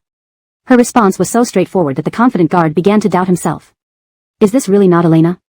Who else would be wandering around late at night wearing a hat, sunglasses, and a mask? Hold it, do not be rude, a sweet voice came from the car. Elena watched another guard eagerly open the rear door. Then a high heel with a black square diamond buckle appeared, followed by slender legs and a black velvet cheongsam skirt. The peony embroidered on the hem sparkled brightly. Chloe was satisfied seeing Elena's stunned reaction, flashing a disdainful and mocking glance. She thought Elena would be some fairy, but ended up being just a petty celebrity. She truly overestimated Arlen for coming here herself. Still, she smiled gently, her emerald earrings swaying, highlighting her tender, radiant skin. Even if you don't recognize me, I've known you for a long time, Mariah. A smug smile spread across her face, but Elena seemed genuinely dazed, not responding. Chloe's smile froze. Normally, wouldn't anyone ask who she was? How could she let her words hang unanswered? Elena is indeed stupid. Maybe letting her secretary handle this is better. Chapter 258, The Check. Standing opposite Chloe, Elena did not feel her defenses falter. She watched the series of actions that just transpired and could only think one thing. Could she really be a genius? Did she have the power to predict the future? As for the question asked by the wealthy woman standing across from her, Elena inwardly rolled her eyes. Wasn't it obvious to everyone in China who she was? Countless people recognized her face. Did this woman expect her to ask each person their identity? Elena just wanted to go to bed and didn't wish to get entangled with this erratic old woman at midnight. Her drooping eyelids trembled with fatigue as she nodded, intending to sidestep the bodyguard and head home. Chloe felt her expression twist. Having lived a pampered life for years, she was thoroughly ignored by only one person, Elena. She clenched her teeth. The bodyguard immediately moved to block Elena's path, understanding her unspoken command. Miss Elena, you haven't answered my question yet. She let out a light laugh, her voice soft and tender, exuding a youthful vibe unexpected for her age. Looking at the towering bodyguard in front of her, Elena slowly reached into her pocket, searching for her phone, intending to call Ignacio and Jacob, who hadn't wandered too far away. She wished Jacob had accompanied her back home today. But on the surface, Elena maintained an innocent and simple expression, nodding gently, yes, indeed. Chloe, hoping to see fear and timidity in Elena's eyes, was left speechless. Ha! Someone in the crowd laughed, a young bodyguard who couldn't contain his amusement at the unfolding scenario, failing to uphold professional decorum. How pitiful, Elena thought to herself, imagining he would soon lose wages over this. Since she couldn't avoid it, she faced it head-on, turning her head with a defiant expression, much like a minor celebrity encountering a rabid fan, both annoyed and exasperated. So, do you want an autograph or a selfie? She lowered her black sunglasses slightly under the dim streetlight, her almond-shaped eyes gleaming provocatively. And if you're preparing blank paper, I can't sign it, she added sarcastically. You should know that much if you're chasing stars, right? Pretending to search for a pen in her bag, she seized the moment to dial a number secretly. Chloe had never felt so humiliated. Why should she need an autograph from some low-profile star? She certainly wasn't interested. Elena, Chloe took a deep breath, calming her voice. I came here today to discuss something with you. No other meaning. Discuss something? Is that all? Elena explained patiently, if it's work-related, contact my agent Beccan. If it's personal, find my assistant Jacob. At worst, there's an email address on my Weibo. You can email me. Why don't you wait? My agent and assistant are coming. You can speak to them. With those words, Elena's initially kind demeanor turned cold. But do you know what your behavior is called? It's called stalking. Stalkers are the most despicable and despised existence. Chloe. What nonsense, how could they jump to stalkers? With Elena's low profile, how could she possibly have stalkers? Taking a deep breath, Chloe managed to steady her wildly beating heart. Seeing her bodyguards barely containing their laughter, she pinched her temples, realizing she'd underestimated Elena. The sudden flash of headlights nearby signaled satisfaction to Elena. My agent and assistant have arrived, you can talk to them. Well, I'm going back to sleep now. Goodbye, madam. She elongated the word madam, clearly mocking Chloe's previous behavior. Before Elena could take 2 steps, she heard Chloe say behind her. Even though you don't know me, allow me to introduce myself. I am Arlen's mother. Elena froze, turning around to see Chloe smiling beautifully against the darkness, illuminated by Ignacio and Jacob's approaching car lights. Chloe looked like a sharp, coiled venomous snake ready to strike. Seeing Elena turn, she emphasized her statement with a bright smile, trying to recover from her earlier setback. I should say I am your future mother-in-law. If you don't believe me, I have photos with him. If that doesn't convince you, I even have our household register.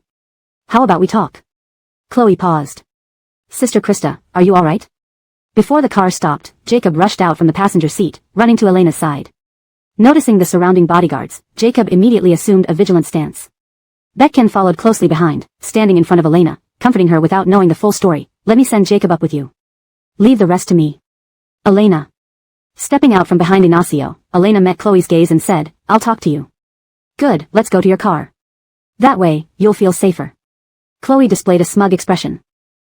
The bodyguard searched Elena's car, ensuring no hidden recording devices were present before letting Chloe and Elena inside. Beccan and Jacob stood outside the car, Jacob worriedly tugging at Beccan's sleeve. Beccan remained silent, finding Arlen's contact information. Although Chloe claimed to be Arlen's mother, Elena found her nothing like him. Consequently, when they sat in the back seat, Elena instinctively kept her distance. Arlen never told you that we're a wealthy family, did he? Chloe chuckled lightly. He always likes to oppose his father, preferring to be a small-time programmer than return home to inherit the business. Elena murmured in agreement, but her mind detected an eerily familiar plot. Was the other party about to offer a check? In the next moment, Elena saw Chloe pull out a checkbook from her Hermes bag. A line echoed in her mind. Here's 5 million, leave my son. Here's 5 million, stay with my son forever. Elena. Chapter 259, Starved for Love and Money. Faced with Elena's astonished expression, Chloe was clearly quite confident. Before coming to meet Elena, she had already thoroughly investigated her life. The orphanage-born young girl starved for love and money had even emptied her savings to pursue Daniel.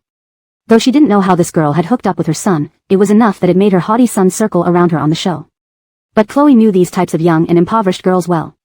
Living in deprivation for most of their lives, they would readily fulfill anyone who could satisfy their needs. Chloe had also obtained accurate information about Elena's poverty and low self-esteem from her former agent. According to him, Elena would do anything for money, even agreeing to roles in web series nobody else wanted or accept a mere 200 yuan appearance fee. Thinking about this, Chloe's smile deepened. She gazed at Elena like watching a sharp yet foolish knife. I understand what you young girls are thinking all too well. Isn't it just about money? My family has plenty. Elena couldn't figure out why the woman in front of her suddenly acted like someone overseas who claims to know everything. She feared the woman might start playing an accordion while boasting about no one understanding her better. If you can make Arlen marry you, I will give you a generous bonus. Elena? Take it, my future daughter-in-law. Chloe forcefully pushed the check into Elena's arms. Under the dim yellow light of the car's ceiling lamp, Elena saw a touch of sinister allure in her demeanor. Before Elena could fully believe this woman as Arlen's mother, the latter gave her a disdainful glance. Her words sounded like a form of charity. I'll use every method possible to have Arlen's father agree to your marriage. Your only task now is to cling tightly to Arlen, ensuring he marries you. Elena? Forget it, if you don't understand, it doesn't matter. Just as long as you win Arlen's heart, everything else can be negotiated. Money, houses, bank cards, I can provide them all. If Arlen cannot give you something, I can. Elena? Why did that sentence seem ambiguous? Alright, our conversation ends here. If you want to find me in the future, call this number.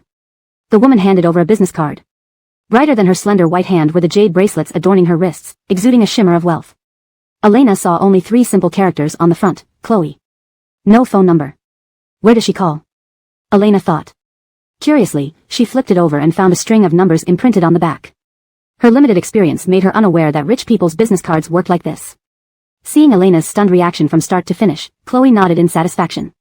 Clearly, Elena was entranced by her wealth, just as her former agent described, naive and easily manipulated. Chloe opened the car door, her high heels tapping on the ground with an overwhelming presence. Looking at the full moon hanging in the night sky, she sighed, what a round moon. Emerging from the car, Elena. She felt that Arlen's mom, Chloe, always tried to act superior but missed the mark. Compared to a pampered noblewoman, she seemed more like a comedian fresh off the stage. Yes, it was hard to imagine her as Arlen's mother, they looked nothing alike. Chloe turned back to Elena, why do you finish work so late? I had to wait for you for so long. Does that genuine resentment in your voice mean anything? You sought me out, not the other way around. But after receiving the 5 million yuan check, Elena found it hard to say anything unpleasant. Shrugging, she replied seriously, we 18th-tier minor celebrities live a life of early mornings and late nights. Without effort, we wouldn't eat. It wasn't within her control. Chloe, how could Arlen choose such a poor woman? If you call me poor one more time, I might hit you despite you being Arlen's mother. Elena gave a hollow smile and said to the noblewoman in high heels, Mrs. Song, although I don't know where you hired those bodyguards from, I suggest using a higher class agency next time. Didn't you notice their ill-fitting clothes? When hiring, please, Elena paused, trying to hide her laughter, rent more sophisticated ones. Our company has many resources in this area. If you'd like, I can introduce some. Indeed, that haughty heel clapping stopped momentarily. Even in the dim night, Elena could see Chloe sharply glancing back at her. Elena, smile. After watching the car drive away, Jacob and Andrew approached, asking about what happened. Elena shook her head, nothing serious. Don't worry. It's late, go home and rest. You need to wake up early for work tomorrow. Really nothing? Why don't you stay with me tonight? I'll sleep on the living room couch. Jacob worriedly watched Elena, recalling the intimidating bodyguards. That woman looked wealthy and powerful, confronting them, Elena would surely lose. Elena shook her head again, saying it was nothing and asked them to go home. Just as Jacob wanted to say more, she felt a slight tug on her sleeve. Turning around, she saw Andrew slightly shaking his head. Watching Jacob and Andrew's car drive away, Elena took out her phone, found Arlen's number, and dialed. He answered quickly. Elena's tone was calm but laced with a threat. Arlen, come back to get beaten. Chapter 260, Barbecue and Beer. Arlen. On the other end of the phone, Arlen already knew what had happened with Elena through Anton during the day. However, he was unsure about what exactly Chloe had told Elena. Considering that Elena was still fuming, he lazily replied, do you want anything to eat when I get back? I remember a place has really delicious crayfish. Or there's another place with barbecue, they're running a promotion, buy barbecue, get free beer. Elena. Do I look like someone who can be placated with just a meal? Arlen nodded honestly, yeah. Elena. Just get back here quickly, Elena thought for a moment, and don't forget to bring the spicy crayfish and barbecue. Bye. The red light turned green, and as Arlen stepped on the gas, he mulled over Elena's actions. She could still think about having a late-night snack, so she wasn't in a terrible mood. It seemed that Chloe didn't say much. Yet, the fact that Chloe dared to find Elena deepened Arlen's cold gaze even more. When Arlen knocked on the door, Elena was applying a face mask and heard the doorbell. Annoyed, she shuffled over in her slippers, snapping at whoever was outside. Don't you know our house code? Ringing the doorbell in the middle of the night, you're trying to get me complaints? Arlen held up the steaming takeaway bags, slowly explaining from behind, since you were angry earlier, I didn't dare just walk in. Huh, now he's being such a good boy. Elena huffed and moved aside to let Arlen in. He smoothly squeezed through the gap she left, found the couch on his own, placed the takeaway on the coffee table, and even labeled each bag carefully. Sitting there, Arlen waited obediently for Elena to interrogate him. Elena. Was it her imagination or did Arlen seem eager to be questioned? She shook her head to dispel this strange thought, sat down on the opposite sofa in her slippers, and faced him. After staring at Arlen for a while, Elena began questioning him. So, Chloe, is she really your mom? Caught off guard by Elena's stare, Arlen was speechless. He had expected some tough question, making Elena take so long to start. Arlen thought maybe she knew about his identity and was carefully choosing her words. But a simple question like this disappointed him slightly. Still, he perked up and answered seriously, his voice laced with disdain. She's not my mother, she's the woman Dad married later. Ah. Elena nodded. No wonder she didn't think Chloe and Arlen looked alike at all. Despite Arlen's occasional behavior, he sometimes appeared like a well-off kid. In contrast, Chloe resembled a nouveau riche social climber, rich but lacking in class.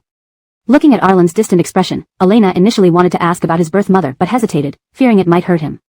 Instead, she asked cautiously, is your family pretty wealthy? Arlen considered his father's meager wealth compared to his and felt disgusted that Chloe treated his dad's small fortune like it belonged to a dog, terrified he would return and compete with her son. He lifted his eyelids and replied calmly, average. I rarely go home, so I'm not too clear. Elena sighed inwardly. Arlen didn't fully grasp his background yet. She adjusted her face mask and mumbled, it seems you're not quite sure about your family's wealth. Arlen looked up and saw Elena pull out a thin check. Seeing Arlen's widened eyes, Elena waved the check in front of him. The paper made a fluttering sound. Elena peeled off her mask and tossed it into the trash bin. Under the light, her skin glowed smooth and elastic. She proudly waved the check again. Guess why Chloe gave me this check? Looking at Elena's enthusiastic face, Arlen felt as if his heart had plunged into an ice cellar, sensing something terrible. His lips tightened before he asked bluntly, did you sell me out? Elena smiled and nodded sincerely. Arlen couldn't imagine his feelings, nor could he understand why she accepted such a condition for merely 5 million. Despair filled his ears. Arlen wasn't naive, he immediately thought of stories where parents bought their children's love. Although he wasn't clear on the specifics, Elena must have agreed to some condition from Chloe. If Elena needed 5 million. Elena, she wants me to marry you. Arlen, lost in despair, thinking he wasn't worth 5 million. Oh. Unaware of Arlen's inner turmoil, Elena studied the check and began her deductions. Before you answered, I didn't realize why she insisted on keeping us together. But, Elena blinked at Arlen triumphantly, animatedly, I just figured it out. Your family has another child with Chloe and your dad, right? She thinks my lowly status means if I stay with you, your dad will definitely leave the inheritance to your half-brother, right? Arlen. Although he didn't know exactly what Chloe told her, Elena's guess hit almost dead on. She acted so disdainful towards me yet pushed for us to be together. It's not something a normal mother would do. Why was she so desperate to bind you to me? There's something fishy about this. Why are you smiling? Am I wrong? Arlen held back his laughter. You're spot on, incredibly smart. Elena waved her hand modestly. Well, people like me, beautiful and perfect, are hard to come by. How could anyone compare to me? Arlen. This translation maintains the original tone and structure while ensuring fluency and coherence. The narrative progresses logically and captures the characters' interactions and emotions accurately. Chapter 261, Rich Second Generation. Although Elena knew nothing about the situation at his home, it was oddly accurate how she guessed almost everything correctly. When Arlen expressed his confusion to Elena, she simply shrugged and said nonchalantly. In all those high society novels, it's always portrayed the same way, power struggles, intrigue, and bitter fights over family inheritance. Just read more novels and you'll know. Moreover, Elena muttered to herself quietly. This world was essentially a novel world, so using the development of a novel plot to think about the progression of this world usually wouldn't go wrong. After all, Elena had been an enthusiast for such novels in her previous life, otherwise, she wouldn't have come to this world after dying suddenly from reading. But, Elena paused, looking at Arlen carefully, your family really is like that? Arlen nodded indifferently, talking about his family as if they were completely unrelated others. Chloe is our old man's new wife. After my mother died, she came into our family pregnant and later gave birth to a son. The old man hated my mother and consequently didn't like me either. Although he didn't provide me with fatherly love, he didn't starve me. After I grew up, I left that house and don't know what happened afterward. In fact, Arlen had hidden many things from Elena. For example, no one knew his true identity, not even Chloe or his nominal father thought of him as anything but a mere programmer. He had already initiated a quiet plan several years ago to acquire his father's company. Chloe schemed to prevent him from inheriting any family property, but to Arlen, these assets were negligible. The most important reason he wanted to reclaim them was because half belonged to his mother. His mother sacrificed everything for that man, only to be utterly betrayed in return. Since that man and Chloe considered those assets so important, Arlen would take them away right under their noses and change their names to his own. He would make them watch as their possessions became someone else's name, someone they despised and tried to suppress. As for the ultimate fate of those assets, Arlen glanced at Elena, who was oblivious. If his mother were still alive and knew he intended to give them to her daughter-in-law, she would surely agree. Elena, unaware of becoming a soon-to-be wealthy woman, listened earnestly to Arlen. Though his words were brief, she could sense the hardship he endured as a child from just a few words. Losing his mother, having his father remarry, being disliked by his father, and living with a cunning stepmother, it was suffocating just thinking about it. Despite being raised in an orphanage, Elena had mostly faced only material poverty. The caretakers there had showered her with care, filling many gaps in her growth. Conversely, Arlen's father disapproved of him, his mother was deceased, and despite coming from a wealthy family, he seemed like a pitiful, vulnerable little character.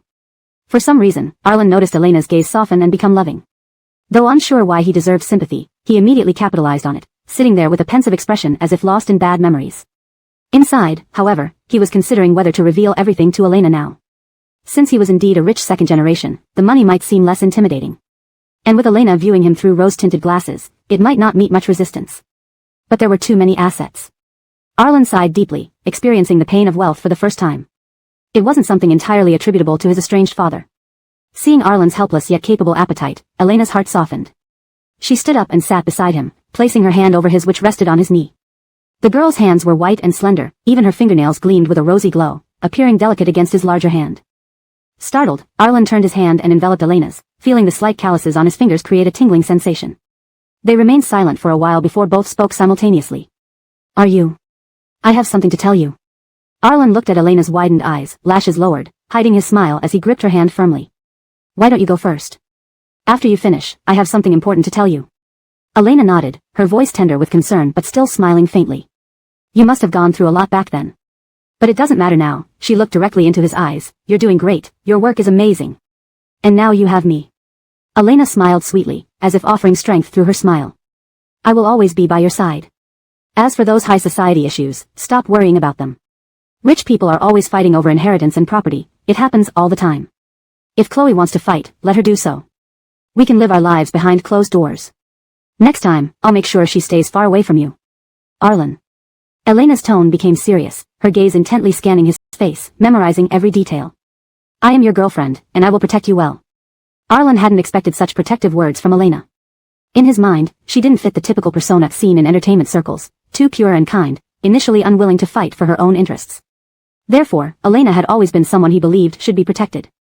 That's how he thought and acted, shielding her under his wing. Seeing Arlen's stunned expression, Elena smiled, holding his hand tightly, her eyes firm and strong. In the future, I will always be with you. Chapter 262, A Big Victim. Elena's promise was so appealing that Arlen almost felt it was unreal. Did her words mean that his future would also involve him? But, Elena sighed with a smile, fortunately, you're not the stereotypical rich second generation, or else I wouldn't want to get involved in these kinds of aristocratic games. Arlen, Elena reached out and wrapped her arm around Arlen's neck, instantly closing the distance between them. She gazed into his eyes and then snuggled onto his chest affectionately. At least you're just a little programmer. Arlen, who was about to reveal everything. While he wasn't the stereotypical rich second generation, he was certainly what people traditionally considered wealthy, and possibly belonged to the same category of rich people that Elena disliked. If categorized normally. Suddenly, Arlen felt his words burning on his tongue as he looked at the smiling Elena in his arms. He swallowed his words silently.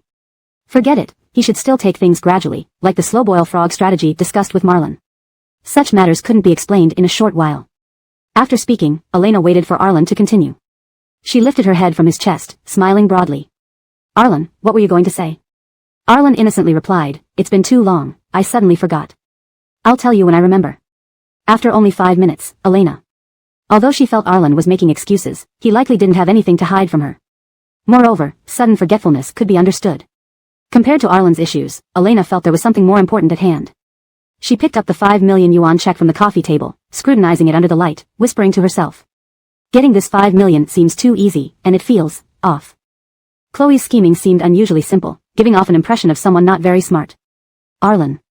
Elena called out Arlen's name, dragging it out. Arlen subconsciously responded. Do you want some free pocket money? Arlen? Elena sat up hastily, bumping her head against Arlen's chin. Arlen grunted, leaning back slightly as Elena rubbed her head while checking his chin, her excitement barely contained. I think we can get some pocket money from Chloe. Do you think this plan will work? Arlen and Elena exchanged a quick glance. It should work. Chloe's request was straightforward. She wanted Elena to keep Arlen from gaining favor with his father, thereby losing his inheritance rights, allowing her son to eventually rise to power. After all, to rich people like them, an 18th-tier celebrity like Elena was only suitable for entertainment, not marriage. To make Chloe believe her, Elena deliberately waited until the afternoon of the next day before calling her. The phone rang twice, and the person on the other end answered. Hello, Mrs. Song. This is Elena, we met last night. Elena sat in a distant pavilion far from the set, ensuring no one overheard her conversation. What do you need? The woman's voice was soft, and although Elena couldn't see her, she imagined Chloe's commanding demeanor. On the other side, Chloe was receiving a routine facial treatment at a shop. Upon hearing Elena's call, she waved her hand, dismissing the esthetician beside her. Sure enough, as her former agent had said, Elena was just a short-sighted minor celebrity. With a bit of coercion, she could be swayed. Here she was already taking the bait. But how impatient Elena was. Chloe inspected her freshly painted nails, bright red manicures, and thought how impulsive. Arlen didn't seem stupid, so why did he choose such a foolish girlfriend? Was he truly blinded by beauty? Regardless, this girlfriend of Arlen's was useful to her. Are we still on for yesterday's deal? If I marry Arlen, you'll give me a lot of money, right?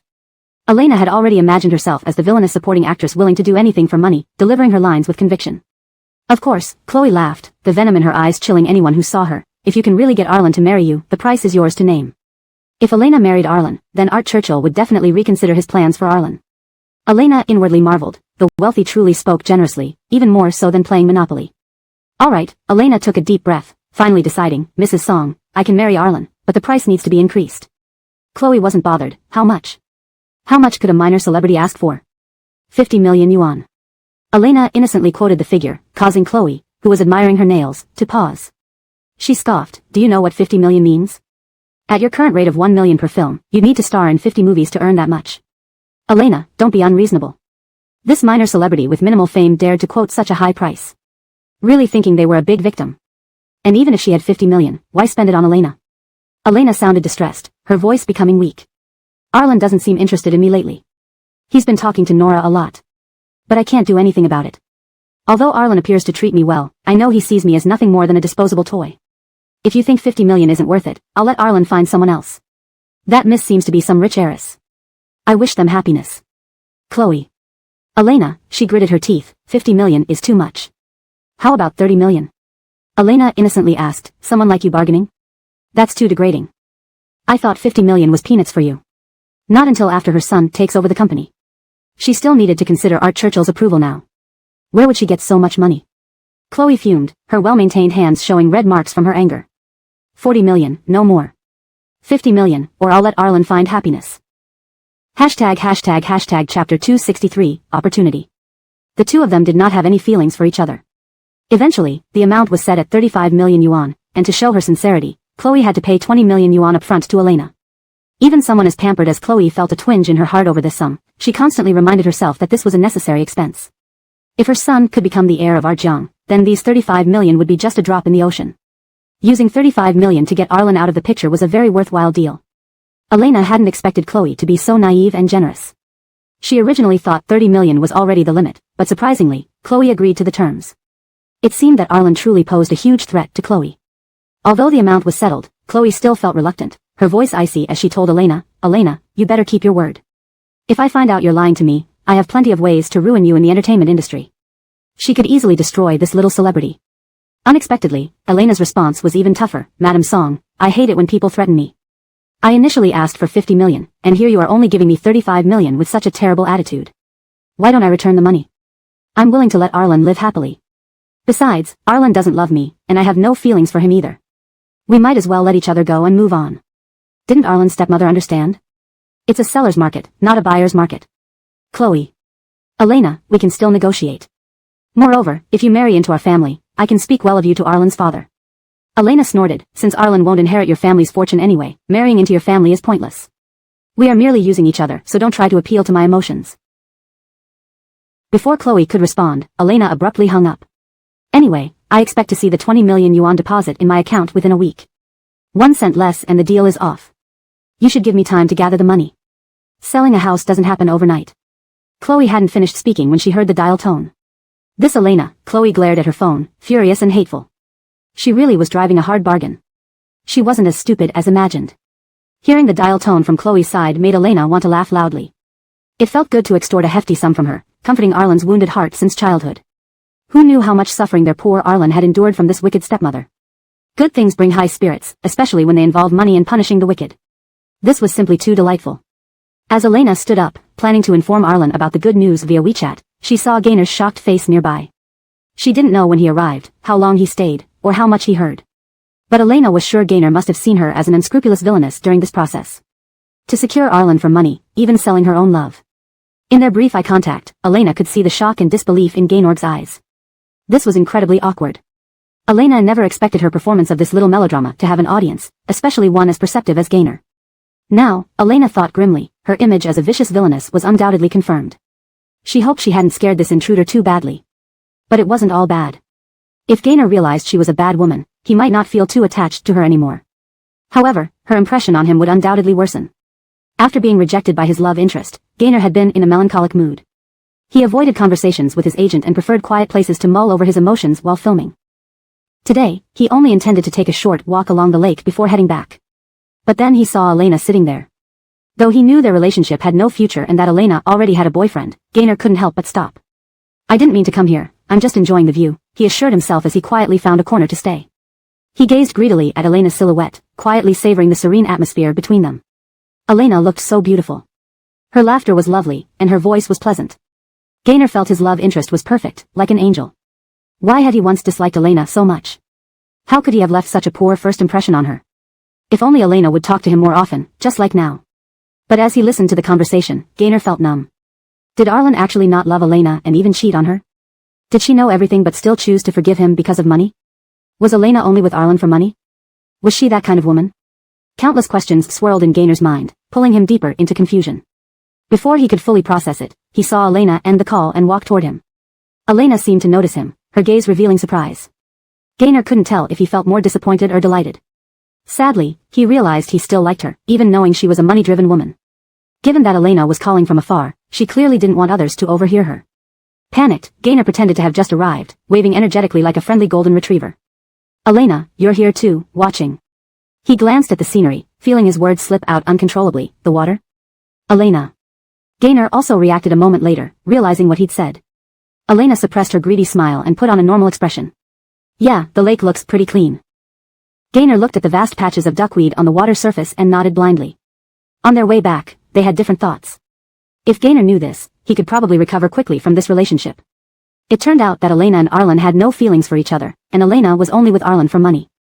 Didn't that mean he still had a chance? Translation provided in English only, maintaining the paragraph structure, tone, and style of the original text while ensuring it is natural and coherent. Chapter 264, Fortune. Elena seemed genuinely delighted after receiving 35 million yuan. Even through the simple text messages on WeChat, Arlen could sense her happiness. It appeared that she wasn't as hostile towards wealth as he'd imagined, at least she was quite pleased upon receiving the money. Arlen glanced at the latest message on his phone. Elena had already decided to split the money in a 30-to-70 ratio, with her taking 30 and him 70. She felt this was fair because Arlen had indeed made the major sacrifices and contributions in this deal, so it was normal for him to take the larger share. While opening a document on his desk, Arlen casually replied on his phone, "You keep it. I have enough." Elena didn't respond. It seemed she had immersed herself back into her acting career. With something on his mind, Arlen's pace of signing documents gradually slowed down until he found himself lost in thought over the files in front of him. On the other side, Dale was as busy as a spinning top, answering various calls non-stop. Marlon, sitting in the middle of the living room, was excessively relaxed. He had taken over the entire sofa, with game controllers, a can of freshly chilled cola from the fridge, and snacks by his side. All these were originally Arlen's stocks. The small living room distinctly displayed 3 different scenarios. After finishing his work, Dale noticed Arlen zoning out and Marlon leisurely eating snacks, drinking cola, and playing games. It felt like, despite being in the same room, he didn't fit into their atmosphere. This struck deeply. And what was even more surprising was that though there weren't many files brought over by Dale, Arlen had only processed a third of them, clearly not focusing much. Dale cleared his throat, attempting to draw the attention of the other 2 in the living room. Arlen, who sat behind the table, ignored him, while Marlon lifted his head from the game, casting a puzzled look at him. "What? Overworking yourself crazy?" "Dale." He closed his laptop and sat beside Marlon, grabbing a bag of chips from the table, tearing it open, and munching away. Turning to Arlen, he said, "Boss, why do you look so distracted? Didn't get enough sleep last night? Was that why such a small pile of documents was taking him so long?" Marlon had also noticed the issue earlier and placed his controller on the table, turning his head curiously to listen to Arlen's reply. Arlen signed a document and tossed it into the pile of finished work, his voice sounding distant and somewhat lost. "I feel Elena isn't really hateful towards wealth, but she seems to dislike rich people. Dale. Marlon. These 2 points didn't seem too good for either of them. But Marlon remained optimistic. If she isn't hateful towards wealth, isn't that great? When you reveal yourself, it'll be easier. As for her disliking rich people, just show her that you're an exception. This logic was convoluted. Though Dale thought so, he agreed with Marlon's point. Keeping Arlen's identity hidden was a potential hazard in their relationship. Moreover, if Elena were to find out about it first, Arlen would be in deep trouble. Boss, Dale advised earnestly, I don't think Elena is irrational. If you explain it slowly to her, she'll eventually understand. Arlen looked up, speaking softly. What if she doesn't? What if she really dislikes rich people? Wouldn't that ruin their relationship? If you don't tell her now, how will you handle marriage proposals in the future? What if she asks for premarital financial disclosures? Wouldn't that blow everything?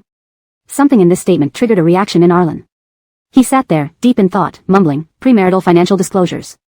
Dale, who merely wanted to emphasize the severity of the situation, felt alarmed. He hadn't meant for Arlen to propose right away. If Elena accepted the proposal and then discovered Arlen's massive fortune during the financial disclosure, it might lead to a call-off. That would make him a true culprit. Arlen would surely excommunicate him or send him off to Africa. I think the best approach is to ease her into understanding gradually. That way, when she finds out, it won't be such a shock. Easier said than done. They still hadn't figured out an effective method to ease her into it. Could they tell Elena that the entire floor where she lived and worked belonged to him? Or that the U-phone company she frequented, along with the dating reality show she participated in, were all investments of his? It was hard to broach these topics without risking sudden exposure. As the 3 men were mulling over these dilemmas, Jacob received a text message. Sister Chien, you've got a package. The courier asked you to bring your ID to pick it up. What package? Thinking back to the call, Jacob responded, it seems like something from your lottery prize. A U-phone delivery. Elena instantly recalled winning the gold bars. Her spirits lifted, and she felt a wave of good fortune washing over her. Just this morning, she had finalized a 35 million yuan deal, and now her gold bars had arrived in the afternoon. She couldn't help feeling overwhelmed by the influx of money. I know, I'll go pick it up later today. Elena pressed her lips together, reveling in the opulent lifestyle. By the time the 3 men descended from upstairs, it was almost evening. Marlon glanced at his phone and urged the others. Come on, we'll hit traffic soon. Let me tell you, reserving a table at the private restaurant in Qingnan is nearly impossible. They're fully booked till next year. If not for my good relationship with the boss, we wouldn't have secured a spot. Walking backward, Marlon animatedly described the difficulty of booking the restaurant. No wonder you tagged along with me to find boss today. Dale's voice abruptly stopped, as if choked by something. So that's why. You act all surprised over little things. Being a partner at U-phone, I should recommend boss kick you out of the board and replace you with. Curious about what had stunned Dale, Marlon turned around, and froze upon seeing Elena standing outside the glass door, looking bewildered. Despite being nominally her boss, Marlon fell silent. Among the 3, Arlen, walking last, fell quiet as well. The air grew heavy with silence. Holding her package, Elena murmured dazedly, Boss? Chapter 265, University Dormitory Leader. Elena remembered the last time Dale had called Arlen boss as well. Although Dale had explained it was because Arlen was their university dormitory leader, this time even Marlon referred to him that way. Bear in mind, Marlon wasn't only her boss but also the second son of the Curtis family. Why would he call Arlen boss? Seeing Arlen standing there looking innocent, while Marlon and Dale stood dumbfounded, Elena suddenly snapped back to reality. Her gaze sharpened immediately as she pointed at Arlen sternly. You, don't talk. Arlen, who had been about to say something, promptly shut his mouth. These 2 men already felt guilty when seeing Elena. Now with her stern attitude, treating their big boss like a dog, they instantly became meek. If they offended Arlen, he might forgive them due to years of friendship. But if they angered Elena, they might never get into their boss's house again. Before Elena could even ask questions, both of them spilled all the beans, forgetting all about the carefully laid plans. They vied with each other to speak. Elena, our boss really didn't mean to deceive you, it's all Marlon's fault. He insisted that the boss should participate in the show. So we thought it'd be fine if he joined just under a programmer's identity. We weren't expecting him to gain fame, just to fill up numbers, Dale blurted out. We never imagined you'd end up together. Dale turned on Marlon, figuring since Arlen was going to tell Elena anyway, it was better to spill the beans earlier. Acting in self-preservation, he immediately exposed the culprit, ratting out Marlon. Seeing how disloyal Dale was, Marlon followed suit, saying, Sister-in-law, although I did ask the boss to join the show, I didn't lie to you. It has always been Dale who deceived you. I'm not involved at all. I just asked the boss to participate under a programmer's identity. That's all I did. Moreover, being a programmer isn't a lie, he used to work as one, though less frequently now. Upon hearing Marlon calling her sister-in-law, Dale's eyes almost bulged out. How shameless could someone be? claiming he wasn't involved when he attended every meeting. But now wasn't the time for infighting. The priority was to exonerate themselves from the situation. Sister-in-law, we didn't mean to lie to you. We just couldn't find a good opportunity to tell you. Yeah, it's a great moment to clear things up. We'll leave now and let you two discuss it. Indeed, we have dinner reservations at a private restaurant. It's getting late, we must go. That's right. Traffic will soon get worse. You two should chat. We'll be off now. With that, Marlon and Dale glanced at each other and moved toward the door in sync, as if wolves were chasing them. Before Elena could react, they vanished around the corner. Elena stared blankly. What are you two running away for? Tell me clearly before you leave. And hadn't Marlon been her boss? Why did he act like a mouse seeing a cat? Once these two left, only Elena and Arlen remained. Their silence became awkward. Elena had only suspected a little. But before she could voice her guess, these two had spilled everything. All doubts were clarified. Everything started making sense. Elena held her package, feeling mixed emotions surge within her. You. Elena's voice wavered in shock. She cleared her throat, looking at Arlen. I always wondered why you, just a regular programmer, dined with Marlon and Dale. And why they treated you so respectfully. Without the capabilities Arlen showcased, it was impossible for him to be friends with Dale and Marlon. Arlen remained silent, avoiding eye contact. So, you really are the boss of Euphone? Looking at her package, Elena couldn't help but laugh. No wonder she got those gold bars. Her boyfriend was indeed a billionaire listed in Huagua magazine. Today had been an extraordinary day. She finalized a deal worth 350 million yuan in the morning, received 2 gold bars in the afternoon, and found out in the evening that her boyfriend was a young billionaire. The realization hit her hard. Elena stood by the lamppost, feeling as if she was in a dream. If not for the awkwardness of the scene, she would pinch herself to see if she was dreaming before bedtime. Seeing Elena's obvious confusion, Arlen stepped forward. Want to eat? I haven't eaten tonight. Eat, eat, eat, this man really thinks about eating at such a time? Elena glared at him, took 2 steps back, and warned him sternly. Stand there, properly. I haven't figured out what to do yet. Arlen lowered his head obediently. It seemed Elena was truly angry. Even mentioning food didn't divert her attention. Arlen's heart sank. Facing the contrite Arlen, Elena felt her worldview shattered. She recalled their first meeting and couldn't help but think about Arlen's new status. He was a billionaire, and she was just an unknown minor celebrity with no notable works. The gap between them. Elena blinked, trying to gather her thoughts. I need to think. We should. Without lifting his head, Arlen reached out and clutched Elena's hem pitifully. His voice was low. Elena, don't break up with me. I'll tell you everything. Chapter 266, Barbecue. From Elena's perspective, she could only see Arlen's lowered eyelashes, unable to discern his gaze. She remained silent, merely watching his hand gripping the edge of her clothes. His grip was not very tight, and she could easily break free if she wanted. However, she noticed that his fingers had turned pale, as though he was using all his strength just to hold onto the hem of her dress. His voice was quiet but filled with a pleading tone. Arlen seemed like someone who already knew the outcome but was making futile efforts to prevent it from happening. Initially, Elena wanted to say she should go home by herself to cool down, but Arlen misunderstood her intentions and thought she was about to break up with him. Looking at the pitiful Arlen in front of her, Elena finally sighed. Didn't you say you haven't eaten? It just so happens I ate very little tonight. How about we go eat something together? Arlen didn't let go of her, he simply nodded, lowering his head so Elena could see his fluffy hairline. Arlen's hair was thick and showed no signs of midlife thinning yet. Elena almost imagined 2 droopy little ears on top of his head, appearing both pitiful and adorable. What about we order some takeaway and talk while eating? Given her sensitive position now, going out to eat wasn't convenient. Arlen nodded, seeming ready to agree with anything Elena said at this moment. Elena took the package first and pressed the elevator button. Arlen followed behind, his eyes frequently glancing at the package in Elena's hands. Stop looking, Elena found it amusing. This is just the prize your company sent me.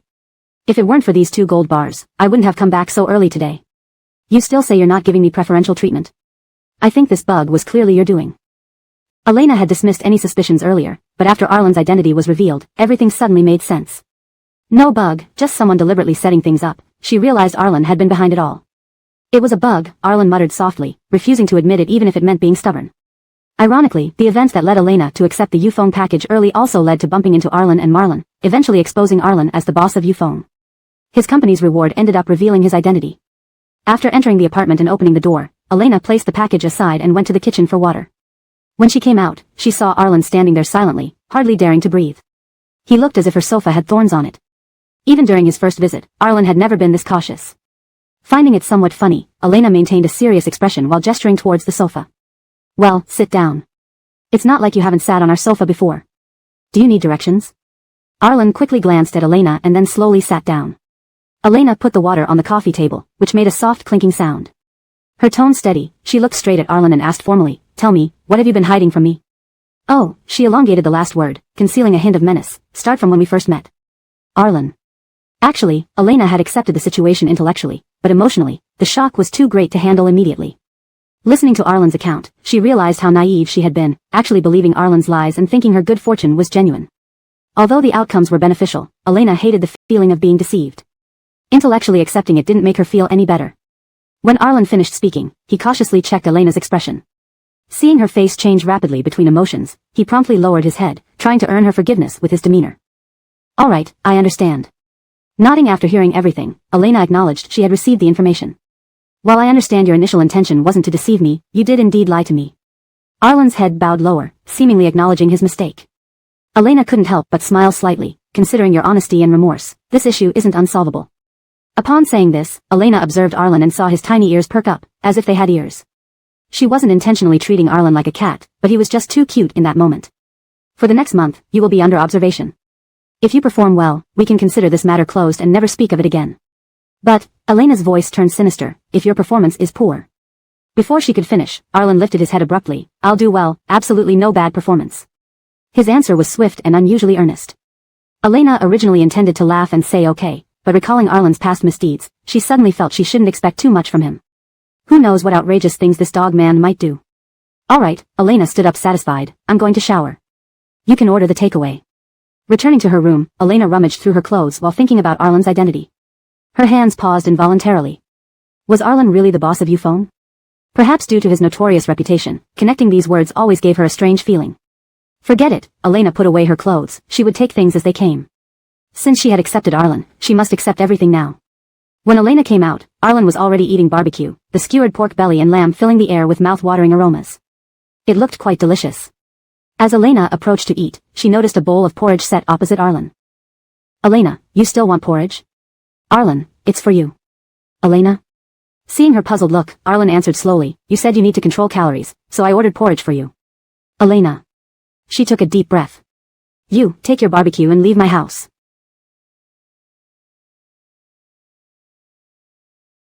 ####Chapter 267, The Script.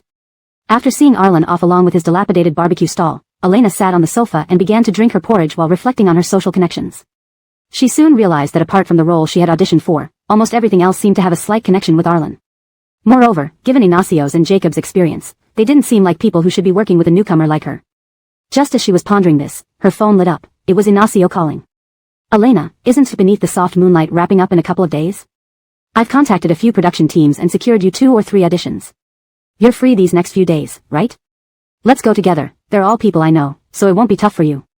Even if the auditions don't pan out, at least it'll help familiarize you. You might get another chance next time." Hearing Anton's words, Elena felt a complex mix of emotions. Given Ignacio's abilities, he was most likely someone Arlen had found for her.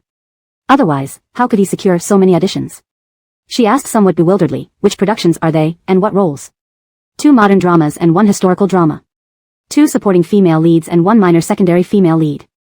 Initially feeling lost and uncertain about her own capabilities, Elena immediately stopped wallowing in self-doubt, staring silently at the steaming bowl of porridge before her. Clearly, Arlen hadn't put much effort into helping her, otherwise, she would be auditioning for leading roles, possibly custom-made scripts where directors and screenwriters revolve around her. Such supporting roles suited her current status perfectly. Thinking this over, Elena couldn't help but laugh wryly.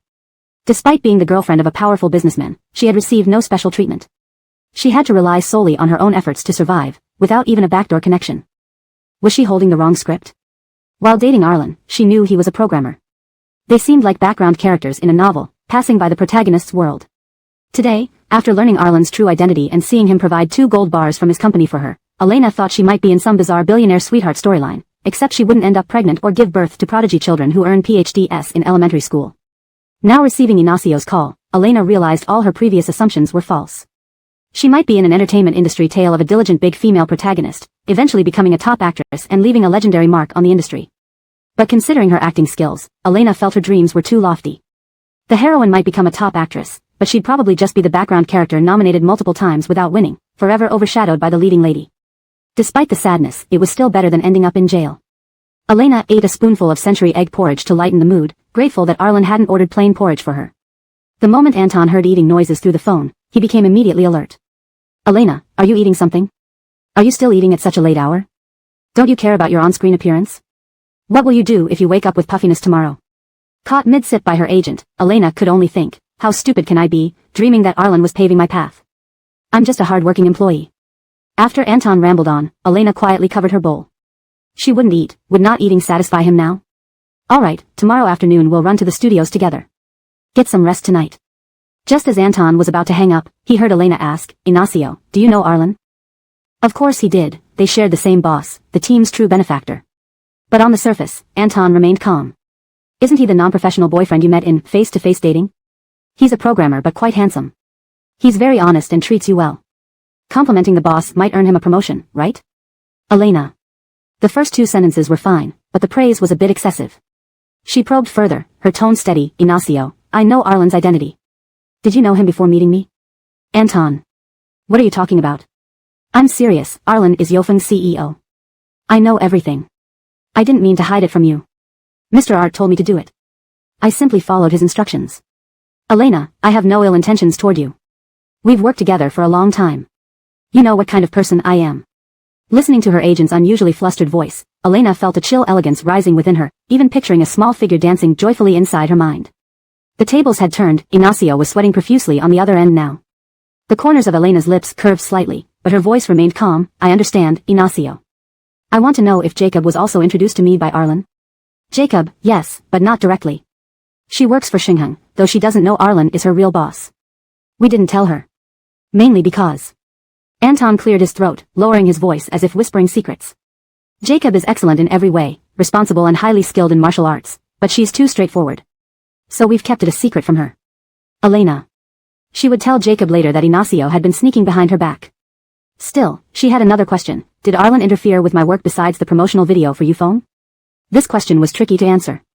If he said no, then Arlen had sent over an audition list just a few days ago.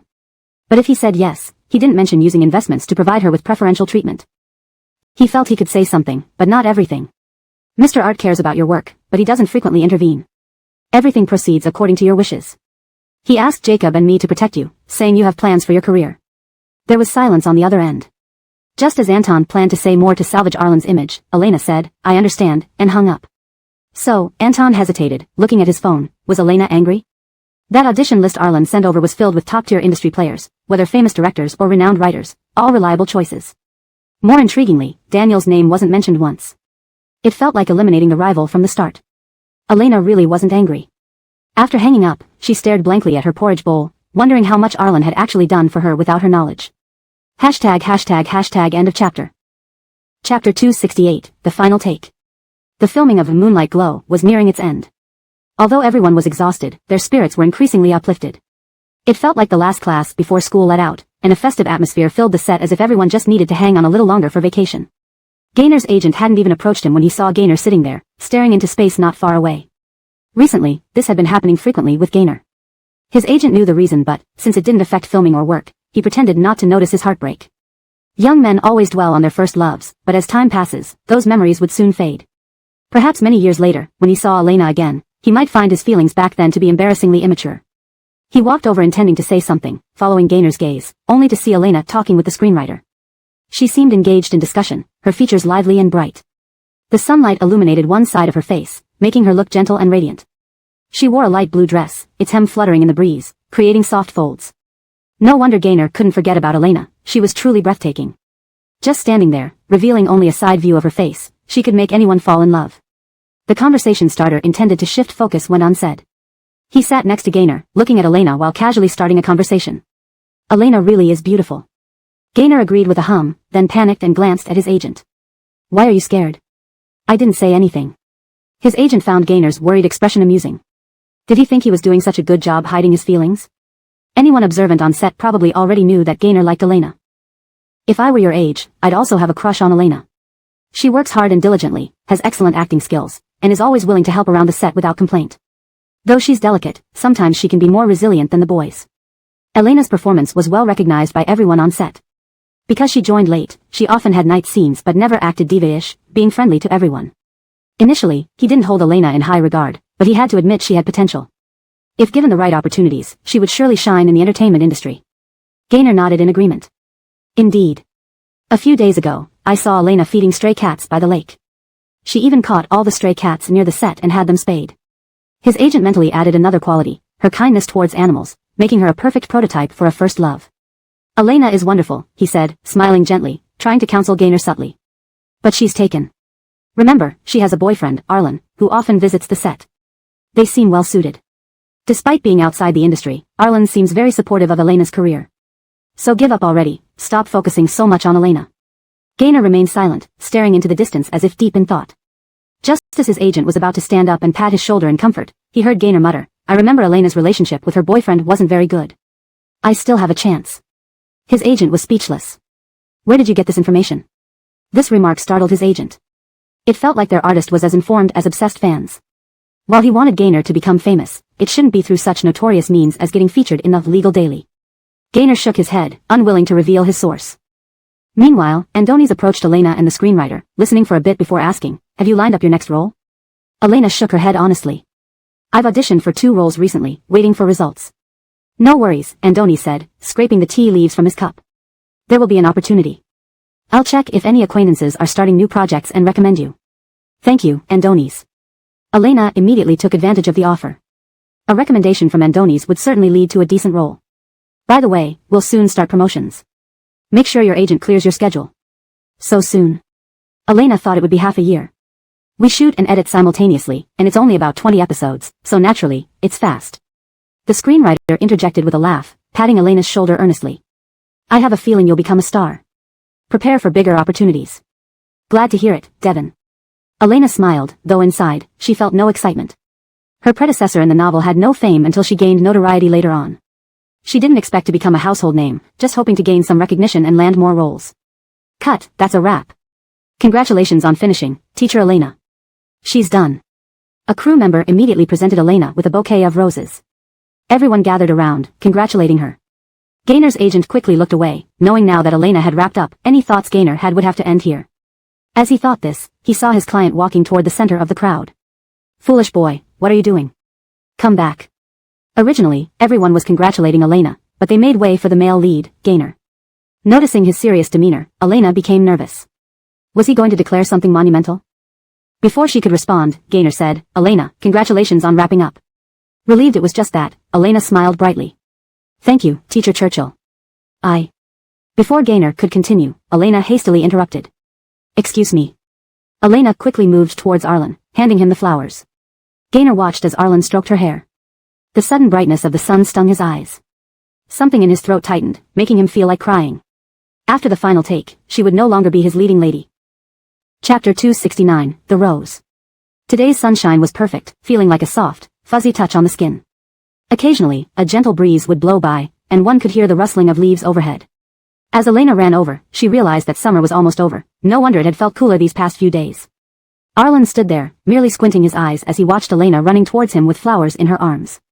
Seeing clearly the roses in Elena's hands, Arlen's body stiffened instantly. What's wrong? Elena walked up to Arlen, puzzled by his stiff posture. Why did he look like someone who just committed a crime? Upon realizing Elena had spotted the issue right away, Arlen slowly took out a bouquet of roses from behind his back, his voice filled with regret. Marlon said it's suitable to send flowers when filming wraps up, so I bought some. But I didn't expect. He didn't anticipate that Elena's production team had already prepared flowers for her. Seeing her hands full of flowers, Arlen suddenly felt the bouquet he bought seemed unnecessary. Elena couldn't help but laugh, yet she asked earnestly, did you buy this specially for me? Arlen nodded gloomily, this is your first wrap-up on a production. I want you to have everything others do. Elena giggled, looking at Arlen and asked, apart from the roses, did you not bring anything else? Arlen pointed at Elena's private car, I also ordered a cake for everyone, which Dwight will hand out later. It can serve as a wrap-up gift. Elena, holding the fresh flowers, looked at Arlen thoughtfully, making him feel uneasy. He started doubting if he had done the right thing. Elena gazed at Arlen and sincerely remarked, how come I feel like you've suddenly gotten wise? You know how to give gifts now. Unexpectedly, Arlen looked at her seriously and rebutted, not wisdom, but I want to participate in every important moment of your life. I'll be present for every wrap-up of yours from now on. Oh my, Elena felt a warmth in her heart, her eyes unconsciously misting up. She quickly turned her head, not wanting Arlen to notice her reaction. This man knew she hated being overly sentimental yet spoke like this in front of everyone. I need to tell Andrew to cut the cake while everyone is still around. Let them all taste my wrap-up cake. Arlen blinked slowly, then glanced at Elena casually, confirming she was indeed fine before straightening his head. A trace of disappointment flashed through his narrow eyes. Was Elena dissatisfied with his performance? If so, wouldn't he fail the probation period? Then he saw Elena turn to look at him, smiling brightly. Aren't the roses for me? Give them to Jacob to put in my car. When Elena saw the cake, she realized Arlen's words were somewhat understated. It was a large two-tiered cake, piled high with chocolates and fruits. Pretty cream flowers decorated the white cake, and at the top, it read, "Congrats on wrapping up Moonlit Night, Elena." Above her name was even a beautiful rose. Elena was initially taken aback but soon couldn't help smiling. Standing beside her, Dwight observed Elena's expression and knew immediately she was caught in love, elbowing her playfully as he watched the crew members. It's okay, but contain yourself. Your relationship isn't public yet, be mindful in front of others. Elena mumbled agreement, yet her smile remained unabashed. She stood with flowers in hand, watching Andrew distribute the cake to the crew members. Jacob deliberately handed Elena the slice with her name on it. Sister Chien, happy wrap-up. You must have worked hard recently. Thank you. Smiling, Elena accepted it and was about to eat when she noticed Arlen standing beside her, staring at her intently as if he had something to say. What's wrong? Why did Arlen seem slightly unhappy? Arlen shook his head, saying nothing was amiss. After some thought, Elena passed the fork and her piece of cake to Arlen. Why don't you try the cake you bought? Arlen declined at first but, unable to resist Elena's insistence, eventually took a bite. Unknowingly or intentionally, Elena watched the piece with her name on it being forked away by Arlen. What was more frustrating was his innocent look afterward. What's wrong? Now it was Arlen's turn to ask. Elena, despite feeling a bit bothered, couldn't say anything and simply took the fork back, shaking her head. Nothing, let me try if the cake is good. Lowering her head, she focused on eating, missing the amused glint in Arlen's eyes as he watched her. Of course, Arlen understood Elena's emotions but played along as if he didn't know since she claimed ignorance. Gaynor's manager nudged Gaynor beside him upon seeing the scene, exclaiming loudly, these two really seem to have a strong bond. They're probably going to make it official soon. What a great couple. Supporting each other into the future. Sure enough, Gaynor's face went pale after eating just one bite of cake, as if he had just discovered poison in it. Unable to be lenient with Gaynor, he needed to help him accept reality. Otherwise, Gaynor might cause trouble they wouldn't be able to handle. In the end, Elena and Arlen would move forward happily together, leaving their artist as a laughingstock in the industry. How could Gaynor continue in the entertainment world then? So he needed to salt Gaynor's barely healed wound until he finally gave up on Elena. Fortunately, Gaynor seemed to have given up truly. He glanced at Arlen and Elena, then lowered his head in silence and continued eating the cake. The manager, noticing the strategy was effective as the boy had stopped talking, believed Gaynor had completely given up on Elena. Although Elena wanted to rest, the interviews came one after another. Some were known to her, while others were entirely new. Even if Elena was exhausted from working on set, she never considered asking Arlen to use his connections to give her favors. She had her pride, and Arlen respected that and never interfered with her work. Hashtag chapter 270, Playing with Fire. After Moonlit Night wrapped up, Anton seemed to relax a bit regarding Elena's figure management. He wasn't as strict as before. This allowed Elena to find a little beauty in her busy life. Man, you're playing with fire. Elena sat there, her hand resting on the table, head lowered, eyes deep, and lips curled in an almost smirk-like smile. The rising white smoke concealed her face, accentuating her soft features. She watched the person opposite her, her words ambiguous yet suppressed. Arlen hesitated for a moment. He sat across from Elena, leisurely glancing at the fruit charcoal burning under the hot pot. He couldn't quite understand how this fruit charcoal related to playing with fire. He took out tongs and deftly flipped the meat over, watching the golden brown slices dripping with juices before slowly speaking. I'm playing with charcoal, not fire. Elena fell silent. She realized she was being abstract, but Arlen genuinely didn't understand, making her seem a bit silly. Like a clueless bird. The term, dabbered, is not commonly used or understood in English. A more natural and fluent way to express this idea would be like a clueless bird, which better conveys the intended meaning while ensuring it reads naturally in English. Alright, Arlen placed the tongs back, it's ready to eat. Elena cheered and eagerly picked up a piece of meat.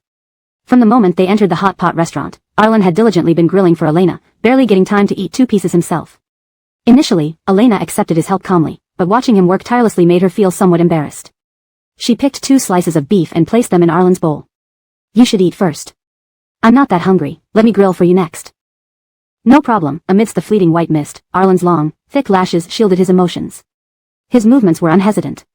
I ate snacks this afternoon, so I'm not very hungry.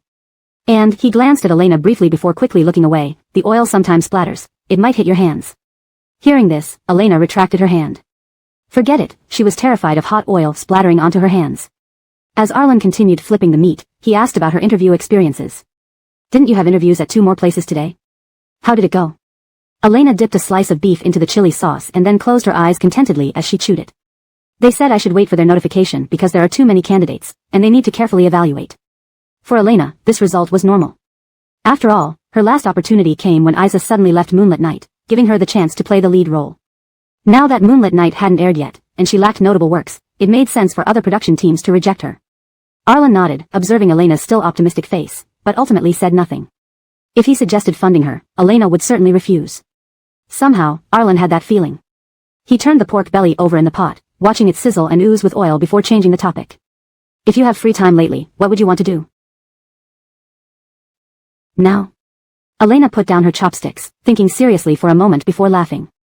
Probably no time now. If I get a suitable production team, I'll likely join immediately. It's fine, Arlen used his chopsticks to place a crispy pork slice on Elena's plate. Just imagining shouldn't be illegal, right? That's true. With a "A-O" sound, Elena threw the grilled meat, which had been cooling for some time, into her mouth. She pondered seriously, I'd love to play in the snow. It feels like it would be incredibly refreshing during summer. Looking at Arlen, she complained softly, don't you think this year's late summer heat is particularly intense? It's still so hot even now, and I have to sleep with the air conditioner on at night. If only we could play in the snow now. Playing in winter feels too cold. Arlen nodded, putting a freshly grilled slice of meat into his mouth. Before Elena could warn him, she saw Arlen's action freeze, his expression contorted. Elena. She hadn't managed to remind him that the meat was hot, and he had already swallowed it. So, Elena narrowed her eyes slightly, sounding sure, you, indeed got burned. It seemed Arlen only felt the pain after swallowing. Elena felt both annoyed and amused. She put down her chopsticks and looked at Arlen. Open your mouth, let me see. Not bad, just a bit red, not scorched. Still, Arlen insisted on ordering an ice cream, saying it would cool down his mouth. Watching Arlen devour the ice cream voraciously across from her, Elena felt like she had fallen into some extraordinary trap, with ice cream clearly marked at the end. Arlen probably wasn't intentionally doing this to justify ordering ice cream. Elena hadn't expected that simply mentioning wanting to play in the snow on Thursday evening would result in face-to-face love notifying her on Friday afternoon that they were going skiing in the neighboring city over the weekend. They instructed her to remember to bring warm clothes. The notification wasn't long, but Elena read it several times. Only when she confirmed that it truly mentioned skiing did she scream. Fortunately, Elena's neighbor wasn't home, or they might have been startled by her sudden outburst. She instantly understood what had happened, this must be Arlen's doing. Otherwise, why would her wish come true just one day later? Thinking of this, Elena's heart raced wildly, as if a little rabbit inside was frantically leaping against her chest, desperate to escape. She opened the door, rushed upstairs in slippers, and knocked on Arlen's door. When no one answered, she used the password Arlen gave her to unlock it. No one was in the living room. Approaching Arlen's bedroom, she heard the sound of water splashing, indicating he was showering.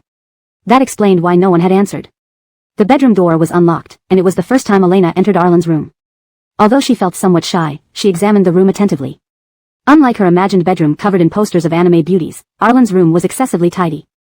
The bedspread was so neatly made that even mosquitoes would instinctively split. Elena observed intently, oblivious to the bathroom water stopping.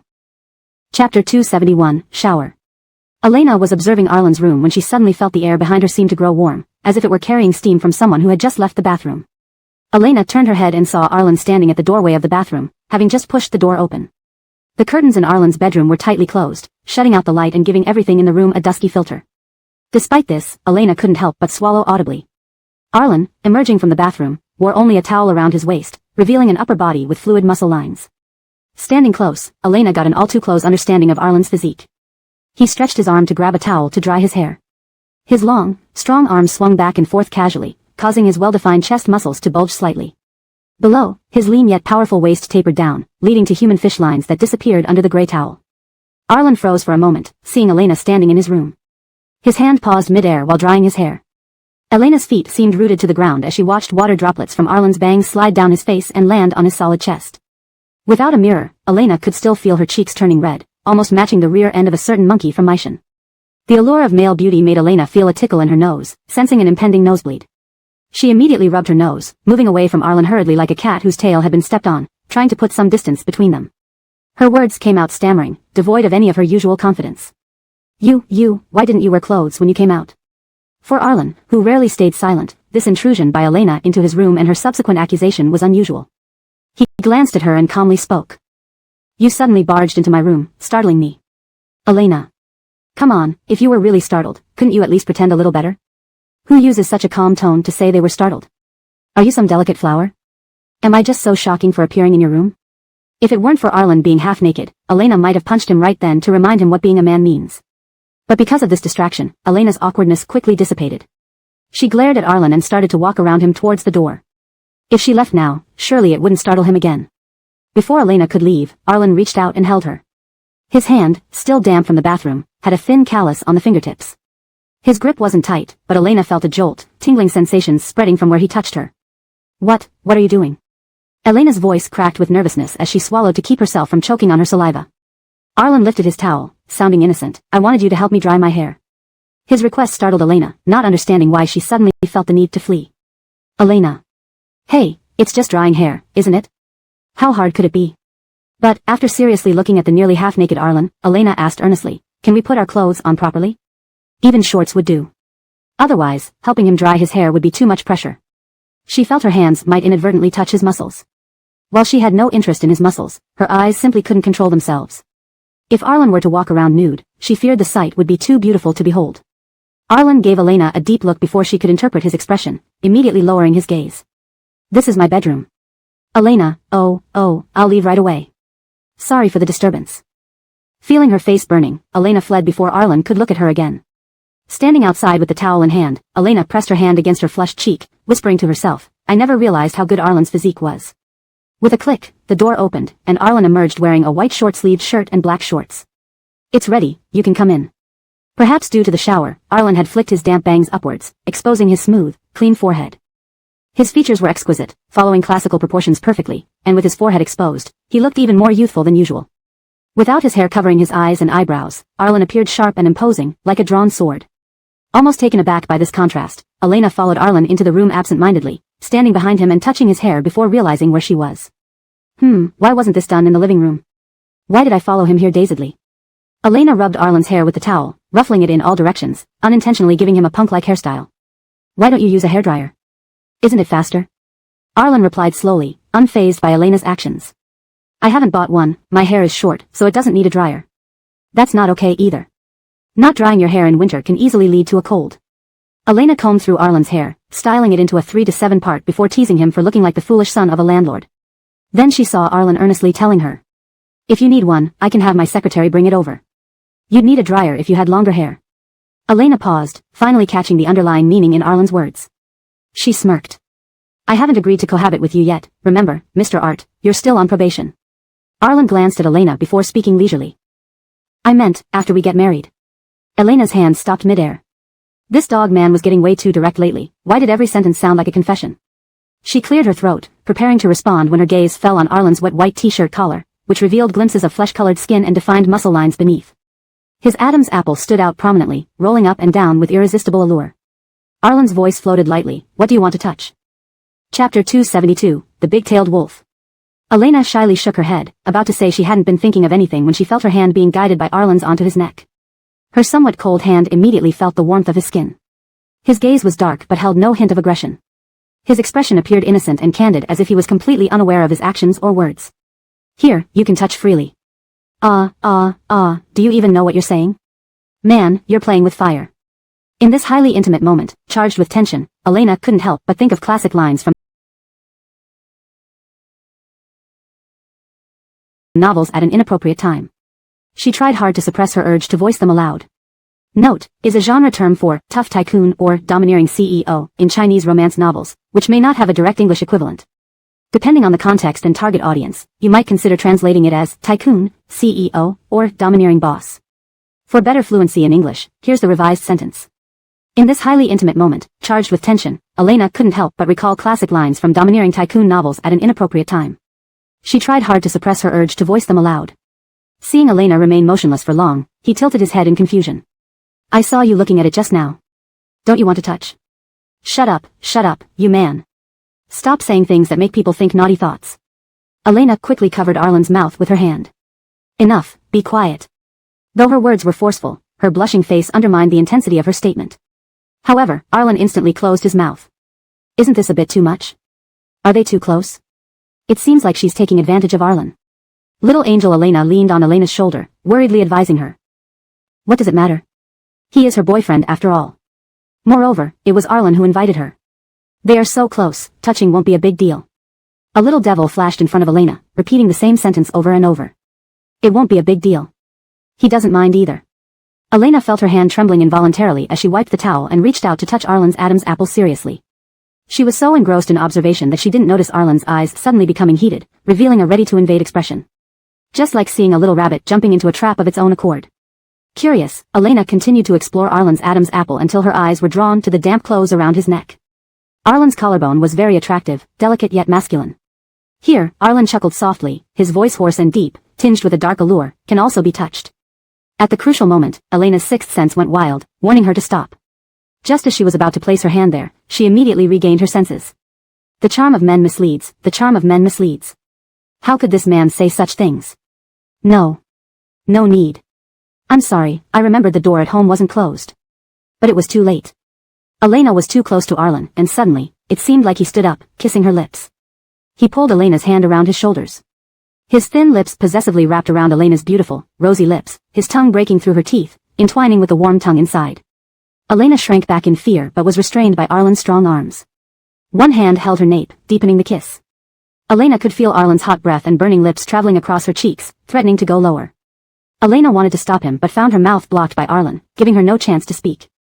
Annoyed, Elena pounded Arlen's shoulders, but the strength faded as his gentle kisses gradually enveloped her, leaving her feeling that she might really fall for him. Dazedly, Elena felt as if she was pressed against a soft mattress. Arlen's wet and hot kisses made her name stuck in his throat, causing tingles in her limbs. Krista, Krista. Elena wanted to tell him not to call her that, but only soft moans escaped her lips, sounding sweet like honey. Arlen seemed more excited upon hearing that. Somewhere along the way, the buttons of the pajama top had come undone, and Arlen's kisses slid from the corners of her lips down to her smooth neck, leaving marks everywhere. Elena realized Arlen wasn't an obedient little puppy, he was a shameless big-tailed wolf, tricking someone like her. From the open neckline, plump, tender flesh peeked out, sticking to Arlen's chest tightly, making his eyes glued. Feeling a tightening in his throat and itchiness in his nose, he paused, checking if Elena showed any signs of rejection. Before he could figure it out, the phone rang persistently from the foot of the bed. The ringing wasn't loud but stubborn, as if it would continue until the owner answered. The ring jolted Elena awake. She pushed Arlen aside hurriedly and found her poor phone at the foot of the bed.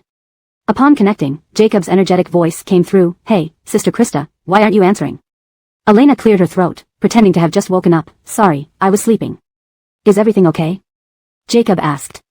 While straightening her clothes, Elena glared at the depressed-looking Arlen. Jacob continued, "Sister Tang, your voice sounds hoarse. Remember to take medicine if you have a cold. Tomorrow at Snow Mountain, don't forget to bring thick clothes." Elena responded blankly, I'll remember." Seeing Elena agreeing, Jacob said, "Starting next week, publicity for Moonlight Glow will begin. Here are the schedule and location details for next week." Note, is translated as Moonlight Glow, to ensure it reads naturally in English while conveying the original meaning.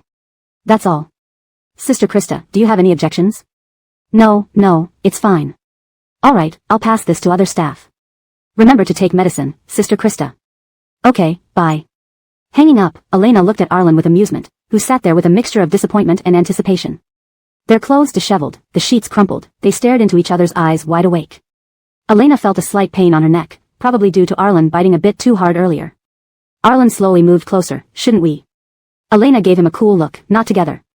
This way, seeing you makes my neck hurt." Arlen. Chapter 272, The Big Bad Wolf. Elena shook her head awkwardly, intending to say she hadn't been thinking about anything when she felt Arlen's hand guiding hers to rest on his neck. Immediately, the coolness of her fingers was met with the warmth of his skin. His gaze was dark but not intrusive, his expression seemed innocent and candid, as if he had no idea what he was doing or saying. "Here, you can touch wherever you want." "Oh my, are you aware of what you're saying? Man, you're playing with fire." In this intensely flirtatious moment, Elena couldn't help but recall some classic lines from domineering CEO novels. She tried hard to suppress the urge to speak out loud. Seeing that Elena remained still, Arlen tilted his head in confusion. "You were staring at this spot earlier. Don't you want to touch?" "Stop. Stop talking. Don't say things that make me imagine things." Elena quickly covered Arlen's mouth with her hand. "That's enough. Be quiet now." Her words sounded forceful, but her flushed cheeks diminished the authority of her statement. But Arlen immediately shut his mouth. "Isn't this a bit too intimate? Are they crossing boundaries? And it looks like I'm taking advantage of Arlen." Little angel Elena perched on her shoulder, worriedly advised. "What does it matter? He's her boyfriend after all. Plus, Arlen invited her willingly. They're so close, a little touch won't hurt. Little devil kept flashing before her eyes, repeating those words over and over again. A small touch won't hurt. Arlen is fine with it. Elena felt her extended hand tremble involuntarily. Holding a towel in one hand, she tentatively touched Arlen's Adam's apple. She was so engrossed that she didn't notice the sudden intensity in Arlen's gaze, which now carried an undeniable allure. It was like seeing a little rabbit willingly jump into a trap. Elena was curiously feeling Arlen's Adam's apple when her attention was drawn to the damp area of his shirt near his collarbone. Arlen's collarbone was aesthetically delicate yet strong, embodying a masculine charm. Here, Arlen chuckled lowly, his voice hoarse and deep, adding a hint of sophistication, you can also touch here. Just as Elena was about to place her hand there, her sixth sense started screaming warnings. She suddenly came back to her senses. Men can be so misleading. How could he say such things? No. No need. Sorry, I just remembered I left the door at home unlocked. However, it was too late. Elena was already too close to Arlen. It felt like he suddenly stood up and kissed her lips. He pulled Elena's arms around his shoulders. His thin lips dominated her beautiful reddened ones, and his tongue slipped past her teeth to entwine with her warm tongue. Elena tried to pull back, but Arlen's arm clamped down, restraining her. One of his hands cupped the back of her neck, intensifying the kiss. Elena could feel his hot breath and fiery kisses moving down her face, almost reaching lower. Elena wanted to stop him, but Arlen blocked her mouth, giving her no chance to speak. Angry, Elena pounded his shoulders, but her strength faded under his gentle yet intense kisses. Elena felt like she might really lose herself this time. Dazed, Elena found herself lying on a soft mattress. Arlen's kisses were wet and heated, whispering her name hoarsely, making her feel numb. Krista, Krista. Elena wanted to tell him to stop calling her like that, but only muffled moans escaped her lips. Arlen seemed even more aroused by her sounds. Unbeknownst to her, the buttons of her pajamas had come undone, and Arlen's kisses slid from her lips down to her smooth neck. Red marks appeared recklessly. Only then did Elena realize that Arlen wasn't a well-behaved puppy but a shameless wolf, luring her into his trap. Through the open neckline, her tender curves peeked out, clinging to Arlen's chest. The sweet sensation made it hard for Arlen to look away. He felt a tightness in his throat and an itch in his nose but stopped, checking if Elena showed any signs of resistance. Before he could focus, the ringing of a phone came from the bed foot. The ring wasn't loud, but persistent, as if determined to keep ringing until answered. The sound jolted Elena back to reality. Panicking, she pushed Arlen away and found her phone at the bed foot. Hello, Xiao Tao, why didn't you answer? Said Jacob's lively voice. Elena cleared her throat, feigning a drowsy tone. Sorry, I was sleeping. Is everything okay? Remember to drink your medicine if you're catching a cold, and bring warm clothes tomorrow for the snowy mountain trip. Elena. Yes, I know. Satisfied that Elena was listening, Jacob continued. Next week, we'll start promoting Moonlit Serenade. Here's the schedule. Got it. Do I have any comments? No, it's fine with me. Great. I'll coordinate with the staff. Remember to take your medicine. Sure, bye. Elena hung up, laughing bitterly as she looked at Arlen, who sat sulky but hopeful. Their disheveled clothes and crumpled sheets contrasted with their clear-headed gazes as they faced each other. Elena. Arlen. Only now did Elena realize her neck ached, definitely from Arlen biting too hard. Arlen slowly moved closer. We should. Elena gave him a dignified, icy glance. Not happening. That's too bad, seeing you makes my neck hurt. Arlen. This translation ensures the meaning, style, and cultural references are preserved while maintaining natural fluency in English. Chapter 273, Duck Neck. After Elena returned, she spent the whole night dreaming of herself munching on duck necks, with Arlen sitting beside her saying something. The first thing Elena did after waking up was to touch her neck. As her fingers brushed over where Arlen had bitten her last night, a sharp pain pierced through. Regardless of the dream's other aspects, it left her craving duck necks. Recalling how Arlen had bitten her last night, Elena suddenly thought he must have mistaken her for a duck neck. She knew it, this dog man had ulterior motives from the start. But at least they were headed to the ski resort today, where everyone would be wearing thick clothes. No one would see the hickey on her neck. The ski resort in Lin City wasn't far, just over an hour by plane. Upon arrival, they'd check into a hotel and rest before starting the show recording in the afternoon. The production team's arrangements were considerate. As Elena boarded the plane, she noticed someone sitting next to her. She looked over curiously and saw Arlen reading a newspaper. Upon seeing Elena, he lowered his paper, pretending to notice her only then, and greeted her slowly. Good morning, Elena. Didn't realize you were sitting next to me. If Elena hadn't caught the mischievous glint in his eyes, she might have been fooled by his acting. Since Arlen wanted to play along, so would she. Elena blinked as if just registering this. Yes, what a coincidence, Teacher Arlen. Have you eaten breakfast? No, Arlen replied casually, but the slight upturn of his lips betrayed his good mood. But I remember this airline serves breakfast in the morning. You can choose Western or Chinese style. Is that so? Do you have any recommendations, Teacher Arlen? Their small bread is quite delicious.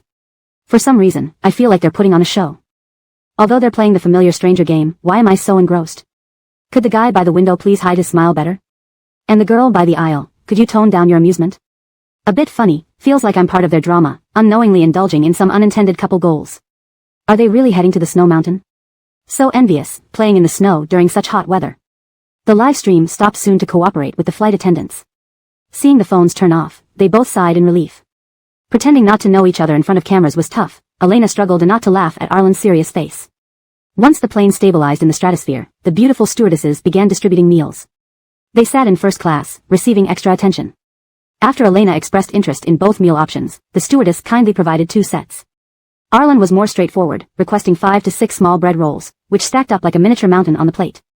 Noticing Elena's look, Arlen explained, their bread is quite tasty. Elena suspected Arlen chose this flight for the bread. Considering Arlen's investor status, Elena felt her guess made sense. The airline's breakfast indeed tasted great. After tasting Arlen's bread, she even thought about packing some for later. The sky outside was clear blue, clouds floating beneath them. Morning sunlight shone brightly, causing Elena to close her eyes, deciding to catch some sleep. It was best to conserve energy for skiing in the afternoon. Thanks to that weird dream, duck necks filled her mind, keeping her awake all night. Blaming Arlen, she shot him a stern look and instructed, sleep. Don't make any noise.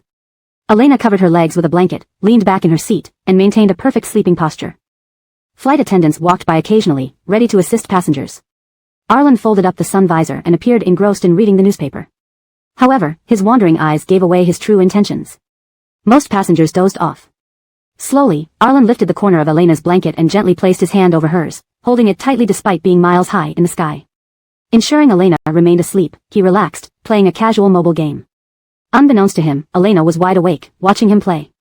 Initially expecting mischief, she was surprised by his gentle gesture. Inwardly, Elena acknowledged these small acts made Arlen endearing.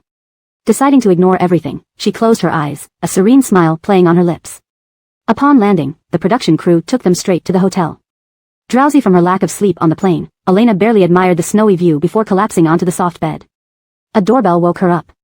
Rubbing her sleepy eyes, she saw Arlen outside the peephole. Instantly alert, she yanked him inside and cautiously checked the hallway. Arlen. There are no cameras yet. Only I came over. Translation ends here, continuing based on the original paragraph structure. Chapter 274, A Best Friend's Insight. At this point, Elena felt a bit embarrassed. She had been overly cautious in the crew, always on high alert due to her excessive secrecy.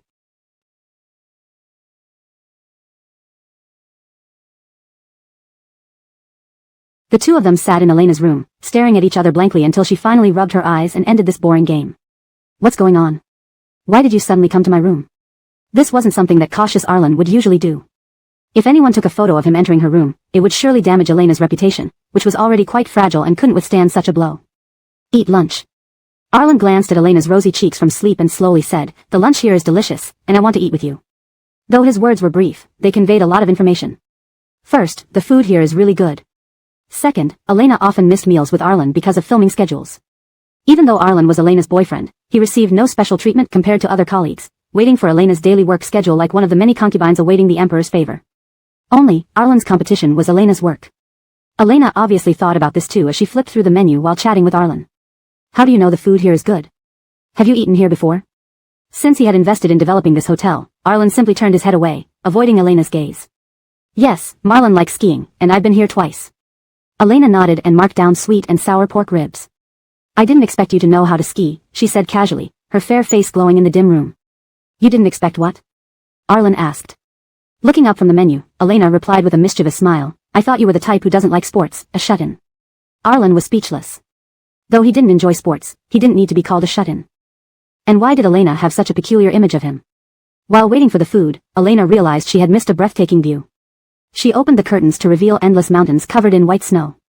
The snow glistened under the sun like diamonds, and in the distance, she could even see a cable car. Struck by this beautiful scene, Elena wondered aloud, is this room too good? Would the production team really arrange such a luxurious room for me? Upon closer inspection, she noticed her room had 2 bedrooms, a living room, 2 bathrooms, a cinema, and a gaming room, with a wine rack displaying various wines. This wasn't the kind of accommodation an artist like her should be enjoying. Even Daniel probably wouldn't get a better setup. Arlen looked far into the distance and replied nonchalantly, who knows? He must have pulled some strings for his girlfriend. Arlen, Elena asked curiously, do you know how much this room costs? Without blinking, Arlen gave her a number, even offering a 30% discount. Elena gasped when she heard it. That's way too expensive. It feels like I'd have to film 2 movies just to afford this hotel. Rich people sure live decadent lives. Fortunately, Arlen hadn't told her that this hotel was his investment. They were supposed to gather at 2 p.m. Delilah came downstairs 10 minutes early and saw a figure bundled up like a ball. Narrowing her eyes, she walked straight toward it. Delilah, I knew it was you. So, Arlen finally let you out on your own. Delilah had planned to talk to Elena earlier but couldn't find a chance due to Arlen's tight surveillance. No, he went to change clothes, Elena said sheepishly. Arlen had indeed been clingy today, but since they needed separate changing rooms, she had sent him off to change. Seeing Elena's innocent smile, Delilah rolled her eyes. Clearly, Elena was basking in love's honeyed embrace. How did you know I was sitting here? Elena looked at her thick and warm clothing, which was unlike her usual style. Delilah sighed, exasperated. Look around, who else wears as thickly as you? All the female stars want to look beautiful on camera. No one else would choose such bulky clothes. Elena nodded honestly and tucked her chin into her sweater, making her eyes appear large and bright. Forget it, Delilah thought, Elena has a boyfriend, let her enjoy herself. Some women can dress like balls and still be adored. Just then, Delilah heard Elena whisper, Luo, did you know Arlen before? I've never met him before. This is the first time I saw him on this show. What's wrong?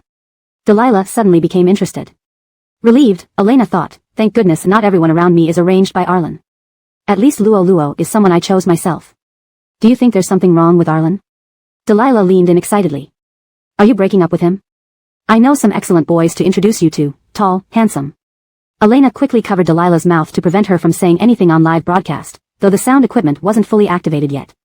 Seeing Arlen sit next to Elena without hesitation, Delilah turned away angrily. As Elena's best friend, Delilah found Arlen unappealing except for his face. He even encroached on their friendship time. She wished she could go back and stop her past self from introducing these two. A dog of a man like him. How could he possibly deserve Elena? Note, in this translation, Chinese character names are provided in pinyin, as per your instructions. The narrative tone and style are preserved to match the original text. Chapter 275, Little Turtle. I'm so envious. These people can travel on expense of the company, how I wish I could go out and play as a social animal. Why do I feel that Marnie now looks very haggard? Her dark circles are so severe. For our Menya, it's mainly because she has just wrapped up her new drama recently. She is pretty dedicated to her work, so it's quite normal. We, her fans, often advise her to get enough rest. Unfortunately, she is too career-oriented. Don't you think Elena stands out too beautifully among this group? Initially, I thought Marnie looked pretty good too, but she's simply too tired looking. Even her makeup cannot hide it. It's really a matter of time before everything changes. When I first watched this variety show, I said Elena was the ugliest. But by the end of the show, she transformed from an ugly duckling to a swan. Elena was attentively watching the drawing results announced by the directors on stage. She hoped the best result would be paired with Arlen, if not him, definitely not Wyatt. As names were called one by one, Elena clearly heard her name paired with Arlen's. This is too incredible. She merely wished in her heart, and it really happened? Was she some sort of wishing machine? Turning her head, Elena saw Arlen sitting next to her with an expression devoid of any surprise or joy, as if he already knew about this beforehand. Seeing Elena's questioning gaze, he slowly responded, what a coincidence. Elena. When you say, what a coincidence, can your expression at least match? You say, what a coincidence, in such a calm tone. Don't you feel guilty? Delilah couldn't stand their eye contact and leaned closer to Elena, whispering softly, did Arlen bribe the production crew? Otherwise, why does he always get paired with you? Elena glanced at the camera nearby and noticed it wasn't focusing on them. Covering her mouth, she whispered back to Delilah. I don't know either. Maybe it's fate. Delilah, thank you.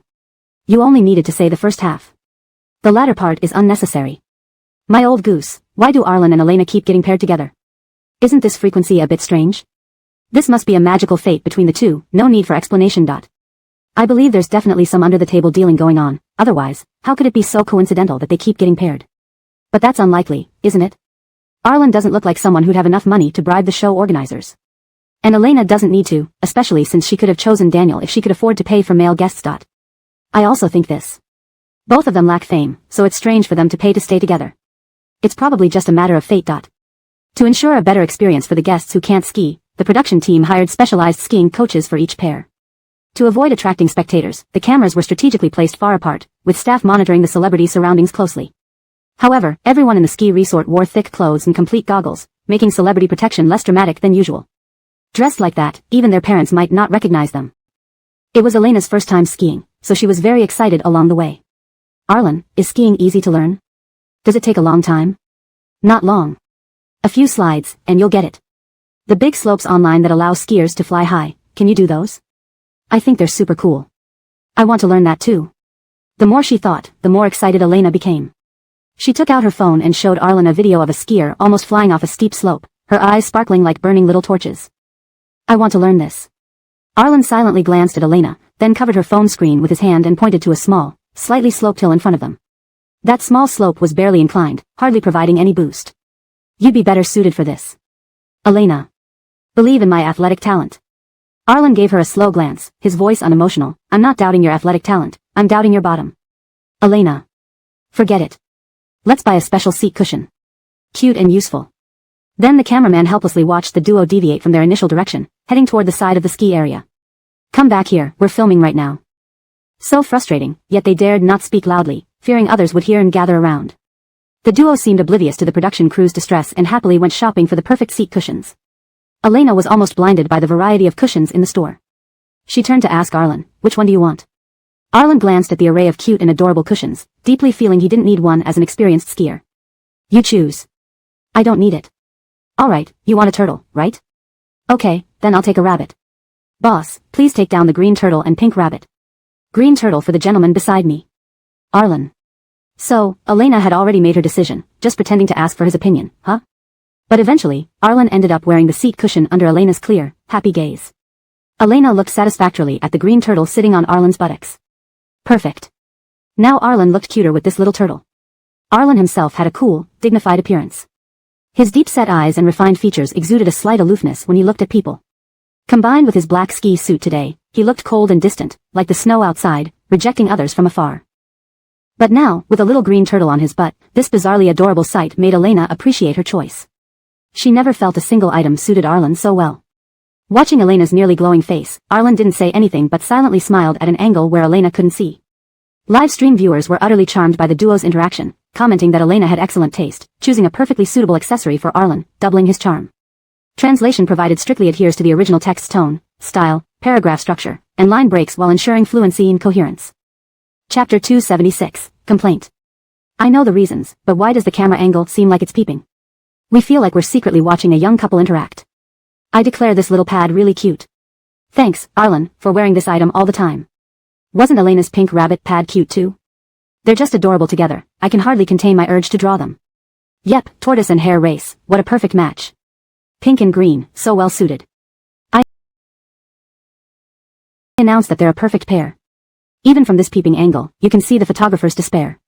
This shoot seems more covert, so they couldn't set up the camera openly. The coach assigned to Elena and Arlen was a young and pretty girl. She was initially upset due to their late arrival. But upon seeing Arlen, her irritated expression immediately softened into bashfulness. You two must be my students for today? I'm Priscilla, call me Lily. Today, I'll teach you the skiing poses and precautions. Although the girl kept glancing at Arlen, her flirtatious eyes met no response. Arlen glanced at her once, calling her Coach Zhang, then didn't speak again. Priscilla's face darkened as she saw Arlen, expecting him to be a gentle, sweet boy. Instead, he seemed completely unmoved. Elena marveled at Arlen's charm, just showing half his face made the coach swoon. She reached out to shake hands with the nearly enraged coach. Hello, Coach Zhang. Coach Zhang's face, reddened by frustration from Arlen, slightly improved after shaking Elena's hand. She began explaining the skiing posture. Elena had watched countless skiing videos online before coming here, admiring those graceful movements and arcs, truly spirits of strength and beauty on the snow. But no one told her how difficult skiing actually is. After the coach demonstrated, Elena started practicing on her own. Cautiously lowering her center of gravity, her legs in an inverted V shape, she struggled forward on the snow. From Arlen's perspective, all he saw was the pink rabbit awkwardly moving across the snow. Inwardly, he thought she resembled a frog ready to leap or a pink rabbit trying to move forward. Arlen crossed his arms, observing Elena, seemingly forgetting about the green turtle pad on his bottom. To others, only the green turtle firmly stuck to his behind was visible. Chuckling silently, Arlen decided not to distract Elena, fearing her wrath if he pointed it out. A text message arrived on his phone, a report from Anton about Elena's interview. Just as Arlen planned to call him, Coach Zhang approached coyly. Ignoring Arlen's cold face, she asked sweetly, "Is there anything you need help with? Let me assist you." Though she found him disinterested, Priscilla had noticed his expensive equipment, which cost tens of thousands of dollars. The brand was just unknown domestically, hence few recognized it. I don't need any help, I've already mastered it. Arlen didn't even look back as he walked away, dialing Anton while coldly warning Priscilla, I suggest you focus on the girl, she's the beginner who needs your attention. Elena, diligently practicing, suddenly saw Coach Zhang march over angrily, standing beside her with a stiff tone. Do you need help? I can assist you. Elena felt baffled. Why would this coach confront her like this? Even the usually patient Elena was taken aback, replying, isn't it part of your job as a ski instructor to correct my form? If I recall correctly, we did pay you. So, Priscilla shot back sarcastically, I'm here to correct your form. I'll stay right here and help you improve. Elena frowned, unsure why Priscilla harbored such hostility and poor service attitude. She coldly responded, find your manager, I want to replace you. I don't think your attitude suits being a ski instructor. Hearing this, Priscilla wasn't fazed. Pulling out her phone, she told Elena, someone will take over soon. If you want to complain, go ahead. She stood aside, absorbed in her phone. Elena suppressed her anger, deciding it was better to find the manager later. Agitating Priscilla on her home turf wouldn't help her mood. Just replacing the coach was enough. No need to ruin her skiing experience over this. F***K, this coach isn't serious at all and has such a bad attitude, it's infuriating. Is the production team dead? Why aren't they helping Elena? I give up, this female coach acts without care. Even when Elena wants to find the manager, she seems unconcerned. I think the production team won't intervene. There's only verbal friction now, and Elena has her solution. So they won't manage this.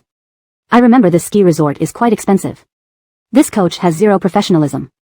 Despite the friction with Priscilla, Elena remained excited about skiing. Even falling a few times, she joyfully got up each time, sliding down the slope again without losing spirit. Just as Elena thought she was getting the hang of it, she heard a sarcastic voice from behind. Some people are real fools. Such simple moves, and they can't learn. No matter how many coaches, they're useless. Chapter 277, Green Tea. Elena had almost forgotten about the coach standing beside her. However, when Priscilla opened her mouth, Elena immediately recalled this unprofessional ski instructor. She patted the snow off her clothes. Why are you still here? Didn't I ask you to call your manager? I told you, someone will replace me soon. During working hours, we can't let non-skiers go out of our sight. Otherwise, do you think I would willingly sit here watching you fall over and freeze my butt off? As for the manager, I've already informed him, but it's up to him when he'll arrive. Priscilla rolled her eyes disdainfully. The ski resort had long notified them that a production crew would be shooting here. Priscilla went through great lengths to swap shifts with a colleague to schedule her shift for this afternoon. Yet after so long, she saw nothing unusual besides passers-by. While that man was indeed handsome, wealthy, and young, he lacked any gentlemanly demeanor. He dismissed her as if she were a fly, barely saying 2 sentences before trying to send her away. The man sounded cold, yet he showed particular care for that foolish woman. Though she couldn't see the woman's face clearly, even from behind, she looked like a beauty. But she herself wasn't bad either. Whether it was the manager or those male coaches, they always surrounded her, fawning over her. This woman didn't seem particularly well off by her attire. Why could she get away with it, and not her? Before Elena could respond, the live comments were boiling with outrage on her behalf. What kind of lousy coach is this? With such an attitude, she deserves to be complained about and fired. Oh wow, what kind of tone does this woman have?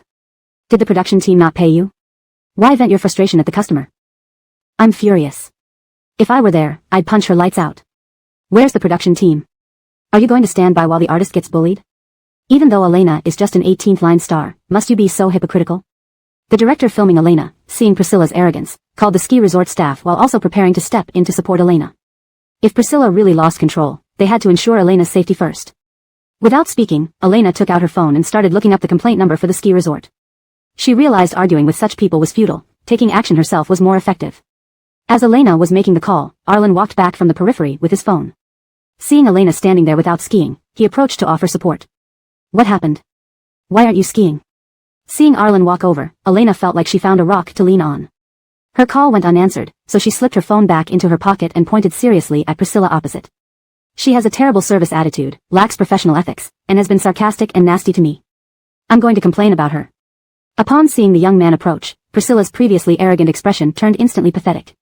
She glanced at Arlen from time to time, her eyes brimming with tears of injustice. Yes, indeed. Without wearing goggles, Elena noticed Priscilla's eyes quickly fill with tears, a faint mist clouding her gaze, her lips quivering in a pitiful manner. I didn't do it, sir. Please listen to me, I truly did not do this.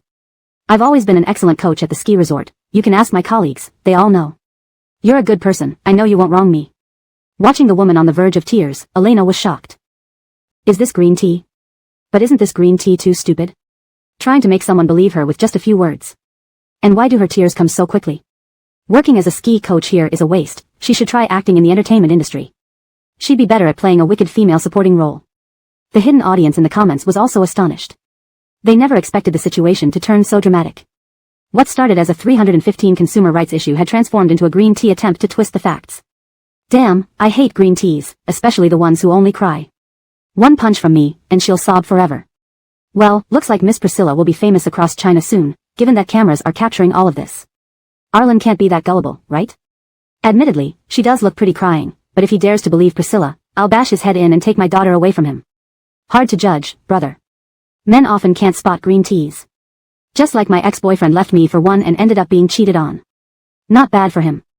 I think Arlen listening to this green tea is unlikely. After all, he's a rogue man whose thoughts we can't fathom. The film crew initially wanted to step forward to support Elena but backed off upon seeing Arlen return, giving him a chance to play the hero. Regarding the sobbing ski coach's performance, the crew thought unanimously. Hard to judge, brother. We hope you succeed. Crying and glancing stealthily at Arlen's expression, Priscilla tried to elicit pity from him. This trick had worked since college. No matter how heartless the man, they always came to comfort her when she cried with a pitiful, teary-eyed look. No man could resist saving the damsel in distress. But the expressions on the faces of the two opposite her remained calm, as if they didn't see her crying at all. Are both of you blind? Crying so hard, yet neither of you offers any comfort. She had no choice but to cry harder to gain Arlen's sympathy. It was a rare sunny day on the snowy mountain. The sun shone on the snow, casting a diamond-like sparkle. But the temperature was still low, with occasional chilly breezes passing through. Priscilla cried more intensely, seeming genuinely hurt by Elena. Passers-by began to stop curiously, interested in what was happening. A few young boys noticed her plight, ready to play heroes. A cold wind blew, and Priscilla sniffled. In the standoff, she heard the girl opposite say loudly, You're disgusting. Your snot is about to drip into your mouth. Just as Priscilla prepared to wipe her nose. Chapter 277, Green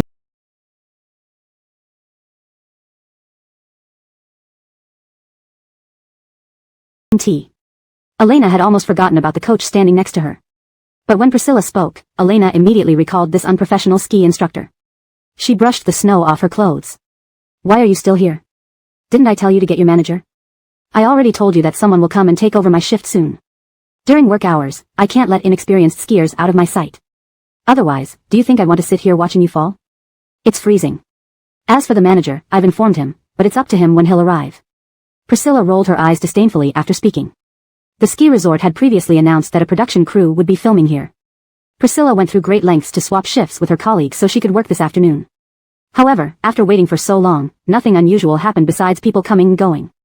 While the man who just passed was handsome, wealthy, and young, he lacked gentlemanly manners, brushing her off as if she were a fly without saying much.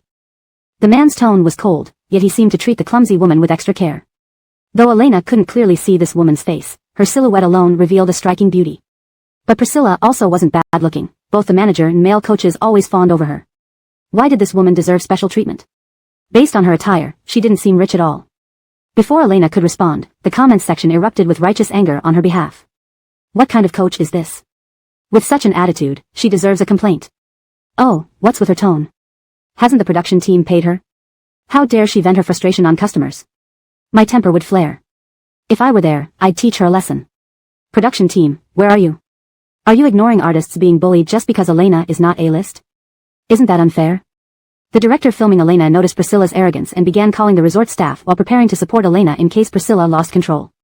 If Priscilla truly acted rashly, they would need to protect Elena first. Elena didn't say anything. Instead, she took out her phone and started looking up the ski resort's complaint hotline. She realized arguing was futile and taking action herself was more effective. Just as Elena was making the call, Arlen returned from outside holding his phone. Seeing Elena standing there, he walked over to offer support. What's wrong? Why aren't you skiing? As soon as Arlen approached, Elena felt like she found a solid backing. The call went unanswered, so she put her phone back and pointed at Priscilla seriously. Her service attitude is terrible. Not only does she lack professionalism, but she also insults me rudely. I'm going to file a complaint. Seeing the young man approach, Priscilla's previous domineering demeanor turned into one of grievance. She glanced at Arlen occasionally, her eyes filled with tears and a sense of injustice. Without wearing goggles, Elena saw her tear-filled eyes and trembling lips, which looked incredibly pitiful. I didn't mean to, sir. Please listen to me. I didn't do anything wrong. I'm always an excellent coach here. You can ask my colleagues, they know everything. You're a good person. I know you won't wrong me. Watching the woman nearly burst into tears, Elena was shocked. Was this green tea? But she thought this green tea act was too dumb, trying to make others believe her with just a few words. And why did her tears come so quickly? Working as a ski instructor was indeed a waste of talent. She should become an actress in the entertainment industry. This woman had more talent for playing a villainous role. The commenters were equally stunned by the dramatic turn of events. Initially, it seemed like a consumer complaint, but now it had become a situation where green tea tried to manipulate the truth. The most annoying thing is these crying green teas. If I hit her, she would cry even longer. Seems like Priscilla doesn't realize our cameras are capturing her every move. Miss Priscilla, you might become famous nationwide soon. Arlen isn't that stupid, right? While she does look good crying, if Arlen believes her, I'll punch his head and snatch my daughter away from him. It's hard to judge. Men can't tell green teas apart. Just like my ex-boyfriend, who broke up with me for a green tea and ended up being cheated on. Good riddance. I doubt Arlen would believe her, though. He's a dog, and we can never guess what dog men are thinking. Initially, the camera crew planned to step in to help Elena, but upon seeing Arlen return, they backed off, giving him the chance to be the hero. Regarding this sobbing ski instructor, the camera crew unanimously thought. It's hard to judge. Hope things go well for you. Priscilla cried while sneaking glances at Arlen, hoping to see sympathy in his expression. This tactic had always worked since college. Even the hardest hearts melted before a crying girl seeking comfort. But the expressions of the two opposite her remained calm, as if they didn't notice her tears. Are you blind? I'm crying my heart out here, yet no one comes to comfort me. However, she had no choice but to cry harder to gain Arlen's sympathy. Today's snowy mountain enjoyed rare clear weather, sunlight reflecting on the snow like diamonds, but the temperature remained low, with chilly winds passing between them. Priscilla cried more dramatically, as if genuinely mistreated by Elena. People stopped curiously, intrigued by the drama unfolding. A few young boys noticed her distress and looked eager to save her. A cold wind blew, and Priscilla sniffled. During this standoff, she heard the girl across from her say loudly, "You, gross, your snot is almost in your mouth." Priscilla, just about to wipe her nose, stood frozen in shock. Note, the phrase, green tea, in Chinese internet slang refers to manipulative and deceitful women, often portrayed as innocent and sweet. Chapter 278, Nasal Tears. Elena's voice wasn't loud, but it was enough for everyone nearby to hear what she said. A few young boys who were ready to stand out for the beauty finally couldn't hold back. How could this woman say such a thing at this moment? She had no sense of humanity at all.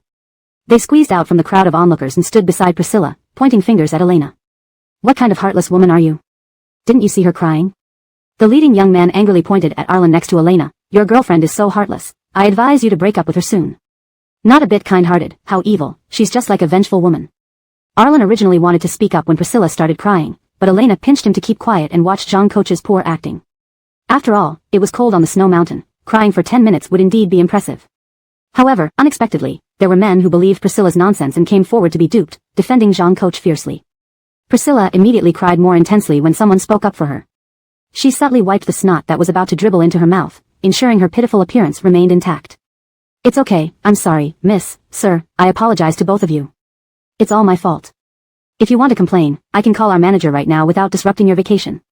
She then glanced at Arlen, whose expression was humble yet stubborn, embodying a victim under the oppression of Elena, the villainess. So pitiable yet dignified, even Elena felt she couldn't compare as a villainess. It's alright, you did well, no need to be humble. Later, when your manager arrives, I'll explain the situation to him. Yes, little sister, don't be sad. What's your name? We will invite you skiing with us later. There are still a few good people in the world. We'll help you get justice, don't be afraid. The villainess, Elena. So it seems some men truly became stupid when faced with these kinds of fake innocence, which she had thought were just online jokes. This was ridiculous to the extreme. Note, for a more natural English translation, we should avoid using untranslated Chinese terms like and. Here's a refined version. So it seems some men truly became foolish when faced with these kinds of fake innocence, which she had thought were just online jokes. This was ridiculous to the extreme. Although Bellamy had instructed them to take care of Arlen and Elena before they set off, they were really creating too many dramatic moments right now. Other groups' guests barely exchanged glances or embraces after falling down, which were only regular flirtatious interactions. But with Elena's group, it was completely different. It was like a current case straight from Legal Daily and Gender Topics. Any one of these stories alone would dominate the Weibo trending list. This incident involved complaints, female rivalry, the performance of a T-girl, men becoming foolish, public opinion being easily swayed, and a shocking turn of events and face-slapping. In short, it was bizarrely dramatic yet entertainingly hilarious. Thus, the director discreetly moved the camera closer, determined to capture this topic-laden drama thoroughly to stir up controversy and promote their show. Elena lived up to her reputation as a trendsetter. She always seemed to encounter odd situations. Due to the unusual nature of the incident, many viewers from other live streams flocked here to gawk. Who are these men yelling at Elena? They're so confident, telling her and Arlen to break up. Who do they think they are? Blinded by these fake pure women, how could men be so stupid? I look forward to seeing their expressions when they find out the truth. I hope their faces will be unforgettable, allowing me to print them out for appreciation. Hilarious, how can they so boldly accuse Elena of being malicious? And these guys have no idea the truth, yet they pretend to be fair and impartial. Though I don't like Elena, I feel she is unfairly treated here. This incident exemplifies human diversity. Elena is heartless, indeed. They've already apologized, yet she keeps pressing, even mentioning snot dribbling into her mouth. Mercy is sometimes needed. I doubt Arlen likes nitpicking girls. Oh, you self-righteous people should buy plane tickets and sit where Buddha sits in Leshan. Self-righteous people shouldn't stay in this live stream because my words might upset you. Exit for your health. Thank you. Arlen and Elena almost laughed at the stupidity of the few men opposite. Just as Arlen was about to speak, Elena turned and winked at him mischievously. Her lips silently formed the words, "Watch my performance." Alright, Arlen's eyes flashed with amusement. He stood behind Elena, pulled out his phone, and found Marlon's WeChat. You love saving damsels in distress so much, why not help wipe the lady's nose? Don't you notice it's about to freeze? I think you boys would be happy to offer your sleeves to wipe the beautiful lady's nose. When Elena finished speaking, everyone's eyes focused on Priscilla's face, as if checking if her nose was freezing. Under dozens of gazes, Priscilla, both flustered and angry, turned red with fury and genuinely cried. Elena couldn't hold back her laughter. Even if she were beautiful, who wouldn't have snot running in such cold weather? Pity Priscilla, removing her coverings to appear pitiful, ended up crying for 10 minutes in the icy wind room. Seeing Elena laugh, the opposite boy became even angrier. What's so funny? You never have a runny nose?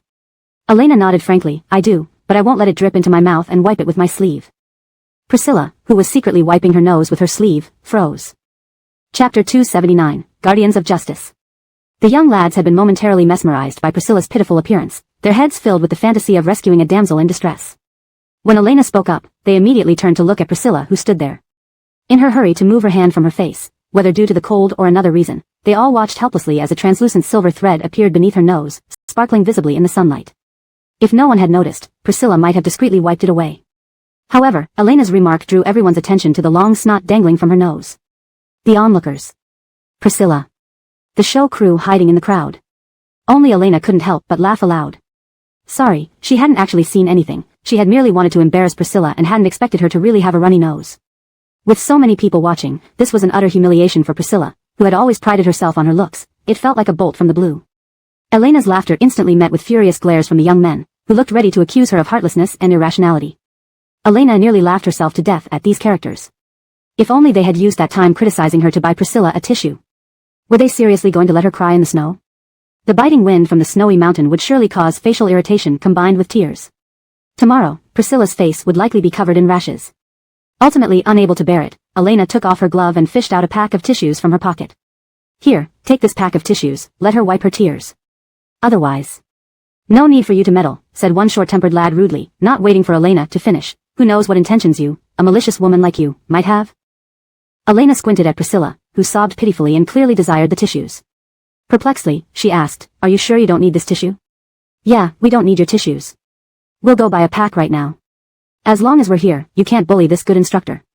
Looking at them standing guard so valiantly, if Elena wasn't opposed to them, she'd applaud their chivalry. They were truly well-meaning. However, it seemed Priscilla behind them desperately wanted those tissues.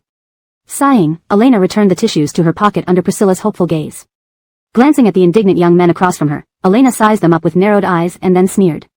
From what I see, you guys aren't doing so hot either. If you want to rescue damsels in distress, at least carry some tissues first. You three big men couldn't even come up with a pack of tissues. Couldn't even spare a sleeve.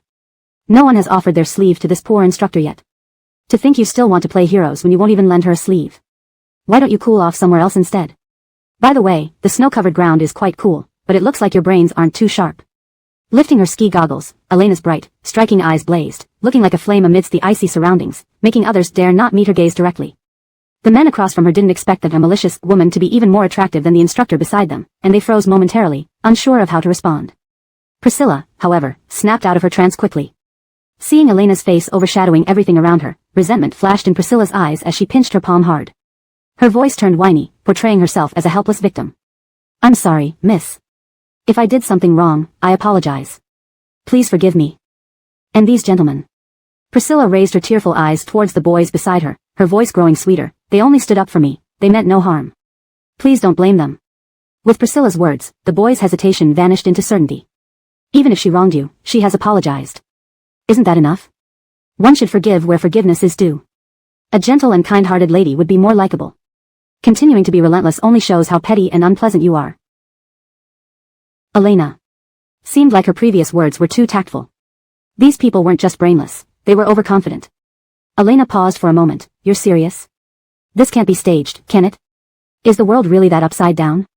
Crossing her arms, Elena observed the serious faces opposite her, finding it almost amusing. Whether I forgive her is my own business. You weren't involved and didn't experience what I did. How can you speak on my behalf? Also, if forgiving someone means being evil, then if I slap you a few times and then apologize, you must forgive me. Right? Because if you don't, you'd be considered evil. Does that make sense? Before the boys could answer, the crowd erupted in laughter. That's right, miss, why not really slap them a few times for effect? Laughter echoed among the crowd. Seeing the boys' faces turn red in speechless embarrassment, Elena curled her lips slightly, about to say more when Priscilla finally lost patience. Miss, even if you're upset with me, don't take it out on others. These gentlemen are very good people. I apologize. Please be merciful and spare them. Tears streamed down her face uncontrollably as she cried hysterically. Elena. What dedication to her manipulative girl persona. In the sympathetic gaze of the crowd, Elena looked at Priscilla's thunderous bark but timid action, cleared her throat, making sure everyone heard her clearly. You're right, this dispute is between us two. So, please watch the VCR. Chapter 280, Manager. The onlookers hadn't expected such a major turn of events and became even more interested, turning their attention to the center. Elena wasn't one to be vague either. She turned her head and spotted some familiar faces in the crowd, waving enthusiastically at them. Directors, over here. Did you manage to capture everything that just happened? Could you show everyone what went down? I'm sure Miss Zhang, who's feeling so wronged, would be delighted for everyone to uphold justice. What do you think, Miss Zhang? After speaking, Elena observed Priscilla's expression. Sure enough, Priscilla stood frozen, looking like a terrified quail, even forgetting to cry. The crowd immediately became excited, cheering as they eagerly awaited the truth. Meanwhile, the production team, hidden among the crowd, had never felt so much attention before. They walked to the center under the eager gazes of the spectators. Feeling oddly embarrassed yet honored, it must have been an illusion. The chat messages on the live stream instantly heated up as people rushed to explain the whole situation. Colemans and sisters, this is our moment. We must tell the world the truth about this matter. Fist pump. For some reason, I feel a sense of mission now. Who knew eating melon could give me this kind of feeling? Thanks, Miss Elena, I'll gladly be a witness. Didn't someone say that line, watch the VCR, sounded really cool? Slapping someone's face feels so good, love it. We are Elena's trump card, huh? Alright, I'll reluctantly help her out. Are those guys' brains kicked by donkeys? How can they defend the coach without understanding the situation? It's infuriating. Those guys are nothing but a pile of dog s. Amidst the bustling crowd, Elena saw the terror on Priscilla's face. She looked around, seemingly hoping to escape amidst the chaos. However, Elena quickly approached Priscilla, grabbing her wrist with a gentle yet menacing tone. Coach Zhang, the truth is about to be revealed. Aren't you wronged? Let everyone see how you were wronged. Priscilla thought to herself, this woman is a devil, absolutely a devil. The production crew lived up to their reputation, capturing clear audio and visuals from afar. The director helpfully played the critical part of the footage. After the usual sarcastic comments, the crowd quickly directed their condemning gazes towards Priscilla. I didn't expect her to treat customers like this. Truly infuriating. Can we get a refund and compensation for mental distress? I came here to have fun, not to suffer. Gross, what's there to cry about? Accusing the victim first, then trying to pin the blame elsewhere. How dare she still cry? The few young men standing beside Priscilla blushed furiously upon seeing the video. They looked at Priscilla with anger almost bursting out of them. Elena, watching from the sidelines, gleefully fanned the flames. Your gazes are so vicious and unforgiving. But I bet you all, being so kind-hearted, will surely forgive her, right? But I'm different. I'm more sinister. I'm going to complain to your manager. Not only about her, but also about the manager who's been nowhere to be seen since this incident started. Here comes the manager,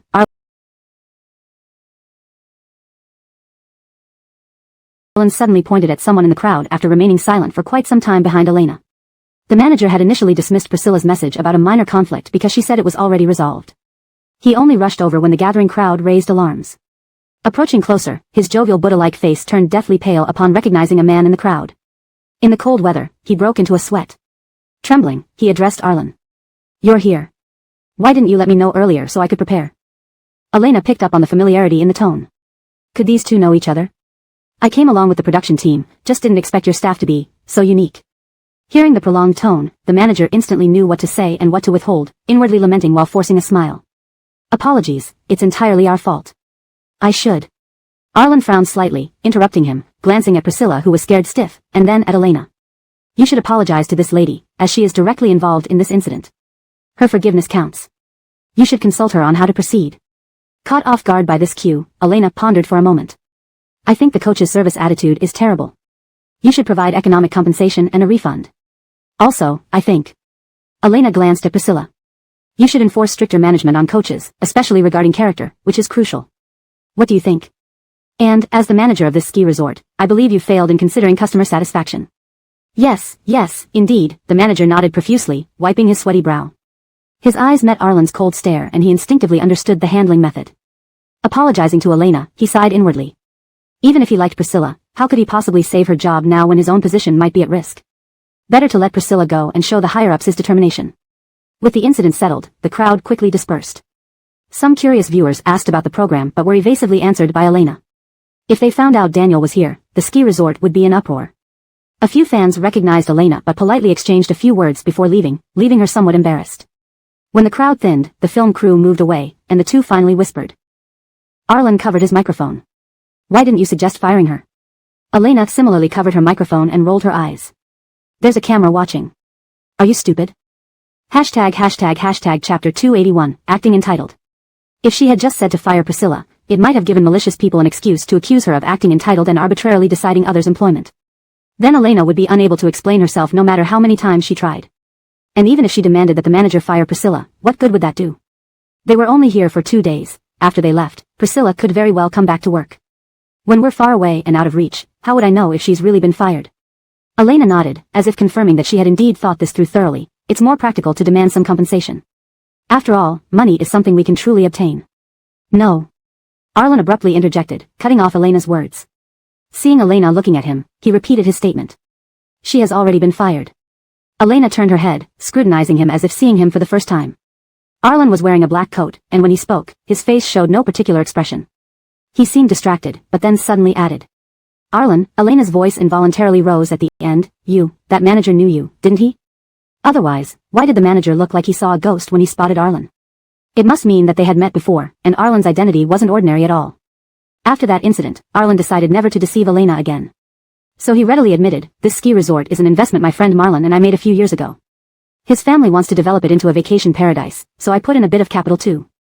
Elena. She realized that her definition of a bit and Arlen's definition of a bit were entirely different. Elena fell silent for a moment. Just as Arlen lowered his head anxiously, thinking she was unhappy with his actions, he heard her mumble softly. Damn it, I need to compete with you rich people. Arlen. The more Elena thought about it, the angrier she became. If she had known Arlen was a shareholder of the ski resort, she wouldn't have tolerated Priscilla's behavior and endured the humiliation for so long. She stood still, looking at Arlen seriously. Can you stand there while I throw a snowball at you? Just once. Arlen pondered for a moment and then decisively replied. No. Why not? Elena was puzzled by this stubborn man's refusal at a time when she needed to vent. Any other boyfriend would say, sure, as long as it could make her feel better. But Arlen actually refused her. Am I supposed to stand there and let you hit me? I'm not stupid. Arlen slowly gave her a look like he was talking to an idiot, clearly surprised by her question. Elena thought to herself that she must have been blind to choose Arlen as her boyfriend at that time. However, in the end, Arlen did stand still and allowed Elena to throw a snowball at him. Watching Elena's joyful expression, her eyes squinting happily, Arlen brushed the snow off his arm. You're this happy? Of course, Elena turned her head, grinning smugly. In this snowball war, I won. That's taking advantage of someone unfairly. Arlen muttered lazily. Elena immediately turned around and asked with a menacing tone. Do you have a problem with that? Arlen instantly swallowed all his complaints and promptly answered, no. I'm glad you're happy. Elena quickly reverted to a sweet smile as if the chilling vibe was merely Arlen's hallucination. Let's go skiing together. We haven't properly skied this afternoon yet. Only now did Arlen understand a truth. Women change their moods faster than flipping pages. Their commotion caught the attention of many onlookers, and soon everyone at the ski resort knew that a ski instructor with poor service attitude was caught acting pretentiously and was recorded by a customer's photographer, causing her to lose face publicly. This incident made the ski instructors extremely nervous, fearing that their customers might also carry cameras to catch them red-handed. Meanwhile, they speculated who the unfortunate one caught on camera was. Onlookers eagerly spread the news. Compared to Elena's side where the heat exploded, the popularity of the other guest groups could be described as dismal. Especially for Daniel and Marnie's group, even with Daniel's best actor charisma, their live stream seemed rather dull. After all, the initial intent of this program's live stream was to showcase some sweet celebrity love moments. But Daniel and Marnie appeared to respect each other like honored guests, staying completely out of each other's way. Daniel especially seemed to be writing, avoiding suspicions on his forehead. Even while skiing, he tried to stay as far from Marnie as possible, avoiding eye contact and conversations whenever possible. Thus, the enthusiastic viewers rushing into the live stream were left bewildered and quickly lost interest. Are these two really dating guests? How does it feel like Daniel has "not acquainted" written all over his face? So boring. So these two are just skiing here? Can you guys act a little more couple-like? At least sell the CP for us. I give up. This feels more like a Stranger scene. I want to see sweet love stories, not serious skiing from you two. Goodbye, I'm going to watch Elena's drama. Some people are funny. If you want to leave, just leave. Why make it sound like you're important or something? Just watch who you want. It's not like someone is holding you back. For some reason, I used to ship Daniel and Marnie. Now they seem so distant. It feels like Marnie confessed unsuccessfully and Daniel is actively avoiding her. Agreed. From the earlier episodes, their dynamic felt off. When Daniel gave gifts to Marnie before, it was quite sweet. Now, the only couple in this show that seems real is Elena and Arlen. The production team watched as viewers left Daniel's live stream, feeling anxious and helpless. Daniel barely glanced at Marnie standing next to him. What could they do? They were also desperate. Originally, they thought Daniel's presence would be the golden ticket, drawing in viewership and traffic. Instead, Elena and Arlen's group took all the spotlight, and everyone flocked to their live stream. Besides fans of Daniel and Marnie, almost all the regular viewers had left. Chapter 282, Friends. Marnie discreetly turned her head to glance at Daniel. Before he noticed, she quickly turned back, appearing as if she were concentrating on learning. Daniel was standing an arm's length away, yet Marnie felt as though he was distant, as if an insurmountable chasm lay between them. She moved forward as if not caring, pretending to ask the ski coach a question. From the corner of her eye, she saw Daniel naturally step back, leaving all the space for her. Was he avoiding her like poison? Did they not even qualify as friends? Marnie's heart ached, but she forced a gentle smile. She accurately glanced towards the nearby camera without revealing any discomfort. She couldn't let others see the strain in her relationship with Daniel. Many directors had given her audition opportunities because of Daniel. If they knew their relationship had broken down, the company would surely reallocate her resources to someone else. She hadn't fully separated from the company yet, losing these resources would make her dreams seem further away. For herself, Marnie pinched her palm and subtly moved closer to Daniel. She couldn't let anyone notice anything unusual about their relationship. Alright, you two have done very well. You can now practice freely. The coach nodded approvingly, standing by playfully teasing. Of course, I'm not saying you should start skiing immediately. My point is that you should try practicing what we've learned to get a feel for the techniques, which will make learning skiing much easier. As she spoke, she checked her phone, which had been buzzing non-stop due to messages in a WeChat group. It must be the manager discussing something important, otherwise, people wouldn't respond so actively. She planned to acknowledge it briefly before leaving but was shocked by the content of the messages. Instead of putting her phone back into her pocket, she stayed to read more. The plot twists were as intriguing as a novel. After reading, she replied, "Received," and looked up at the couple she was guiding. If you have any complaints, feel free to tell me. I'll accept them all and do my best to improve. Otherwise, please give me good reviews today. Our coaches are being more strictly evaluated from now on. Seeing the two clearly stunned, the coach started vividly describing the recent reprimand. One of our instructors had a terrible attitude towards a customer and insulted her. Even when the boyfriend came, she refused to admit her mistakes and continued defaming the customer. Guess what happened next? The coach seemed delighted by this outcome. The customer had a photographer with her who captured everything clearly. Once the truth was revealed, the instructor lost face and will likely lose her job. You see how things turned out, she sighed. If only the instructor had listened to the customer's complaint and switched coaches, this whole ordeal could have been avoided. However, realizing Priscilla deserved criticism, but not wanting to offend the customers, she mumbled vaguely, that instructor may really be incompetent. Though the coach didn't say much, it was clear the photographer was likely from their show. Before Marnie could ask if the coach knew the customer's name, she saw Daniel take his phone and walk away quickly. Although he left swiftly, Marnie instinctively knew Daniel was checking if it was Elena's incident. Her heart sank. Ignored and disheartened by Daniel's attitude, she was close to breaking down but remembered the cameras. Thus, she forced a strained smile. Excuse me, do you know the customer's name? Are they perhaps our friend? She wasn't with us. I don't know, the coach said, slightly embarrassed. The group only mentioned the incident but didn't reveal the customer's name. If they're friends, call them and check. This place is crowded, so maybe it isn't them. Thank you. I understand. Marnie thanked the coach under duress. Under the coach's watchful eye, she had no choice but to pretend to make a call. Unexpectedly, when she opened her phone, Weibo pushed her a trending topic. Hashtag Elena beats green tea slut hashtag. Marnie. Well, everyone now knows who that person in the ski resort was. Opening Weibo, she browsed through the trend. Although it wasn't high on the popularity chart, numerous comments appeared, both from Elena's fans and random netizens. Undoubtedly, all praised Elena as a shining example, calling her the warrior who defeated the green tea slut. Countless comments below made Marnie feel dazed. Elena seems to be quite popular now. Even though Marnie rarely paid attention to internet matters, her staff and agent often marveled at Elena's rise on the show, the program benefits she received, and how the production team had shifted her role from a sidekick to the leading lady. That glow seemed almost overshadowing her own stardom. This was impossible. Marnie gritted her teeth, a flash of horror crossing her eyes. She should be the biggest winner of this show. She knew everything from the start and was bound to Daniel. How could Elena steal her limelight? This world allowed her rebirth solely to fulfill her dream of becoming a movie queen. She couldn't allow anyone to obstruct or overshadow her. Marnie pursed her lips, messaging her agent on WeChat. The sky darkened, heavy clouds gathering overhead. Miss, why don't we go back and ski another day? It looks like it might rain. The coach advised her, speaking from behind. Hiding her cold expression, Marnie flashed the coach a sweet smile. Sure. Chapter 282, Friends.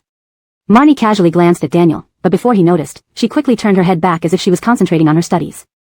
Though Daniel stood only an arm's length away from her, Marnie felt like there was an insurmountable gap between them. Pretending not to care, she leaned forward as if to ask the ski instructor a question. Out of the corner of her eye, she saw Daniel naturally take a step back, leaving all the space to her. Was he avoiding her like she was a snake? Could they not even be friends? Pain and distress churned inside Marnie, but on the surface, she still managed a gentle smile and nonchalantly looked toward the camera nearby. She couldn't let others notice the unusual relationship between her and Daniel. Many directors had given her audition opportunities for Daniel's sake, and if anyone found out that they were not getting along, the company would definitely allocate her resources to someone else. She hadn't completely broken free from the company yet, losing these resources would push her dream further away. For her own sake, Marnie pinched her palm and moved closer to Daniel inconspicuously. She couldn't let anyone detect the abnormality in their relationship. Alright, both of you have done very well. You can start practicing freely now, the coach nodded satisfactorily and joked warmly from the side. I'm not saying for you two to start skiing right now. What I mean is that you should try doing the tasks we've just done several more times to find the key points and techniques. This way, you'll learn skiing much faster. As she spoke, she checked her phone, which had just received several notifications, all from a WeChat group. It must be the manager discussing something important for everyone to respond so actively. She initially planned to reply briefly and leave the group chat, but the content stunned her. The story was as dramatic as a novel. After reading it, she replied with "received" in the group and then turned to the couple she was attending today. If you have any opinions about me, feel free to tell me. I will accept and improve wherever possible. If you have no issues, please give me a positive review today. From today onward, the evaluation of instructors has become stricter. Noticing the surprise on the faces of the two, the coach began vividly recounting the incident reported in the group. One of our coaches at the ski resort was rude to a customer and mocked them. When the customer's boyfriend arrived, the coach refused to apologize and kept defaming the customer. Guess what happened next? The coach sounded slightly gleeful. The customer brought a photographer who captured everything. Once the truth came out, the coach lost face and his job too. You see how things went, she sighed. If the coach had simply accepted the customer's complaint and offered a replacement, this wouldn't have happened. But, she hesitated, facing the two customers, that coach may indeed need improvement. Despite her vague response, the information in her words was clear. The photographer was likely from their show's production team. Before Marnie could ask if the coach knew the customer's name, Daniel took out his phone and walked outside. He moved quickly, but Marnie instinctively knew Daniel was checking whether it was related to Elena. Her heart sank, overwhelmed by neglect and disappointment, pushing her close to breaking point. But remembering the camera, she forced an uglier-than-crying smile. Excuse me, do you know the customer's name? I wondered if it's one of our friends. She wasn't with us.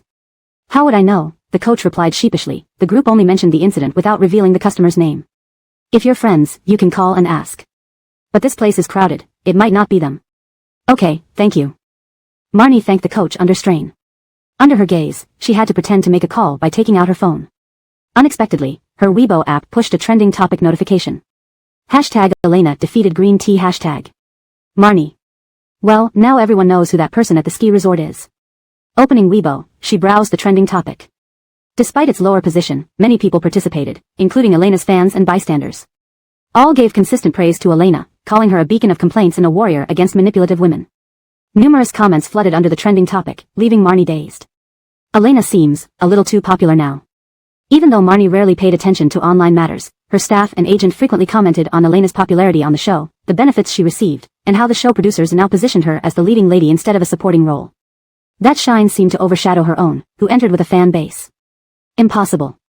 Marnie clenched her teeth, eyes flashing with alarm. She should be the biggest winner of the show. Knowing everything from the beginning and being linked with Daniel since day one, how could Elena steal her spotlight? Reborn in this world must be for her dream of becoming a top actress. She wouldn't allow anyone to hinder or overshadow her. Marnie pursed her lips and sent a WeChat message to her agent.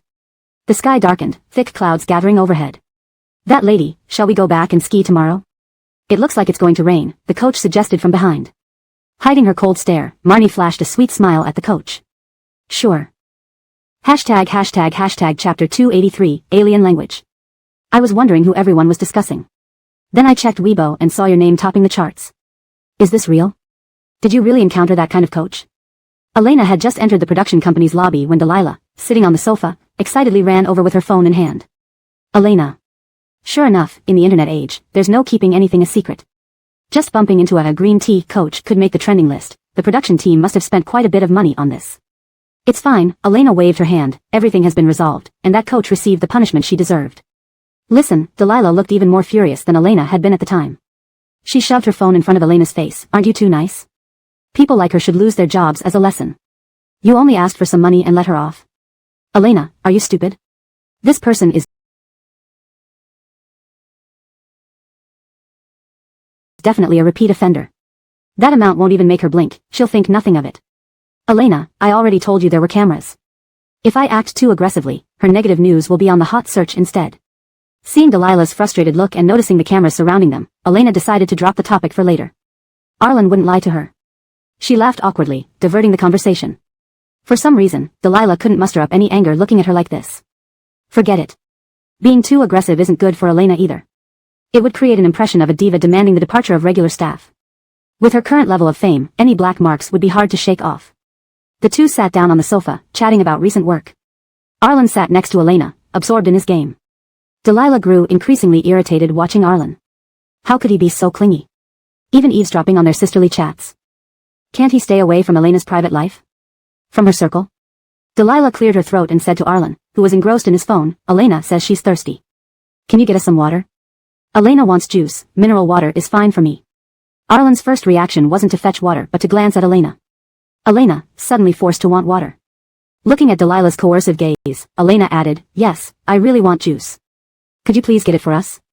Arlen nodded, put his phone away, and obediently went to the kitchen to get drinks.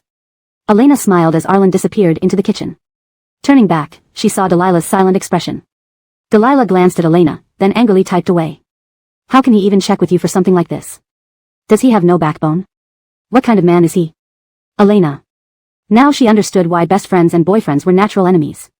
Delilah looked ready to obliterate Arlen. She typed back, he's great. Huh, love-struck woman, don't think I didn't see you staring at his back until it vanished. Oh my, being in love sure is wonderful. Delilah's typing speed increased as she sent a barrage of messages. Shoo, Elena, Luo, your tone now sounds like a neglected concubine living in the cold palace for too long. After some thought, she added a dog emoji. Delilah, do you even realize this? I've invited you out so many times, and you always say you're busy. Ever since getting that dog Arlen, you've cut down our venting time on WeChat. I'm so bored. Arlen, that dog? True, those words weren't far off. Just as Elena continued typing, she felt a sudden shadow before her eyes. Her quick reflexes flipped her phone closed to hide her chat. Delilah quickly put her phone away too. Elena, did you see what happened online? Are you okay? Where's that manager? I'll go find him. Don't worry, I'll get justice for you. Wyatt looked indignant, as if he and Elena were close. If not for Elena's memory, she might have been fooled by his performance. Wait, who are you? Are we really that close? Why are you suddenly checking on me? Elena thought Wyatt had learned his lesson last time, but apparently, he hadn't given up.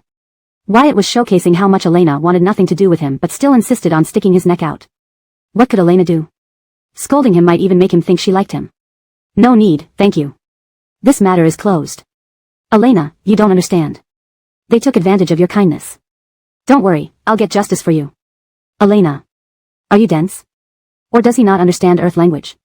Elena knew what Wyatt was plotting, lure her into loving him, then dump her to get back at his goddess, Marnie. But this plan was so cliché. Only the original owner, who was naive and inexperienced, would fall for such a trap, ending up in a hopeless situation. Does Wyatt actually like Elena? He's so attentive. Is every man on this show in love with Elena? The production team is promoting her way too hard. Doesn't Elena feel embarrassed? Some people spread rumors without a second thought. How fast they try to smear my daughter. Fan circle tactics are so predictable.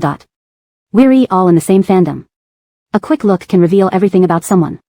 Please delete those contents about Miss Amara from your profile before spreading lies, okay? Thank you. Elena, did I not make myself clear? I said no thanks. Mr. Gu, please give your concern to someone else. Her cold tone conveyed a clear rejection. This left the usually adored Wyatt feeling irked. If not for Sister Starlight, he wouldn't waste time on this woman. However, Wyatt's heart sank again.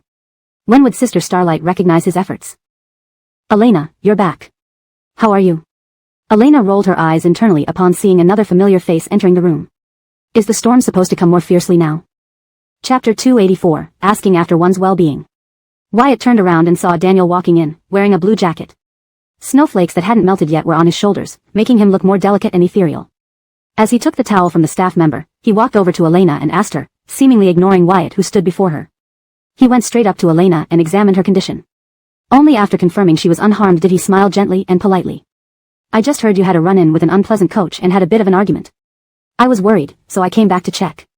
Despite knowing that Daniel loved Marnie, Elena felt something odd about his concern. It's fine. That issue has been resolved, and the ski resort is willing to compensate me. That's good. Daniel glanced at Elena, looking somewhat helpless by her good temper. Your punishment was too light, but it's fine. He looked at Elena, his tone filled with relief. I'm glad you're okay. Elena nodded, Why did this feel even stranger? The male lead and female lead are standing behind you watching us too. Are you really sure you want to be asking after her well-being here? Moreover, shouldn't Daniel be asking after Marnie instead? Elena looked past Daniel's shoulder and saw the intense hatred in Marnie's eyes. The malice in her gaze was like a poisoned dagger, but when she noticed Elena looking at her, she quickly hid her emotions and gave Elena a rather gentle smile. Despite the warm air conditioning in the hall, Elena felt her hair stand on end, a chill running down her spine. It's fine. Look at Miss Amara, she seems to not be feeling well. Was Marnie's glare aimed at her? But she didn't remember having deep-seated enmity with the female lead. Why would Marnie look at her like that? Elena furrowed her eyebrows in confusion. Hearing Elena's words, Daniel realized how obvious his actions were. Straightening up, his smile became distant and formal, quite different from the intimate one he showed earlier. If you're not feeling well, you can have the program's doctor take a look. I'll have the staff call the doctor. No need, Marnie said softly, giving Daniel a sweet smile with an unusually intimate tone. Just a little cold from the ski resort. Resting for a while should be enough. While the words sounded normal, paired with her eyes, it made Elena feel like she was hearing the female lead cooing to the male lead. So, they were part of the play between the leads as well? Great, another day spent as background scenery. Unnoticed by Elena, Marnie clenched her fists tightly, almost piercing into her flesh. Had she not seen Daniel's expression towards Elena, she might have thought he genuinely cared. But after seeing how seriously Daniel attended to Elena, his concern now seemed superficial and forced. The contrast was too stark for her to deny.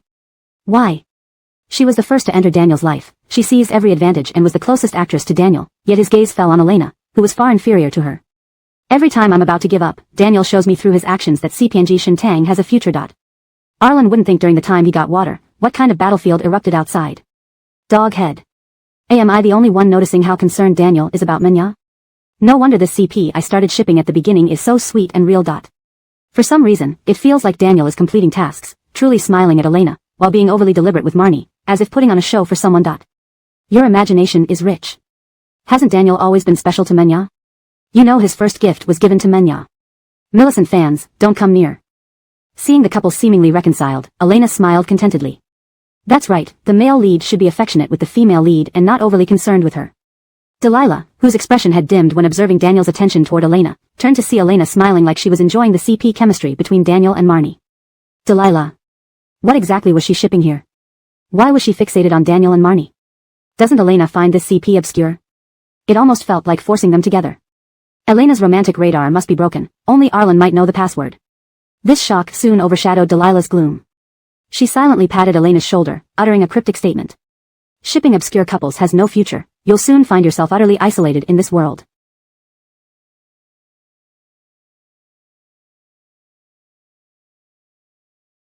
What taste? Pairing Daniel with Marnie was akin to poor taste. Marnie hated Elena but Elena was still pairing them. Elena didn't understand Delilah's meaning. Looking up, she saw Wyatt standing there with a heartbroken and lost expression, like a drenched puppy in the rain. He gazed at Marnie with restrained love. Unfortunately, he was the heroine's puppy, which felt like a menacing Tibetan mastiff to her. What a complex love triangle, starting from the program's opening and ending with its conclusion. Constantly refreshing, with sweetness and pain. It could make for a captivating movie or TV series. Elena quickly pushed away her excessive sympathy and began humming, I should be under the car, not inside it. Delilah. Daniel. Marnie. And Arlen holding 2 bottles of water from the kitchen. Why had he only gone for a moment, taken a phone call in the kitchen, and come back to find everyone surrounding Elena? Is Elena catnip or something? Why does everyone want to stand in front of her? Why did it take so long? It felt like almost 10 minutes. Elena, unscrewing the bottle cap, spoke in a noticeably intimate tone, completely different from her earlier conversations with Wyatt and Daniel. Took a call. Arlen glanced at Daniel and Wyatt, raising an eyebrow. Standing there isn't tiring? Note, this translation aims to maintain the original tone, style, paragraph structure, and line breaks. Names are kept in pinyin as requested. Chapter 285, The Flawless Number. After dinner, would you like to go out and play? I remember there's an ice sculpture exhibition here at night, which is quite beautiful. Arlen walked Elena to her door, his voice low but with a hint of anticipation. You, as the boss here, haven't seen the ice sculpture exhibit? Elena covered her microphone, glancing at the camera not far behind her, teasing him softly. I haven't. Axton manages this place more often. He used to be idle before taking over their company, handling this side of the business. I usually work a lot and rarely have time to come here for fun. Arlen, wanting to go on a date with his girlfriend, didn't hesitate to act pitiful. Elena nodded, looking up at Arlen's expectant eyes and said, No. I'm going to watch movies in my room with Lualua tonight. You came too late, schedule your plans for tomorrow early. Arlen. He glanced at the cunningly smiling Elena and slowly said, Can I join? I'm here to join, not break up your sisterhood. Elena crossed her arms in front of her chest, teasing Arlen who was trying to gain entry by acting pitiful. 3 people are too crowded, and a boy like you isn't suitable for our girls' hangout. Sorry. Elena patted Arlen's shoulder, let's keep some distance from each other, okay? Okay. Arlen. Why should he stay away from his girlfriend when he was already in the probation period? If he wasn't proactive, it'd be worse once Elena entered the film crew. With no place to show off, wouldn't it be almost like waiting to die? Right now, though slow, it still felt like death. But Elena firmly refused him, stating that appropriate distance could make their relationship better. Ha ha ha ha, did you really tell him that? Delilah sat on the sofa, nearly laughing uncontrollably. She held a pillow and laughed victoriously, like a scheming villainess who had just succeeded. After calming down, she said sternly to Elena. Deserved. You shouldn't indulge Arlen. A grown man always clinging to you, what does that even look like? Not at all like a tough guy. Mainly because Elena dating Arlen meant less time to gossip and play with her. Elena was always occupied by Arlen, leaving her best friend no room to breathe. The lights in the room were off, only the projector in the screening room diligently played the movie, but neither of them was watching. Cross-legged on the sofa, they reminisced about Elena's refusal to Arlen, both unable to stop laughing. Elena looked at the triumphant Delilah and silently wondered what expression Delilah would have when she found out about Arlen's identity. Laughing so wildly now, Delilah might not laugh later. Just as Delilah was celebrating Arlen's humiliation, she heard Elena whisper beside her. Lualua, I need to tell you something. What? Delilah grabbed a chip from the coffee table, eating while watching the movie, completely relaxed. Arlen is the boss of Yofeng. Oh, Delilah stuffed another chip into her mouth. Who's boss? Yofeng. Delilah nodded, then froze mid-motion, her hand stopping mid-reach for another chip. Boss of Yofeng? Elena tried hard not to laugh, reaching for the chips from Delilah's hand. Before she could nod, Delilah snatched the chips protectively. That bastard tricked me out of so much money and lowered the game's probability, causing me endless guaranteed pulls. He's the bastard boss of that bastard company? Elena stopped, observing Delilah's sudden explosion in silence. It felt different from what she expected, perhaps too emotional. Originally, Delilah seemed like a rival to Elena, but now, Delilah looked ready to hunt Arlen down for answers. Finally, for Elena's sake, Delilah sat down indignantly, pouring out her gaming misfortunes. In college, I played one of Yofeng's games. It was rigged, constantly hitting guaranteed pulls, big ones and small ones. One day, I couldn't take it anymore and quit. Delilah lifted